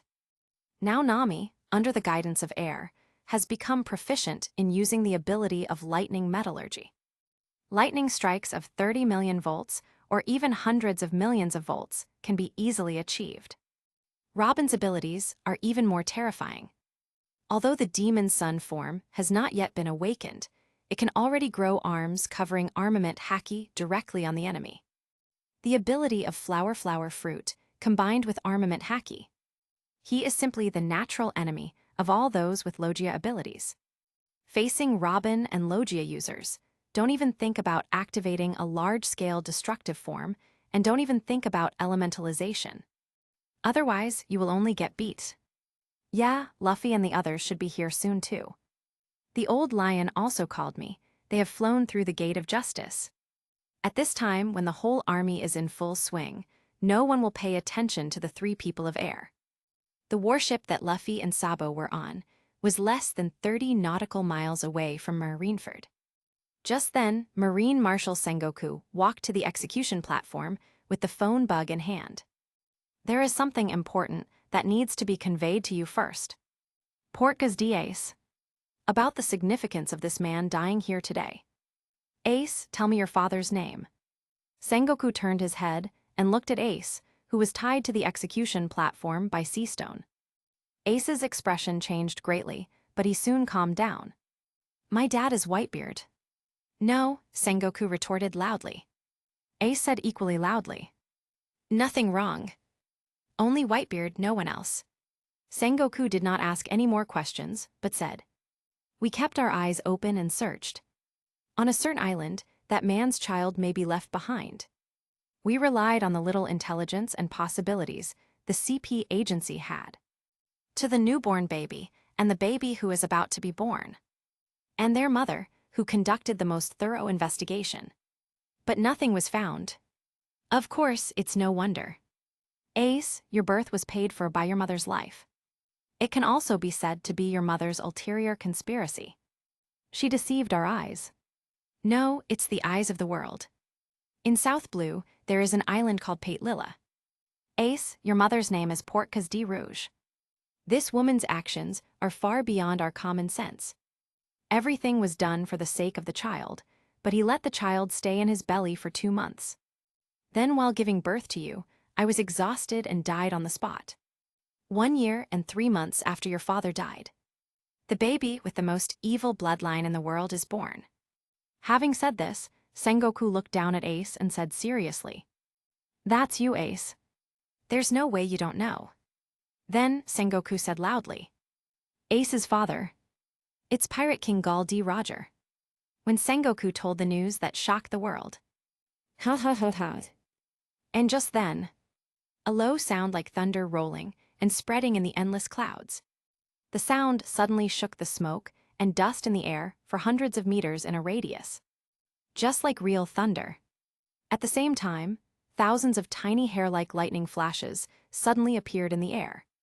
It was as if an unknown huge electric field had inadvertently enveloped the entire Marineford. What? The hearts of all the Marines present, as well as Sengoku, Marine 3 Admiral and others, suddenly missed half a beat. The next moment, a powerful voltage swept from all directions. Like a rushing ocean. Like a howling wind. Like thunder and lightning tearing apart the sky. Boom! Behind the execution platform less than 100 meters away. Suddenly, there was a bright electric light exploding in the void. The smoke, dust, and air waves all over the sky shattered and swayed away. In less than 1/10 of a second. First, countless thunder and lightning appeared in the void between reality and reality. Billions of electric lights are twisted and entangled with each other, and the diagram is composed of nerves, veins, and blood vessels of the human body. Suddenly, they gathered into a majestic, wild, and domineering figure of lightning. Who? In this electric moment, everyone present clearly felt that a terrifying monster seemed to appear out of thin air above the execution platform. No one would have thought of such a thing. Sengoku, Garp, Akinu, Kizaru, Aokiji all looked at the lightning figure appearing in the sky. Sengoku looked at the wild and domineering figure in front of him and asked coldly. At the same time, Kizaru, one of the 3 admirals, kicked over instantly. Gila. However, just before Kizaru made any move, the figure of lightning changed from real to virtual. The shimmering golden feet passed through the thunder figure as if they were hitting the air. The violent flash kick was missed because it did not cover Haki. Hey, you don't recognize me now. Is your leg injury still healed? Yellow monkey. After the dense lightning movies slowly disappeared, Air's figure appeared in the sky of Marineford. As Air's figure appeared, the faces of the Marines present changed wildly. The world's most vicious criminal. The bounty is 5 billion. The great swordsman of the Straw Hat Pirates, known as the Celestial Dragon's Killer. Air. Sengoku's face was extremely ugly, and he slowly spoke out the identity of the figure in the sky. I didn't expect that Marshal Sengoku actually knew me. What an honor. With that said, Air looked away from Sengoku and looked at Ace. Yo, Ace. Are you okay? That old man Whitebeard should be here soon. Ace was confused. All Marines present were also stunned. Damn, is this guy so brave? You don't take Marines seriously at all. Damn Air. Aokiji Akinu Ape. What are you waiting for? Before executing Ace, kill Air first. We can't let him live. Sengoku ordered through gritted teeth. With a disdainful smile on his face, Air put his hand on the handle of the white sword. Sengoku, are you sure you want to deal with me first on this occasion? You feel. How many Marines can I kill instantly with the move I injured Kizaru? 1,000, 10,000. It's not that I look down on you. Except for Hawkeye, none of you can block my dimensional slash. Seeing Air's hand on the handle of the knife and the lightning all over his body, Sengoku's face turned ugly. Mihawk, the world's greatest swordsman, became excited after seeing Air. Strictly speaking, the dimension slash he had just mastered a few days ago was taught to him by Air. Silver swordsman, Air. I really came to the right place this time. However, Marines, I only agreed to take action against the Whitebeard pirates. Air is not part of the agreement. If we want to encircle and suppress him, I won't take action. The Empress also said. Same goes for me. We only agree to fight the Whitebeard pirates. Several other Shichibukai, Mori was too scared to speak. Bartolomeu Kuma has no self-awareness and has become a robot. Doflamingo said with great interest. Air, my sugar and baby 5 are very interested in you. Come and visit Dressrosa when you have time. Phew. Sengoku looked ugly. So, pirates are just unreliable. Air, today is the day you die. Air smiled expressionlessly. Yeah. Do you really think Marine will win? Meaning? Chapter 57. Marine's justice does not allow failure. You are the one seeking death. Sengoku will not be intimidated by Air's few words. Without evil pirates like you, the sea would have been peaceful long ago. Justice can never be defeated. Air scoffed at Sengoku's so-called justice. Oh, that's really what you said. As expected of Marshal Marine, he has a sharp tongue. Marine is so righteous. If you just said that Ace was executed because he is the captain of the second team of the Whitebeard pirates, then I have no objection. After all, it is natural for Marine to kill pirates. But you actually want to execute Ace because he is the son of the Pirate King. Why, the son of a criminal can only be a criminal. What kind of bullshit justice are you doing? How dare you say that you investigated the surrounding babies and pregnant women in order to find Roger's bloodline? Air said disdainfully. Then I would like to ask Marshal Sengoku, how did you investigate those babies and pregnant women? They were investigated with guns and knives, right? In order to investigate a newborn child, how many babies and pregnant women did you 5 Marine kill? Don't say 10,000, there are at least several thousand, right? What's wrong? Those babies and pregnant women are also guilty. How dare you, a murderous maniac, talk about justice in the world? I think this is bullshit justice, right? Sengoku's expression remained unchanged, and he continued. In order to find the evil bloodline of the Pirate King, these sacrifices are necessary. Marine is also here to protect the world. Of course it's just. Air was too lazy to say anything more to Sengoku, but turned to look at Ace. Ace, you have to survive. Not because you are our captain's brother. It's because your birth was the result of the sacrifice of many innocent people's lives. You have to live well even if it's for those people. After finishing speaking, Air looked at the Marine Admiral who was blocking him in front of him. His face was calm, without any panic. You 3 actually still have the guts to deal with me. The Whitebeard pirates have arrived. And Old Lion Rayleigh, how long will you 2 be hiding? Air turned his head and looked into the sky northwest of Marineford. Jaihaha. Air boy, you have become stronger again.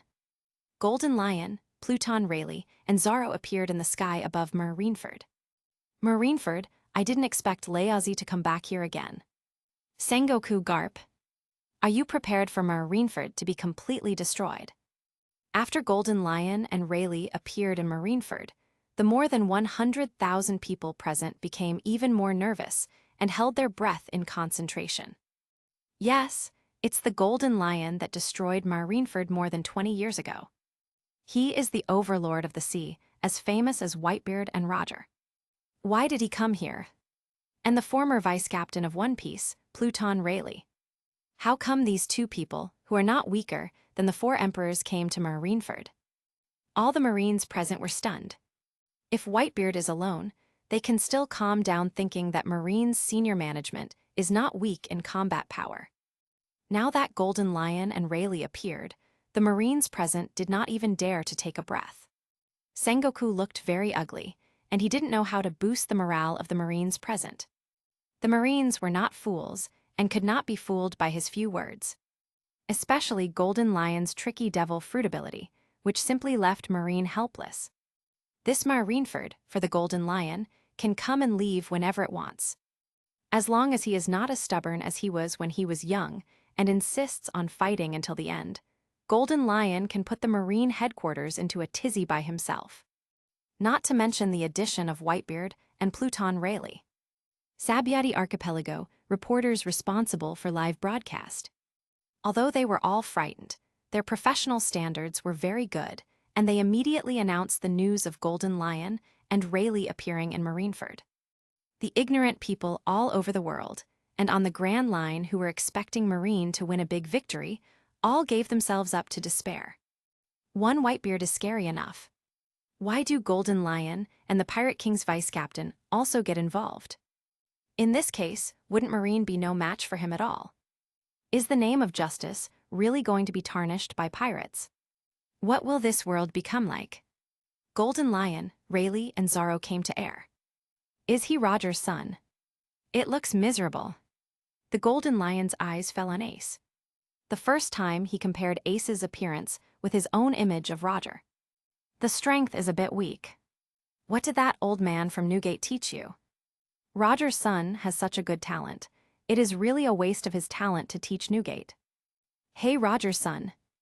Ace looked up angrily at the Golden Lion, who was rude to Whitebeard. You are not allowed to insult Daddy. Golden Lion sneered. Not to mention your Whitebeard godfather, it's your biological father, Roger. Back then, Leazy scolded him whenever he wanted and beat him whenever he wanted. You still dare to fight with Leazy? If you dare to glare at me again, you will see how I deal with Whitebeard later. Others may be afraid of him, but I am not afraid of him at all. The bad-tempered Golden Lion really scared Ace after just a few words. He already felt that he had caused a lot of trouble for Whitebeard, so how could he possibly provoke another powerful enemy for Whitebeard? Rayleigh looked at Ace for a long time and sighed. Looks so much like Roger when he was young. It's almost carved out of the same mold. As expected of Roger's son. Okay, Air waved his hand, don't sigh here. Don't you see that Marshal Sengoku is about to explode with rage? Sengoku was thinking about whether he and San Admiral could take down the few, high 690 thieves in front of him who didn't care about High at all. At this moment, the Marines who were frightened by Air, Golden Lion, and Rayleigh in the port discovered a large number of fleets appearing on the sea. Marshal Sengoku. It's the Whitebeard pirates. They're coming. But there seems to be a revolutionary army ship. How strange. Air and the others did not directly go to save Ace. You have to give Whitebeard a chance to play. After the few people left, Mama Usagi, who was guarding the execution platform, wanted to go to Air immediately. But unfortunately, she cannot reveal her relationship with Air for the time being. Even though she really missed Air. Soon, the Whitebeard pirates Moby Dick, carrying 16 captains, emerged from the water in the harbor. Following closely behind was the Revolutionary Army battleship, on which Luffy and Sabo were riding. Luffy and Sabo took to the air on the moonwalk, and soon came to Air, Nami, Robin, and Zoro. Air, Nami, wake up. Finally see you again. Luffy was very excited. He is Sabo like Ace, he is also my brother. Let's both save Ace. After several people got to know each other, they all turned to look at where the Whitebeard pirates appeared. A sound of steel at the end of the knife's handle, hitting the wooden stairs, came from the Moby Dick. The world's strongest man, Edward Newgate, finally arrived at Marine Headquarters Marineford. Chapter 58. On the deck of the Moby Dick. Whitebeard held the Kongyunki in one hand and looked towards the execution platform where Sengoku and Ace were. We haven't seen each other for decades, right? Sengoku. My dear son, is everything okay? Give me a moment, Ace. Whitebeard's very warm words made Ace's face burst into tears, and he shouted for Daddy. Then, Whitebeard threw away the conjunky in his hand, bent his knees slightly, and crossed his arms with the pinholes of the bottle remaining. Immediately afterwards, his arms with bulging muscles and clearly visible blood vessels slammed into the air. The atmosphere was visibly cracked by Whitebeard. The surrounding seawater is affected by the power of shock fruit, causing huge waves.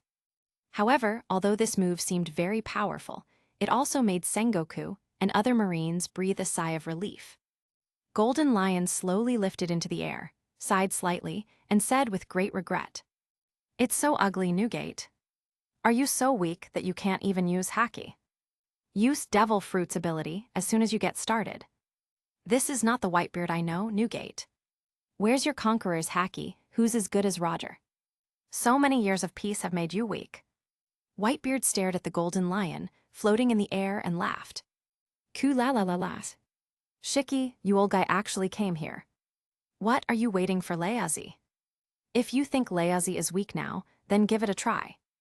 But even though he said so, Whitebeard still failed to use his world-beating conqueror's haki.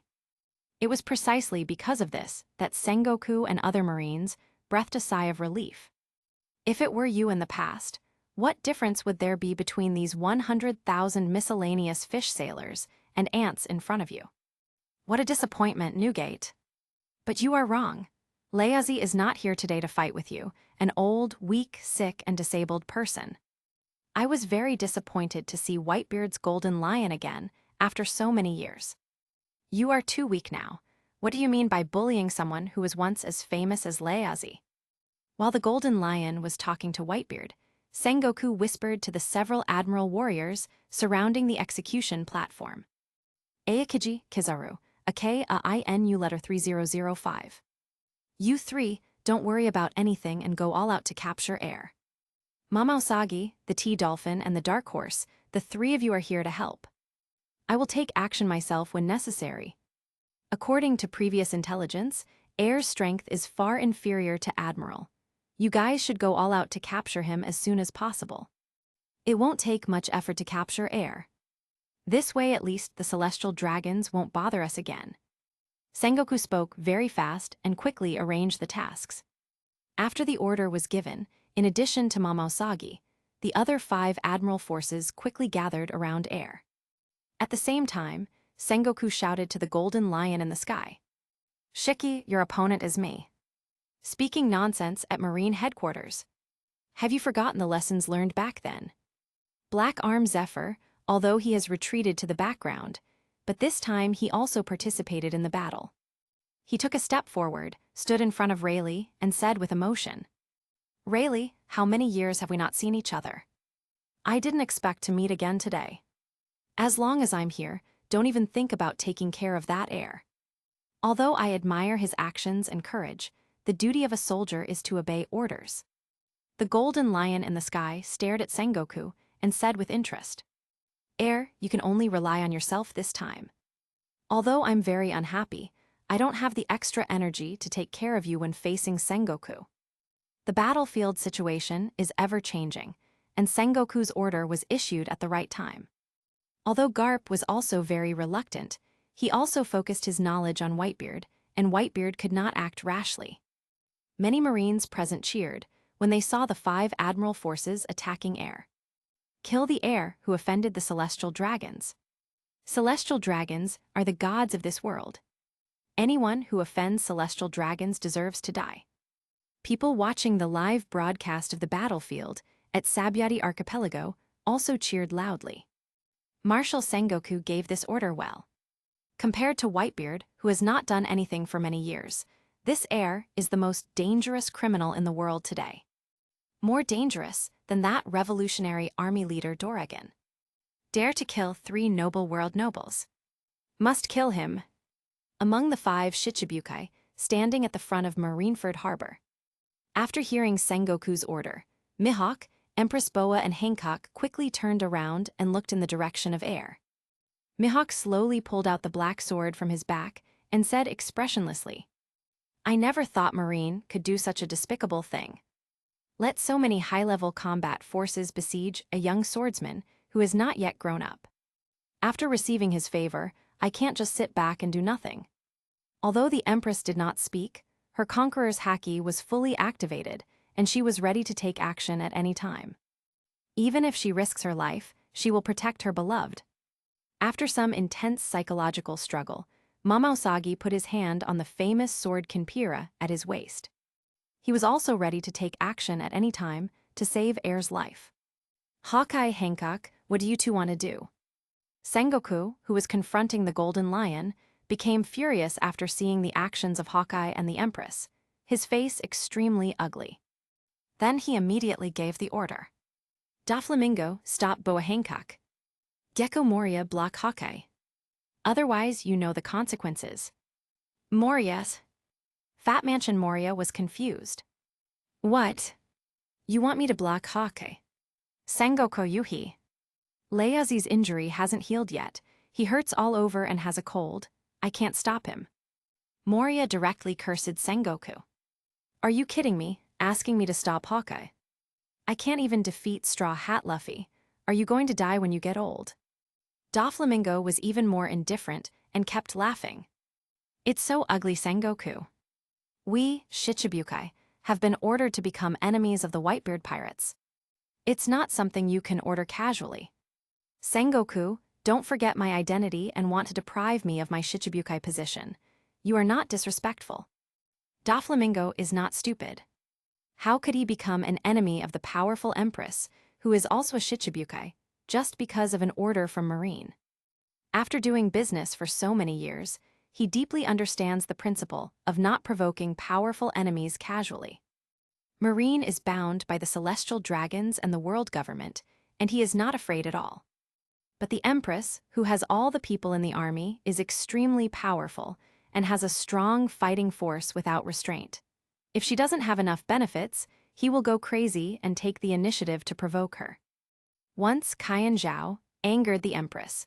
With her troublesome ability, she would come to cause him some trouble from time to time. Would he still want to do business? What's more, Brother Ming is not blind. The Empress standing next to her was already in a state of rage, and she was obviously ready to fight. Doflamingo knows himself, he is not a birdless eunuch. Under normal circumstances, he was not sure that he could deal with the Empress's tricky abilities, let alone the Empress who was at full strength and ready to fight at any time. Shichibukai is so unreliable. Sengoku has no choice but to hope that Akinu and the others can quickly defeat the enemy. Air, who was in the center of the storm, crossed his arms and said with fighting spirit, I said, Sengoku, are you looking down on us too much? Do you really think you can take me down casually? Then come on. Chapter 59. Air is not worried about being besieged at all. He has long wanted to test the strength of the second stage return blade. The world's worst criminal, Air. Contempt Marine's justice. I must kill you with my own hands today. Otherwise Marine will lose face. Akinu took the lead, his arms turning into hot lava, ready to punch him. Aokiji did not intend to kill Air as soon as he came up, but looked at Robin next to Air with a dissatisfied look on his face. Nico Robbins, why do you have to come here? Can you come to such a dangerous place? Why don't you listen to the advice at all? Aokiji didn't take Air seriously, his eyes always fell on Robin. This little girl he let go from Ohara back then, he has often taken care of in secret over the years and helped her out of danger. After the Anai's lobby incident, he felt more like an old father and felt that Robin had found his own destination, which made him feel relieved. I didn't expect to see her again in Marineford today. Aokiji, there is no need to say anything more. I just want to be with Air now.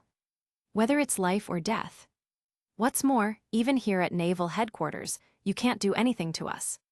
Since acquiring the strength Air shared with her, Robin's abilities are extremely useful in combat. Especially when she and Nami teamed up 123. One is for control and the other is for output. Basically, not many people can withstand the cooperation of Nami and Robin. In front of Robin, it doesn't matter how fast you are. As long as he appears in her field of vision, he will be controlled by her.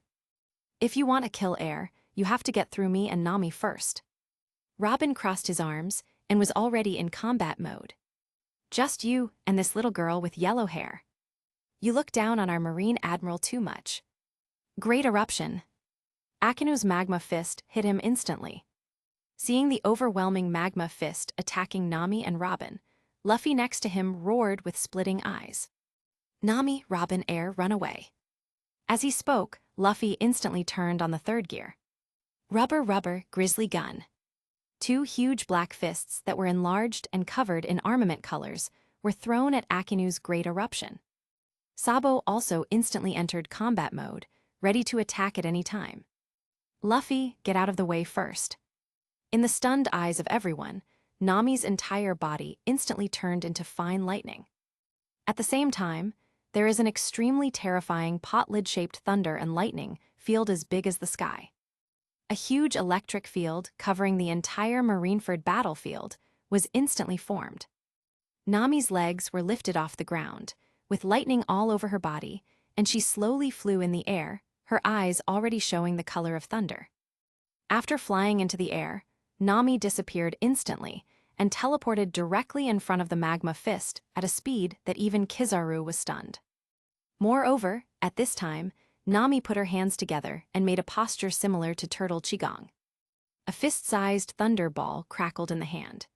In less than a blink of an eye, the thunder light emitted by the fist-sized thunder ball had already stung many people around them and closed their eyes. 10 million volts. Air shock. Before Nami could even finish his voice, the dazzling thunder ball in his hand exploded violently like the shock wave of a big bear's paw. With the thunder ball shot by Nami as the center of the circle, terrifying thunder and lightning spread across the entire sky, densely packed like a spider web. Within a radius of several hundred meters, both the giant magma fist punched by Akinu and the surrounding ordinary Marines were instantly struck by lightning. Not to mention the 10 million volts that air helped Nami develop. Even if it's just 1 million volts, it's scary enough. What is the concept of 1 million volts? Under high voltage, the human body resistance is generally calculated as 1,000 to 1,000 ohms. Most of the human body is made of water, and the specific heat capacity is calculated as 2 times 1,000 of water. In 1 second, a voltage of 1 million volts passes through the human body. Calculating the human body as a pure resistance, it generates 5x joules of ultra-high heat. An adult man in the pirate world is calculated as 100 kilograms, and then divided by the specific heat capacity, it is approximately equal to 1800 degrees Celsius. So in less than 1 second, a voltage of 1 million volts can heat the human body to 1800 degrees Celsius. At the same time, the melting point of pure iron is only 1538 degrees Celsius. This is just the power of 1 million volts of lightning. Of course, the national volt is not simply calculated in law. But even so, the attack power generated by the 10 million volt air shock that Nami just casually performed, in addition to the terrifying impact of the lightning itself, can also produce ultra-high temperatures of tens of thousands of degrees Celsius. Under this move, except for the Marine masters who sensed the crisis through seeing and hearing, the other Marines, along with the weapons in their hands, were reduced to nothing in an instant. Except for the weapons that were smelted into molten iron and then evaporated into pure iron like raindrops, Marine's body was completely evaporated. Not even the dregs were left behind. Akinu's huge fist with a large amount of magma was melted into sludge by the tens of thousands of degrees of heat brought by lightning. Lightning can melt even pure iron, let alone liquid magma. After one move, Nami was in the center of dense thunder and lightning, with the purple fluorescence of thunder and lightning itself exuding in her eyes. The huge storm brought by the thunder and lightning blew Nami's electrified yellow hair flying in all directions. Accompanied by the deafening sound of thunderstorms, Nami, suspended in the center of the thunder and lightning, is like the god of thunder coming to the world. With just one move, Nami completely brought the chaotic Marineford battlefield to a halt. Everyone was stunned on the spot, staring blankly at the mad and domineering god of thunder in the sky. Akinu, who had just unleashed the Great Eruption move, looked at the giant fist of magma that had turned into sludge and froze on the spot. The red suit on his body was burnt with terrifying holes by lightning. If he hadn't quickly covered his body with armor, Nami's move would have directly injured Akinu. Aokiji, who was about to attack Robin, reacted quickly and instantly became elemental and turned into ice. Although the ice cubes were also evaporated, they quickly returned to their original appearance using the water vapor in the air. Kizaru was fine. After he became an elemental, thunder and lightning could not cause any harm to him. Golden Lion, Sengoku, Rayleigh, Zephyr, and others who were confronting each other also turned to look at Nami in the sky. Whitebeard, who was observing the situation on the Moby Dick, couldn't help but fall on Nami. What is this? Thunder power. Is it the legendary thunder fruit, the strongest in Logia? This is horrible. How many Marines were cleared with just one move? How many casualties were caused? Wake up, there are no injuries, they are all dead. Those who were hit have turned into air. This is almost like Thor. But how did this fruit fall into the hands of that woman? If I could eat this fruit, even based on the fruit's ability alone, I would at least be a Marine Admiral. This ability is absolutely terrifying. Air looked at Nami, the god of thunder, in the sky with great pride. It's so satisfying to train one of the originally weak trio to this point. Good job, Nami. Sengoku's eyes were about to burst, and he shouted sternly. What are you doing standing still? Continue the attack. Kizaru goes to entangle this thunder fruit user, while the others continue to besiege air. Don't hold anything back. Chapter 60. What are you doing standing still? Continue the attack. We must not let air leave Marineford alive. Damn it! Staring at the electric light flashing back and forth between reality and reality in midair, Sengoku gritted his teeth and clenched his fists. It was so hard that even the nails were embedded into the flesh. Didn't the legendary devil fruit disappear for hundreds of years? Why are you here? You know, in order to quickly kill air on the spot, Sengoku mobilized 2/3 of his top power this time. If this operation is successful, no matter what the final direction of this war, Marine will be slightly better. We can even use air's death to scare those bastards who come to Marineford to cause trouble. At the same time, it can also sound a wake-up call to the whole world. Even with the protection of Golden Lion, the overlord of the air in the old days, and Pluton Rayleigh, the deputy of Pirate King Roger, they can't protect the bastard who killed the celestial dragons. But on the contrary, once this operation fails, Marine will surely fall into an unprecedented predicament. In the front, the strongest man in the world, Whitebeard, is holding the battle, and behind, the overlords of the old era, Golden Lion and Pluton Rayleigh, are ready to make a move. In addition, Sabo, the second in command of the Revolutionary Army, is also joining in the fun with Garp's grandson. Once the operation fails, these guys will never miss the opportunity to inflict serious trauma on Marine. But at this most critical moment, stirred by a thunder fruit that's been missing for hundreds of years, how can this make Sengoku not angry? But besides being angry, what I felt most was unprecedented nervousness and a hint of ominous premonition. After all, it is the legendary fruit closest to God. This is undoubtedly a huge impact on Celestial Dragon's status. Sengoku can already predict what crazy things the world government and Celestial Dragons will do after the appearance of Thunder Fruit. Because for them, this world does not need any gods except them. The Straw Hat Pirates. Damn it! Why is it that every time the guy who stirs up troubles in the world is related to the family of this bastard like Garp? Revolutionary Army, Celestial Dragons Killer, Thunder Fruit User, Straw Hat. That's enough, Sengoku. Garp looked gloomy, obviously not wanting to have these meaningless arguments with Sengoku. Because Garp has discussed this matter with Sengoku privately many times.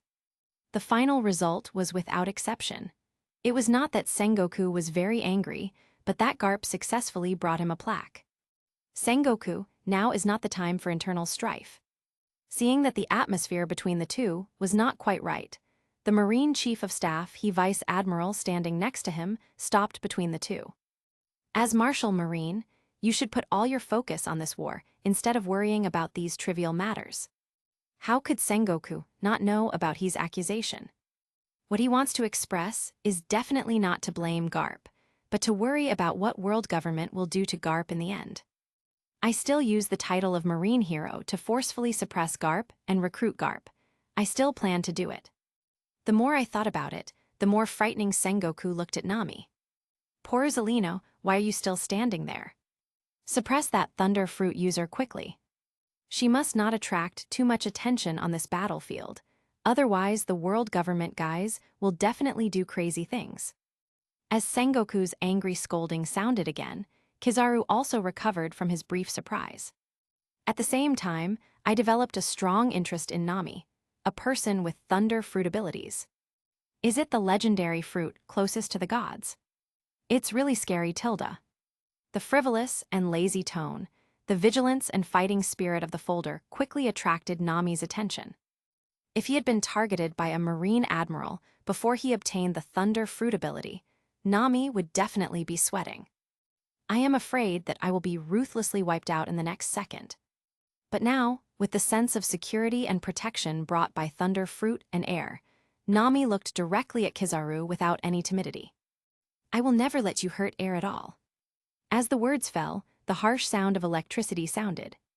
The beautiful shadows intertwined between reality and reality are like the arrival of the thunder god, carrying unparalleled terrifying pressure, turning into a bolt of lightning amidst the roaring thunder, and tearing the entire Marineford battlefield apart. Almost as soon as Nami took action, the situation on the entire battlefield changed drastically. Feeling the power of thunder filled with destructive power, hundreds of thousands of elite sailors and pirates present shuddered involuntarily. The hairs on his body stood upright under the weak current. This is the most instinctive fear of thunder and lightning from living things. Adatadat. Is this war finally starting to get out of hand? The wave of the new world is finally coming. Doflamingo opened his arms and stared at air with slightly crazy eyes, as if he wanted to see through him. On a ship, two people who can look down on the Marine Admiral appeared. What? You who are at the center of the storm, can you survive this storm? Fufu. If you survive. As he finished speaking, the smile on Doflamingo's face gradually disappeared, replaced by a face full of fear and entanglement. If this storm sweeping the world cannot wipe out air and Nami, by then, the wave of the new era will definitely push them to the opposite side. Thinking of this, Doflamingo couldn't help but start to think, if he really stood on the opposite side with air and others, could he reach the end of the wave with the support behind him?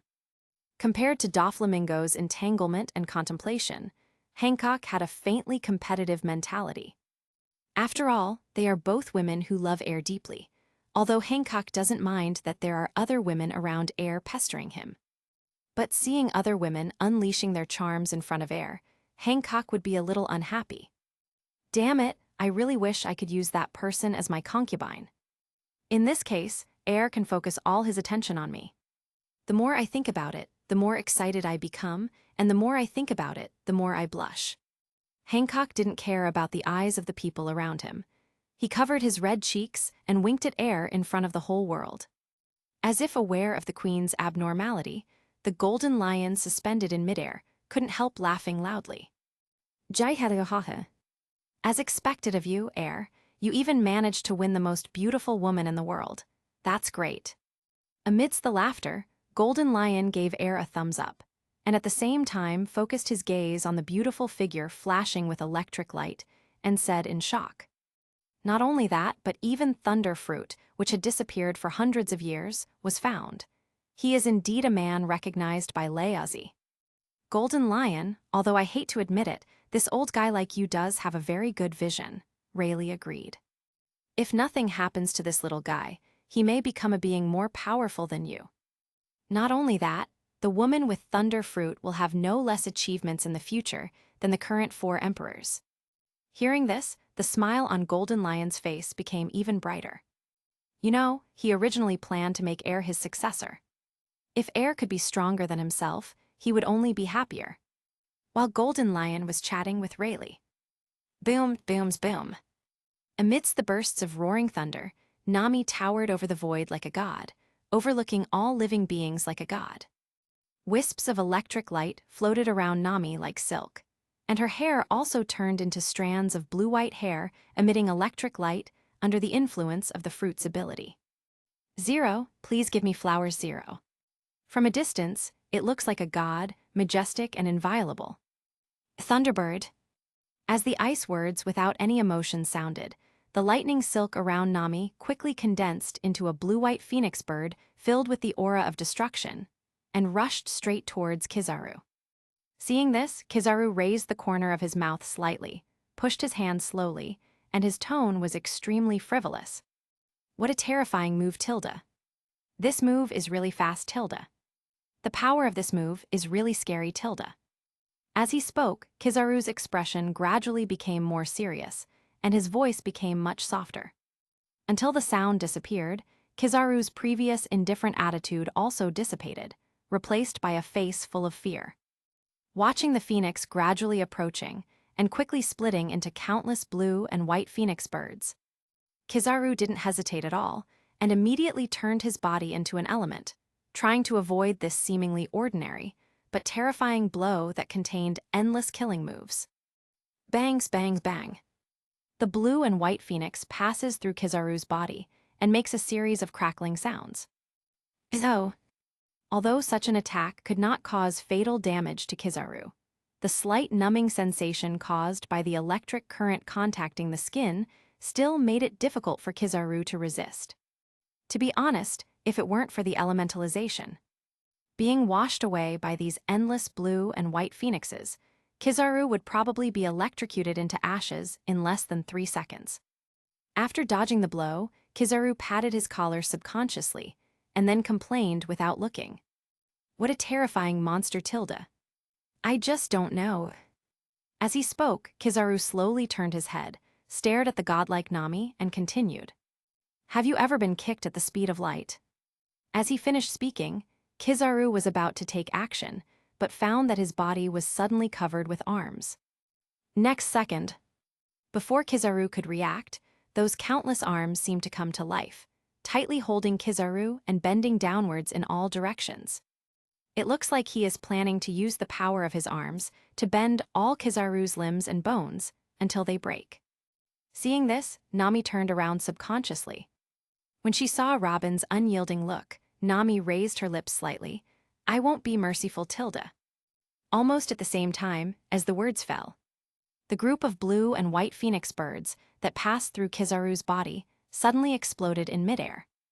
Immediately afterwards, the exploding phoenix shot out interconnected currents one after another, sealing Kizaru like a huge cage. Seeing this, Robin was not to be outdone, and controlled the arms covering armament Haki to grow one after another, and forcibly wrapped Kizaru into a rice dumpling. At this moment, Nami's body suddenly transformed from half-real and half-empty into a string of blue-white electric currents that shot straight into the sky. The next second, in the flash filled with the aura of destruction, a huge electric light shadow of tens of feet towered over the void. And with a bird's-eye view, he stared at the double-imprisoned Kizaru below. 20 million volts thunder fist. Almost at the same time as the words were heard, Nami's transformed giant Mano's grand shadow slowly raised its giant fist and extended it into the huge thunderclouds gathering over Marineford. The roaring thunder pierced the sky, and the flashing lightning made the hairs of everyone present stand on end. Carrying a terrifying thunder fist with a destructive aura, under the astonished eyes of millions of people, it headed straight towards Kizaru to kill him. The terrifying pressure could not even be endured by the entire space, and it was severely distorted. It is even doubtful that this blow can kill Kizaru, the Marine Admiral on the spot. Chapter 61. Yeah. Is this really the Nico Robin I know? What a surprise. Looking at Nico Robin, who worked with Nami to imprison Kizaru, Aokiji let out a breath of air, his eyes full of surprise and disbelief. You know, it has only been less than 3 months since I said goodbye to Robin in the Water City. 3 months ago, Nico, Robin, and Nami were just two weak, pitiful guys. Even just one face-to-face meeting can easily kill them on the spot without any pressure. But now, in less than 3 months, the two of them can join forces to punish a Marine admiral. And looking at this posture, they seem to be planning to kill Kizaru, the Marine admiral. To be honest, if he hadn't seen it with his own eyes, Aokiji would never have believed that in less than 3 months, two powerless people could have the strength to fight against Marine admiral. It is no exaggeration to say that even if he saw it with his own eyes, Aokiji would still be surprised and confused. This kind of almost pervert monster-like growth rate is something that even the strong men from the old era who gave Marine the biggest headache at the time never had. Yeah, I really have a headache tilde. Although Aokiji said this, he was very pleased with Robin's growth. After all, he has always treated Robin as his best friend. Snort.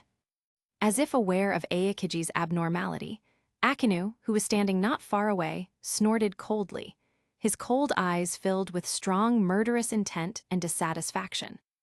Akinu knew some inside story about the water capital incident, but at that time, Nami and Robin did not pose much of a threat to Marine. Coupled with the meeting between the Whitebeard pirates and the Red Hair pirates, Akinu didn't take it too seriously. But now, I have seen with my own eyes that the little person who I didn't take seriously at the beginning now has strength that is not weaker than Marine Admiral. Akinu naturally puts all the responsibility on Aokiji. Headaches. Thank you for having the nerve to say such things. If I had gone to the Water City to execute the Buster Call, these guys would never have appeared here. It's even more impossible to show off your power on this battlefield. After saying this, Akinu clenched his fists and fixed his gaze directly on Air, Nami, and Robin. But these damn pirates can only stop here. I will never tolerate them continuing to grow. As he spoke, Akinu clenched his fists, and his lava fruit ability was activated instantly. As the surrounding temperature rose sharply, Akinu's clenched fists quickly transformed into hot lava under the power of the lava fruit. Zhai. The hot lava made a harsh sizzling sound the moment it dripped to the ground, and the ground under your feet emitted bursts of white mist as it melted. As Akinu's figure gradually approached the battlefield, the surrounding sailors and pirates seemed to be unable to bear the scorching heat and scattered around. Because he didn't pay much attention to Nami and others before, and because Nami's attack was sudden, Akinu was temporarily confused. But now he is fully prepared for battle. In addition, Nami and Robin's target at the moment is not on him.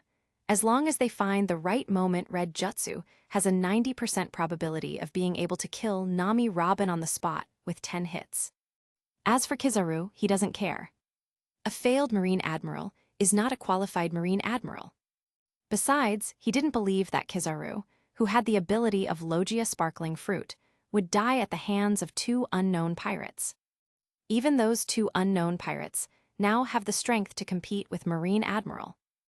But so what? Using a Marine Admiral in exchange for two monsters with monster-like growth speeds, in Akinu's eyes, this is a very cost-effective deal. As for the order issued by Sengoku, Akinu does not intend to implement it immediately.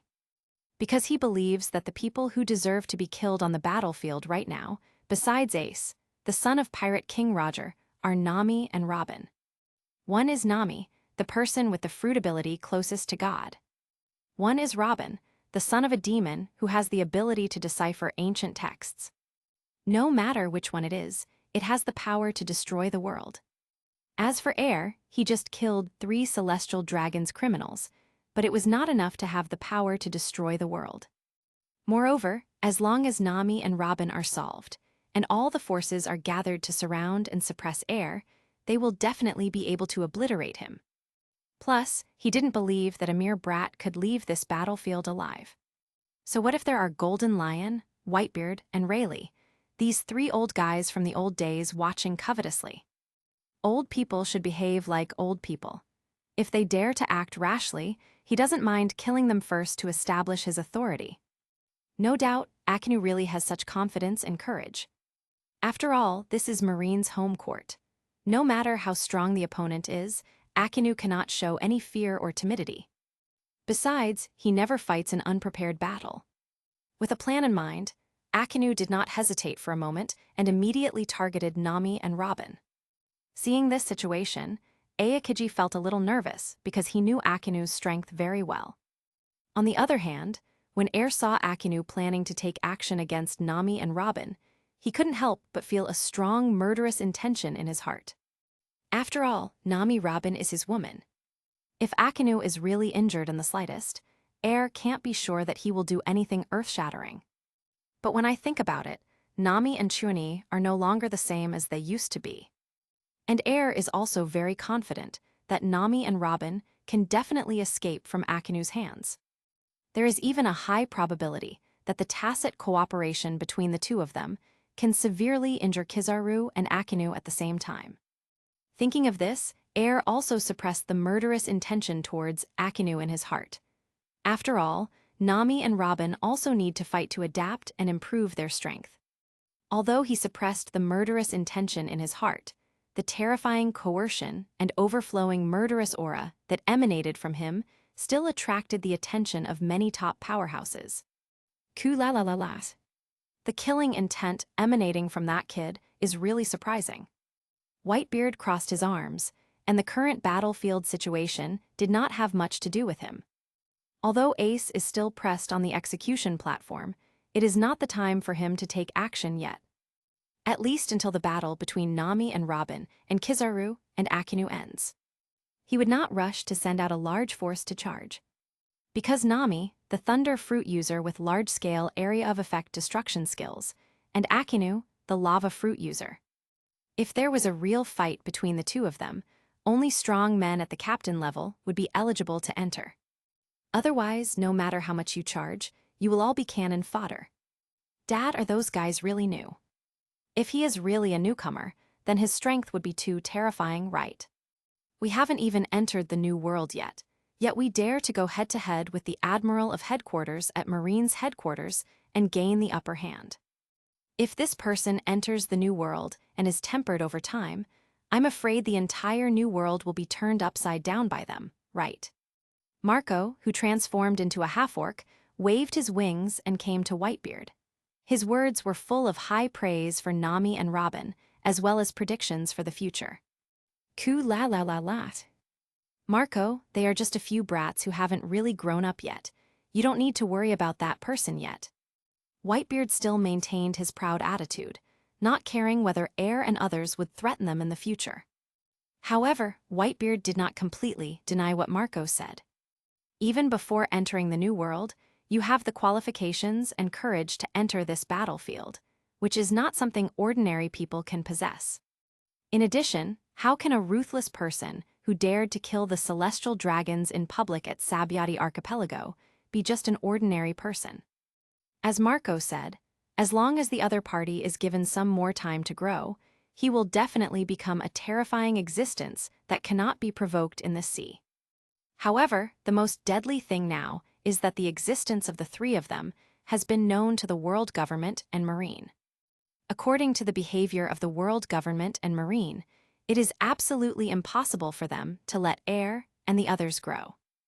Even if Air and others cannot be wiped out in this war, the world government will never tolerate their existence. Just as Whitebeard thought, the 5 elders were immediately furious after witnessing this war. It's just a bunch of idiots. 3 admirals of headquarters were repulsed by the thunder fruit user as soon as they showed up. This is simply a disgrace to the world government. Unforgivable, absolutely unforgivable. Saint Jagalsha Satan had a sullen face, obviously very dissatisfied with Marine Admiral 3's fooling around. Especially when he saw Robin teaming up with Nami to firmly imprison Kizaru, the Marine Admiral, he felt even more excited. At the same time, the desire to eradicate Nami and Robin, 2 people with the ability to destroy the world, is even stronger. No matter what, these 2 women, and the brat named Air, must not be allowed to leave Marineford alive. As the words fell, the sword-wielding finance god Zambalong Venashurang Sheng snorted coldly, and 2.2 spoke without hesitation. If Marine's bunch of losers can't eliminate Air, the most evil criminal, and the two women who have the power to destroy the world, I suggest that the Knights of God be summoned immediately. Even at the risk of being known to the whole world, we can never let those three bastards live. Otherwise, with the growth rate and bold character of those three guys, they will definitely become the most troublesome enemy of the world government in the future. While those three guys haven't really grown up yet, I think it's very necessary to do this. As the words fell, the remaining 4 or 5 elders fell into a brief silence, seeming to be thinking about whether it was necessary to dispatch the Knights of God. The final answer, after a short period of thinking, was a unanimous vote. With the idea in mind, the 5 elders did not wait, but quickly gave orders. Once the Marineford battlefield gets out of control, the Knights of God must rush to the battlefield as quickly as possible. And they have only one goal, which is to eliminate these 3 guys, Air, Nami, and Robin. Just as the 5 elders were finalizing their decision, the sky above Marineford was already enveloped by a huge fist made of thunder and lightning. And Akinu also targeted Nami and Robin. Chapter 62. Dark Hound. Under the furious sound full of murderous intent, Akinu shook one arm, and the temperature around him rose rapidly. Zhai zhai zhai. The screeching sound of molten lava and sand is endless. The space of several meters in radius is gradually distorted to varying degrees under this terrifying high temperature. As the temperature continued to rise, the lava on Akinu's arm quickly condensed into a vicious dog under his control. Boom, booms, boom. The roar of the lava dog crashing into the air rippled over Marineford like ripples, tugging at the heartstrings of countless people present. Nami. Robin. Careful. Get away quickly. Luffy twisted his body, trying to break free from Sabo's restraints. He was afraid that Nami and Robin would be seriously injured because of Akinu. Luffy, calm down. With those 2 tricky fruit abilities, it's impossible to be hurt by Akinu, believe me. Sabo pulled Luffy and tried his best to dissuade him.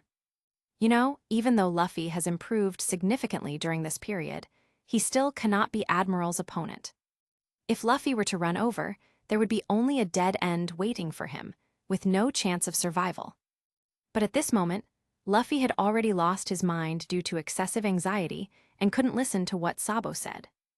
Now he just wants to rush in front of Akinu and knock Akinu away to protect his crew and partners. 3 swordsman-style mysteries. Hey, Golden Lions, let me go. Why don't you let me join the fight? Zoro was obviously very dissatisfied with being stopped by the Golden Lion. At the same time, I really don't understand why Golden Lion is doing what it is doing at this moment. He just wanted to save his comrade, and he wasn't doing anything to risk his life. Why not let him pass? Looking at Zoro struggling desperately, the Golden Lion snorted coldly and said without caring about any emotion, "It wasn't Leazi who attacked you. Just because you are now, you are not qualified to step into that battlefield. If Leazi hadn't stopped you, you would have been roasted to ashes by Akinu's attack. Don't stare at me, Leazi always tells the truth. If you train with Leazi for another 1.5 years, you might be qualified to step into that battlefield. Okay, don't think about causing trouble. Those 2 little girls are capable of solving the current crisis. You just need to stay by my side to watch and learn." Listening to the endless chatter of the Golden Lion, I suddenly felt that my brain was a little tired. Although he also knew that Nami and Robin had greatly improved during their time apart. But those were 2 Marine admirals. Relying on the advantage of poor information, it is already a miracle to be able to trap a Marine admiral. But now Akinu clearly knows the abilities of Nami and Robin, and Duan Ran can no longer be so careless like Kizaru. Seemingly sensing Zoro's thoughts, Rayleigh chuckled and said calmly, "Young people, please keep your mind calm. You can completely trust your 2 partners. Their strength is definitely not as simple as it seems on the surface. At least you can't defeat any of them now, so just watch the battle honestly." After finishing speaking, Rayleigh stopped saying anything more, because no matter how much he continued talking, it would be better to witness it with his own eyes. When Zoro saw that Rayleigh said this, he secretly suppressed the nervousness in his heart, and at the same time, he had a lot of doubts about what Rayleigh said before. I can't defeat either Nami or Robin right now. However, the moment this idea came to mind, Zoro rejected it without hesitation. Although I am quite reluctant to admit it. But the fact is right in front of you.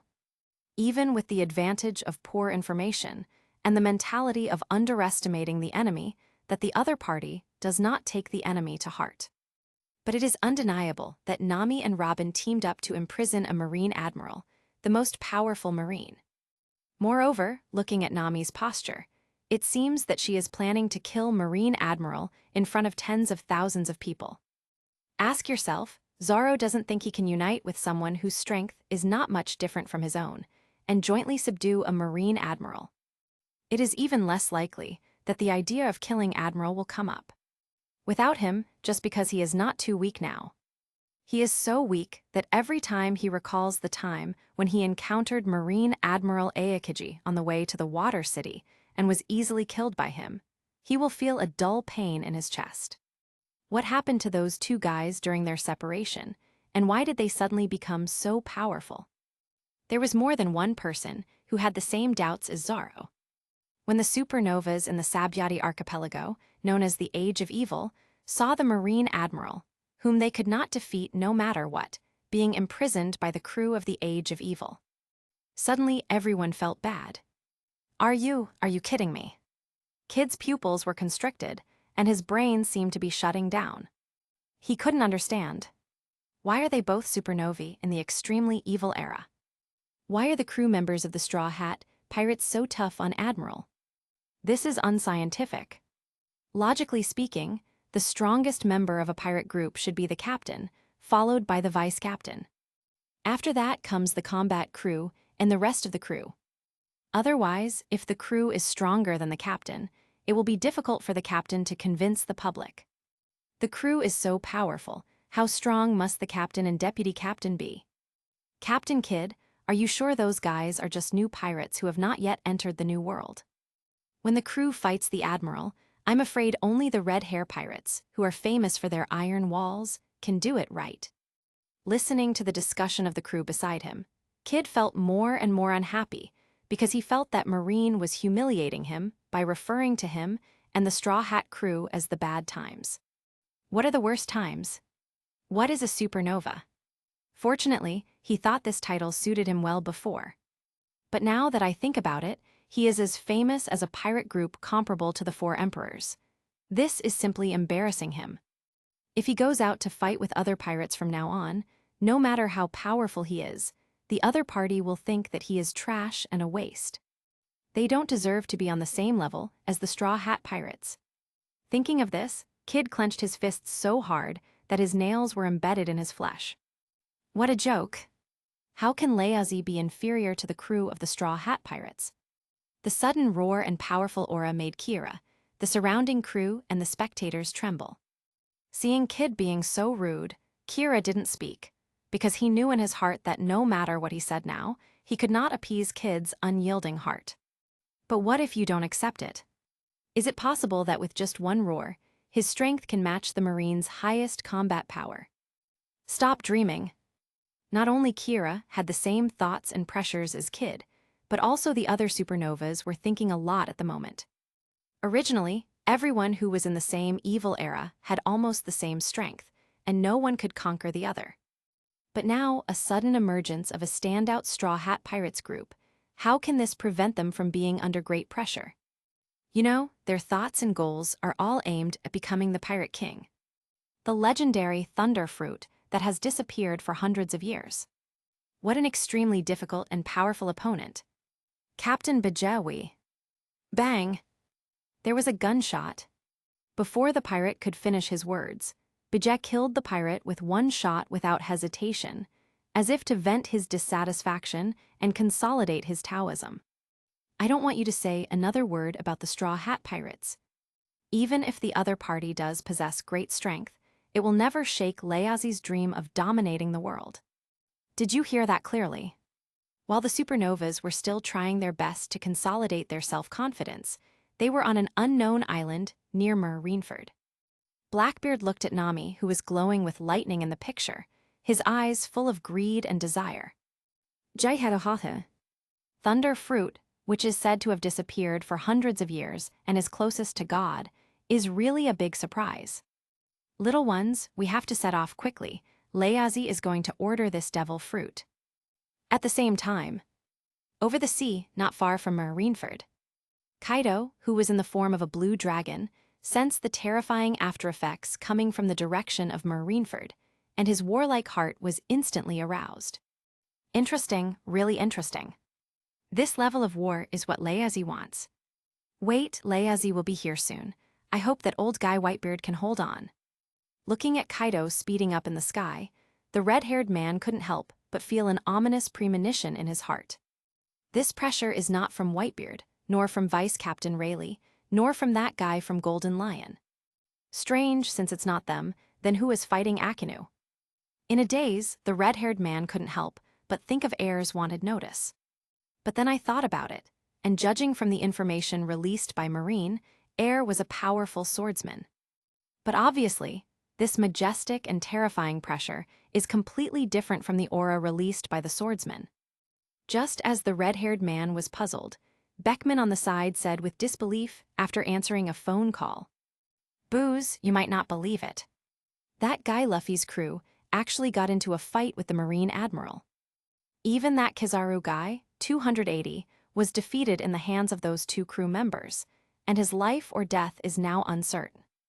And according to the intelligence coming back from the front line, those two crew members were unable to defeat even the humanoid weapons developed by the world government some time ago. This means that their strength has increased rapidly in less than a month. In addition, the thunder fruit that disappeared for hundreds of years also appeared again and was eaten by Luffy's crew member Nami. And all of this seems to be related to the celestial dragon's killer Air." As Beckman finished speaking, the red-haired frown deepened, and at the same time he became extremely interested in Air. "Originally, I simply planned to prevent this war from spreading further. But now, I want to meet the so-called Air. In a short period of time, people can have the strength to fight against Marine Admiral. This alone is enough to shock the whole world. This guy is dangerous." The red-haired man narrowed his eyes slightly, staring directly in Marineford's direction, and at the same time ordered to speed up. He must arrive before this war gets out of control. To be precise, he planned to arrive before Air's secret was exposed. Otherwise, if the world government found out, God knows what terrible things would happen. At the same time, many powerful people were rushing to Marineford. In the sky above the battlefield, vicious dogs filled with the aura of destruction stirred up the surrounding space and charged straight towards Nami. Seeing this, Robin frowned and quickly shifted his target from Kizaru to Akinu. Next second, under Robin's control, countless arms covered with armament haki emerged from the hot lava and broke off Akinu's limbs with the force of thunder. Click, click, click. A series of cracking sounds of bone fractures sounded, and Akinu was in pain and immediately transformed his body into elements. But in front of armament haki, even if he becomes elemental, he can't escape Robin's offensive. "Damn Nico, Robin. I will definitely let you die here today." Amidst the angry shouts, Akinu's feet exploded with energy, his forehead even exploded with ferocious veins like a python. Like an apex predator breaking out of a cage, the violent aura shot straight into the sky, as if Robin would be torn apart in the next second. Seeing this, Nami, who was in the phantom state, snorted coldly, without any hesitation, and immediately adjusted the direction of the tip of his fist. "Go straight to Akinu and smash it." Chapter 63. Yeah. This is really not good. Looking at Akinu, who was gradually overwhelmed by the electric light, Aokiji frowned and seemed to be very confused. After all, the order he received was to kill Air, not to cause trouble for Nami and Robin. In addition, he himself was not willing to take action against Robin, nor did he want to take care of Akinu, a guy who did not obey orders. But due to reasons of identity and situation, Aokiji had no choice but to intervene in the battle between Akinu, Robin, and Nami. It's really troublesome. Aokiji exhaled a breath of cold air, making the frost on his lenses thicker. Immediately afterwards, Aokiji's whole body was covered with ice amidst the crisp sounds caused by the ice cubes condensing one after another. Ice Age. The moment the emotionless words sounded, Aokiji raised his arms and shot out 2 rays made of ice from his palms, heading straight for Akinu's head. When the 2 ice rays reached the area in the center of Akinu's head, there was just a click, and the 2 rays formed by ice collided with each other. Then, in the continuous clicking sounds, the 2 rays formed by the ice quickly condensed into a hole and spread rapidly to the surroundings. It doesn't take a while. A giant igloo made of ice cubes suddenly appeared in front of everyone's surprised eyes. After doing all this, Aokiji was not idle, but he did not join the battlefield. Instead, he quickly distanced himself, lest he get involved in this unnecessary dispute. Click, click, click. Almost the second after Aokiji left, the sound of cracking caused by the impact of the ice was heard. Looking at the ice barrier above his head that was constantly cracking and melting, Akinu's eyes, filled with anger, showed a hint of madness. The admiral, the most powerful marine, is now being played like this by 2 pirates who once ignored him. Do you even need Aokiji to protect yourself? What a joke! Akinu shouted loudly. The lava covering his body seemed to come alive, flowing and boiling rapidly. Immediately afterwards, ferocious green veins swelled in the lava like fire snakes, tearing off all the arms growing on his body. Akinu, freed from his restraints, is like a furious army rising into the sky with the support of hot lava. Seeing the lava dog and the giant fist filled with lightning about to collide above his head, Akinu dodged and used shaving, one of the Marine 6 styles, to quickly evacuate from the explosion range, and aim at Robin not far away. Ohara's orphan, you had a chance to escape back then. Instead of living in a dark sewer and being a street rat that everyone yelled at and beaten, how dare you show up here openly? Since you don't want to live anymore, let me bring a complete end to the Ohara incident today. As the words sounded, Akinu once again clenched his fists transformed into lava. In the roaring wind, all the growing arms on his body were torn off, and he rushed straight to Robin's throat. However, in the face of this sudden change, and the heart-wrenching words coming out of the dog's mouth, at this moment, Robin felt like he had opened Pandora's box, and his whole body's momentum rose rapidly. And behind her, bursts of heart-stopping black mist began to emit, as if a demon had descended. You shouldn't stimulate my W. Amid the low roar, the black mist emitted behind Robin seemed to come alive, condensing into roots covering Armament Haki's arms at a speed visible to the naked eye. And Robin's appearance has also undergone subtle changes under the blessing of this hatred. Horns, sharp teeth, and black wings completely transformed Robin from an intellectual big sister into a demon. Seeing this scene, Akinu couldn't help but feel a little surprised, but it was only for a moment. Devil fruit awakens. So what? It was only because of hatred that the power of devil fruit was briefly awakened. How long can you maintain this state? Ra. As he said that, Akinu glanced disdainfully at Kizaru, who was imprisoned in the distance, and his tone became colder. If I'm not wrong, when you use this power, you can't take care of that guy Kizaru. Your behavior is undoubtedly adding pressure and burden to your partner. Hearing this, Robin's sneered, flower fruit's ability was activated instantly, and the clinical dog was tightly tied to death in place. What about temporary power? I can kill you to avenge everyone in Ohara. This short-term power is enough. Almost as soon as the words fell, Akinu gritted his teeth, used all his strength to break off all the arms wrapped around his body, and charged towards Robin again at an even faster speed. Revenge. You are not qualified to say such arrogant words in front of me now. Of course, you will never have the chance in the future. Besides, what makes you think that the power awakened by devil fruit can defeat me? Seeing Akinu approaching, Sengoku frowned subconsciously on the execution platform, seeming to be very dissatisfied with Akinu's violation of military orders. Because in Sengoku's eyes, even Nami and Robin have the power to destroy the world. But at least it hasn't really grown up yet. Nothing to fear at all. But Air has committed an unforgivable crime. If Air escapes Marineford, all Marines will be punished by the world government. In addition, the person who threatens Sengoku the most is not Nico Robin, but Nami, who possesses Thunder Fruit. But this bastard Akinu had to pick Nicole, the one with the least crime among these three people. How can Sengoku not be angry about this? But he is still angry. At least Akinu will kill Nico Robin. No matter how much the world government blames him, he can have a reasonable explanation. Thinking of this, Sengoku simply stopped paying attention to Akinu's behavior of disobeying military orders, but silently thought about how to kill Nami and Air. And how to deal with the Golden Lion, Rayleigh, Whitebeard, the second in command of the Revolutionary Army, these four powerful and terrifying forces. Just as Sengoku was carefully examining the current situation, he saw a guard on the side approaching Sengoku holding a phone. After connecting the phone, before Sengoku could speak, he heard the angry voice of 5 elders coming from the phone bug. "Sengoku, what the hell are you doing, you bastard?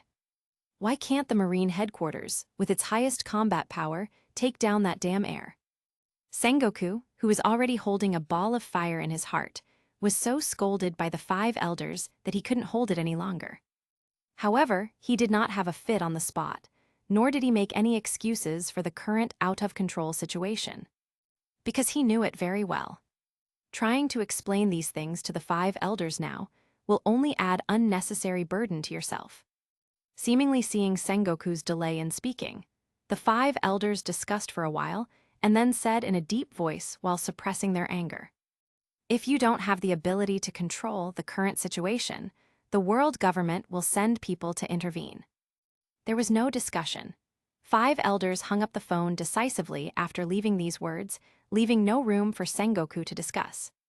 Sengoku was somewhat unhappy with the 5 elders' unreasonable behavior, but he was unable to vent it. However, just when Sengoku was about to re-examine the battle situation, but an uninvited figure suddenly appeared in the sky above Marineford. "Word, Golden Lion, you old guy is not lying in your grave, but you still dare to come to such a dangerous place. Aren't you afraid that those 2 bastards Sengoku and Garp will capture you and impel you down again?" "Word."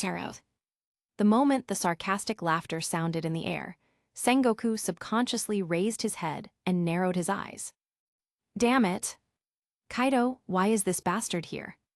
As if aware of Sengoku's unkind gaze, Kaido in his green dragon form exhaled hot breath from his nostrils, but glanced at him coldly and ignored him.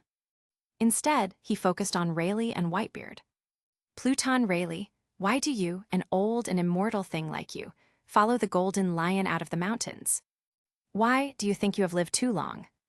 Whitebeard, Layazi loves this war. When you die, Layazi will personally throw your body into the sea to feed the fish, so you can make a fuss in peace." "Heroes."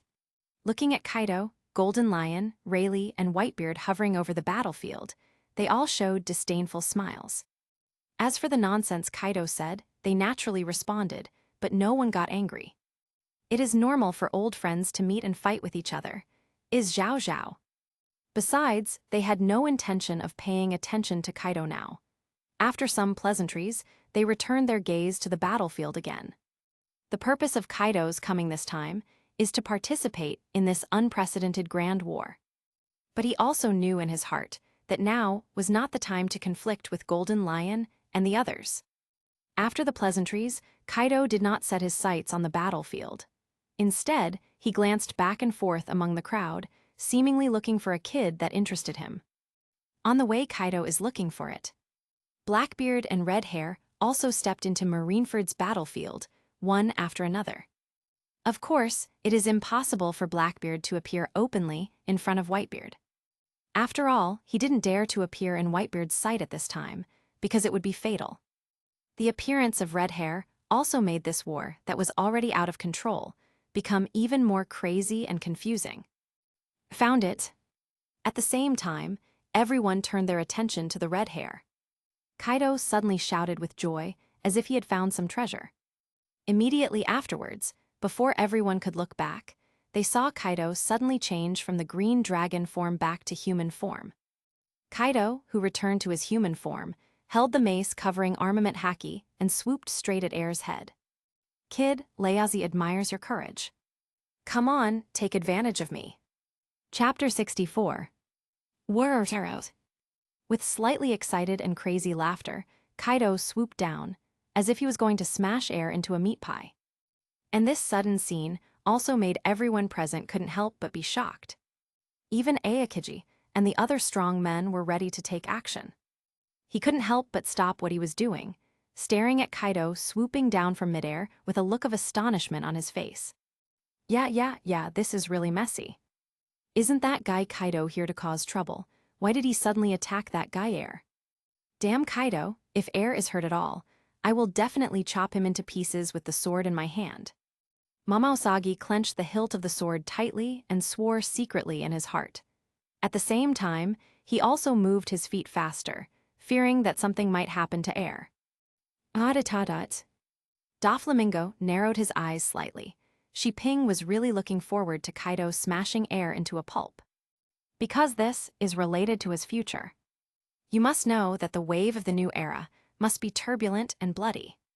If he chooses the wrong team, everything he has accumulated over the years will be in vain. This is the last thing he wants to see. Even now Air has not shown the super strength that is enough to shock the world in front of the public. But judging from Sabayati Archipelago's impressive record of severely damaging Marine Admiral Kizaru, this kid is definitely not the best in the pool. Just give Air some time to grow up, and he will definitely become a terrifying existence that cannot be provoked in the sea. If Kaido can kill Air, Doflamingo doesn't need to worry too much about his choices. On the other hand, if Air can survive Kaido's attack unharmed, Doflamingo might have to think about whether he should continue to follow Kaido next. Come on, let me see the first collision in the wave of the new era. Fufu. Seeing the excited look on Doflamingo's face, the Empress standing not far away wished that Tianfanfang 673 could pass by. Don't doubt it, the Empress is indeed so protective. If it weren't for Kaido's sudden attack, she might have rushed in front of Air without hesitation and faced Kaido's attack from 4 emperors. Air, you must be safe and sound. The Empress prayed secretly in her heart. At the same time, my feet burst with energy. While whipping up gusts of evil wind, it turned into a red and black lightning with lightning speed and rushed straight in the direction of Kaido. Seemingly seeing that the Empress's movements were too abnormal, Gecko Moria wisely moved out of the way. Chat he. Let's fight, let's make trouble. It's better to fight in such a way that both sides suffer meow. Whether it's that bastard Kaido or that brat from the Straw Hat Pirates, Layazi will make you pay a heavy price. When you both lose, it's time for Layazi to stand up and harvest your heads. He glanced coldly at Gecko Moria, whose face was full of excitement and cunning.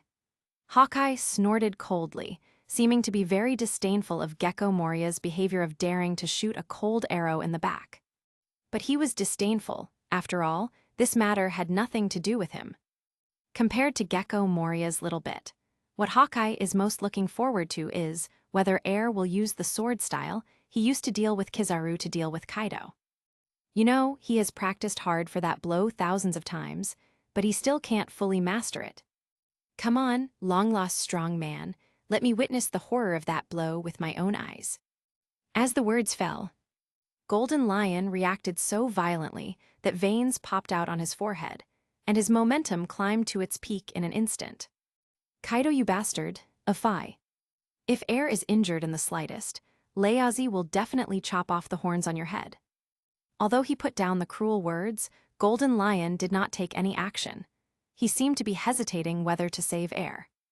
Of course, he was not questioning Air's strength.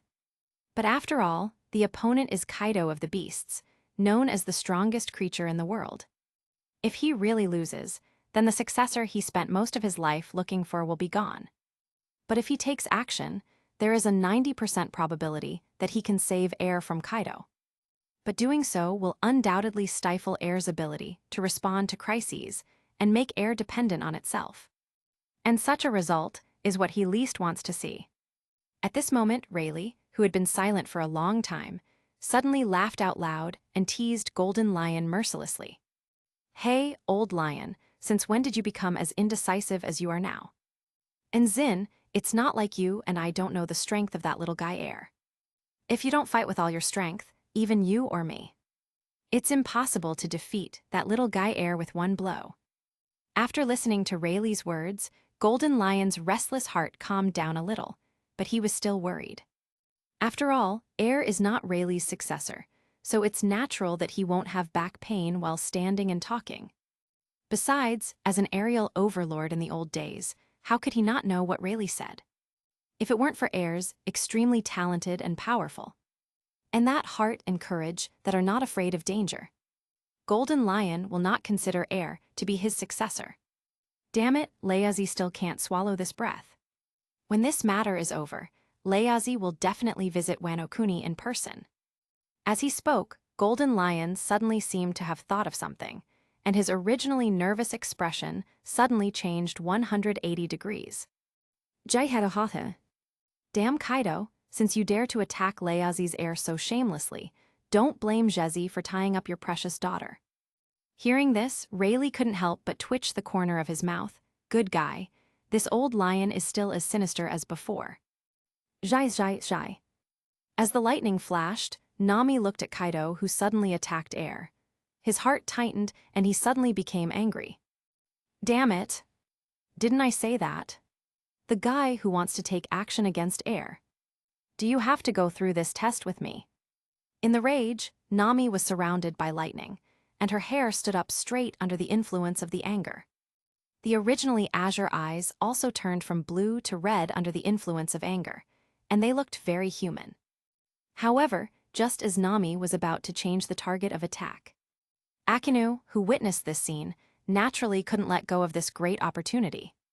Being distracted during battle will cost you your life. Akinu snorted coldly, tore off the growing arms on his body, quickly adjusted his body shape, and rushed straight towards Nami to kill him. Seeing this situation, Robin was also anxious, fearing that something unexpected would happen to Air. Even though she knew that Air was very powerful, the opponent was Kaido of the Beasts, one of the 4 emperors of the sea. To be able to dominate this sea of strong men, one can imagine Kaido's strength, which is definitely not something that the guys he has encountered in the past can look down upon. However, now she still has to deal with Akinu and Kizaru, so she can't spare the slightest time to rescue Air.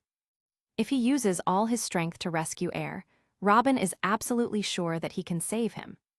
But in that case, the 2 Marine Admirals Akinu and Kizaru will definitely break through her and Nami's confinement. It will only make them more passive. Nami, let me hold these 2 guys back. Go and save Air. However, before Robin could finish speaking, a lazy voice suddenly sounded from below. Ice Age. As Aokiji's lazy and slightly helpless voice sounded, Robin's pupils couldn't help but shrink. 15%. Robin bit her lower lip tightly, and then used more powerful force to restrain Kizaru. He could face the combined attacks from both inside and outside of the 2 Marine Admirals, and he also used most of his own strength to contain Akinu. Now Robin can be said to be powerless. In just a moment, the shackles were broken by the joint efforts of Aokiji and Kizaru was released from his imprisonment. Kizaru, who had just escaped from imprisonment, did not immediately attack Robin and Nami. Instead, he evacuated the battlefield very decisively, for fear that he would be trapped by these 2 troublesome fruit abilities again. Although being trapped is not enough to cause any harm to his life, it will affect his majesty as a Marine Admiral. It will also bring him a lot of unnecessary trouble. If nothing else, after this public execution, he will definitely be called to lecture by Sengoku and the world government. If he was trapped just once, he might be able to find some reason to explain. But if you just escaped and were trapped again... Tusk. Thinking of this, Kizaru couldn't help but get goosebumps all over his body, as if he didn't want to be called to lecture by the world government. Because as he trains, all kinds of punishments will fall on his head, and he will be unable to stop him even if he wants to.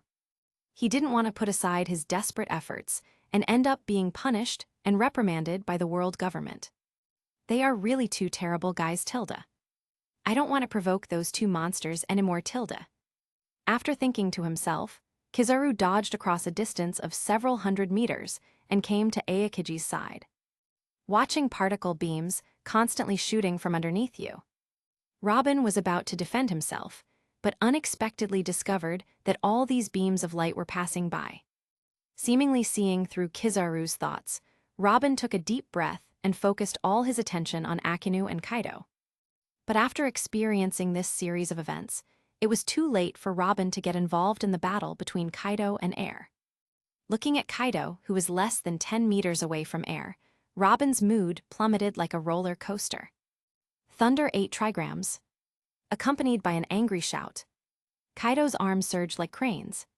The ferocious veins on his thick arms swam like a python to his forehead.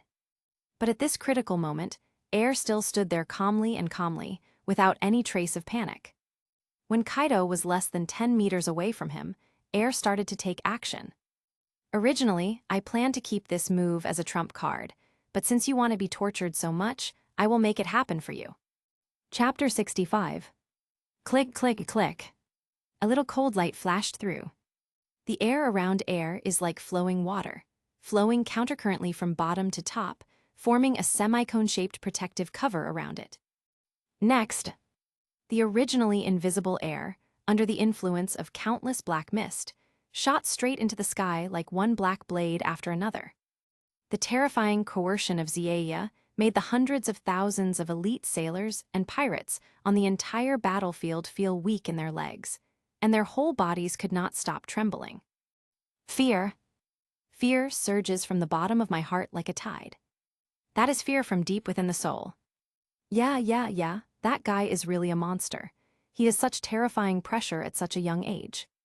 If we give him another period of time to grow, I'm afraid that the entire Marine headquarters will be dispatched and unable to suppress this out-of-control monster. Aokiji exhaled a breath of cold air, which made the frost on his glasses a bit thicker, making it difficult to tell what he was really thinking at the moment. If you only listen to the one-sided words spoken by Aokiji, it is easy to confuse people and make people think that Aokiji is afraid of Air's power. But deep in his heart, he was very happy to have such a strong partner beside Robin. At the same time, I also hope that Air can take Robin away from this public execution safely and start a wonderful adventure of their own. In addition, it is not that there is no concern about Air's growth and talent. After all, since Air became famous, all the opponents he has defeated have had a profound impact on the world. Moreover, every time he defeats a strong opponent, Air's strength will improve a little bit more. In addition, Air has a character that even celestial dragons dare not hesitate to kill. If he is allowed to grow up, God knows what earth-shattering things this guy can do. If Air's character is okay, then it's good to say that Aokiji doesn't have to be afraid, let alone have a headache because of Air. The scary thing is that Aokiji doesn't actually know much about Air. It is no exaggeration to say that he only knew a little bit about Air's rumors from newspapers and conferences. That guy has become even more powerful than when he was in Sabyati Archipelago. Fortunately, I didn't choose to provoke that monster boy at the beginning, otherwise, I would have been lying on the sidelines as a spectator tilde. Kizaru released the particle beam with his fingers casually. Although every blow was accurately aimed at Robin, none of them hit. Coupled with what Kizaru said to himself, Aokiji soon understood what Kizaru wanted to do. Although he knew in his heart that Kizaru no longer wanted to work hard, Aokiji did not expose him to his face. Instead, he acted very cooperatively with Kizaru. Anyway, everyone's focus is now on Air and Kaido, and no one will notice them even if they are modeling fish. In addition, the current situation is too complicated. If we act rashly, if something bad happens to Marine, they will be the ones to take the blame. Instead of taking the initiative to cause trouble, it is better to stand aside and observe the situation, and wait for the battle between Kaido and Air to end before making next plans. Sengoku, who was standing on the execution platform, naturally noticed the abnormal behavior of Aokiji and Kizaru, but he did not say anything. Instead, he focused on Kaido and air, and secretly prayed in his heart that Kaido could kill air. In this case, it can also save Marine a lot of unnecessary trouble. Especially after feeling the terrifying pressure that air invisibly released, this idea became even stronger. Sengoku is not the only one who holds this idea. People like Marine Chief of Staff He, Army Commander Kong, and Marine Academy instructor Zephyr all coincide with Sengoku's ideas. After all, it's rare to be able to solve one's own troubles with the help of the enemy. Commander Kong, do you think Kaido can kill the so-called celestial dragon's killer? Zephyr crossed his arms and stared deeply at Kaido swooping down in the distance, and air with high momentum. However, when faced with Zephyr's inquiry, Kong just snorted and did not say anything. But even without saying it, Zephyr knew what Kong's cold snort meant. It looks like we still have to make second-hand preparations. Zephyr lowers his arms and is always ready to strike. At the same time, Holy Land inside the Hall of Power deep within Mariewa. Looking at Kaido, who suddenly acted like air, the originally gloomy expressions of the five elders softened slightly at this moment. Although it is unclear what the grudge between Kaido and air is, this undoubtedly eliminates one of the biggest hidden dangers for world government. However, when the five elders saw the marine soldiers and pirates on the screen who were affected by the aura that air invisibly exuded, an ominous premonition arises from the bottom of my heart. The moment this ominous premonition grew in his heart, the five elders did not hesitate to order the Knights of God to set off immediately. That damn brat, I actually felt an unprecedented sense of crisis from him. As soon as these words came out, the five elders present frowned and began to re-examine air's harm to the world. If only because air killed celestial dragons in public that the world government had to wipe it out in the first place. Now, it is the terrifying strength shown by air that has aroused the fear of the five elders. Born out of thin air, killed Gecko Moria, one of the Shichibukai, in one blow, humiliating the world government for the first time. The second time was the public killing of celestial dragons.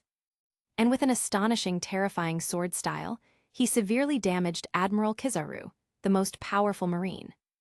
Although it has appeared in the public eye for the third time, it has not done anything big that can shock the world.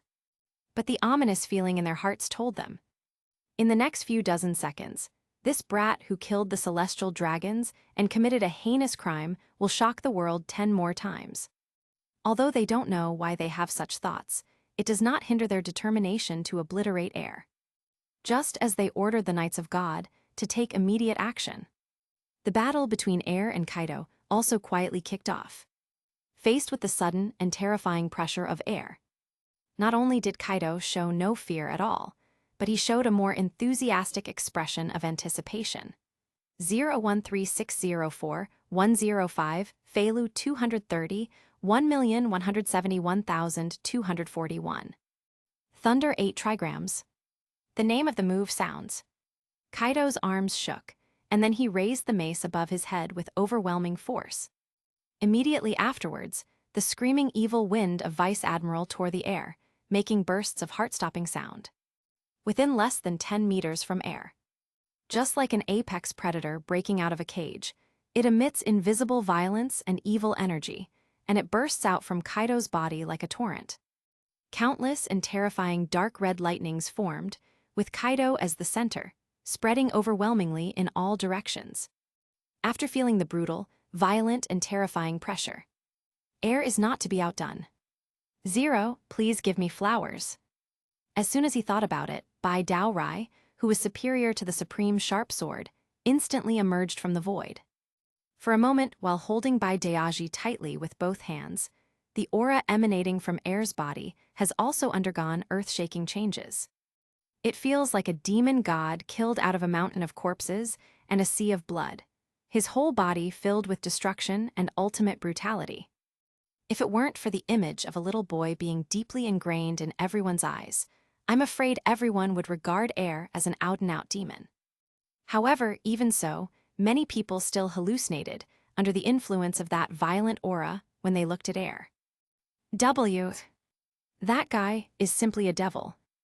There were sounds of panic and horror, but this did not affect the battle between Air and Kaido. Dang, dang, dang. The sound of the clash of gold and iron echoed through the sky, echoing like ripples in the sky above Marineford.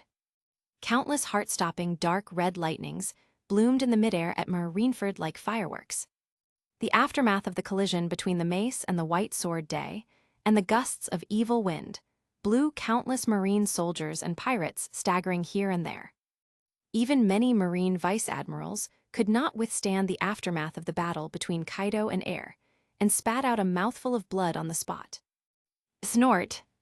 Kaido exhaled a breath of hot breath that smelled of blood, and the bulging muscles in his body were stirred by Air's terrifying brute force.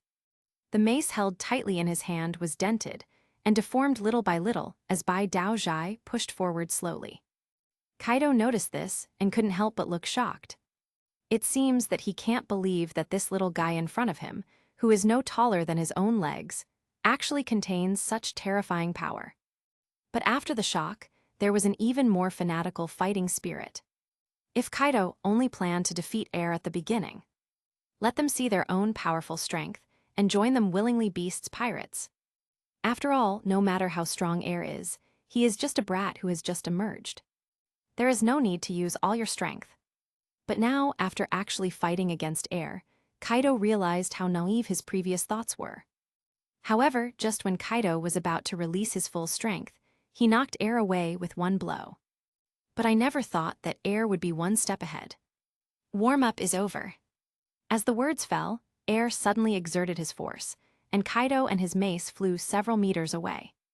Then, before everyone could express their astonishment, Air's eyes gradually turned into dark green.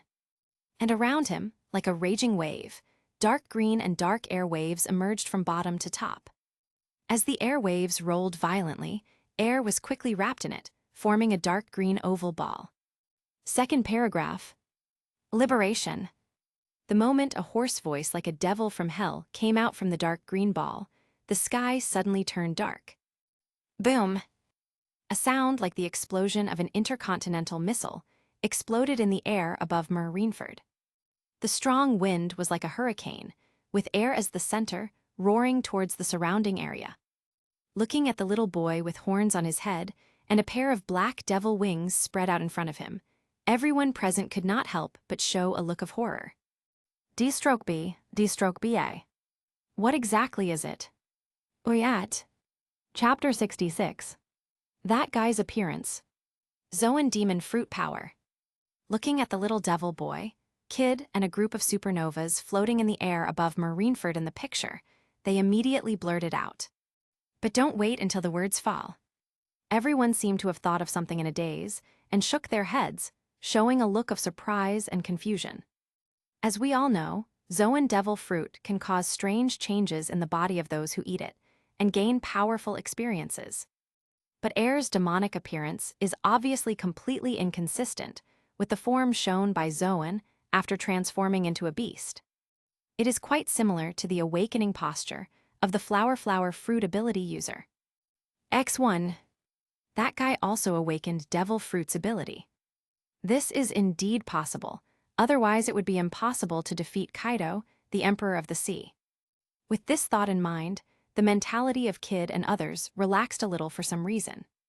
It would be scary if Air could be on par with Kaido, the Emperor of the Sea, just by relying on his own strength. After all, it's not that they don't have devil fruit, they just haven't awakened yet. As long as they awaken, they don't think they will be worse than Air. But outside the battlefield, how could they know how terrifying the pressure that Air invisibly exudes is? 100, Doflamingo sneered, the expression on his face switching back and forth between surprise and fear like a magic trick. The terrifying pressure, that was as heart-stopping as an emperor on the sea, made him recall the darkness he experienced in his childhood. Helpless, desperate. Demon fruit power. But why have I never seen this form in the Devil Fruit illustrated book? The more I watched Doflamingo, the more I felt palpitations. It was the most instinctive fear of living things. It seems that what is standing in front of you is not a human being, but a demon god from the depths of hell. This also caused Doflamingo to look at him for less than 10 seconds before he lowered his head and did not dare to look at him again. He could only rummage through his memory to find a devil fruit in the Devil Fruit illustrated book that matched Air's current form. On the other hand, when the Empress saw Air's little boy-like devil, her eyes suddenly turned into two heart shapes. After slowing down, the Empress covered her blushing face, and the scene of getting married to Air in demon form emerged in her mind. That strong desire made her unable to help but make a misleading cry. "Oh tilde Lord Air tilde."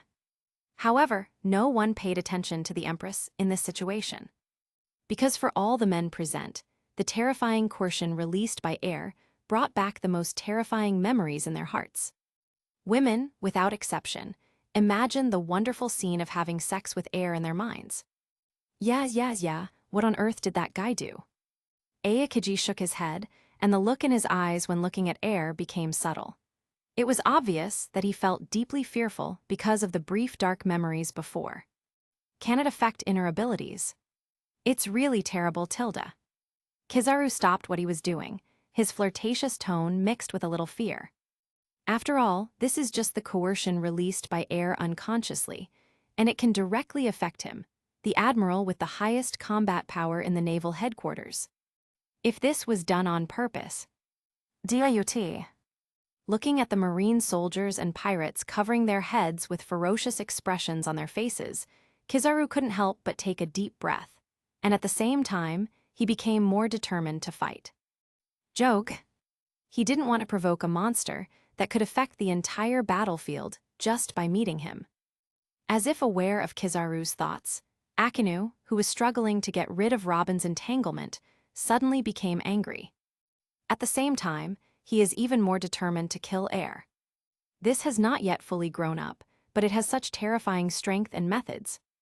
If Air is allowed to grow, no one in the entire marine or even the entire world will be able to do anything to Air. Plus the ability to influence the heart. It is undoubtedly warning Akinu that only now is the best time to kill Air.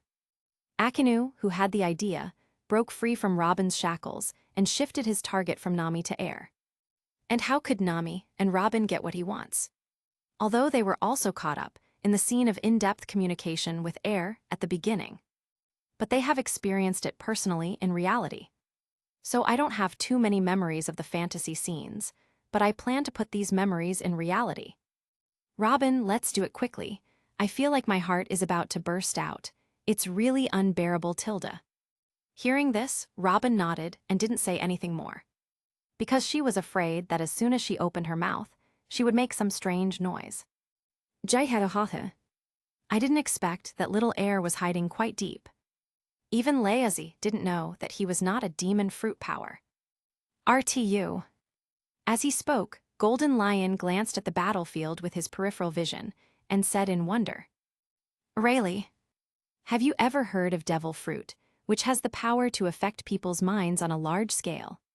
Facing Golden Lion's inquiry, Rayleigh pondered for a moment and then shook his head, feeling helpless, and said, "I've heard of devil fruits that affect human emotions. There are even many devil fruits that can do this. But whether it's Logia, Paramecia, or even Zoan, it's a fantasy beast species, an ancient species. I have never heard of a devil fruit that has different effects on men and women like Air." Rayleigh was talking on the side, and Golden Lion was thinking on the side. It's not like he hasn't thought about devil fruit's awakening. But the devil fruit illustrations were all rotten in his mind, and he didn't expect any fruit to match Air. Forget it, as long as that guy Air becomes stronger, I don't care what kind of devil fruit he eats. But this bastard Kaido deserves to die. When his battle with Air is over, Leazi will definitely teach him a lesson. As if he heard the cruel words that Golden Lion put down, Kaido exhaled a breath of hot breath that smelled of blood and grinned. 013604-105, Feilu 230, 1,171,411. World. Happy. Leazi hasn't met such a powerful brat in a long time. Hey, that brat named Air, do you want to join my beast's pirates? That bastard Golden Lion is old, and his time has passed. Following him will only make you more and more unlucky. Come on, join Layazi. There is no ship for the old guy Golden Lion in the new era. Want? As soon as Kaido's words were spoken, Marine's tense nerves almost broke in everyone present. And the Golden Lion was furious. If Rayleigh hadn't stopped him, I'm afraid he could have just carried the dead wood and Sakura and rushed forward to have a big fight with Kaido. Good guy, just say bad things about him in front of him. How dare you dig out his chosen successor in front of him? Do you really think that the old lion is a sick cat if he doesn't show off his power? However, facing Kaido's invitation, Air still expressionlessly raised the white sword Haruzo in his hand that had undergone earth-shaking changes. Have you finished talking? Now that we've finished talking, let's continue the battle between us. After all, the warm-up is just over and I'm not feeling happy yet. After saying that, Air ignored Kaido, and the terrifying coercion emanating from his every move became even stronger. It seems as if the whole world is about to be crushed. However, before Kaido could respond, he heard Whitebeard's loud laughter coming from below. Ku la la la la. If you two brats want to fight, just go away and fight with Layazi. Don't bother me here. You know, Layazi's precious son Ace is still suffering on the execution platform. Layazi doesn't have time to watch you play house here. Affected by the succubus power emitted by Air, the pirates on the Marineford battlefield are still trapped in painful memories and cannot extricate themselves. The initial battle between Nami, Robin, and Marine was beneficial to weaken Marine's strength. But now the battle between Kaido and Air is doing Whitebeard no good at all. If they continue to fight, don't talk about saving Ace. I'm afraid all the pirates I brought will survive. Seeing that Whitebeard has already made plans to take action. The red-haired man, who was still outside the harbor, couldn't help but frown. The griffin in his hand made heart-stopping trembling sounds under his domineering aura. Next second, under everyone's gaze, Beckman and other officers of the Red Hair Pirates, together with their red-haired captain, stood on the bow. I hope you all can give me some face and stop. Bite your hand before this war gets out of hand. If there is anyone here who hasn't had enough trouble. Before the red-haired man could finish his words, the already angry Golden Lion immediately pointed the finger at the red-haired man and angrily said, "Shut up, your foul-mouthed brat. Layazi hasn't spoken yet. Why are you here showing off your power? Give you some face. Don't say it's you 4.1. Even if your Captain Roger is still alive, you don't dare to ask Layazi to give him a face." Seeing Golden Lion scolding the redhead mercilessly, Whitebeard also snorted in displeasure. "Red-haired kid, this is not the place you should be. Get out of here while I don't have time to care about you. Otherwise..." As he spoke, Whitebeard raised the cloud cutter in his hand, drew a circle in midair, and then hit it on the deck very hard. Don't blame Layazi for sinking you to the bottom of the sea. After saying that, Whitebeard ignored the red-haired brat and focused his attention on Air and Kaido. It seems that as long as Air and Kaido dare to say no, he will use the Kong Yunki in his hand to teach them how to behave. However, facing the threat of Whitebeard, Kaido was not afraid and still sent a sincere invitation to Air again. Can be exchanged. But it was Air's merciless semicircular, arc-shaped sword energy. Seeing this scene, Whitebeard's frown deepened. Obviously, he was very dissatisfied with Air and Kaido's attitude. Under the horrified eyes of the world, Whitebeard waved the Konjunki in his hand without sparing any effort, and shouted, "Children, rush to me and save Ace."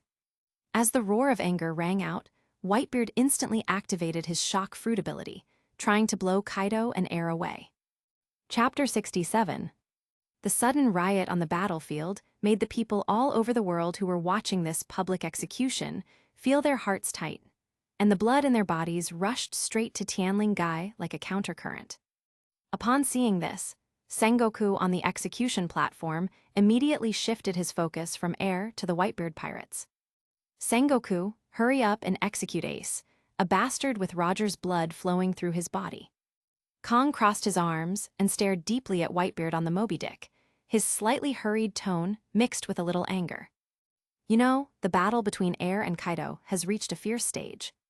If Whitebeard hadn't suddenly disrupted the situation, there would have been a world-shaking war between Dew and Air. No matter who wins or loses in this battle, it will be a very beneficial thing for Marine. But now everything was ruined because of Whitebeard's words. How could Kong not be angry? What if Air, Nami, and Robin escaped while Marine and the Whitebeard pirates were fighting? The world government will definitely be furious because of this. This consequence cannot be solved by destroying Ace or the Whitebeard pirates. As Kong's order was issued, Sengoku hesitated for 2 seconds, seemingly weighing the pros and cons. If Ace is executed at this juncture, Whitebeard's first choice target will inevitably shift from Air and Kaido to Ace.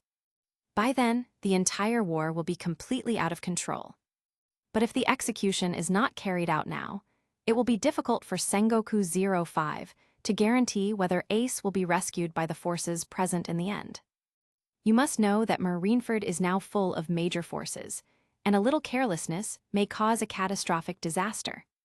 The overlord of the old days, Golden Lion. One Piece Roger's right-hand Pluton Rayleigh. The youngest Four Emperors Redhead Shanks.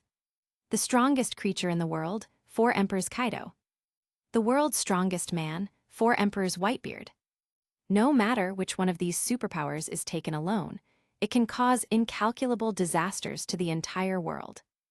Now that Whitebeard has lit the fuse of the war, no one can be sure what these superpowers will do. However, while Sengoku was struggling with whether he should be executed immediately, the battle between Whitebeard, Air, and Kaido also quietly began. Faced with the terrifying sword energy suddenly slashed by Air, Kaido did not choose to confront it head-on.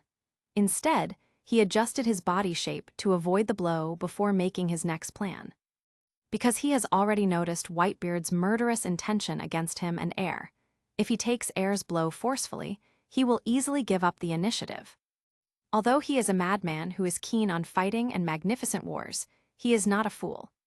He can't do such a stupid thing as giving up the initiative. Seemingly seeing that Kaido had no intention of entangled with him anymore, Air quickly adjusted his body shape after slashing the sword. Then he turned his head and aimed at Whitebeard, and without hesitation, he slashed out a giant sword energy that was tens of meters long, and went straight to Whitebeard's neck to kill him.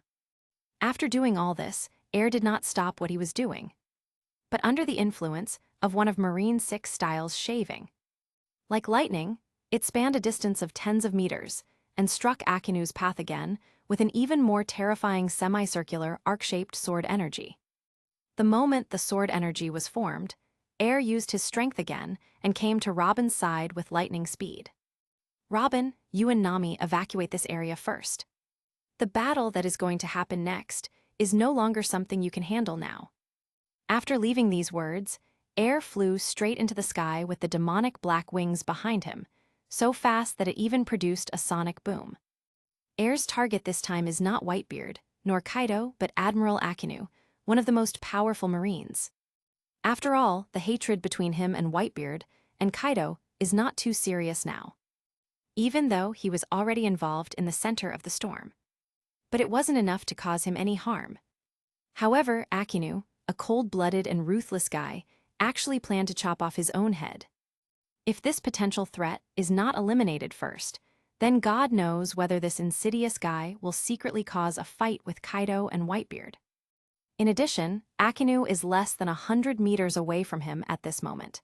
If he doesn't take action, the situation will become very passive. However, the moment Air took action, Whitebeard's charge had been completed. Next moment, then Whitebeard snorted coldly, and his arms quickly rose up like cranes. The ferocious veins are like a living python, climbing to the forehead at a speed visible to the naked eye. Click, click, click, with the sound of the surrounding space shattering. Under Whitebeard's powerful and terrifying brute force, the cloud cutter in his hand tore the air apart with overwhelming force. The semicircular arc-shaped sword energy that was slashed was mixed with the aura of destruction. While it shattered the surrounding space, it collided fiercely with the terrifying sword energy that Air slashed in midair. In an instant, Akinu, who noticed Air's intention, rolled up waves of heart-stopping hot lava with a cold snort. A lava dog filled with violence was transformed in midair and collided with the terrifying sword energy slashed by Air. Boom, booms, boom. continuous explosions ignited this world-shaking war. At the moment when Dark Hound was blasted, Akinu once again used one of the Marine 6 styles shaving to come to air. As the saying goes, enemies are extremely jealous when they meet. Without any verbal communication, the giant fists transformed by the lava hit air like meteors. Faced with Akinu's indiscriminate attacks, Air was not to be outdone, wielding his white sword and attacking every move in the day. The cold light reflected by the blade is like a flashlight sailing through countless lava and fists. As the lava cut in half fell from the air, Akinu couldn't help but feel ripples in his heart. Damn it! It seems that his moves are ineffective against air. After Akinu blasted several giant lava fists again, he quickly opened the distance between himself and air. And how to do it? Naturally, I don't plan to let air go, but I plan to use all my strength to kill air with one blow. From the brief encounter just now, Akinu has deeply experienced air's terrifying strength. At the same time, he became more determined to kill air. If a dangerous guy like air is not nipped in the cradle as soon as possible, even Akinu cannot imagine how terrible the consequences will be. Sensing Akinu's intention, air sneered, and the second stage of liberation was fully launched, leaving no room for error. However, at the same time, both of them were planning their ultimate move. Not far away, Robin's arms were intertwined, seemingly planning to cooperate with air to deliver a fatal blow to Akinu. Todoroki. The moment when Whitebeard's slashing sword energy and Air's slashing sword energy exploded violently in midair. Like bells and drums, the final battle between Akinu and Air sounded. With the cold light flashing, the scream that split the air echoed through the sky. Then, with lightning speed, he disappeared in the eyes of the world in horror.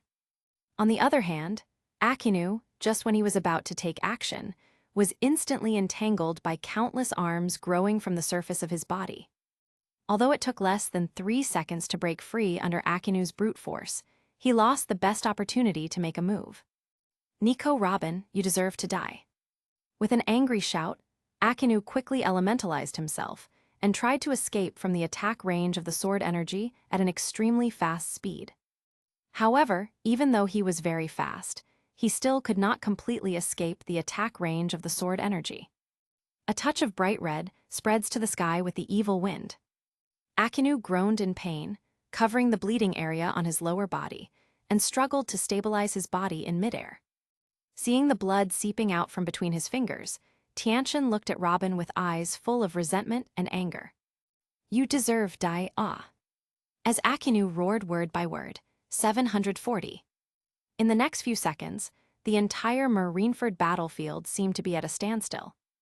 Everyone's eyes widened, staring intently at the area covered by Akinu's hands. I gasped out of instinct.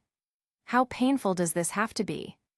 I don't know, but what I know is that if I lose that thing, it would be better to kill me with a knife. Yeah, did that guy Robin do it on purpose? If so, it would be. At the end of the sentence, Aokiji swallowed involuntarily, and his eyes when looking at Robin could not help but undergo subtle changes. On the other hand, Kizaru, who was standing next to him, looked like he was just watching the fun and didn't mind the trouble and said in wonder, Nico Robin Tilda. That woman is really terrifying, Tilda. Fortunately, she didn't treat me like this before, Tilda. Listening to the whispers coming from the battlefield, the pain from the lower body that spread throughout the body suddenly turned into endless anger, rushing straight to Akinu's head. Under the influence of the overwhelming rage, Akinu's sanity disappeared little by little like an hourglass. Looking at Akinu, whose face had become twisted into a twist, Air couldn't help but take a breath. After all, the pain from this thing is really contagious. However, when Akinu saw Air gasping for air, the anger in his heart burned even more intensely, as if a bucket of gasoline had been poured on him. At this moment, he wished he could turn into a devil in the depths of hell.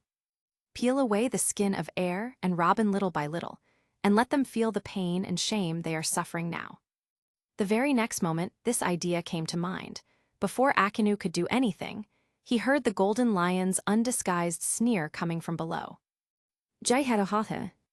You candle-lighting brat, Why don't you stop calling me Akinu from now on and change your name to Orphan Dog? Ayoze. Chapter 68.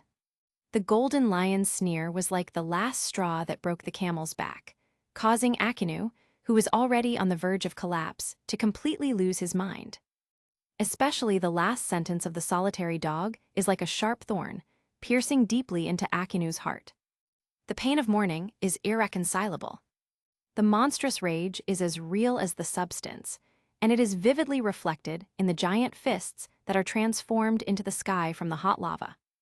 At this moment, Akinu has completely lost control and does not care about the life or death of the marine soldiers.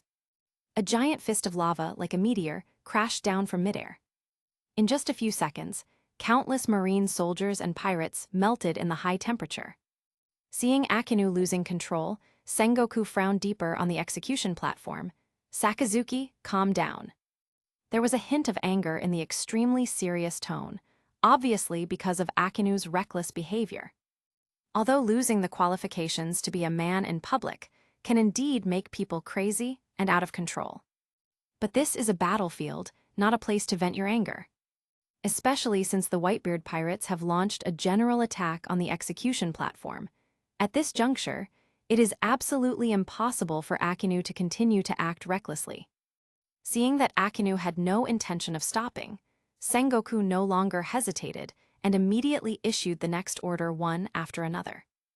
Aokiji Kizaru, you two go suppress the attack of the Whitebeard pirates. Mama Usagi, the tea-dolphin, continue to carry out the mission of obliterating air. We must not let the criminal air escape Marineford. I'll leave those two bastards Zephyr, Garp, Golden Lion, and Rayleigh to you. I'll go calm down the bed-hating guy. Having said this, Sengoku glared at Garp fiercely, as if to warn him not to act out of emotion. After Sengoku's order was given, Kong consciously stood up from behind the crowd and said in a deep voice, "Go with peace of mind. As long as I'm here to guard you, there's no way anyone can come up to you." After the words fell, Kong wrapped his arms around him, and the terrifying coercion emanating from him invisibly demonstrated his identity and strength as the commander-in-chief of the entire army. At the same time, he was also indirectly warning Whitebeard and everyone present that they would never be able to save this ace. However, Kong, Sengoku, and others are also very convinced, even though he has lived in seclusion in Mariewa for decades and has never shown his talents. But over the past few decades, Kong has been taking good care of his body. Even if the strength is not as frightening as the peak, but the skinny camel is bigger than the horse, it is still not something that ordinary goods can touch.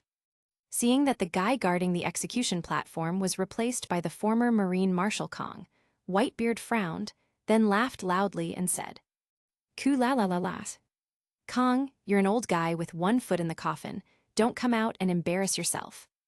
I'm going to give you a chance now to release my precious son Ace, and maybe I can even leave you with a whole body." Looking at Whitebeard, who kept making provocative words, Kong snorted and ignored him. If you look closely, you can clearly see the disdain in his eyes. If Air, the killer of the celestial dragons, hadn't been here, he wouldn't have shown up to interfere with this public execution. He will not take over Sengoku's position and personally execute the evildoers left behind by Roger here. Seemingly seeing that Kong was completely ignoring him, Whitebeard stopped talking and was thinking about how to rescue Ace. Because from the moment Kong appeared, this public execution completely changed. Coupled with Air and Kaido's troubles, this undoubtedly raises the difficulty of rescue to a new level. As for Akinu, although because of Robin and Air, it is funny to be a man without testicles under the eyes of people all over the world. But Whitebeard will not let down his guard because of this incident, nor will he let go of this best opportunity to save Ace because of this incident. However, before Whitebeard could come up with a new countermeasure, Kong publicly announced that the public execution of Fire Fist Ace would begin immediately, with people all over the world watching. After all, Kong is not as cautious as Sengoku. In his eyes, this public execution was like child's play. The most important thing is to eliminate Air and Nami Robin. As Kong's order was issued, Marco couldn't sit still at all. He waved his wings like lightning and rushed straight to the execution platform across a distance of several hundred meters. Seeing Ace close at hand, Marco became even more vigilant, although he has never seen Kong's true strength. But as the vice captain of the Whitebeard pirates, I still know something about Kong. However, even though Marco was cautious enough, he still underestimated Kong's strength after all. With just an understatement of punch, Marco was knocked from midair to the ground, unable to recover for a long time. And this blow also woke Marco up from his fantasy. Don't look at these old guys, each one is older than the last. But their strength is beyond what young people like them can achieve. As Marco's rescue failed, Luffy and Sabo were also anxious. They hurriedly waved their fists and huge water pipes and went straight to the execution platform to fight through the obstacles. But the battlefield now seems not as messy as the original. Without the help of the protagonist's halo and the people around him, Luffy only rushed less than 100 meters before being blasted away by a Marine Vice Admiral. And Sabo isn't much better. Although not as fragile as Luffy, he is still a fighting minister who is in dire straits. Seeing that his captain was in danger, veins popped out in Zoro's arms that were holding the handle of the knife tightly. If Rayleigh hadn't been there to stop him, he would have rushed over without hesitation. But even with Rayleigh standing by to stop him, Zoro still couldn't suppress the eagerness in his heart. "Uncle, let me pass. If Luffy has 3 shortcomings, why should I talk about becoming the world's best swordsman?" Listening to Zoro chirping in his ears, Golden Lion took the trouble to use his fruit power and controlled a piece of cloth to seal Zoro's mouth. "Larry, you're so noisy. You stinky brat, you'd better be quiet and don't look at your own strength. You just want to cause trouble."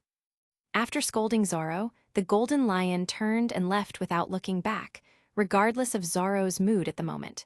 It was obvious that he was unwilling to deal with Zoro, a stupid young man. Although Zoro does have some talent in swordsmanship, it does not mean that he will treat Zoro like he did Air. Moreover, if it weren't for Air, he wouldn't pay attention to Zoro at all. In addition, Akinu's hatred has been transferred from Air and Robin to him at this moment, and he has no other spare time to deal with Zoro. After no longer paying attention to Zoro, the Golden Lion opened his mouth and showed a successful smile. Then his aura was fully activated, and he shot straight into the sky across a distance of hundreds of meters like lightning. Seeing Akinu, who was completely out of control, the smile on Golden Lion's face became even brighter, and he continued to sarcastically say, "Jai Hadohata. You lonely dog who lights candles, don't be so grumpy, Tilda. No matter how irritable you are, it's impossible for the thing below you to grow back, let alone to be reattached." Speaking of this, Golden Lion suddenly seemed to have thought of something, made long and short gestures in midair, and continued. "Oh, Tilda, I'm so sorry. Maybe my gesture was a little too long. What do you think of it now? Isn't it particularly suitable?" Jai ha. Facing the Golden Lion's successive humiliations, Akinu exhaled hot breath that smelled of blood, and then clenched his fists so hard that his nails were embedded in his flesh. Looking at the trembling Akinu, Sengoku, who was rushing towards him, couldn't help but feel nervous, fearing that Akinu would not be able to bear such humiliation and would do something terrible. However, the more you are afraid of something, the more it will come. Next second, with the whole world watching, Akinu suddenly tore off the remaining 2 ounces of meat and pointed his fist at Air and Golden Lion. The violent, hoarse roar was like a devil crawling out of a mountain of corpses and a sea of blood, venting its dissatisfaction. This is your fate." As he spoke, Akinu clenched his fists harder, until the 2 ounces of meat in his hands were crushed into minced flesh before he could let go. The first thing he did when he released his palm was to launch a fatal attack on Air and Golden Lion. But before Akinu could take action, the red-haired, officious voice suddenly sounded at an inappropriate time. "Give me some face and stop at Sakazuki. SW." Before the red-haired man could finish his words, Akinu, who was blinded by hatred, did not hesitate to attack the red-haired dark hound. Seeing the giant, vicious dog that was baking and twisting the surrounding air rushing toward him, The red-haired man's dissatisfaction also exploded at this moment. Since no one is willing to give him this face, then we can only use force to end this war. With the idea in mind, the red-haired man no longer hesitated, immediately took out Griffin and prepared to join this out-of-control war. At the same time, just when the redhead was about to take action, he was on the coastline not far from Marineford. The ship representing the world government slowly appeared in everyone's sight. Although it was just a vague outline, the aura exuded by the people on the bow quickly caught Kong's attention. The world government guys couldn't bear it anymore after all. It seems that we have to kill that bastard heir as soon as possible. Otherwise, when the guys from the world government arrive, even if I kill heir, I won't be able to escape the accountability of the world government. Thinking of this, Kong's frown deepened, and his eyes towards heir changed even more subtly. However, now he has to stand on the execution platform and guard Ace to prevent the Whitebeard pirates from attacking. For this reason, with people all over the world watching, Kong slowly came to Ace's side and grabbed the sword from the executioner's hand, intending to take Ace's life immediately. Seeing this scene, the hearts of all members of the Whitebeard pirates could not help but tighten, and their eyes were full of panic and unwillingness. When Whitebeard saw this, his veins popped out with anger, and his arms bulged like cranes under this anger. Just as Whitebeard was about to take action, something unexpected happened. The sound of a sharp blade piercing the skin sounded. The whole world seemed to have pressed the pause button and fell into a dead silence. Looking at the figure standing on Whitebeard's chest, Marco, together with all the cadres and subordinates of the Whitebeard pirates, couldn't help but burst into angry roars. "Dad!" And this sudden scene also made Kong, who was supposed to drop his sword, couldn't help but be stunned. He seemed a little confused about what was going on within the Whitebeard pirates. What happened? Yeah, this public execution is really getting more and more chaotic. Pirates are indeed the most terrifying existence tilde. Phew, what a dramatic scene. The strongest man in the world would be betrayed by his own men. This is really interesting. Hehehe, I never expected that guy Whitebeard would die in the hands of his own people. This is really sad. Sifharuhaha. That guy really helped me a lot. At first I was still thinking about how to kill Dad in this chaotic situation, but it seems like it takes no effort at all. What the hell is the Whitebeard pirates doing? Forget it, Wang Kaiyan is better. Let's kill that guy heir first. As Whitebeard knelt down on his knees, the entire battlefield instantly began to boil. Not sure what happened, but for those Marine soldiers, it is undoubtedly a good time to wipe out the Whitebeard pirates. However, before these Marine soldiers could react, Whitebeard's slightly weak roar completely disrupted their next actions. "Kids, leave me alone and rescue Ace first." As soon as these words came out, the pirates who were still in a daze instantly rekindled their stronger fighting spirit. After all, they don't dare to delay it any longer. Because every minute of delay puts Whitebeard's life at risk. Looking at his men who were fighting without weapons again, Whitebeard did exactly the same thing as in the original work. First, he was comforted, then relieved, and then he held the cloud in his hand tightly and jumped off the Moby Dick. Come to the battlefield in person with the appearance of thunder. Looking at Whitebeard joining the battlefield in the distance, the red-haired man could no longer remain calm. He decisively jumped up from the bow of the ship and tried to stop Whitebeard. But now Whitebeard has foreseen that he may not be able to leave Marineford alive, so he waved the cloud cutter in his hand with a certain death mentality. Don't give anyone a chance to stop you. Even the redhead couldn't get close to Whitebeard, who was going all out in a short time. Calm down, Whitebeard. Before the red-haired man could finish his words, Foyle and George suddenly appeared in front of him and launched a crazy attack on him. You just came here and you want to cause trouble for our captain. Redhead, I don't care what your purpose is, but now we can't let you influence our captain. Chapter 69. Those three little guys in front don't block our Knights of God from carrying out our orders. Otherwise die.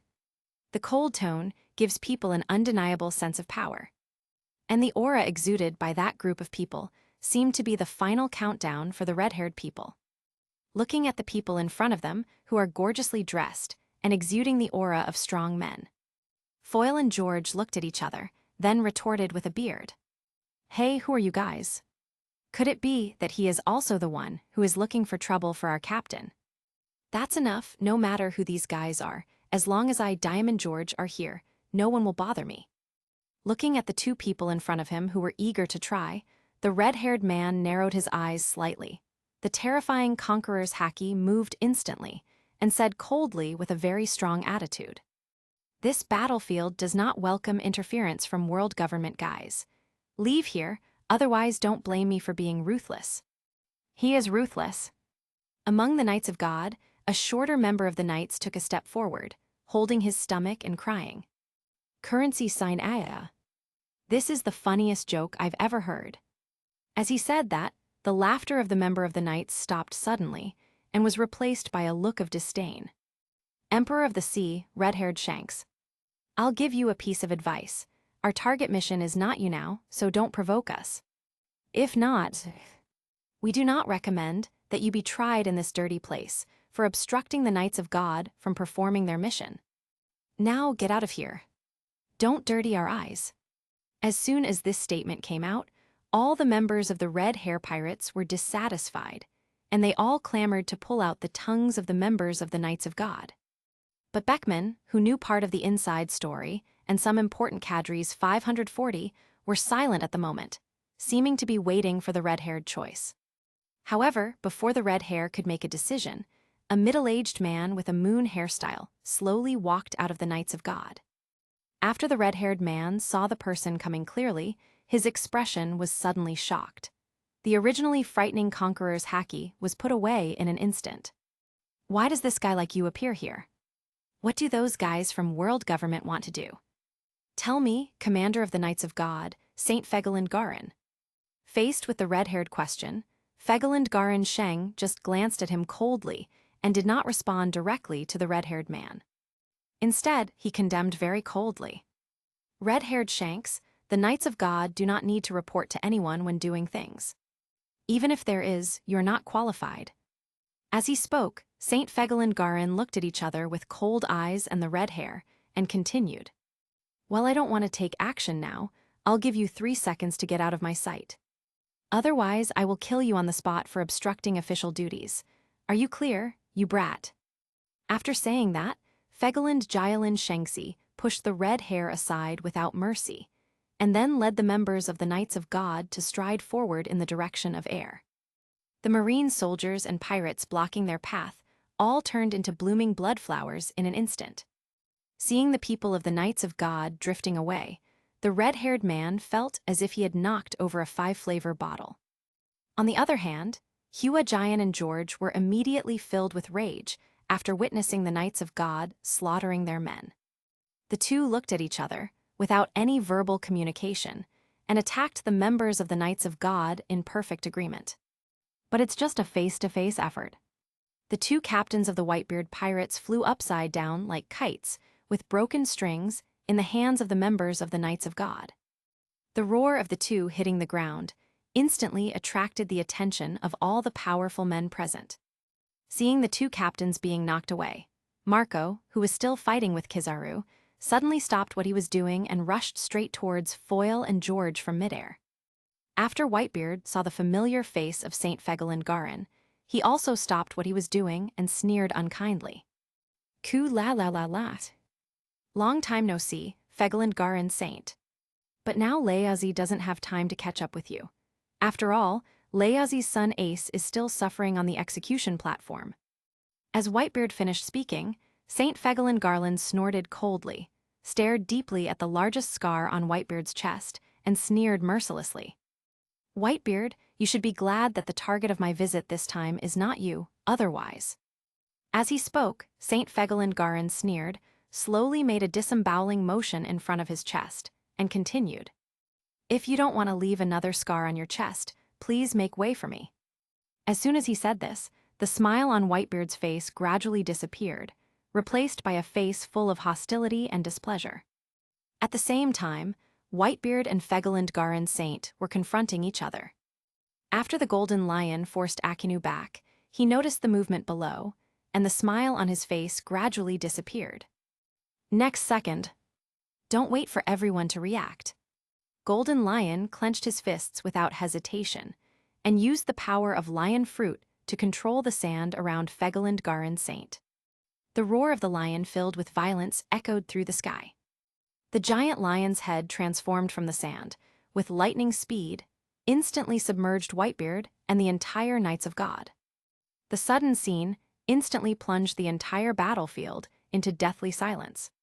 When the pirates who were still charging saw Whitebeard being suddenly attacked by the Golden Lion, their eyes turned red, and they vowed to cut this bastard Golden Lion into pieces.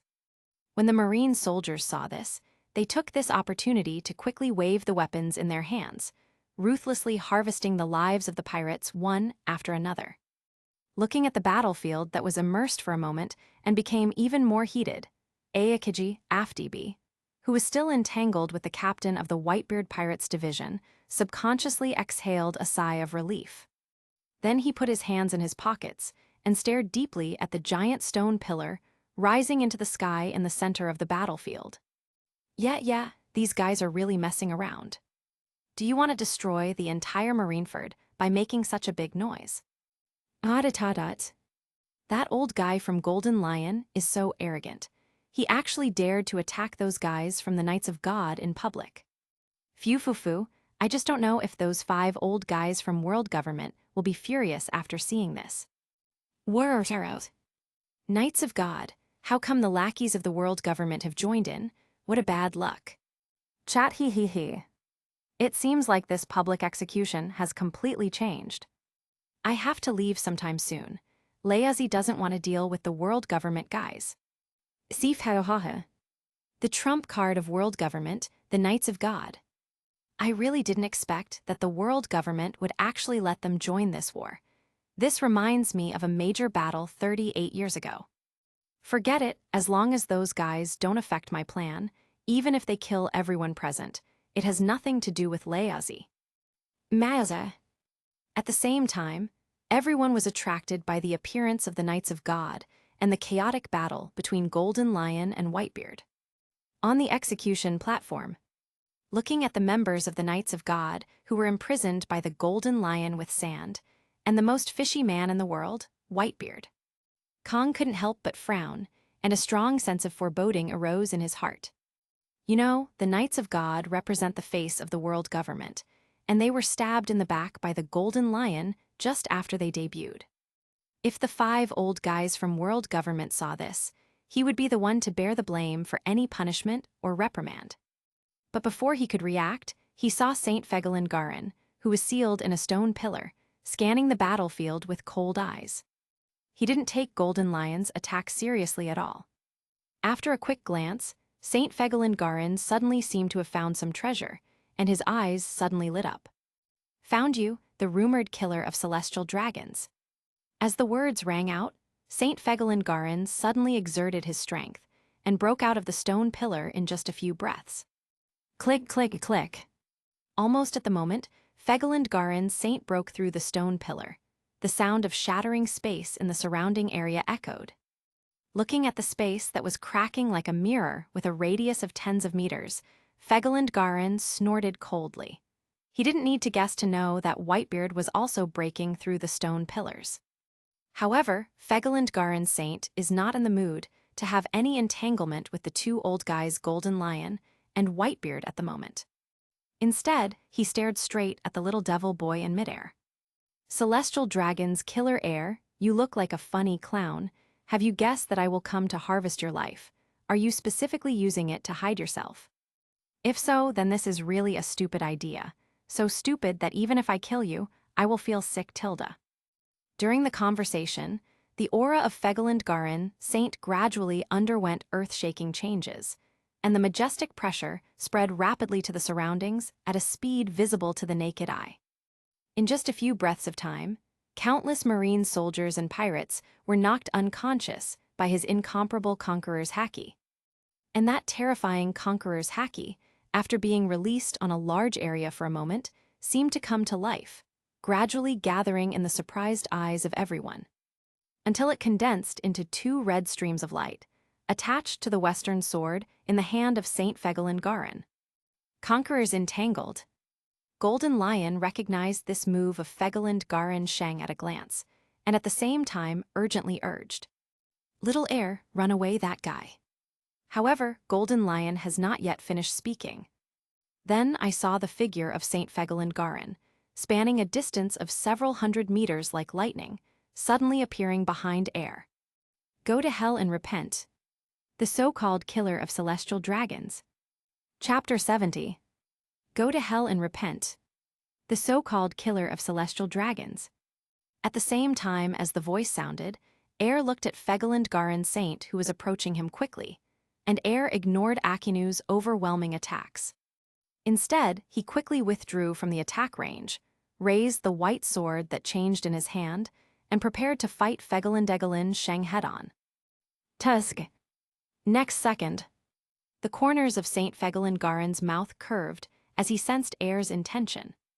Taking advantage of the gap before Air is completely out of Akinu's attack range, speed up again. It seems that he intends to tear Air from the back. I saw the figure of Saint Fegolin Garin crossing a distance of nearly 100 meters, following Air like lightning. Nami and others are extremely anxious. But the speed of Fegolin Garin Sheng is really too fast. It was so fast that even Robin hadn't had time to activate the fruit ability to contain it, and he saw that Saint Fegolin Garin was already less than 10 meters away from Air. Suddenly, a strong uneasiness surged into my heart. Air, get out of the way. Little Air, please don't let anything happen to you. Damn guy, if you dare to hurt Air, I will definitely kick you into a pulp. Damn it, who is that guy? Why, as a Marine candidate admiral, have I never heard of that guy's existence? Seeing the women below who were having an affair with Air making worried calls, the smile on Saint Fegolin Garin's face grew even brighter. I really didn't expect that the Empress Boa Hancock, one of the 7 warlords of the sea, and the Marine candidate admiral, Jin would all come into contact with a brat like you. But these have nothing to do with you anymore. Go to hell, you brat. Remember to keep a low profile in your next life. The noble celestial dragons are not something you can mess with.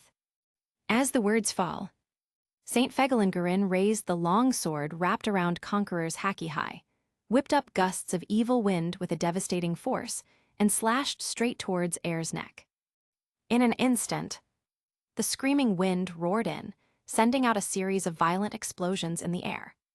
Air, who was running at high speed, didn't even think about dodging. In other words, he didn't even think about dodging. There is no time to spare. Air turned around fiercely, with veins popping out on his forehead. He shook one arm and threw it back like a whip without even looking at it. Get away.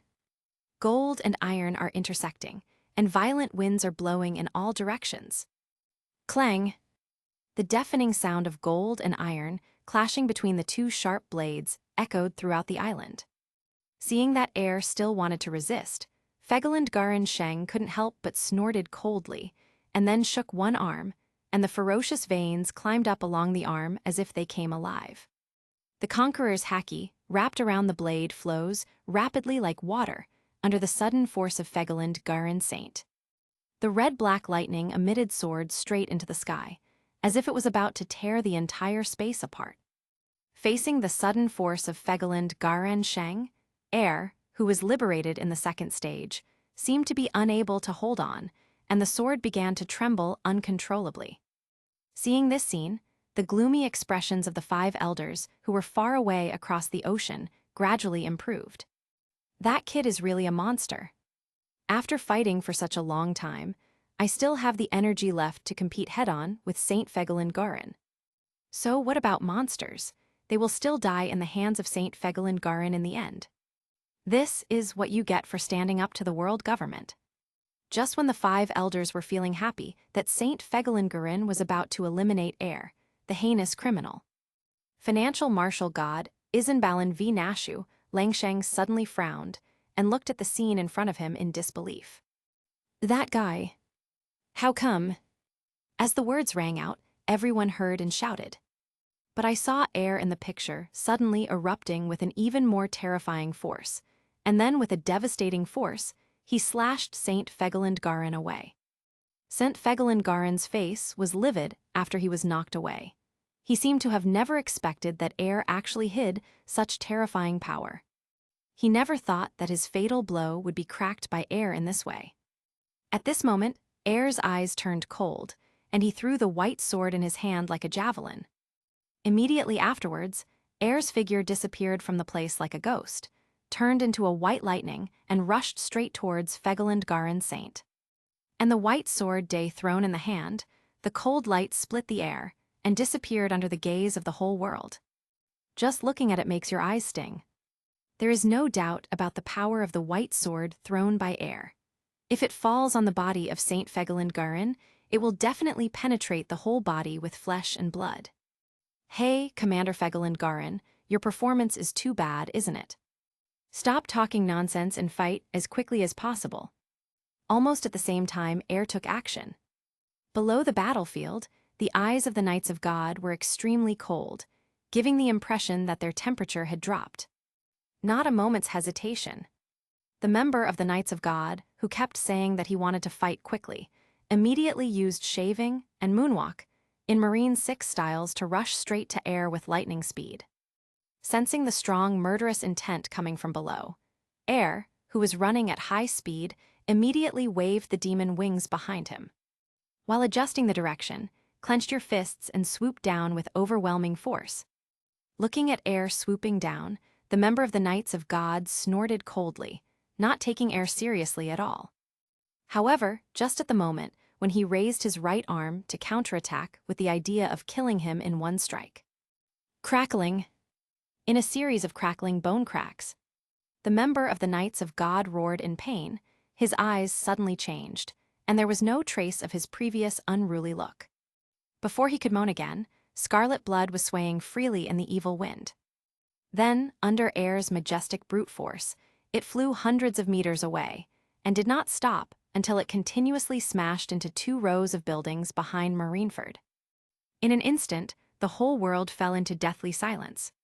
When the 5 elders saw this scene, their original good mood disappeared instantly, replaced by anger on their faces. Damn you, brat, you dare to attack the Knights of God.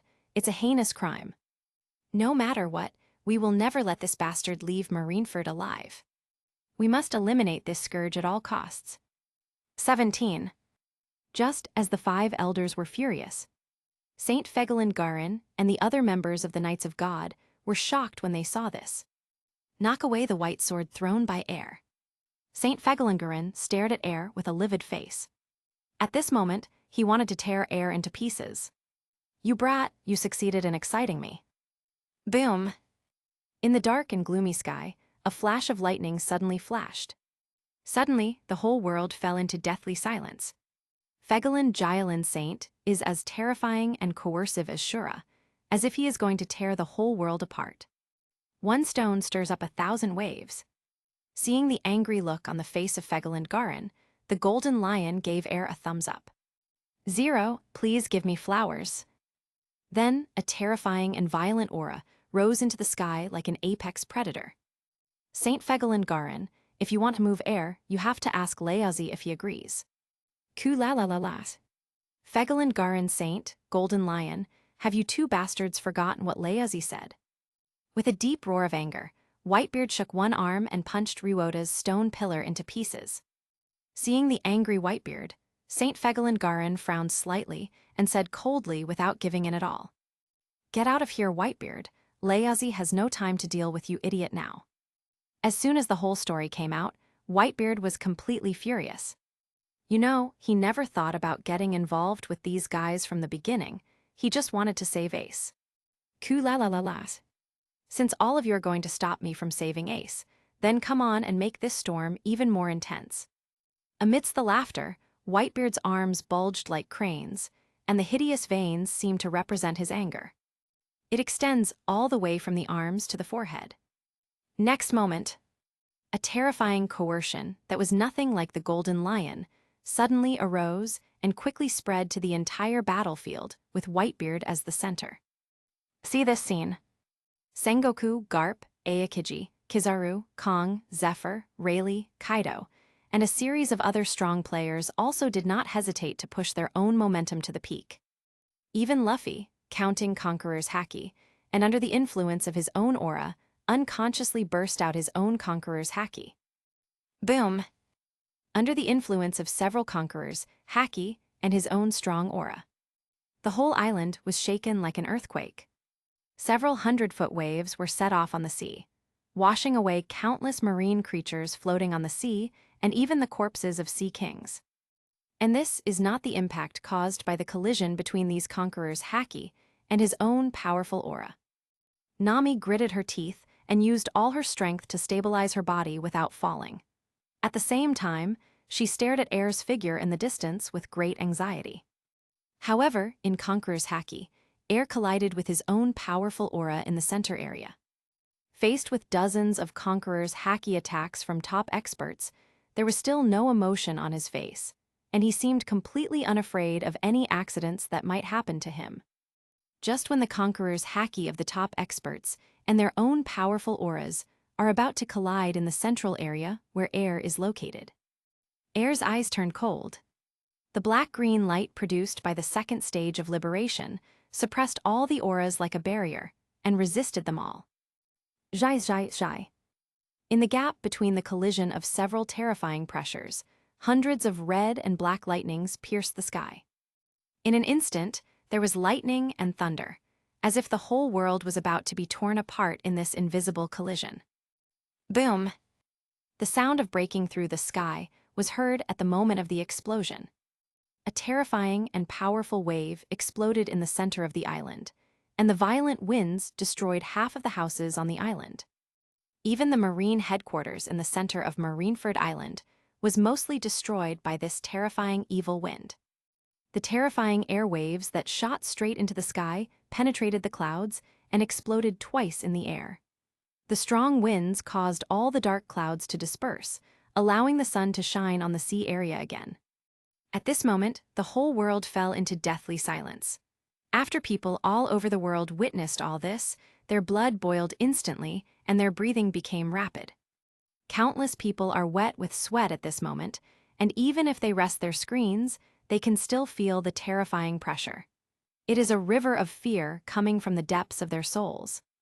Chapter 71. Looking at Air in the center of the storm in the picture, people all over the world can't help but think of two big words, devil. If at first it was just because of Air's appearance that people couldn't help but think of the word devil, then now it's because of the terrifying strength Air has shown. You know, that is the terrifying coercion released by almost 90% of the world's strongest men. Although most people cannot understand how terrifying the power contained in it is. But just by looking at the extent of Marineford's destruction, you can intuitively feel how powerful it is. But that little boy who looked like a demon managed to hold his hair unscathed under that terrifying pressure. That guy. This is absolutely crazy. Quick, take him down. Even if he cannot leave the Marine headquarters alive, he has already created a history that cannot be surpassed no matter what. At this moment, reporters from all over the world were shouting hysterically, and the camera buttons in their hands were eager to press until they exploded. As the most influential figure in the journalistic world, Morgans was so excited that he was dancing for joy. Looking at the demonic figure towering over Marineford in the picture, Morgans suddenly felt a little short of breath, obviously due to excessive excitement. Great, this is really great. I can already imagine the surprised and exaggerated expressions on the faces of people all over the world when they see this big news tomorrow. Deo Anna. This is really great. Amidst the slightly maniacal laughter, Morgans ignored his own safety and immediately called his men to march towards the Marine headquarters. And this ridiculous order quickly aroused concern and panic among reporters. You must know that the Marineford battlefield at this moment is like a giant meat grinder. Without any hard power, joining this out-of-control war is undoubtedly asking for death. But now Morgans has been carried away by the excitement, and he doesn't care whether he will die because of it. Shut up, everyone. Such big news only happens once in a century. How can we give up because of the danger? Don't forget, we are reporters. Quick, before the war is over, I must personally send Air to the altar. Let him surpass rocks, surpass Roger, and become the benchmark of the new era. Currency, sine a circumflex currency, sine a circumflex currency, sine a circumflex currency, sine Anna. Amid crazy and slightly morbid laughter, all the reporters also fell into madness after listening to Morgan's words. But at this moment, one of the reporters suddenly raised his gun and pointed it at Morgan's head, saying in a deep voice, "Morgans, it's time to wake up from your sweet dream. Stop the airship quickly and follow the requirements of the world government. Otherwise, I will send you to hell now." A lackey of the world government. Morgans narrowed his eyes slightly, and the smile that originally hung on his face disappeared instantly, replaced by a gloomy face. Next moment, without any hesitation, Morgans clenched his fists tightly, not giving the agent any time to react. A punch hit the middle of the eyebrow, directly knocking the agent unconscious, and then he was thrown down from a height of 100 meters. A series of actions were completed in one go, without any sloppiness at all. After doing all this, Morgans clapped his hands and said to himself with an unlucky look, "Bah, these lackeys of the world government are the most annoying. Just a CP, you want to stop me from going to the Marine headquarters and making air a new legend. HMPH, don't underestimate reporters."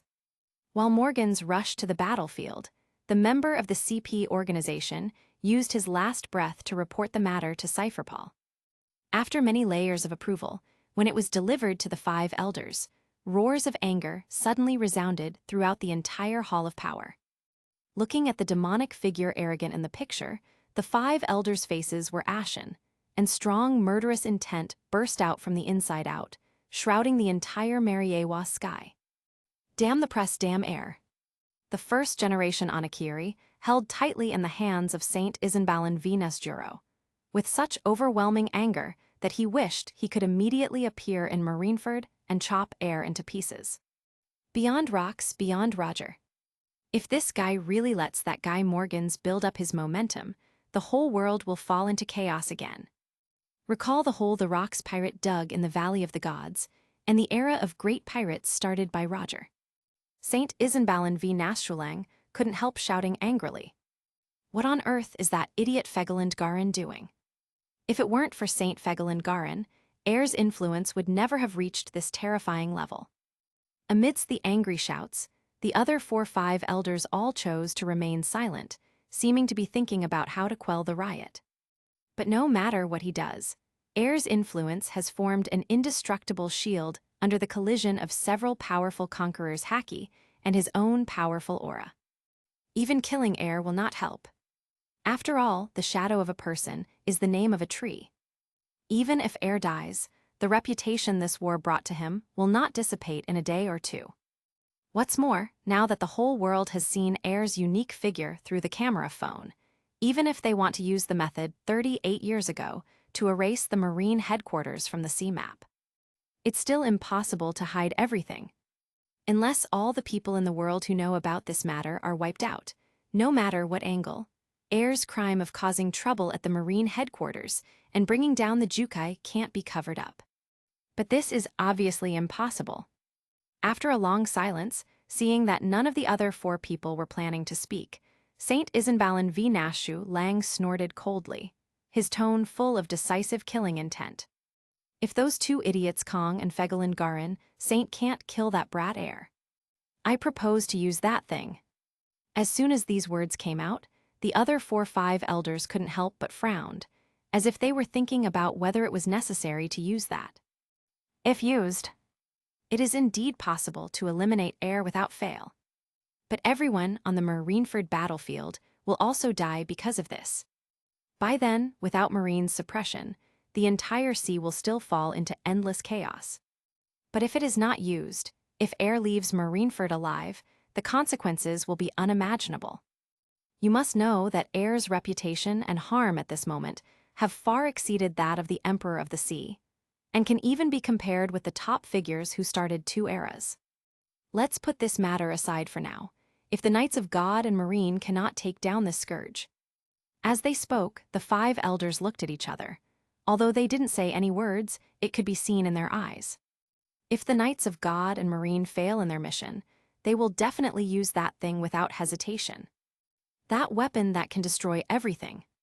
With a plan in mind, the 5 elders no longer hesitated, but focused their attention on air. 13,604,105, Felu 230, 1,191,021. At the same time, on the execution platform, seeing the unharmed air, Kong couldn't help but take a breath, obviously shocked by the scene in front of him. Bae, what kind of monster is it? Although no one can hear the questions raised by talking to oneself, no one can answer them even if they hear them. Tot. On the silent battlefield, Doflamingo's laughter was particularly harsh, but no one laid eyes on him. However, Doflamingo didn't care about this. Instead, he felt that it would be better if no one focused on him. Because he already has the answer in his heart now. After getting the answer, Doflamingo didn't want to stay here anymore, because he knew very well the urinal nature of the world government people. If you stay here any longer, you will probably die. This is no joke. Just when Doflamingo was about to leave, Sengoku noticed it and couldn't help but twitch the corner of his mouth, thinking to himself that these pirates are really not a good thing. Whenever you encounter trouble, all you think about is yourself. But Sengoku didn't say anything. After all, even if Doflamingo stayed here, he wouldn't be able to help Marine. Seeing that Doflamingo wanted to leave without saying anything to stop him, Gecko Moria followed suit and strode towards the coast without caring about anyone's eyes. The order Leazi received was to deal with Whitebeard, not to fight the monster air. If you want Leazi to risk his life here, just dream. Gecko Moria's voice was very loud, and it also expressed the thoughts of most Marine soldiers. After all, no matter how you look at it, how can they be Air's opponent with their negligible strength? Didn't you see so many strong men standing at the top of the pyramid, all stunned in place at this moment, unable to calm down for a long time? However, due to his identity and belief in justice, he did not let those Marine soldiers escape from the battle. However, there are still many Marine soldiers who are afraid of death and sneak away without anyone watching. Sengoku was a little annoyed when he noticed this. Although he doesn't know why Air has become the center of this storm inexplicably. You know, their primary purpose from the beginning was to prevent the Whitebeard pirates from rescuing Ace. But now, not only those Shichibukai, but also the Marine soldiers and even himself are subtly prioritizing dealing with Air. This is weird, but there is no way to change it. At this moment, Golden Lion's loud laughter brought everyone present back to reality from shock and surprise. As expected of the man Leazi likes. Air, you are hiding too deeply, aren't you? I didn't even know that you hid such terrifying power. If you had told me earlier, Leazi would have taken you to Mariewa and destroyed the world government. Amidst the laughter, Whitebeard, together with the powerful men present, gradually had subtle changes in their eyes on Air. Or appreciate it, the country is afraid. Either hatred or anger. Among countless emotions, hatred and anger account for the majority. And the source of hatred and anger almost comes from Marine and the Knights of God. Shut up your bad mouth, Golden Lion. Do you think you can leave naval headquarters alive? Fegalin Jilin Sheng held the sharp blade tightly in his hand, and Wang Segu Chi spurted out like a volcano erupting at this moment. And just when he was about to take action, all the members of the Knights of God, together with all the top experts in naval headquarters, all pointed the finger at Air in a tacit understanding. Without any words, just as Fegalind Garin Saint took action, Sengoku and others also launched a fierce attack on Air at the same time. At this moment, they have regarded everything as nothing, and there is only one voice in their hearts. That means killing Air. Chapter 72. Hey. Do you guys think Leazi doesn't exist? Want to take action against Air? Then face Leazi's anger first. The moment the words fell to the ground, the smile on Golden Lion's face stopped abruptly. Immediately afterwards, a violent aura like a ferocious beast emerging from its cage erupted from his body. The next moment, Several huge lion heads made of sand surrounded Sengoku and others, making deafening roars. Golden Lion!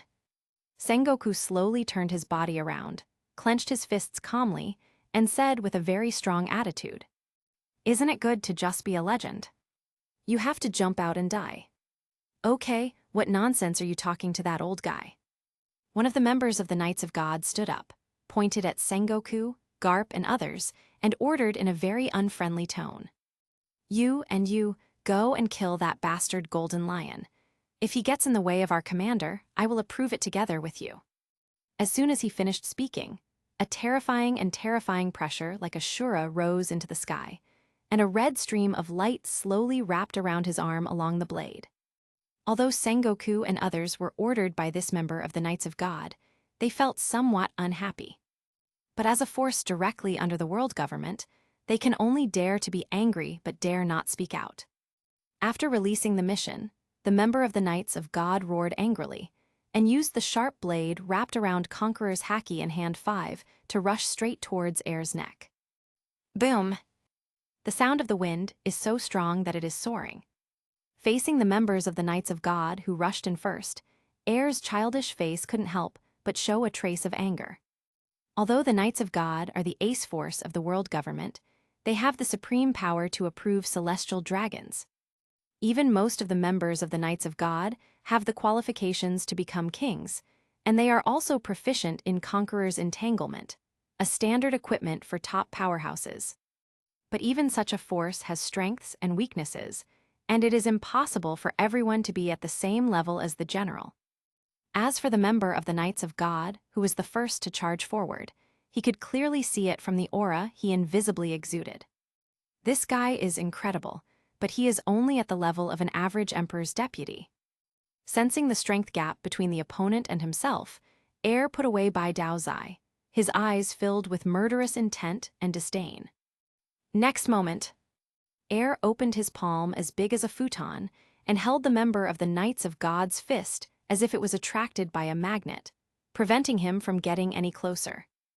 Damn it! How can this guy be so powerful? The member of the Knights of God's eyes suddenly changed. There is a silent roar inside. Next moment, a ferocious, violent aura, like an apex predator breaking free from a cage, burst out from him.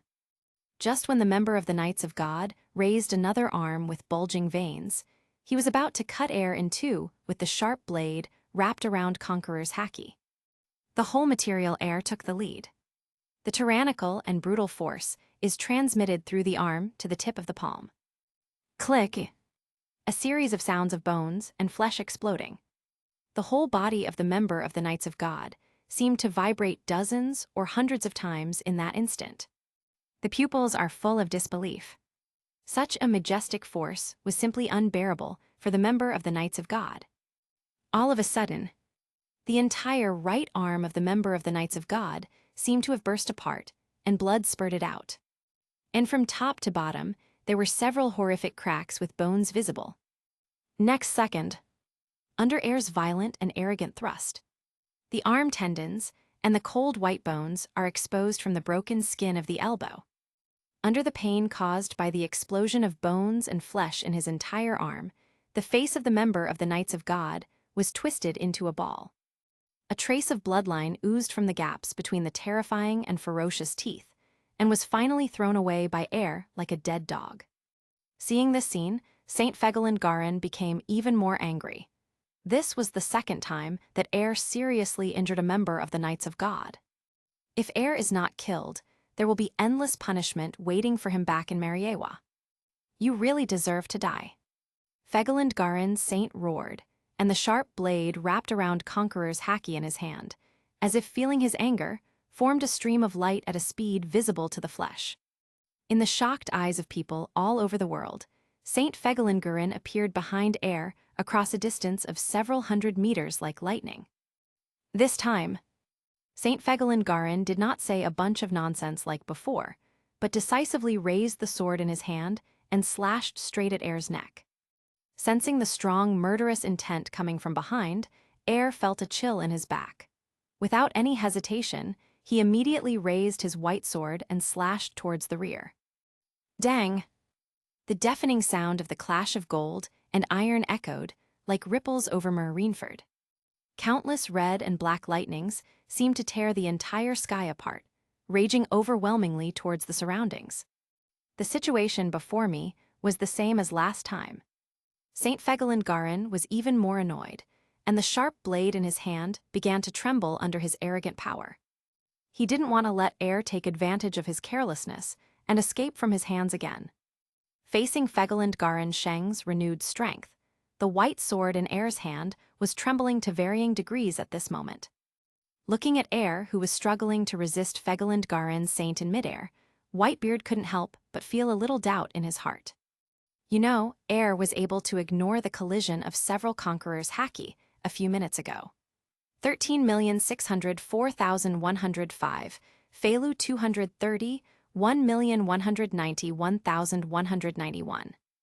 This is enough to prove that Air's strength should be far superior to everyone present. But now, just fighting against a Fegelind Garin saint is so difficult. This is obviously not in line with the Conqueror's haki displayed by Air. Is it possible? Is that kid pretending to be a pig and eating the tiger? But the moment this idea came to mind, Whitebeard rejected it without hesitation. After all, there are no hidden superpowers here, so there is no need to waste time pretending to be a pig and eating the tiger. In a daze, Whitebeard had an idea. Suddenly he seemed to have thought of something, and his eyes towards Air became subtle. Ku-la-la-la-las. I see, no wonder that Brat only has the same strength as St. Galandrin. It turns out it's because I haven't fully controlled the terrifying power in my body yet. But after having the answer in his heart, Whitebeard couldn't laugh anymore. The terrifying power within the body has not yet been completely controlled, but it has the power to fight against the commander of the Knights of God. If this was completely under control, wouldn't it be? Thinking of this, Whitebeard's joy turned to worry. Not to mention completely mastering it. Even if it is only half mastered, no one in this sea will be able to compete with it. You know, although Whitebeard has never wanted to become the so-called Pirate King, he has always wanted to train Ace to become the next Pirate King. Before Air appeared, Whitebeard was absolutely sure and confident that Ace would become the Pirate King. It seems that if Ace wants to become the Pirate King, he must kill that bratty boy. Thinking of this, Whitebeard looked at Air with murderous intent in his eyes, but this murderous intent only lasted for a moment. Because before killing Air, he had to rescue Ace first. After Ace is rescued, he will give everything without reservation and kill Air, the biggest obstacle in his cradle. With a plan in mind, Whitebeard is not idle either. Under his control, the cloud cutter in his hand is like chopping melons and vegetables, ripping off the lives of marine soldiers. Seeing that the battlefield had completely turned into a mess, the warlike fire in Kaido's heart turned into a raging flame at this moment. After reviewing the situation, Kaido did not go to fight Whitebeard, nor did he have any intention of helping Whitebeard. Instead, he set his target on Air. Of course, he is not looking for trouble for 540 Air, but wants to help Air escape from Marineford. After all, he has recognized Air from the bottom of his heart, and wants to kidnap her back to the Beast's pirates as his subordinate. Looking at Kaido running towards Marine without hesitation. The red-haired man seemed particularly hesitant at this moment, as if he didn't know which end he should stand on. Help Marine and the Knights of God. Help Whitebeard. Or help Air. These three choices were like three mountains, weighing down the red hair a little breathlessly. After all, no matter what choice you make, it will cause irreparable disaster to the world. Booze, what should we do now? Beckman seemed to be aware of the red hair's tangle, so he stepped forward and asked a question first. Then, without waiting for the red hair to respond, he said to himself, "If you don't want to cause trouble, then let's keep a neutral attitude. Besides, those guys don't seem to need our help. We might as well wait until the situation stabilizes a little before we consider the next step." Naturally, the redhead had already thought about what Beckman said. The main reason why I didn't follow Beckman's ideas was because of his identity. As for his identity, he never told anyone. What a terrible disaster. The red-haired man sighed helplessly. Just when he was about to make a decision, a figure suddenly broke into his field of vision, interrupting all his thoughts. Looking at Blackbeard, who was quietly approaching the execution platform, the red-haired man subconsciously touched the 3 scars on his eye sockets. "It looks like we have found our target." Almost as soon as the words fell, Blackbeard and a group of his men were confronting Kong on the execution platform. "Sif ha. Hurry up and give ace to me. I will make this war even more chaotic. Thief ha. Chapter 73. Ha. Amidst slightly manic laughter, Blackbeard and his men surrounded Kong. It seems that as long as Kong dares to say no, everyone will pull the trigger in their hands without hesitation and turn it into a plug. However, as the commander-in-chief of the entire army, Kong is naturally not intimidated. Next second, under the watchful eyes of Blackbeard and others, Kong still kept his arms wrapped around him and glanced at Blackbeard deeply. Then he set his sights on the former impel-down warden, Shiryu of the Rain. "Long time no see, Shiryu. I never expected that a guy like you would actually sink yourself to this level. If I knew, I should have directly ordered you, a bastard, to be executed." As Kong finished speaking, Shiryu took a long puff of cigar and puffed out. "D-hash. There are not so many ifs in this world." As he spoke, Shiryu slowly took out the sword from his waist, gently wiped the sharp blade, and continued with a slightly calm attitude. "For the sake of our old relationship, I would like to advise you. Leave that guy Ace to my captain, Commander-in-Chief Sora. If you are obedient, I might be able to save you from the torture." The sunlight shines through the sword blade in Shiryu's hand and reflects on Kong's majestic face, making his already serious expression even more suffocating. This also doubled the pressure on Blackbeard and others, and they suddenly became more cautious. Sina did not dare to have any intention of decomposing it. You know, the person standing in front of them is not some cat or dog-like figure, but the commander-in-chief of the army known as Kong. In addition, Kong is a strong physical expert, and Dark Fruit's ability is like a decoration in front of him. If you relax even a little bit, your entire army will most likely be wiped out. Of course, if Blackbeard dares to stand in this place and confront Kong, he naturally has a way to deal with it. Otherwise, it is no different than sending yourself to death. Seemingly seeing that Blackbeard and the others still had no intention of backing down, Kong sneered, pointed at Ace, and said bluntly, "If you think you have the ability to save Fire Fist Ace in front of me, then come and try it." As the words fell, Kong's body trembled. The frightening and terrifying aura like Shura instantly drowned Blackbeard and others like a vast ocean. A group of prisoners who escaped from Impel Down, and a minor character who escaped from the Whitebeard pirates. To be honest, Kong didn't pay attention to them at all. He even felt that these guys were like clowns in the circus and only deserved to be entertained by himself. If the person standing in front of him was air, Kong might take him very seriously. But these few in front of me, haha, forget it. And precisely because of this attitude of not taking Blackbeard and others seriously, the ministers fell into Blackbeard's trap. Ha ha ha ha, letter 3005, letter 3005. It's just a dog led by the world government. Why do you think we can't steal Fire Fist Ace? Blackbeard glanced at Kong fearfully and saw that he had fallen into his trap, and his tone of voice became much tougher. As Blackbeard finished speaking, Kong couldn't help but become a little angry. He snorted coldly and threatened. "Now that I have no time to talk to you, give you a second to disappear from my sight. Otherwise, I don't recommend locking you bunch of bastards back into the underwater prison. Of course, if I accidentally strike a little too hard, I will order your bodies to be thrown into the sea and become bait for fish and shrimps." Sif ha. "Stop talking nonsense, Commander-in-Chief Kong. Would Laozi dare to set foot here if he is not prepared at all? Of course, I don't like fighting and killing, and I don't want to have any conflict with you.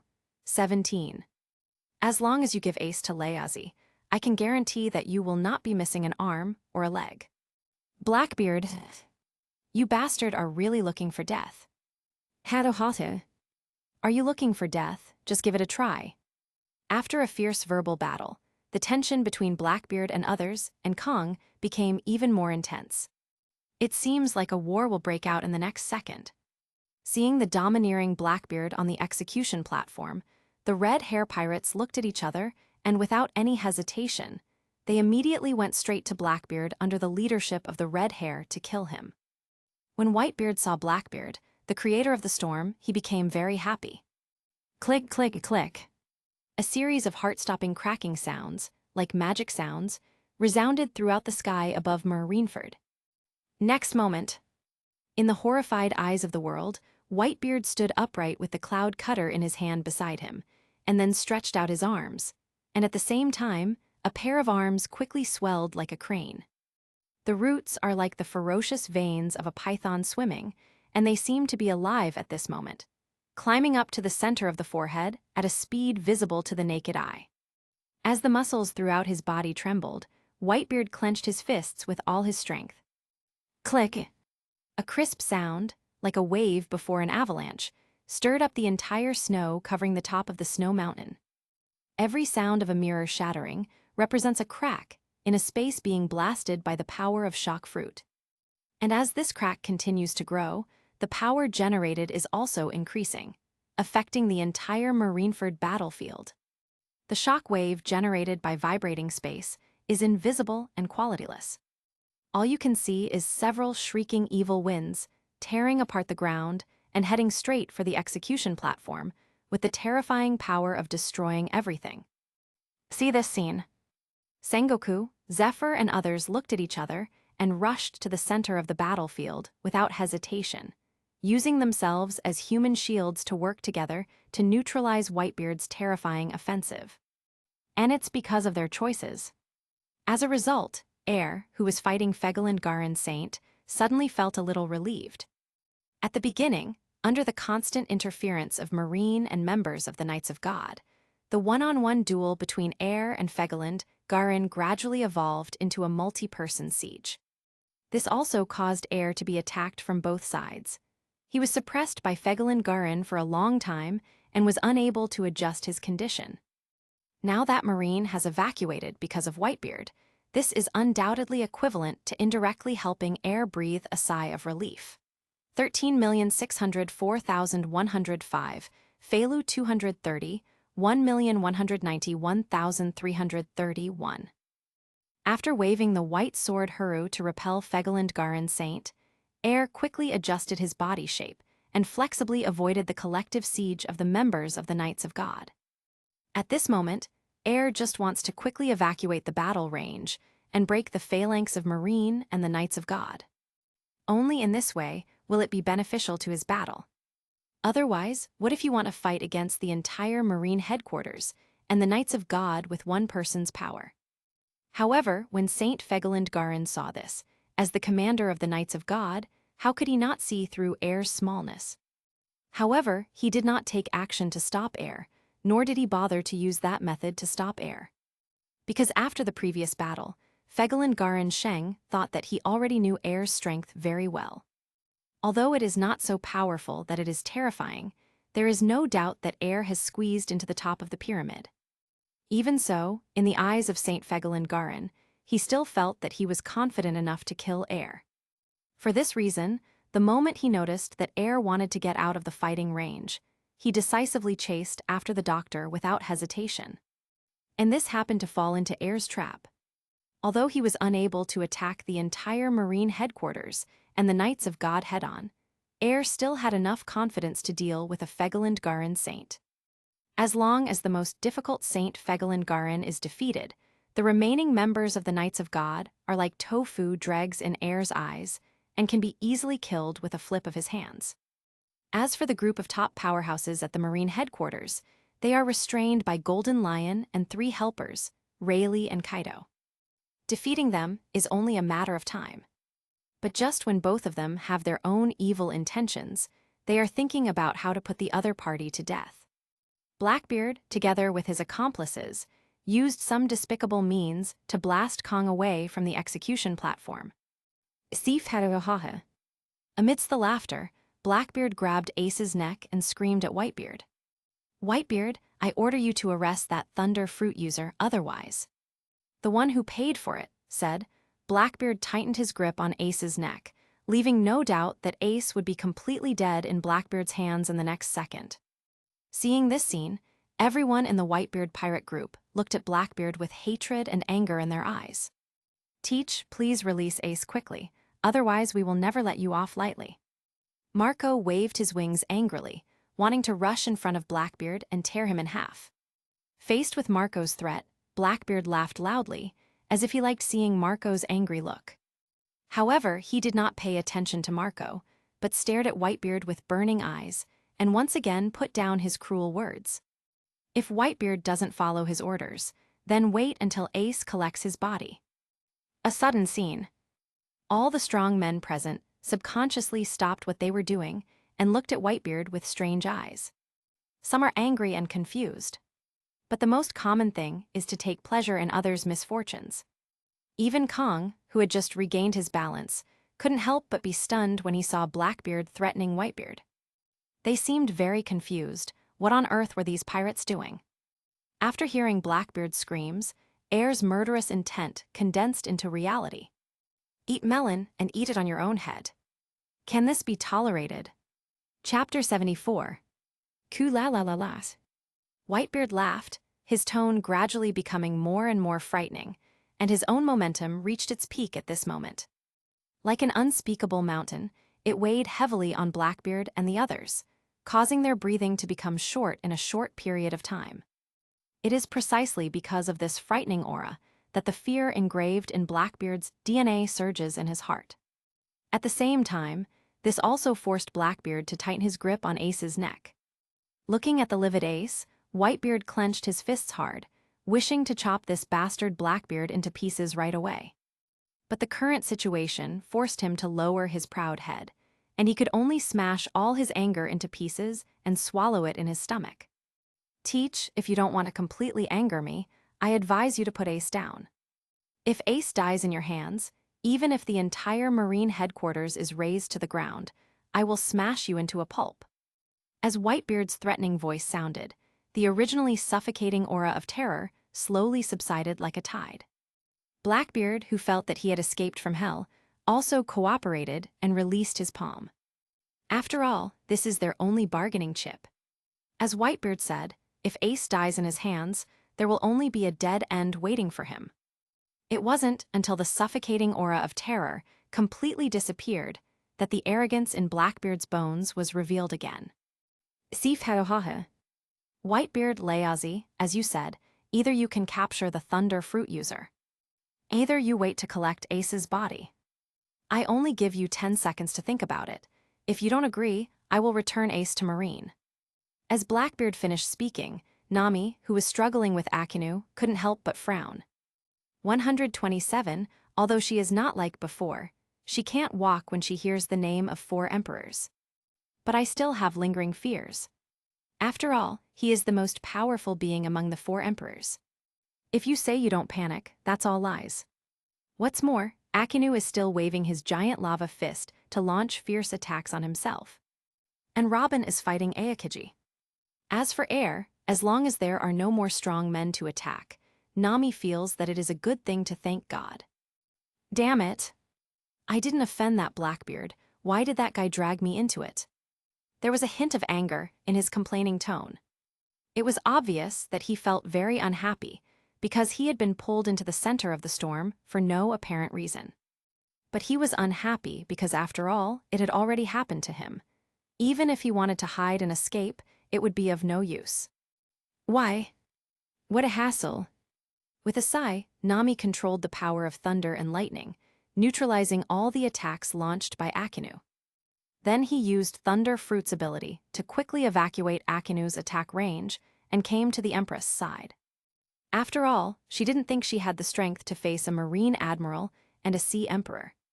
The others were busy fighting at the moment and couldn't spare any extra energy to take care of her.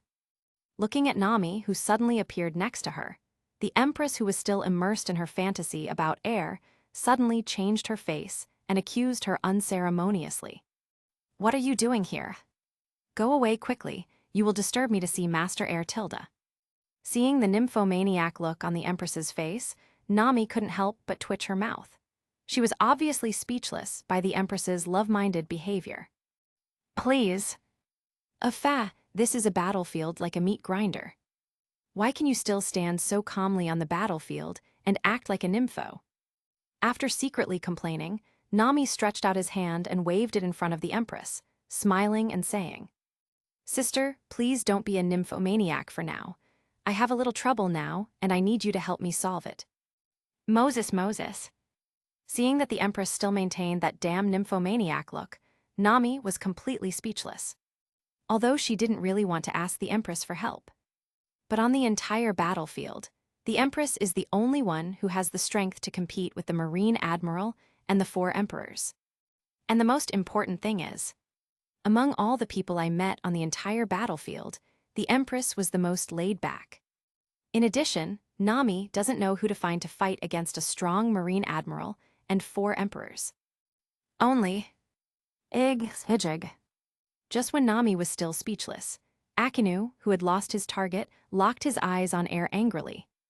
However, before he could take action, Whitebeard stretched out his 5 fingers, clasped them tightly in the invisible air, and pulled hard as if he had made some kind of decision. In an instant, at the front of the huge marine headquarters, under Whitebeard's terrifying pulling force, the ground tore like a cake into a giant crack nearly 100 meters long. Boom, booms, boom. Amidst a series of deafening cracking sounds, countless marine soldiers and pirates who had not had time to react were ruthlessly swallowed into the huge cracks. And this sudden change also caused the Empress, who was immersed in fantasy, to have blue veins on her forehead. Which bastard dares to disturb my good deeds? As she shouted angrily, the Empress locked her gaze directly on Whitebeard, and her tone became even more irritable. Whitebeard, you bastard, do you want to die? Looking at the Empress coming out of her love mind in front of her, Nami couldn't help but breathed a sigh of relief and explained to her again. Sisters, let's work together to support that old man Whitebeard, shall we? Good. Without any hesitation, after the Empress said a good word, she immediately turned into a bolt of lightning and rushed straight towards Whitebeard. Looking at the figure gradually disappearing from the field of vision, Nami put her forehead on her head and shook her head helplessly. She sighed softly and quickly used the power of Thunder Fruit to follow behind the Empress. Whitebeard, give me back my dream. I'm going to marry Lord Air soon, and it's all your fault, you bastard. Go to hell. Big fragrant feet. With a roar of rage, the Empress' feet exploded with energy, shooting straight into the sky like a cannonball. Next, after making an upside-down golden hook in the middle, it shot through the sky like a meteor and went straight to kick Whitebeard in the head. The shrieking wind, mixed with bursts of thunder, disappeared in an instant under Whitebeard's gaze. Zhai. The moment the harsh sound of electric current sounded, Nami's beautiful figure gradually condensed and took shape in the electric current that mixed reality and reality. 90 million volts, 3 strikes of thunder. As Nami's low roar sounded, 3 phoenix birds filled with the aura of destruction quickly formed behind Whitebeard and flashed away at a speed that ordinary people could not catch. Faced with attacks from both front and back, Whitebeard stood motionless like a stake, looking as if he had given up resistance. This scene also made Marco and other captains take a breath of cold air, fearing that the reason why Dad was motionless was because of the chest injury or his own illness. After all, just judging from the aura released by the moves of the Empress and Nami, no matter which blow it is, it has the terrifying power to kill people. What's that guy Whitebeard doing?